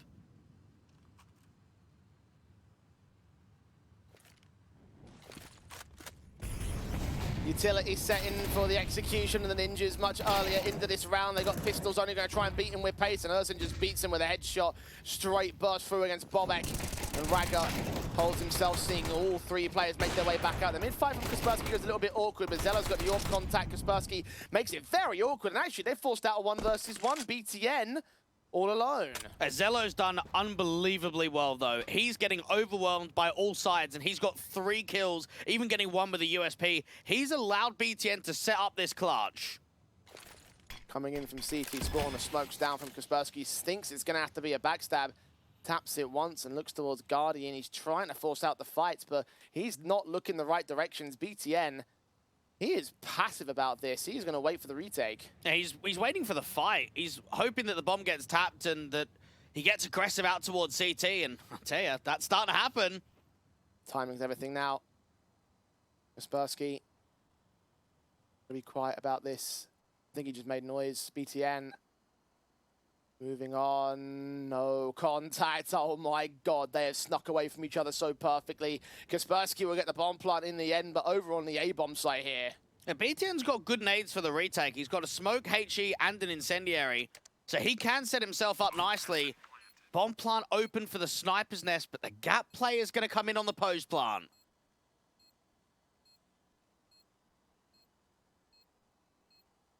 Smoke, HE, incendiary for BTN. Bomb has been seen. Contact has not been established. Now the man's been spotted. The M4 now knows. HE's come back to try to dish out the damage. Incendiary sent straight through. Kaspersky wins out the triple and keeps the round held together for the ninjas. What a steal. And they've actually broken the bank completely. A lot of emphasis on that previous round of damage. Then you come away with your first and just beat him by pace. Very accelerated out there on the B side in through Guardian. Ursin on that first line only gets 1. Zello does a very good job of multi-fragging, but it's not enough in the round. To think as well, if that mid-fight was won by the player of the Nexus side, then perhaps it would have been a very different story. Kaspersky did so much in that later portion of the round, and despite the money problems for Nexus, they are still going to get a bye together here. It is very weakened though. SMG for Ursin, glass cannon all for Zello. Doesn't stop him though, Kaspersky's down and out. Zello, opening kill, getting it out there through mid and waiting to see if he can reposition back out to A and make it 2. Jocab missed him. Aggressive approach towards top ramp. Smoke's involved, sound. M4's held away. Teammate to his right-hand side. Silence does connect onto Zello, so that Orpa has finally dropped. He's looking for BTN next up. It could be a chance for that player over at the sandbags to strike. The HG's down against Sound will dish out pretty decent damage. He is careful not to give the game up, though. And they don't have another molly or another HE, so this could actually be a lot of time stalling out to the sandbag. SMG of Ursin has to win the fight against Jocab. If he goes towards that AWP, he'll be exposed, and the AK will just rush the corner. 45 seconds. They are feet away from contact, and the contact works better for us. In shot missed out. Bobek forced to trade it back. The M4's on the bomb site as Sound waits. 3-on-3, looks to engage. The bomb carrier has seen him, but BTN works off that distraction with the kill found. Mistem doesn't know where to look. Does he focus on sandbags? Does he focus on the site? The site player's backed away. Sound can only hold from one position, but continuing to do so is stalling the clock. 20 seconds. BTN has caught Mistem. Silence alone. Bomb in the open. Nexus in control. A clutch to go to a save as they get back to 4. And the sandbags may just be the worst position to deal with if you don't have util. Yeah. I mean, right there from Sound, he knows, I would say pretty early on, that he's been mollied, he's been smoked, one HE comes in, and then nothing else comes. So he knows from that point onwards they don't have another molly, because they would have done it by now. So all I need to do is stay alive. And BTN, he gets aggressive towards Crane. He's playing off of the distraction.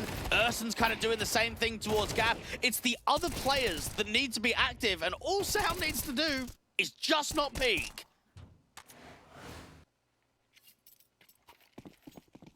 The young ninjas just push back onto their basics once again, can afford the hero AK and AWP. Plus a Galil out for Bobek. The 2 pistols on Jokab and missed him, and they haven't forced the issue on the buy-up. And so they've missed the endpoint smoke for BTN, so he can't go into Gap because of that.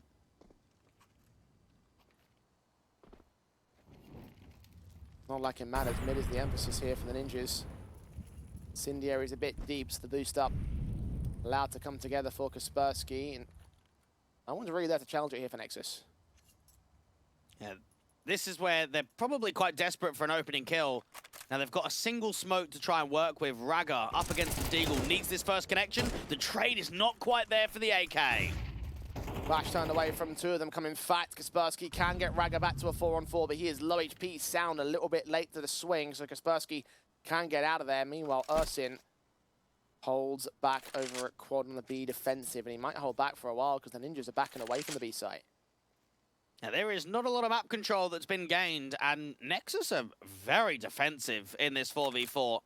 Now, BTN and Sound both have HEs, so once they hear that bomb get tapped, they can just draw both of those into the bomb site directly and probably deny the bomb from going down. 30 seconds past their positions, but as soon as they start hearing players, as soon as they start seeing utility, then it has to be a commitment. Smokes up, rotates, will get called. Only the one side can get smoked off. BTN, what's he going to find with this? Blind spray is getting close towards Kaspersky. HE's in his hands. The Glock is right around that corner. Sound puts nades out alongside Bobek, trying to prioritize against the bomb plant position, but no, running into the AWP. Finally a kill found. Kaspersky walks, and Bobek is assisted with the casualty for that distraction. The AWP pressured heavily. The Glock gets him. And Ninjas counter-steal. Just awful utility there from Nexus. BTN just completely butchers the HE, and it does not allow the kill to come in insta.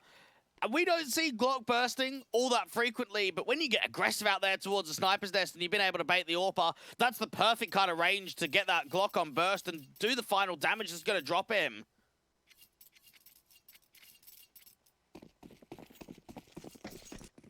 And the backs of the Nexus buy are truly broken this time. No awkward SMGs or glass cannon AWPs around the rest of the rifles. It is straight pistols and an MP9. Awkward times for the CT side.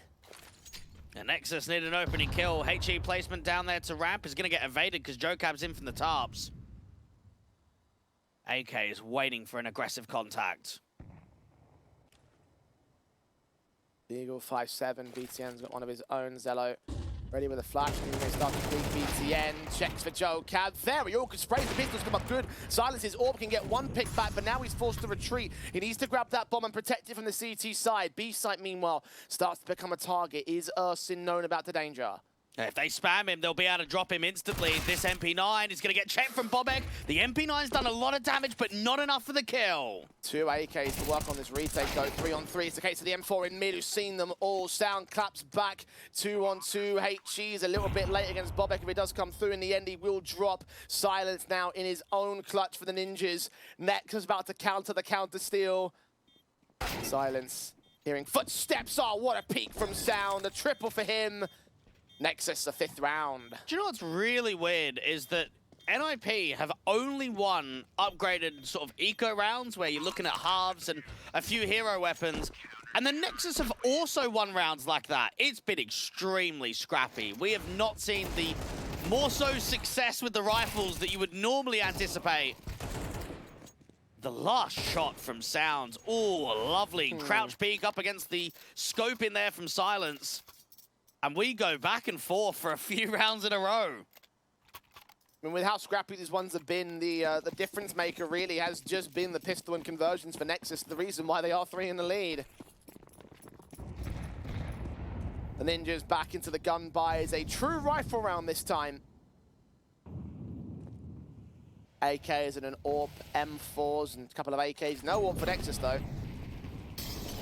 Ninjas, utility counteractions right there.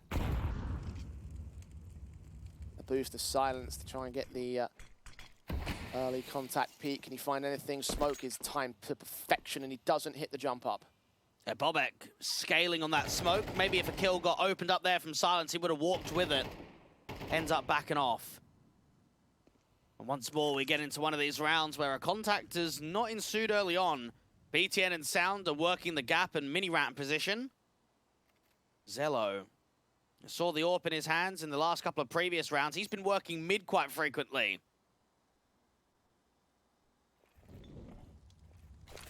AK's out there to watch that particular position. Molotov's on BTN, will force him away from Tarps. Not that far away though. Swing on Joe Cab, gets the dink on the man. Heavy damage sustained, but not the opening kill yet. 40 seconds. A Sound in the sandbag again.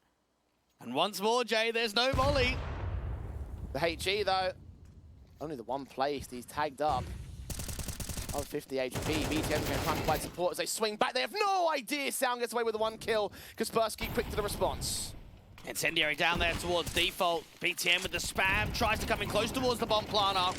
Nades a little bit too far out. Bobek can respond through the smoke. A blind kill to an advantage for the T side. They have a rough idea where they're holding from. Mistem finally gets caught with that gap. Swing forward from Zello, expecting his players over the sandbags themselves, but it's swing out towards Bobek, who is catching more kills. Kaspersky follows it up. Ragga in the 1-on-3. He's got that first, but down to 19 points of health.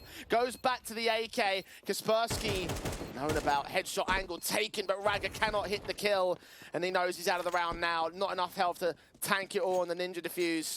And not enough time without a kit either. Third on the board of the Ninjas once again. If he won that fight straight away from elevating himself to default out to the sandbag, that round was on. But not quite. Now, these rounds are not coming down to very much at all.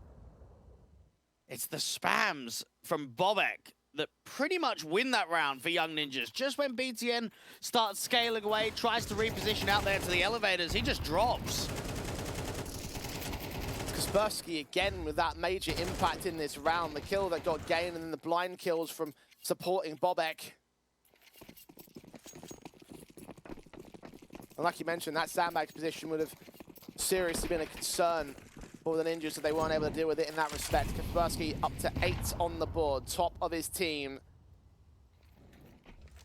And the AK plus the FAMAS Sport in is the only weapons they'll have to play with. The Deagle of Zello's baiting out. Mistem does get that Deagle shot back as Sound sacrifices himself. BTN's been doing a lot of damage out here to Gap pretty consistently, but with the util in place, he falls off and Zello tries to pick up the AK. He's going in for more and he makes it work. Joe Cab caught next. AWP does catch him getting a little bit too greedy. Now the attention turns to Urson on the B defense. Caught in the moment and perhaps looking for too much. Urson with the dig, just needs one, can fall in some of those rotations, but doesn't get that kill instantly, and then just gets overwhelmed. 2 AKs again in the clutch. Kaspersky leaning forward towards AC. Ragga loses that fight. BTN is once again all that remains.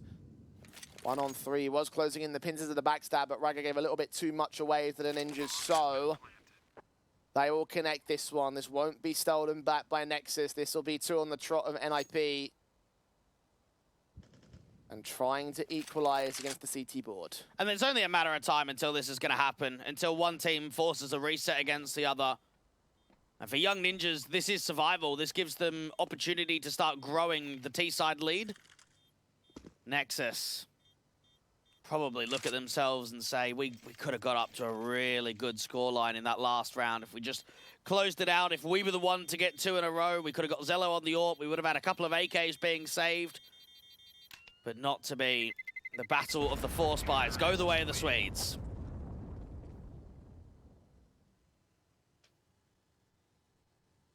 Up until then, we got our blow-for-blow match again. Nexus. Maybe if Zello held back, maybe if he didn't face the AWP, they could have held together the advantage and started to split the bomb sites. There was a FAMAS available that could have gotten picked up, so they would have had a handful of rifles to work with. Single decisions making the differences here in this match now. Ramifications for Nexus means that only that AK will stay in. BTN trying to win the fight against Kaspersky, who has been stellar in mid over the last couple of days. Swung upon with a spray that does damage, but comparatively little considering what BTN had to work with. Eventually, he does get a second chance at the kill, and he'll take it. But as soon as that happens, the execution's inbound. The only rifle is known about. The P250 goes unchecked. Don't tell me this is going to keep going like this. Pistols continue to be major thorns in the side of the Ninjas. Side flash is dead. Oh, Rager's turned it up. The AK combines with BTN, and they've stolen it back from the clutches of defeat. Oh, look how many rifles they pick up as well. Double AK for Zello and BTN. AWP in the hands of Raga. And you can't tell me you're surprised. We've seen so many rounds like that on Vertigo of low investment or weak investment rounds coming up trumps.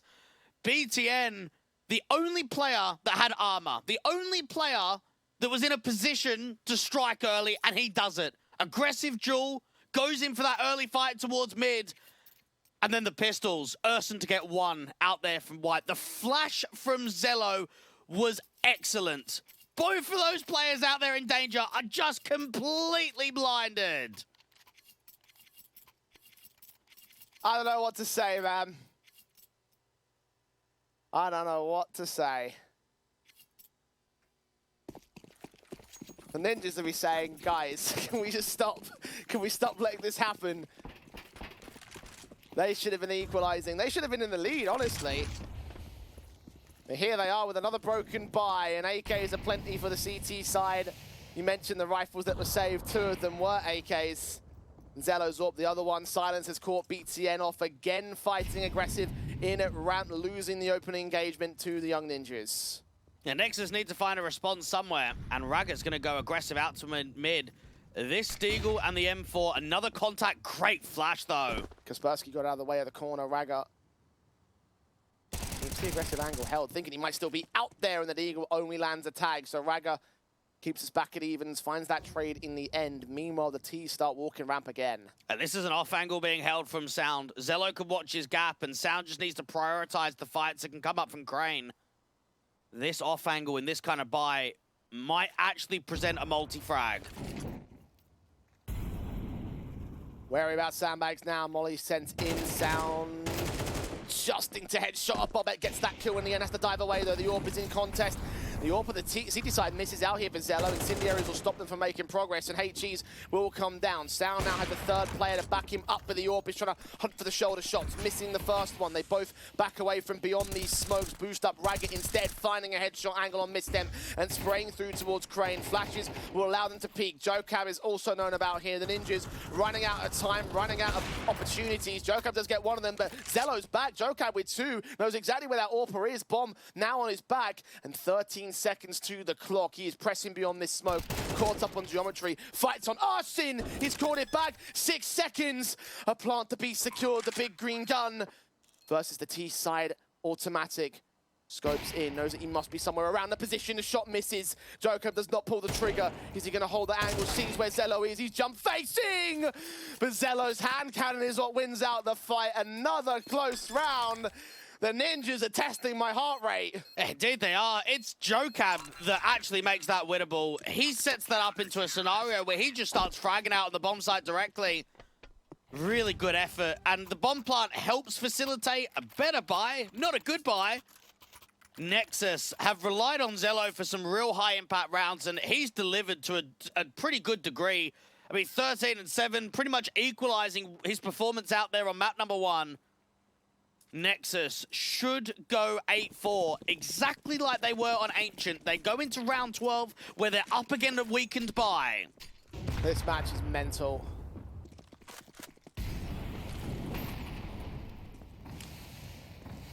Incendiary's up, HE's coming in against the likes of Joe Cab and Co. Silence takes the majority of that damage. The swing forward, Joe Cab's dead to right. Sound gets involved as BTN just distracts himself with flashbangs from Incendiary. Sent, catching another kill. Finally dealt with by Bobek, but a 3-on-2 ensues. And they'll know that Bobek's down low. Zello up on the bomb site has got some nades for the plant. So he's got an Incendiary and a HE for default. Isn't in position to use them though. Bobek's going to be allowed that bomb plant. Kaspersky close. Going to catch him with U2 in hand. Ursin has to trade it. It's Bobek now versus 2. The stand-in, hoping to be more of a permanent member soon enough, and he's going for the ballsy kinds of plays. Ursin's back will be turned towards this.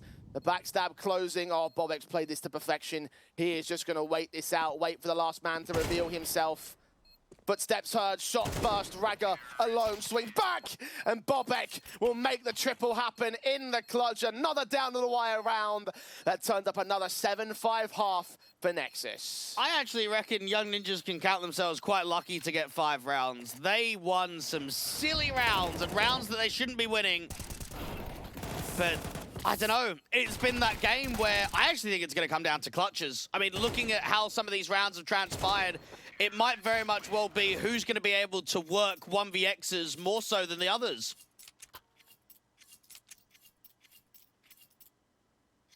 And the odds that one expects still back Nexus here. Probably because of the map they have in the back pocket, still favouring them in this best-of-3 series. But now the second half pistols. Wondering if this is going to be just as wild for the Nexus side, whether the Ninjas can hold up some more solid defensives. Flashes are sent to the Julies will try to take those engagements. But Kaspersky sees so many, gets one of those picks. The second set of Julies dealt with by Sound. Raga follows suit on Silence. Another fast set of entries into these pistols. Missed them, those drop the bomb carrier. Look for Sound, look for Raga, who gets another pick. A double for him in this one. Zello spots the last. He gets his piece of the pie. And Nexus take the pistol. And that for Nexus is just the epitome of pack-heavy Counter-Strike. Trade off one another and keep tight spacing. These duels are everyone fighting as a unit, making it so uncomfortable for those USPs. Lovely shots and good connections means that Nexus can go 8-5 up and then 9-5 off of the back of a lighter eco.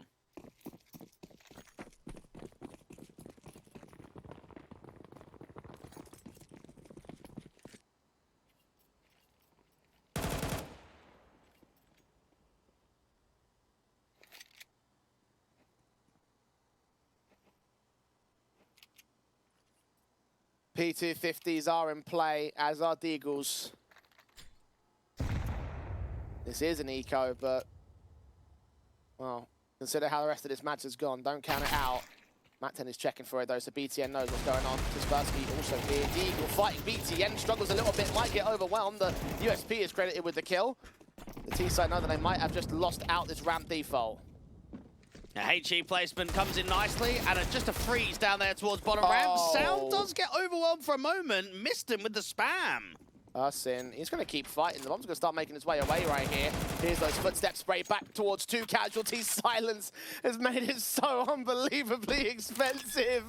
Why are these pistols doing so well? This is winnable. I know that he doesn't have armor, but just the HP difference. Zello's heard him. Silence is charging straight in. Aggressive starts on the stairs. Zello still wins it. 9-5 for Nexus.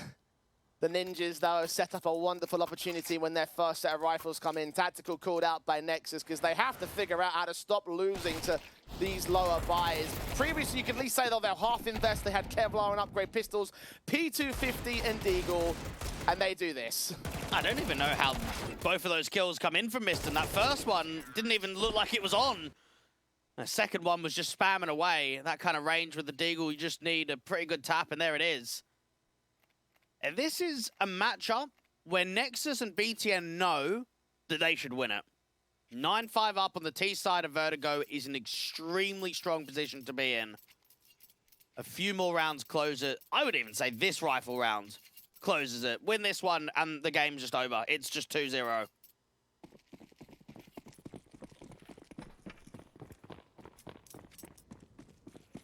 when you consider where they stand. Logic would dictate it so. Early fights in beyond these smokes. Jocab is going to get caught once again by Zello to open things up. The HEs don't reveal any of the T-side presence of the Ninjas.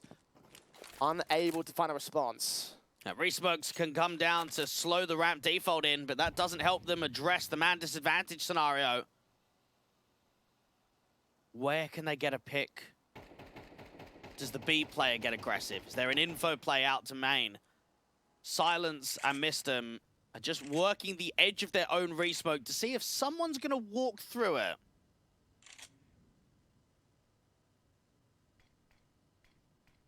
Another smoke set in by the CT side. Just at the minute marker, so time will run short on Nexus. They've got so many players over towards ramp. Silence starts backing away. NIP recognise it's probably best to try and hold the passive defensives. Molly's coming to try to check top. Sounds HGs will try and come in against Silence. Will dish out some heavy damage. There is a second HG available to him, but the flashbang sends him into the casualty. Sound drops 4v4. They only see one player towards ramp, so they actually think it could be a B play. They're over-rotating. Footstep was heard on that jump up from Zello, though, so one man has had his attention back. That's the aforementioned Silence. 18 seconds, the smoke is sent. There is a mid-play also from Raga. As attention's drawn away, they're going to hear these footsteps. He can try and act as the plant will be guaranteed to be secured. Ursin is the backline contact. He's known with that angle of the smoke itself. Damage taken. Flasher sends him forward into the kill, not to the second. Zello and BTN just need to stay alive. Raga's going to win this round. They hold back. He presses on. Here's those footsteps. Mistem checks it, but Raga gets the kill, and now they're full send in a retake, and full send out of the round, perhaps. Bobek, 1-on-3. He's caught Zello first on the defuse. He taps it, tries to force BTN into a casualty, but he's running out of ammo. Forced to switch back to another M4, takes a fight, wins it, taps it again! Oh, he's caught Raga, but he's not caught the round. There's no kit, there's no time. Nexus turnover 10. Bobek's playing so well, and it's uncomfortable, and it's painful to know that he's playing this well, and they ain't winning. They ain't winning rounds. They ain't winning this best of 3. That was such a sick attempt at the clutch. He tries everything. Tap the bomb, draw the fight. Tap the bomb again, draw another one. He gets so close. To know as well that in their last series here in Rest, Bobek was also a top performer against Patch New A, and they couldn't get that series done either. 2 matches where him and Kaspersky have done work, but unable to get the result, unable to get the playoff spot. As Zello just adds insult to injury, salt in the wound of Silence. The SMG of Jocab tries to insert, gets nothing done with that MAC-10. No responsive, barely responsive from Kaspersky. 4 points of health by taking down BTN. Ninjas are trying to take map control elsewhere. They have to force an advantage. And this round to me just looks reckless, Jay. It looks like they're just desperate for anything. They went aggressive. They didn't have a util. They didn't have a massive pack-heavy stack to make a maneuver like that happen. BTN's just licking his lips saying thank you. Backstab coming through quickly, and a restack comes up on the B side. Timing's everything. Bobek hears all these footsteps. Ursin spotted. No one else seen. SMG as Kaspersky gets back. Bobek. Oh, he's dealt with by Sound. 1-on-2 now for Mistem. Has he been given enough? Has the defensive allowed him his opportunity? If he has, he's going to have to do it completely dry. Again, no util. Again, no kit. But this time closer to the 1-on-2 with the plant tapped and time being worked. Set out towards quad's been seen. Sound knows exactly where he is. 1-on-1. Tries to take the fight from Aggressive. Doesn't see him over. His teammate called it out. Sound's going for a much wider face, though. He's going to look for the engagement back over at AC. Time's against him, though. He has to prioritize that plant. Tap it again. He's trying to see if he can draw the fight, and Mistem's just not moving. Sound. Mistem gets more passive in this. The plant will be secured, so Mistem has to make the moves now. Sound might try and reposition, getting closer towards the B stairs. No kit. Now, he has to expect that with this sort of investment, there probably is not a kit invested. Footstep hard. Mistem making a ton of noise. Checking white. Sound. In danger, called his bluff. Tap once, missed him. Has no idea, but he's just spotted him. And I think he's just got it in time. Sound was actually seen a lot earlier there, so that was probably his teammates just quickly coming over. He's out there towards danger on the left-hand side, trying to get the words out. Sound did not protect himself enough against the angle. That was the round to win. That was the perfect one. They got off away with two very easy picks there towards Rat. They traded Bobek on the backstab 1-for-1, but it's missed him to clutch to get the 1v2 over the line. Leader of the pack. Leading them into survival. Because this is a Glock round with upgrade pistols, eco for Nexus.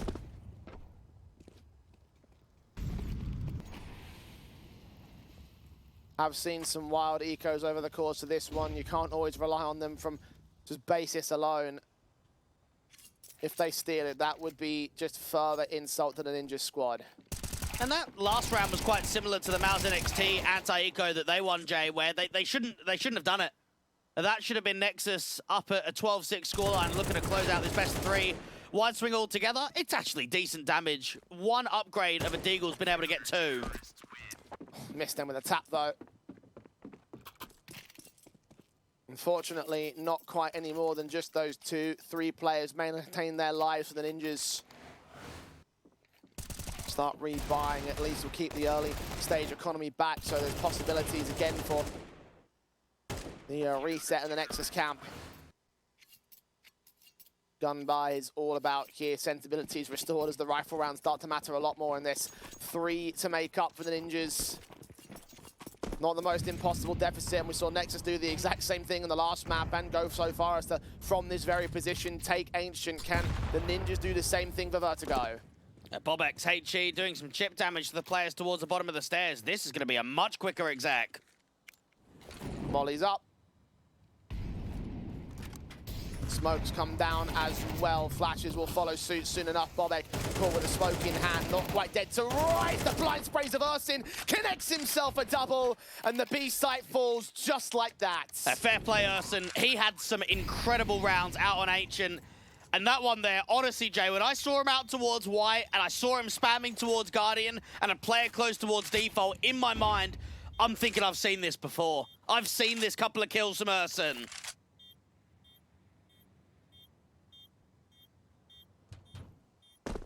And it's enough to force Ninjas into a save. At least the players that fell, Kaspersky and Bobek, have a few in the savings.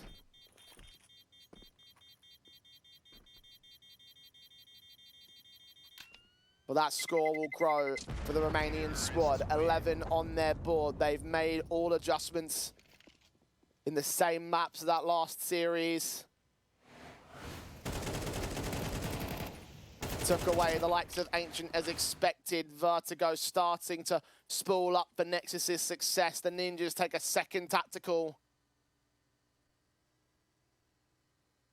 They will have their gun buy, but this may be their last chance. Yeah, Jocab has had an underwhelming performance in this best of 3. Didn't deliver very much on map 1. And map 2, Jay, he is the highest rated player for Young Ninjas on Vertigo. Where is he? 6 and 15.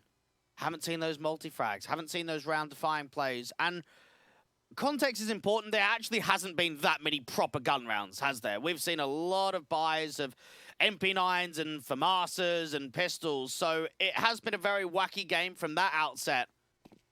But Nexus are in a driving position, and Young Ninjas can't even afford the big green into round 19.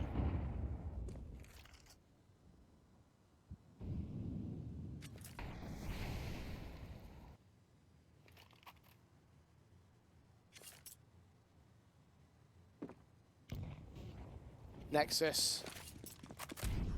Eyes set towards the B-bomb site. 2 defenders here. Bobek sees that wave of utility, tries to smoke off the main entrance, and it will stall them out. Nades are sent to the back lanes as BTN will try for the first challenge, but just that utility has been seen. Molotov against Bobek. He's been hurt. Will they swing for the challenge? You're certainly sure they will, but the spray is so awkward for BTN. He gets a second chance and recovers himself, redeems himself. Advantage for Nexus The bomb can go down. Hey, look at Sound. Sound is on the A side. He's literally walking gap right now. Oh, man, this is a massive backstab play. And the bomb's going to rotate away for it and everything. The CT side have no idea. They've been pulled so much attention because this is basically a B execution, but the bomb will get planted on A. BTN still working. Finally, Missed Them has caught him, and now they start running. Now Silence starts hearing them. Sound needs to get contact, though. He needs to get a kill straight away. Silence is in the sniper's nest, up on the elevated position. Urson is spotted. Dive back down. Utility will get sent. Sound needs to get a spray together, gets his kill back. Zello caught Sound, needs to double up. Kaspersky gets it, Urson back. Kaspersky to a 1 versus 2. He's dropped the bomb with the first kill, and 2 kills deep in this round. Needs that third. He dropped his weapon to go back to an AK. Ragger is on the M4, and it is quiet. Kaspersky has no idea where the last player is coming from. 10 seconds to the clock. Ragger needs to prioritize that plant or get the kill back. Noise being made. Plant back site, he now knows. Kaspersky has revealed himself. Flash is sent, he gets away from contact as well. Oh, Ragger's done well here. He's done well to even be able to get the bomb down. Half HP though, can he win the clutch? 1 good burst versus 1 good shot. 1 good headshot from Kaspersky. He's making a ton of noise, hoping the Ragger gets aggressive. He's got the defuse kit as well. Swing spray! Kaspersky takes it by a margin of 4 points of health. The Ninjas stave off map point. Oh, that was a close one. That was probably should have been a round victory there from Nexus. They do everything right on that reposition. They do incredibly well, even with the trades up there on A. I'm not sure where it went wrong, where the gap was. I mean, even the pole in the 1v1 fires way too early. And for a moment, you think, oh, this is definitely Ragger's round. Not to be. So we've just seen clutches. Legitimately have been winning rounds for Young Ninjas. That has been everything. We saw the 1v2 from Mistem, and now we've got another 1v1 that's come through. Those 2 guys rightfully on top frag of the board, 16 apiece alongside Bobek.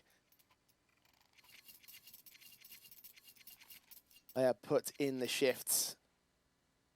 The Young Ninjas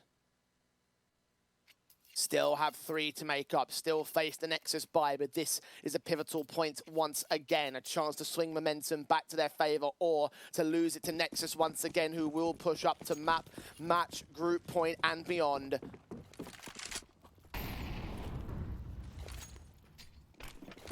Default setup, ramp fast into the T-side line. The nades have missed him, revealing himself. Will put those HGs down to great HP effect. 3 players on the site defense as Nexus apply the brakes. Extremely aggressive here from Nexus. BTM waiting for an overextension at Gap. Zello watching out for the boost. Aggressive play at Crane.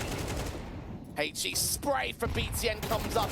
Low HP on the man as Kaspersky focuses on an aggressive play. Sound's going to catch him. Bobek known in the open. Player starts swinging so many to contact, but Bobek and Mistem get those kills. 2 versus 2.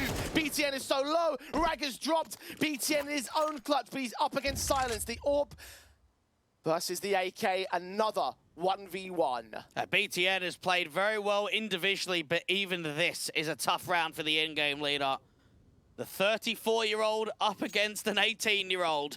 Experience between the 2. Could that be the defining factor to allow a clutch to go finally in the way of Nexus?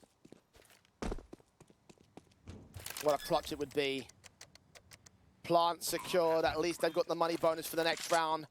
And BTN is going to suppress. Silence wants to switch to an automatic weapon. The AWP will need to hit the 1 accurate shot. At least if he sprays, he can be wild about it. And that 1 stray bullet would catch BTN. He sticks on the big green gun, though. Footsteps heard. He's working his way up, all the way around the corner. His USP is what he switches to instead. He knew the HP bar, he knew the damage his teammates done, and he will capitalize with 9. I can't believe Young Ninjas are still surviving. There is every single way that you could say that this series should be over. That Nexus should have at least won one of those clutches that force the reset that gets them to series point to get them to close the game down. They've got to keep their mental strong, because when you have rounds like that, when you have constant 1vx's not going your way, you allow an opposition to start getting rounds up on the board. You allow a way in for Young Ninjas. So they need to make sure they're not tilted. They need to make sure that their mental is as strong as it can be. And for Nexus, that won't be as much of a problem because of the slightly older nature of these guys, but it must be frustrating knowing you brought this one down to a couple of clutches and you've just been, that's that little bit short. The young ninjas. A tactical taken by the Nexus camp when they will have a chance to talk themselves. Their buy state is broken, but not as broken as the T side. Upgrade pistols. They will half buy into round 21, go for the true guns in round 22. For the CT side, this is their chance to close the gap even further. And I mean, how poetic would it be to go so far as the 13-11 Nexus and counteract the last map? And for Nexus, a few kills in a round like this could really shape up that reset even harshly come that next gun round. So you don't look at this as a throwaway. Yes, it's very light investment, but a few good kills could make all the difference. Young Ninjas would love to be able to upgrade those MP9s, get them onto M4s, get them onto stronger utility.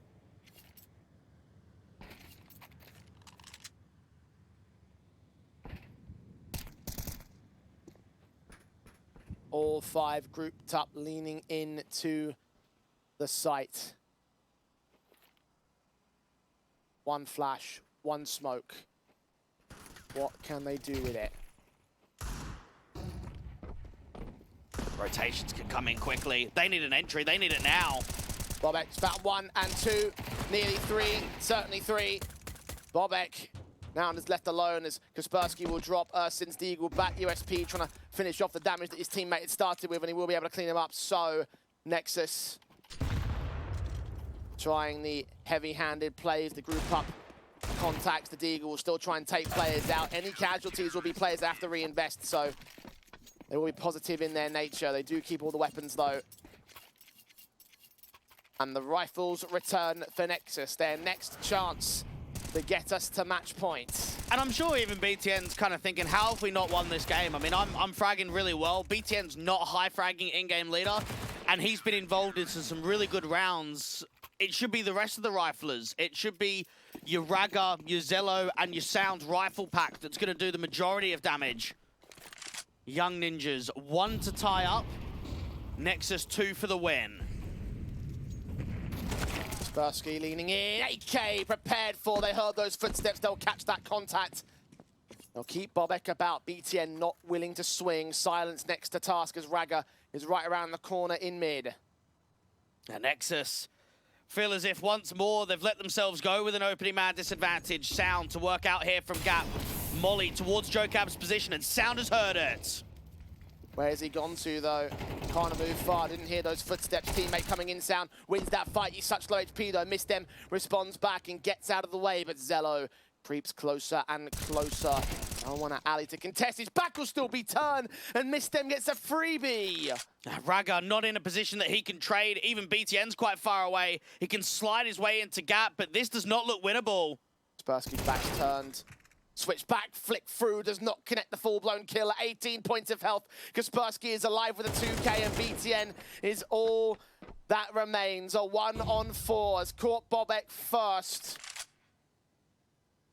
Bomb is about to get discovered by Kaspersky. He's such low HP in this exchange. BTN should be able to get this pick in pretty nicely. Mistem will be right behind the position, though. Adjustment right there. The M4 takes a triple, and the Ninjas have evened it up. I can't believe that we've actually got a game here. I'm just stunned that we've seen a 1v2, a 1v1, and another 1v1 in this second half. 3 clutches in one half. That is unheard of. That is so unrealistic to say that that's going to happen. And Young Ninjas, they should be out. They should be eliminated right now. And Nexus have only got themselves to blame to not close this series out. Frustration's going to be high. They've let the opposition back in. You don't want to go to a third map. Look at what happened last time it went to a third map. And any one of those rounds could have been the closing moment. One extra bullet. One different position, one counter play, one thing done differently, and they would have secured the 2.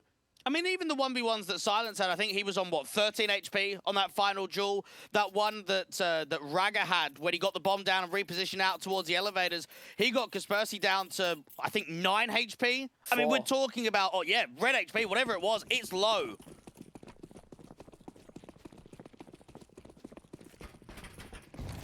Nexus. HE sent into JoCab first and foremost. SMG counteracted with a HE of his own and 2 kills against Ursin and Zello. 5 on 3 taken. Deagle better be watching for his peek forward. Incendiary sent. Backs a turn, but Sound can bail out the kill counts. Can he get the AK next? Bomb is on his back. He's in that corner. Ragger in mid. Meanwhile, tapped up Bobek. 3 on 3 situation. Sound has crossed. The AK continues pressing. BTN seen him and he concedes that man advantage. Sam was desperate to try and get that trade, but he knows if he wide swings out, loses the fight, that's just the round done. This is workable. 2v3 with upgrade pistols. A bit of armor, missed him on the jump spot's going to be difficult. He's going to take contact and just fall away. Spots them. Sound now starts to press. The bomb has been seen. The footsteps are heard. Sound just charging up. Missed them's AK. Trying to spot them, trying to see where they're coming from. Nades won't receive anything. The attack flashed in for the Tech 9 for Ragger to press onwards. AK fought upon, burst through. Dink down's not good enough. And the smoke will reveal where the last player is. Sound drops as the Ninjas will get to map points. Nexus. 1 to close to overtime. And Young Ninjas, they'll feel in their position that they've earned it. That they've had to work extremely hard to bring back the 5-10 deficit. To work it into a position where they can see the light. They can see map 3. It's Colin.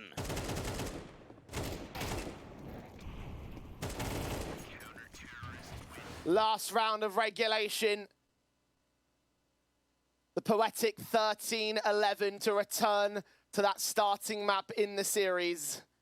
To keep us in at a third in this best of 3.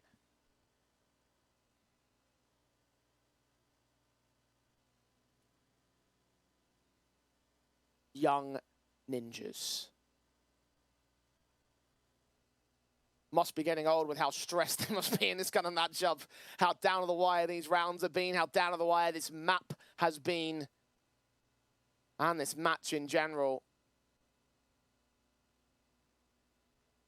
See those top performers, miss them at 25. Bobek at 21, Kaspersky at 19 kills. And you think to yourself, who from Nexus is going to find that impact that would take us to an overtime? Hey, just dwindling on the point of the what-ifs. Again, similar to Ancient, round 12, Nexus should have won it. They should have gone 8-4 up at the turn and not 7-5. They're up against a weakened bye.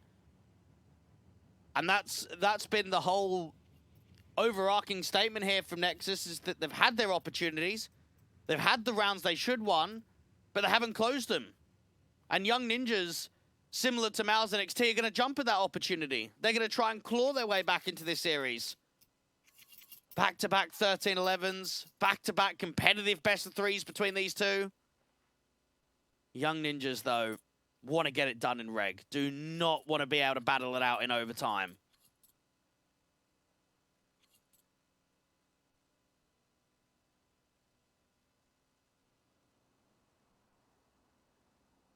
Tension in the air so thick you could cut it with a knife.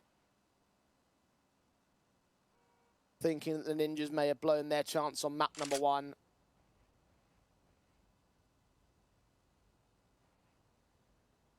Now maybe Nexus may have blown it in map number 2. But this one has gone so close. This one could really come down to a single kill.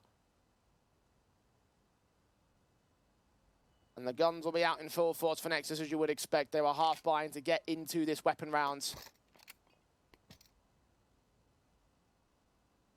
So let's see what they can do with it. Yeah, the unfortunate nature, though, is that the last few rounds haven't been that close. The bomb plant and retakes ones, where the clutches are involved, of course they were. But we have seen some more one-sided rounds from Young Ninjas, and that allows AKs to be saved in. And that allows confidence to be high. Missed him. The in-game leader slowly started increasing his frag counts. Didn't see much from him in the first half. Getting closer to 30 might be the reason that his team can stretch it over.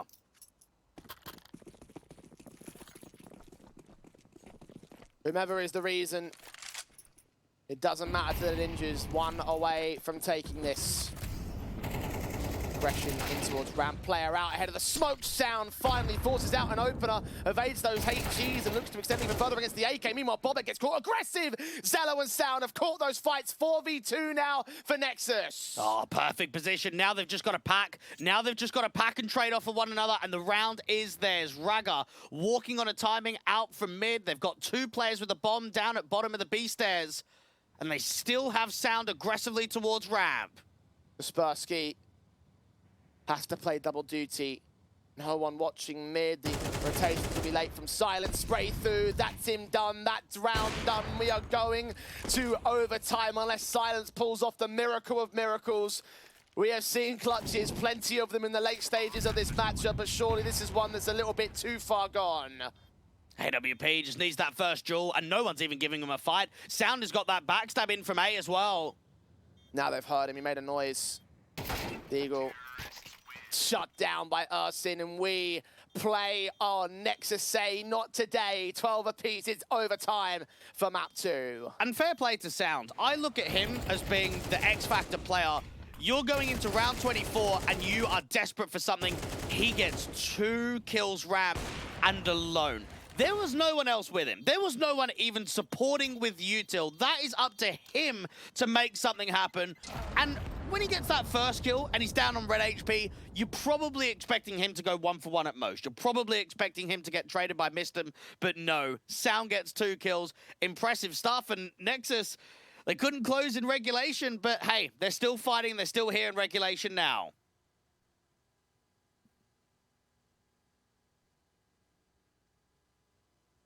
And once again, Ninjas are fighting for survival. Once again, they have to make up a lot of breathing room in order to keep us to map 3. Magic number is 16. Nexus will have the full gun buys with 12.5k. Still series favorites according to 1xBet. Because they only need 4 rounds to take it into. Young Ninjas need 4 rounds to take us to a third. That is the key difference. That is the one thing weighing on the Academy side. Mirage to call as our third and final one if they can take Vertigo. And Nexus had success with aggressive ramp in the last round. This time around, they're bringing more players out to ramp. Smokes up. Missed them. Incendiaries to the ramp default. Orbs of silence not required. Kaspersky started things off. Aggressive duel in there from mid. Raga out from the generator loses his life, and Mistem just gets one at the edge of the smoke, but Zello finds that trade. Does lose his backup. Double up has to be secured by the AWP. Still 2v3 for Nexus though. Those fights from the Ninjas have been won pretty well over the course of their ramp defaults. Advantage truly for them. They're happy to back away and allow Nexus a bit of map control, but lulled into a full sense of security. The big green, we first to contact, Molotov away from position. Swing from Zello, catches him 2 versus 2. Next man up is this AK of Kaspersky. Oh, we just tapped Sursin, tags Zello down to 4 points of health. And Bobek is in for another 1v1 clutch. He's got a HE. If Zello commits to the plant, Bobek wins this round just because of the util. He's hunting. He has no idea where that M4 comes from. Bobek has backed away. Over at the sniper's nest, thinking there might have been a rotate, and perhaps that is the window, that is the opportunity that Zello needs. Zello knows he's on for the ace now. Searching. Sniper's nest. Under. Bobek gets out towards B. Both players are waiting for one another. And neither one will see them. Plant will need to get secured. He needs those extra timers. Where does he go with it now? They've got to know that Zello's low. They've got to be able to communicate that over. Now, Bubba can even smoke Crane or the bomb. Footsteps heard, crack angle. Shots on, missed, no! Switch to the AK to Zello. Bobek, smoke back, HG's trying to turn in, Zelo's trying to evade it, on the defuse, he'll tap it once, he's called his bluff! Oh, Zelo's got it! Full 5 frags on 4 HP! What's a clutch to kick off OT? And Zelo's saying, I've heard you guys can clutch, what about our team? That may be one of the most impressive clutches you will see. Drop the NWP and get out to the AK. It's a risk on low HP, but it pays off in the end. Bobek taps that bomb, gets the high ground, and tries to draw the fight in the open. But Nexus win the first in overtime. Beautiful moments, and Zelo's going to follow it up. Shots on Silence, down and out, and he's creeping forward for more. Sound's going to try and strike out elsewhere. 2 CTs facing, he gets Jocab. Zelo has been responded to, missed them, burst upon, and Nexus have come into their own momentum shift, mentality shift, game shift perhaps, but Kaspersky's not done. He's caught 2. Oh, we've seen this before. 1v4 now down to a 1v2. 88 points of health. I tell ya, this could very much well be on. He's on the bomb. They're both coming in from the B bomb site. His back is turned. This could be even more impressive than the previous clutch, by the way. And Kaspersky's done it before. We saw him take a full 1v5 ace that stole away around from the last matchup of Passion. And he's counter-flanking the flankers. Yeah, he's going to try and get out onto the B site and hope to catch him sleeping. He's got a molly at the ready. He needs a first fight, though. He needs to isolate these duels. Here they come. Flash is sent. Sound first up, burst through, sprays good, Raga last man standing. Kaspersky, he's got him down to 55, 88 points of health. Oh, he's done it again! Another clutch! The ninjas are even! What is going on? We are seeing so many clutches, so many 1vx situations. Zelo comes through with a massive ace in the last, and now it's a 1v4 to go in the other direction. I can't believe it! This whole game is just so wild. Kaspersky a 1-on-4. A 1-on-4. And Nexus are just smacked back into reality. The ninjas facing aggression with just backing away with passiveness. Nexus up ramp, damaged up heavy. Sound looks to fight, does win it against Jocab this time, but there's another player out there. Another AWP out there to gap. Silence being burned away, so the info's now come in, but they still don't know it's the AWP. This is a heavy rotation. Basically, everyone's on A. Zelo leaning, player to move. Check to the shoulder, bait, AK gets involved for Kaspersky again. A kill found, a double up, not quite secured. Mistem's involved with it though. Keeps his team in play. Raga 1-on-3. Yeah, both teams just fighting for that mini ramp control, and Nexus get caught with Util out in the open. Raga 1v3 down from bottom ramp. Mistem and Silence holding. Or does get isolated. Mistem catches him on the jump. Raga, if he held himself, he would have had another 1v1 to win. Instead, 8 HP to another clutch. Bomb is nowhere near him either. NIP are going to crossfire it. Yeah, this is so tough. He's waiting for a duel. He knows if he goes out there and searches, he just can't do it. He has to wait for a fight to come to him. Bobek. Back to Stem. Going to be the concern. The spray through from Raga. Not again. Not 3 rounds in a row, guys. This is silly now. His knife is pulled out, though. He's running right into Mistem, who shuts it down and restores order to the server with a 3K and a lead for NIP. And not frequently do you see 3 rounds back-to-back in overtime being won surely off of clutches, the only aspect of 1vx scenarios. Man, when you get into these kind of rounds, when you get into these maps, it is anybody's game. If it's coming down to literally the last few kills of the round, Nexus can win it in 2. Young Ninjas can send it to a 3rd map. You can't know.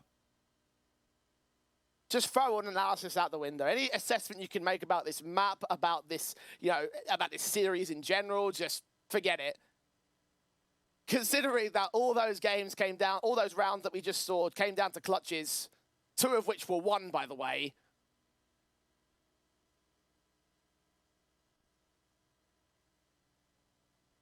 This is just getting wild. Completely out of the realm of sense and logic and reason. But right now, the Ninjas are the ones that are the beneficiaries of that. They lead by 1, but they switch over to that T side. Nexus able to gain the advantage on their CT side. So, is that a measure of any sort of confidence? I'd say Young Ninjas are probably at the advantage by a little bit because they're stronger in clutches. They've won a lot more clutches than Nexus have. There's probably been 6, 7 clutches won for Young Ninjas and only 2 for Nexus. So in that regard, that's where they're going to have the slight edge. And even Nexus, no. I mean, that's a massive round from Zello. It's a follow-up where it's a 4v1, and they should be winning that one. And it doesn't come through. That would have reset the economy. There would have been limitations. There probably wouldn't have been an AWP for the last round of the first half of overtime. So many what-ifs. Nexus,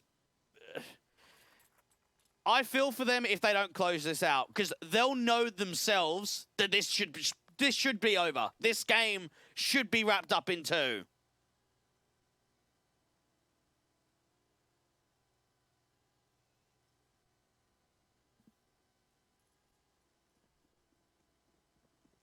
It was 11-7 at one point. Nexus lost all those chances, pushed us to OT. NIP still hold the lead. Charge forward to BTN, hungry to get involved, hungry to get the start, as are his teammates. AWP of Zello caught flash blinded, as was his backup man, a sound. Jocab kept back. CT's wary of the potential of a wraparound, but it's all about this default pace. And then pressing even further forward. Sounds caught 1 AK at Jocab and missed them. Take 2 back. Advantage 4 on 2 for the Ninjas. Ragger's got to do it on his lonesome again, basically. Ursin very far out. Jocab is caught. That's one isolated, but Bobek comes forward with support. Missed them. Can now get the bomb down. And Nexus bring 4 players out there towards ramp. They go for an aggressive maneuver and it doesn't pay off. They lose the AWP battle. The T's are waiting for them at bottom ramp and now are in a perfect position to close. 1 more round and 2 chances to do it. Map point again for the Ninjas. 2 of 3 map points available to them.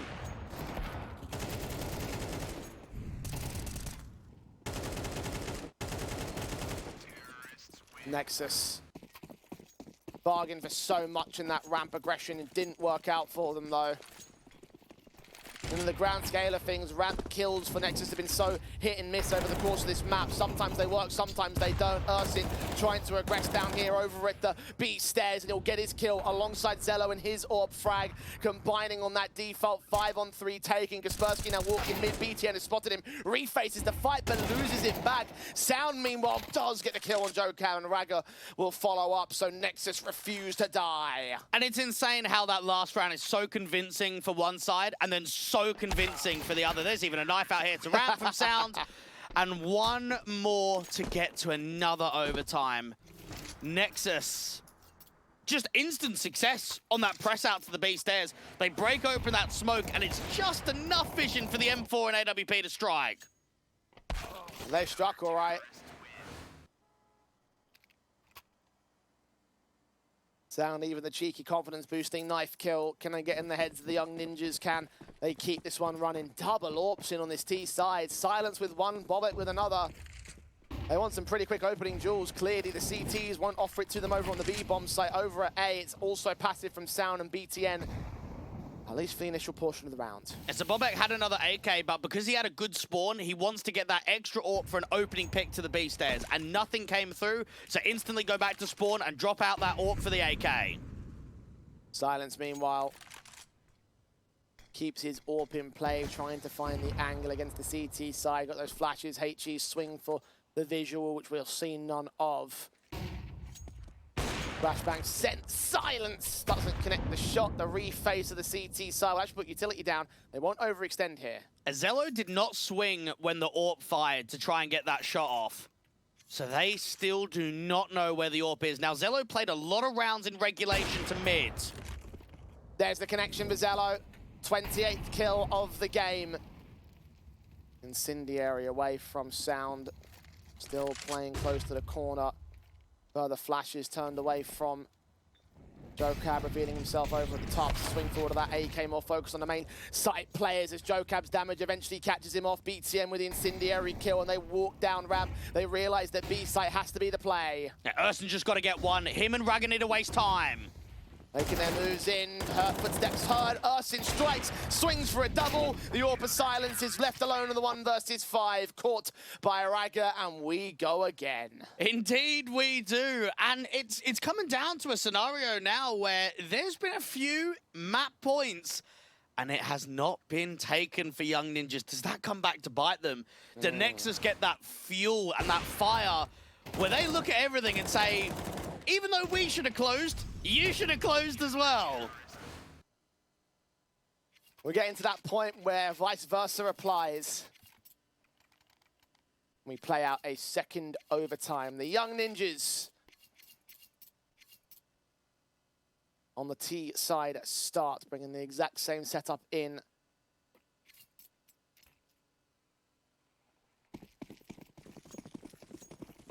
And Nexus. Chance to start on the defensive line. Can this be the shift in direction that will give them the chance to keep control of this map and this series by extension? Zello's AWP posted. Shot rings out. Bobek's caught. Doesn't land. JoeCab, who trades back his teammate as Sound, gets involved against BTN. The HG's come back. The Molotov should force that AWP out of the way. He's burning. He's burning. He's dead. It just gets no support either. Raga is setting up a backstab. He's all the way in T-Sport. Urson needs to make sure that he's wasting time, but he loses the fight for the AWPer, and now this backstab basically means nothing. Even being watched by Kaspersky for good measure. Ability's drawn, actually. Fight to take. Misstems there with support. 31st kill of the game for him. Top fragger of his team. Top fragger of the server with that casualty. Young Ninjas overwhelm the support. The AWP fell to the Molotov, and from that, it all falls apart again. The lead has been regained by the Swedish core. Azello just did not get enough support. I mean, JoeCab gets away with actually 2 insane picks at that kind of angle towards the mini-ramp. This has been a game down to X Factor, a game of clutches and high-impact maneuvers. Sounds up against quite a lot here to bottom ramp. It's pretty much the exact same setup as last round.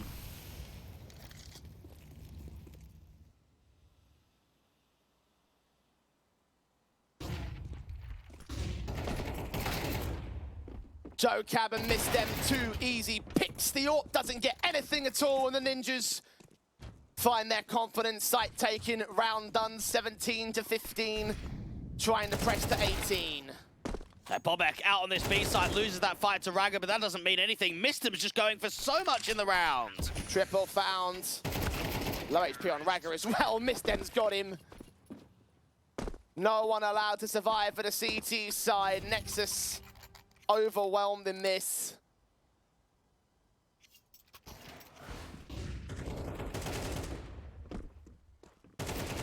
Nip up by 2. Once again, they pull ahead, and I'm starting to wonder why Nexus are allowing them to get as much as they are, why they can't seem to usurp them in this overtime. They can equalize, they can grind back from the deficit, but when it comes to taking the map, that's not good enough. Kaspersky lost out the first fight in mid, silences AWP, immediately trades. Even Mistem is the lowest rated player on his team on Vertigo in the last 3 months, and yet he's dropping 35. He is carrying Young Ninjas ahead of the victory. He's had some unreal moments. Zello waiting for the ramp contact, misses. A fairly easy shot there against JoeCab. One that was a must hit as well. They're going to reface, maybe with Sound's M4 support. Won't be seen by the big green. The M4 jump phase for info. Silence catches Zello. Sound stands to attention. Wild sprays, hoping to catch aggressive second players, but it's the Orb that faces slowly, gets his shot. Nexus down by a man again. BTN trying to change that with an aggressive fight on Bobek. He can't keep overfighting though. Ursun's got to get involved, and indeed he does. Mistem drops Silence. 1v2, 3 kills already. We've seen one ace clutch here in this one. Are we going to see another? Silence has got a molly, but he can get it out towards Headshot. That's going to force Urson in the open. Smoke for him, instead he uses it. Dually set, BTN shuts him down, and map point is not allowed for the Ninjas. And they actually probably shouldn't have won that round. That was a really good couple of entries from Young Ninjas. They had good pacing. They put good pressure against the Orb. They traded out Sound. That should have been the 3-0. Nexus can count themselves quite lucky that BTN pop flashes himself through. He's able to make a really quick play here against Bobek. And then Urson to try and come into the fold as well. The fact you had to make that play, though, if he didn't do it, it probably would have fallen the way of the Young Ninjas side. And it was such a high-risk move as well. Could have easily been dealt with. But in the end, the Ninjas lead only by 1. Nexus back on the buys. The AWP, the AKs, the M4s are standard. Into the second half of this second overtime. Nexus need to see some of that X factor, need to see some of those consistent shots and cohesive, impactful plays. Sound forcing forward first. M4 with a chance. He's looking towards the main contact. Sound's back's turn though. Missed them with a response. Yeah, it's starting to get really pacey, isn't it? It's starting to get really fast and brawly in the overall setups. BTN's got a pretty good timing out here from the Tarps. Missed him though. Doesn't quite capitalize on the kill all the way. 4 HP for him. The USP wasn't pulled out in time. Silence is AWP ready for Ursin. Lands him effective. Advantage for the Ninjas, both in the man and the HP. Raga, everyone start regrouping out to the B stairs. This doesn't look possible to recover. 3v4, really low HP differential for BTN. And there should just be no chance. 60 seconds remain.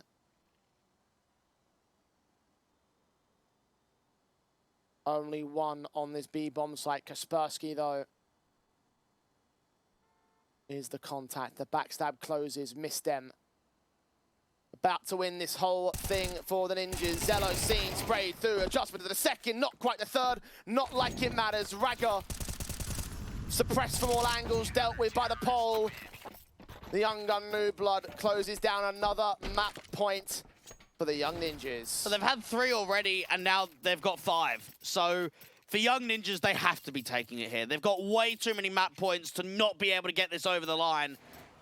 And Nexus will still just be so frustrated at themselves.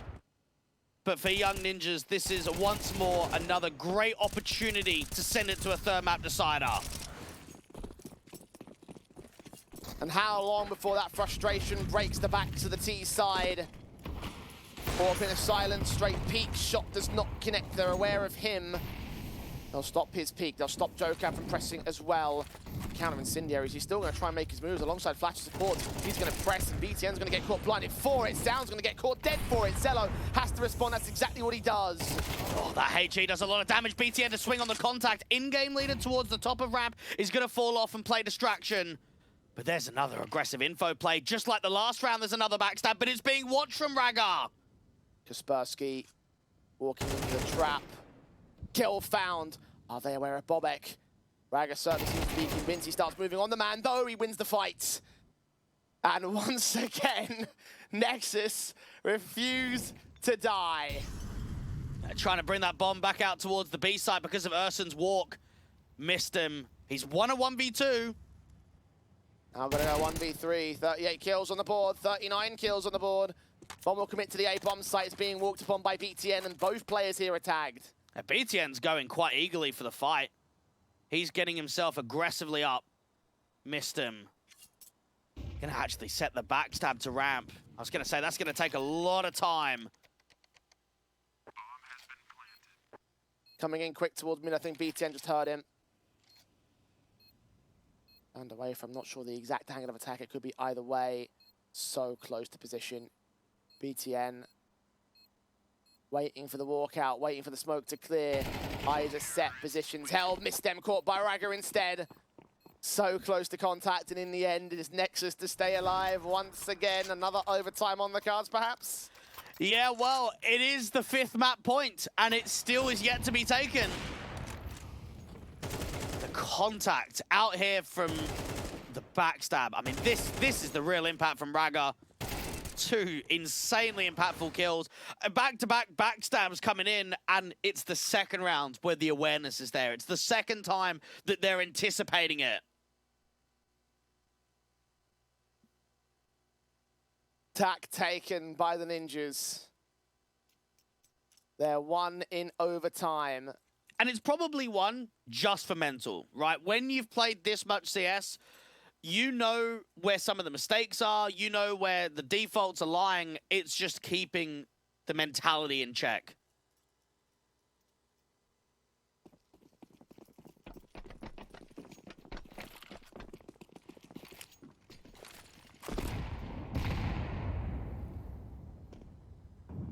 Utility plays in mid, Ragga about to walk out, Sound.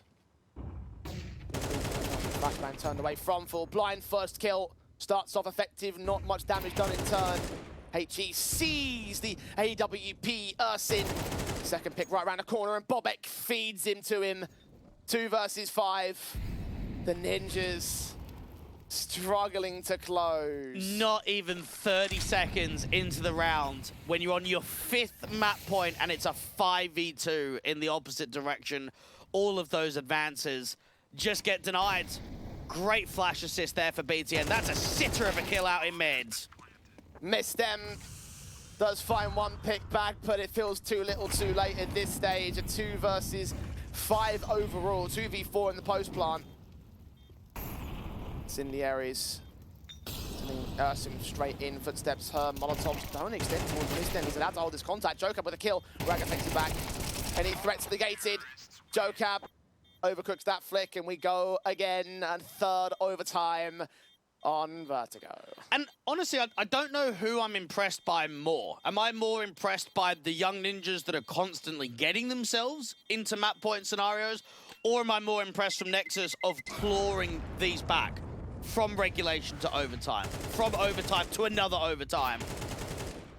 It goes both directions, and it still doesn't give us an answer on who's going to win this map.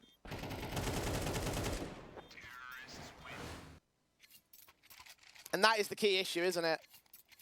Because you are right. On the one hand, young ninjas are the ones that have had the match points or map points. Nexus haven't had any. So for them, the idea that they go quiet in these early portions of the overtime means that if this trend keeps going, then the young ninjas are going to keep getting opportunities, and eventually one of them are going to stick.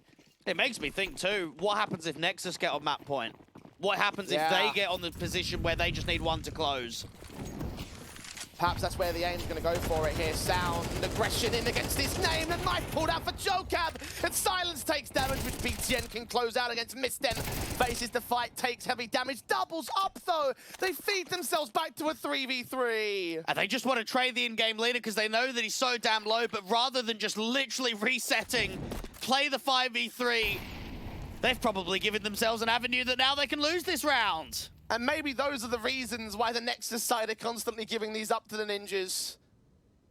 The no-respect style that's punished time and again. They do slow it down in the end. They still have a HP advantage over Mistem, who is the A-site player. The other 2 are focused on B, thinking that Nexus are going to go for a rotate. They would think wrong in this instance. Utility at the ready for the execute whenever they're ready. And it's incredible that regulation was so passive from both teams. But yeah, we get into overtime and it gets really scrimmy. Mistem might be able to boost up a teammate. He has got to be so careful on this low HP. No incendiary or HE for the retake. Plant down, safe behind the boxes. Re-smoke on to allow Urson to cross back when he wants to. Molotovs will not extend towards Mistem's position, so he's allowed to continue to play out the round. Utility continues to pour in. One CT smoke comes back. Flash sent Kaspersky caught, missed them down. Raga deals with Kaspersky. 1 on 3 for Bobek. No time left. Ursin will deal with him. Nexus, for the first time since the regulation, have the lead. And I feel for Mistem because he's the only guy that makes that round workable. He loses his 2 teammates almost instantly out there at ramp. One towards Gap, try to come down, and then the AWP up towards 51, and then he returns with 2. And unfortunately, none of his teammates on the retake can muster any kills together.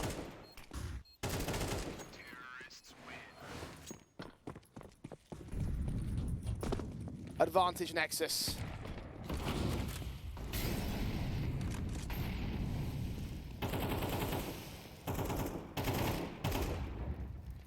And the Ninjas stop pressing over at ramp. At least they do for now. Flashes will drive them back as Sound slow walks up ramp. So we go from just sheer aggression in this overtime to finally a little bit of quiet. Now, Young Ninjas got punished for their overpeaks out there in Gap in the last round, so they need to adapt. Jiggle out at default. 2 players towards the bottom of the B stairs. Sound still waiting for that walk forward, waiting for that contact to Gap, but nothing's appearing. This is probably one of the most passive deep sight setups that we've seen from Young Ninjas in a while. Joe Cab finding Sound, kicking things off. Advantage held, AWP of silence watching BTN moves as Joe Cab gets caught through the smoke. All important pick back to a 4 versus 4, and they've drawn attention away from the A site access. So this bomb could still go back towards the A site, but Nexus are starting rotates. The Ninjas are making a ton of noise here. Ursin still isolates a fight, and now Nexus starts second guessing themselves. Ursin's going to try and back away when another engagement is caught. Missed them next. The M4 in the back lines. Tap burst through. Bobek is low. Heavy pressure in a 1vx basically there towards the bomb site, but Bobek has caught the bomb carrier. 2 on 2 by his trade game. BTN's coming mid. I can't believe he's coming mid here and not just packing with Zello. Flank sent with a win against Silence, and Bobek brings Yellow down to your HP. 7 seconds, shot to connect, and Nexus find 20. That is so wild that BTN does not go B stairs there. And honestly, for Silence, I don't know why you would expect him to go mid. Ursin has got B. He's up at Y. He's doing damage. You just think pack. Just all go together and trade. And BTN has made the lurk out from mid. If he just loses one fight to the Elevators rotation, one fight from Guardian, that round is over for Nexus. That is such a risk for the in-game leader.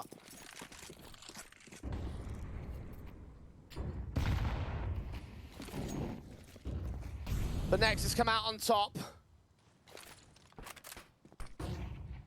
Flash is sent forward. Bobek tries to get involved in the opening kills. Need an advantage in this last round of the overtime half. That's going to be the B-pop. We haven't seen this for ages. Molly sent, utility comes forward with a mid lurker for when it's appropriate. Nade sent, flashes go over. Ursin playing entry. Did he see one player? He will do now. Engagement found. Ursin gets away with a kill. Kaspersky right back through the smoke, finds him. Raga is trying to hunt down the contact, and Sound is hearing his players coming in, aware of the boost up. But Raga and Zello still get caught for it. 4 on 2, and BTN holds himself on the bomb site. Mistem is caught for a quick drive-by. Kaspersky deals with Sound, so it's all BTN now. 1 versus 3. Did he see the player of Joe Cab? He snuck in behind him. Kaspersky is a slightly bigger concern. He's moved on at spawn. Okay, this is some James Bond stuff right here. If he actually gets the AWP, this round could be on for BTN. Kaspersky dead to right, swings back, but runs right into Silence. His AWP shot misses out. AK gets a second opportunity. It's time though. Backup is on the way. Molotov sends Silence. He's burning significantly. Sprays through. Joe Cab gets here. And they stave off match points again. Oh, that was actually very close. That was a great attempt there from BTN, because you could recognize once he puts that molly down out to the zigzag position, he's actually kind of watching the backstab. He's waiting for that B player to start rotating over. A very good attempt from the in-game leader. And honestly, I thought more was going to get found there from Nexus. To go into that B lane, they found themselves a very good entry onto Bobek, but they just couldn't quite open up the bomb site completely.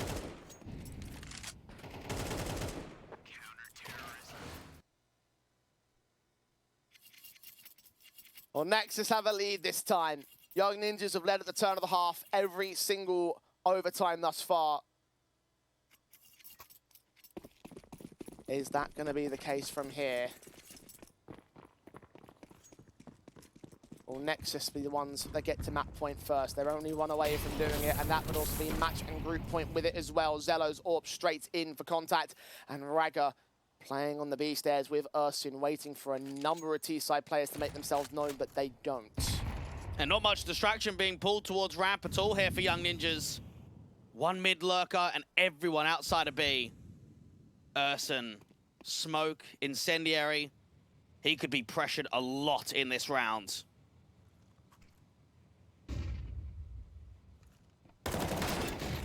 Sin busts through, Bobek opens up the kill, counts. Raga backed up behind AC. Chance to swing, utility was in hand. He does get Bobek in the end, forced to use that smoke because he's burning heavily. Jokab involved, Raga takes him back out of the fold, but Mistem takes the advantage for the Ninjas, and this mid lurker, Kaspersky, is being watched. Sound's got the good reads on this, but his teammates charging into the bomb site as Kaspersky can strike. It's all Zello now, 1 on 3. That's such a tough position, trapped in behind the smoke, and no one's peeking for Young Ninjas. They don't need to. He leans. Oh, what a shot, silence, but pulls out utility as Kaspersky makes his way up. Should have focused on the kills. He didn't know at the time. He won't know until the very last moment. 20 apiece, Young Ninjas have equalized again. One of those scenarios from Ursin where rarely does he get overwhelmed, but Bobek has a stunning entry. And then that lurk. For Sound, it looked as if he was going to clear. It looked as if he was just going to come around. But whether it was a communication, whether it was something in the round to bring his attention back over.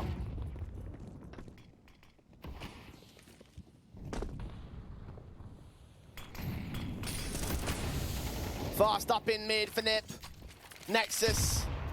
HGs go back and forth between both sides, but BTN gets the opening kill. Jokab is so fast to respond. He's been rather quiet over this map up, but he's turned in a 4 versus 4 as Raga starts to make his moves. Bobek's inserted down mid, though. They have absolutely no idea about this kill on the one man. The AWP now surrounded. Raga catches one man. Jokab caught quick switching as Zello can turn back the man advantage on silence, but they've still got to deal with Bobek on the center of the bomb site. It might not matter. The bomb's been dropped. Mistem is dead. 1v3 for the AK. So many clutches that the Ninjas have won over Vertigo. This will have to be one of them. At least he can get the bomb back. He's got time, but he doesn't have util, and players are starting to re-aggress down from ramp. Push up, Raga with his back turned. Bobek about to make a ton of noise. Raga deals with him. And for the first time on Vertigo, the Romanians are on map, match, and group stage points. I've really seen it all, Jay. I cannot believe at 20-20, I've seen a player quick switching to lose a life. What is that? Come on. That kill is actually so free for Jokab. He 100% gets that kill if he just has his rifle drawn. And with that, any potential advantage they could have gained in that mid presence, the players that had fallen is taken aback. Zello with his double, of course. Jokab swung upon by Sound. Gets forced out by the incendiary immediately, not opting to waste any time about this. The Ninjas are going to move quick. I love that. I love that he doesn't stay around, but Bobek gets an entry down on the B side. Zello to try and trade. Silence gets one. The A side's pretty much opened up completely. 3 on 3. Sound is such low HP. He needs backup desperately. Smokes a scent, but no attention is drawn. They're still pressing mid. They're still pressing stairs, but the execution has happened. The bomb will go down, and the retake we set for Nexus to try and close this map and this series. Sound has just got to wait. Ragga's setting up the backstab towards ramp. He's getting his teammate from Zello in from the rotation from spawn. They've got themselves another smoke. How much can Ragga find? Mistem, he's been caught. Ragga with the pick. Flash is turned in as Kaspersky Gonna try and engage the man. Time starting to tick. The AWP of Silence lands on Sound. 2 versus 2. Info on both as Zello drops, and Ragger's gonna make his move in quick. Gets caught on the jump face, but Silence drops anyway. Now down to the clutch. Tap that bomb. Where's the last player? He stalled for enough time. Kaspersky will get the kill, and we play on. We go again. Very good time stalling. I thought with Ragger getting that one isolated kill out to ramp that was going to be it. With Nexus with that one series point, group stage point that they were going to close it. Man, advantage in the retake, but Silence. We'll have a look from his POV. 2 extremely important AWP kills. Quadra OT. Nexus. Now they start stumbling at the last hurdle. Now they're on the precipice of closing it out, but then they struggle to get the job done. They struggle to get past the finish line. And the Academy squad says, we play on. 4 overtimes.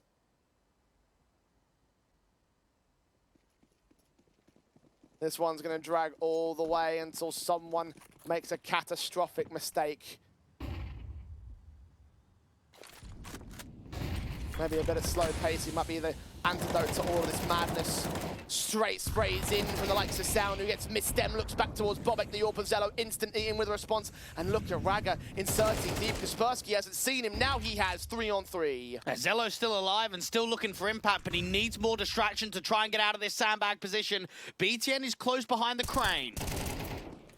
The burst through of the M4s. Joe Cab should be aware that AWP is still in play as Ersin, meanwhile, strikes on Kaspersky over towards the B-lean. Bomb's still out there. The AWP has jump faced, has seen them. Flash is turned away from his AWP. Can only be so effective in this position. The AK has got to see the double face against his name. The Molotovs will come back. There are smokes available for Dello to keep himself in control, but he still just finds the frag on Silence straight up. Joe Cab struggling to get these picks. Dink down at 18 HP. 1 kill out of 3 required. BTN right around that corner as well. Loses it. Ersin keeps the round for Nexus. While there is so much distraction and just pretty much pure chaos out there towards ramp, it's Ersin with the overextension info play to the B stairs to just get that 1 returning kill. The Sound has actually been doing extremely well with opening man advantages. Now, that last round, not this one, Jay, but the one before where they were on the map point and series point, Sound had that opening kill out from the crane in the sandbag position. He has been leading Nexus for these 5v4s.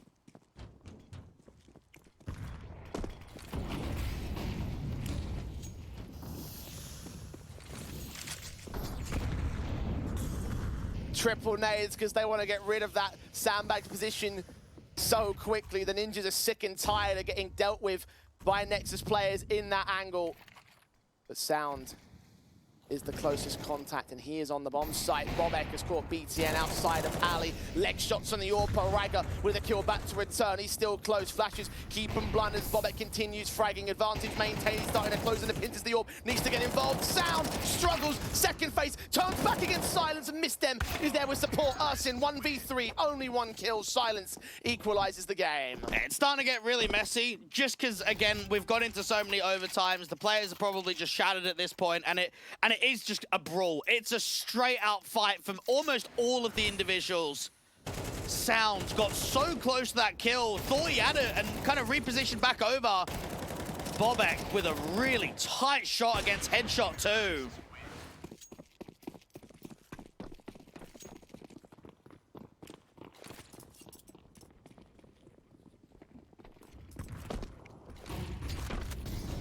No clear advantages. Incendiaries held back. NIP. M4's faced against Sound again, wants to try and engage first and foremost. Joe Cab considering keeping up the pace and trying to get him right back. Aggression from BTN as well, held out towards the alley position. Sound has gotten a very open angle. And again, sandbags is a concern, but not with any presence here. Haven't seen a counter boost on yellow just yet. BTN got punished in gap in that last round from Bobek. Sounds with a massive off angle, flash around the corner, didn't quite strike. Flash is sent again, shot missed out, Misstem does get dealt with. Zello's AWP can strike on Joe Cab, the AWP of Silence with a pick. Kaspersky with a trade back. Needs a 4K in this clutch. Seen it from him before. Seen it from many players on the Ninjas before.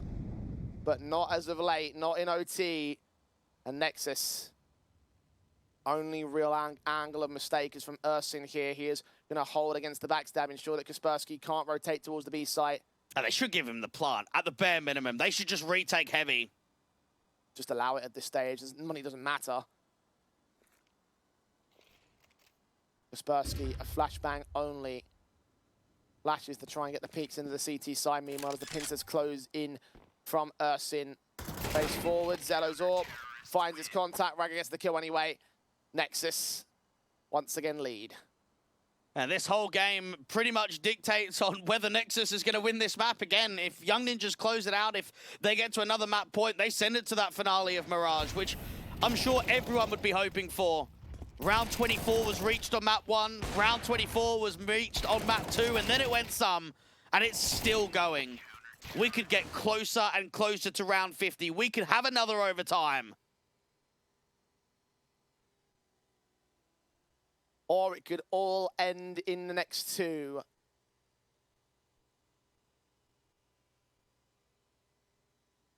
Magic number is 25. Nexus 2 away from getting it. Nip 3 away from getting it.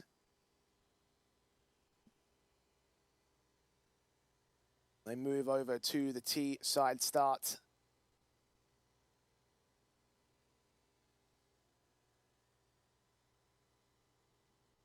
As you mentioned, both teams must be very exhausted by this stage. Both teams must start to be making some key mistakes. So who cleans themselves up first? Who finds the punishing moments? All rhetorical questions, because I don't expect any answers at this stage. It's just been a wild, wild map. The Ninjas fighting for survival once again on the back foot. Nexus. Can they surge ahead?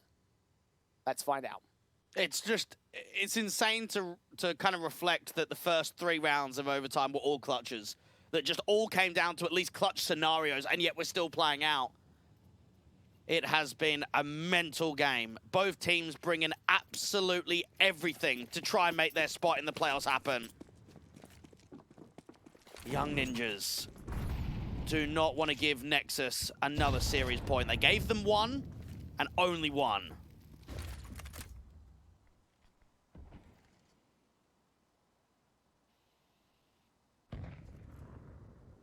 One round up. Ninjas.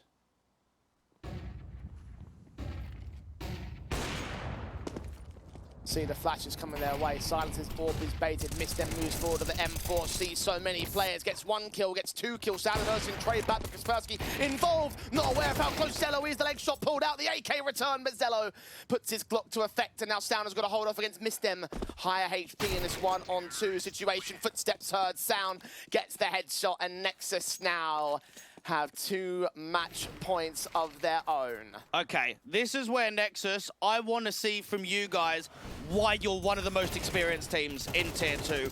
Why you've got players in this organization that have been here more than 8 years.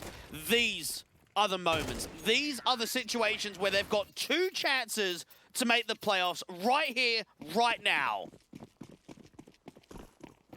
To think it came down to 1 misfight from Kaspersky. That could have been a kill that could have turned things back to the favor of NIP. Instead, 2 rounds to pick back up.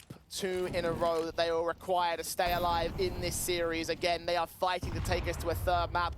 Nexus are fighting to go to the playoffs. It's 1 round away for the Romanian team. HE's ascent. M4s will peak. Kaspersky back to his mid holds, which he's been proficient on. And on the B-side defense. Now, this is very slow from Ragger and BTN out here towards mid. They might try and fake a mid to B split these ramp players still aren't showing anything. Mr. Here's those footsteps, understanding it's probably going to be an 8-player, 1-for-1 trade as BTN converges. The Silence Orb turns back a kill, which allows Sound to make his way in 3-on-3. BTN has the back lines, but Jocab is unaccounted for. They are moving in, footsteps are being heard. Jocab to check position, Sound gets him, 2 left standing. BTN is so aggressive, Bobek not being checked upon, but BTN are just in time. Kaspersky, 1 versus 3, mowed down by the veteran. And there's Nexus at last, 25 to 22. A massive overtime that puts them 2-0 up in the series. They are going to the playoffs. And they deserved it, Jay. Or anytime you look at a best of 3, anytime you look at a map victory, it's about taking your chances. And for Young Ninjas, they had 5 map points and couldn't take any of them. For Nexus, they had 1, it went into another overtime, but as soon as they get onto the series point again, they close instantly, don't they? That's the experience from this team. That is a split. That is probably the rarest tactic that you will see on Vertigo. Mid to B and B splits, yeah, you see it, but A splits through elevators are extremely rare, and it's BTN to call that on the most important round of the game. And it's the one tactic in the one round that gives them the series victory, putting them in the playoffs. It won't get much easier from this moment onwards, but they'll take on Zero Tenacity in the quarterfinals. Nexus, hats off to them, because, I mean, look, there was a certain point where I thought they were going to choke it themselves, right? The 11-7 scoreline all the way back in that bygone era. That was regulation of Vertigo, right? Like, they had that chance to close. They let NIP get towards the match point in the first place, so it's not like it was completely infallible from the Nexus side. This was a really testing series, but ultimately, like you mentioned, they had a few opportunities. They took control of them. In the end, they got the map and series victory. The Ninjas unable to do so, so they dip out of the points. They're unable to make any more progress in the rest circuit. And look, I don't want to criticize the NIP too much, right? It's a brand new squad. They're still trying to figure out the exact positions and the exact roles they're making, and considering that, I think they've still done well in this group. No, they 100% have. I mean, for Bobek, he's making a statement to be signed on this team. He's a guy that, once more, hasn't played on an international team before, but he's a very good anchor player. He's very good in solo situations. I think he delivered into some really good accounts over the last few games in this best of 3 today, and I could see that being a real possibility. For the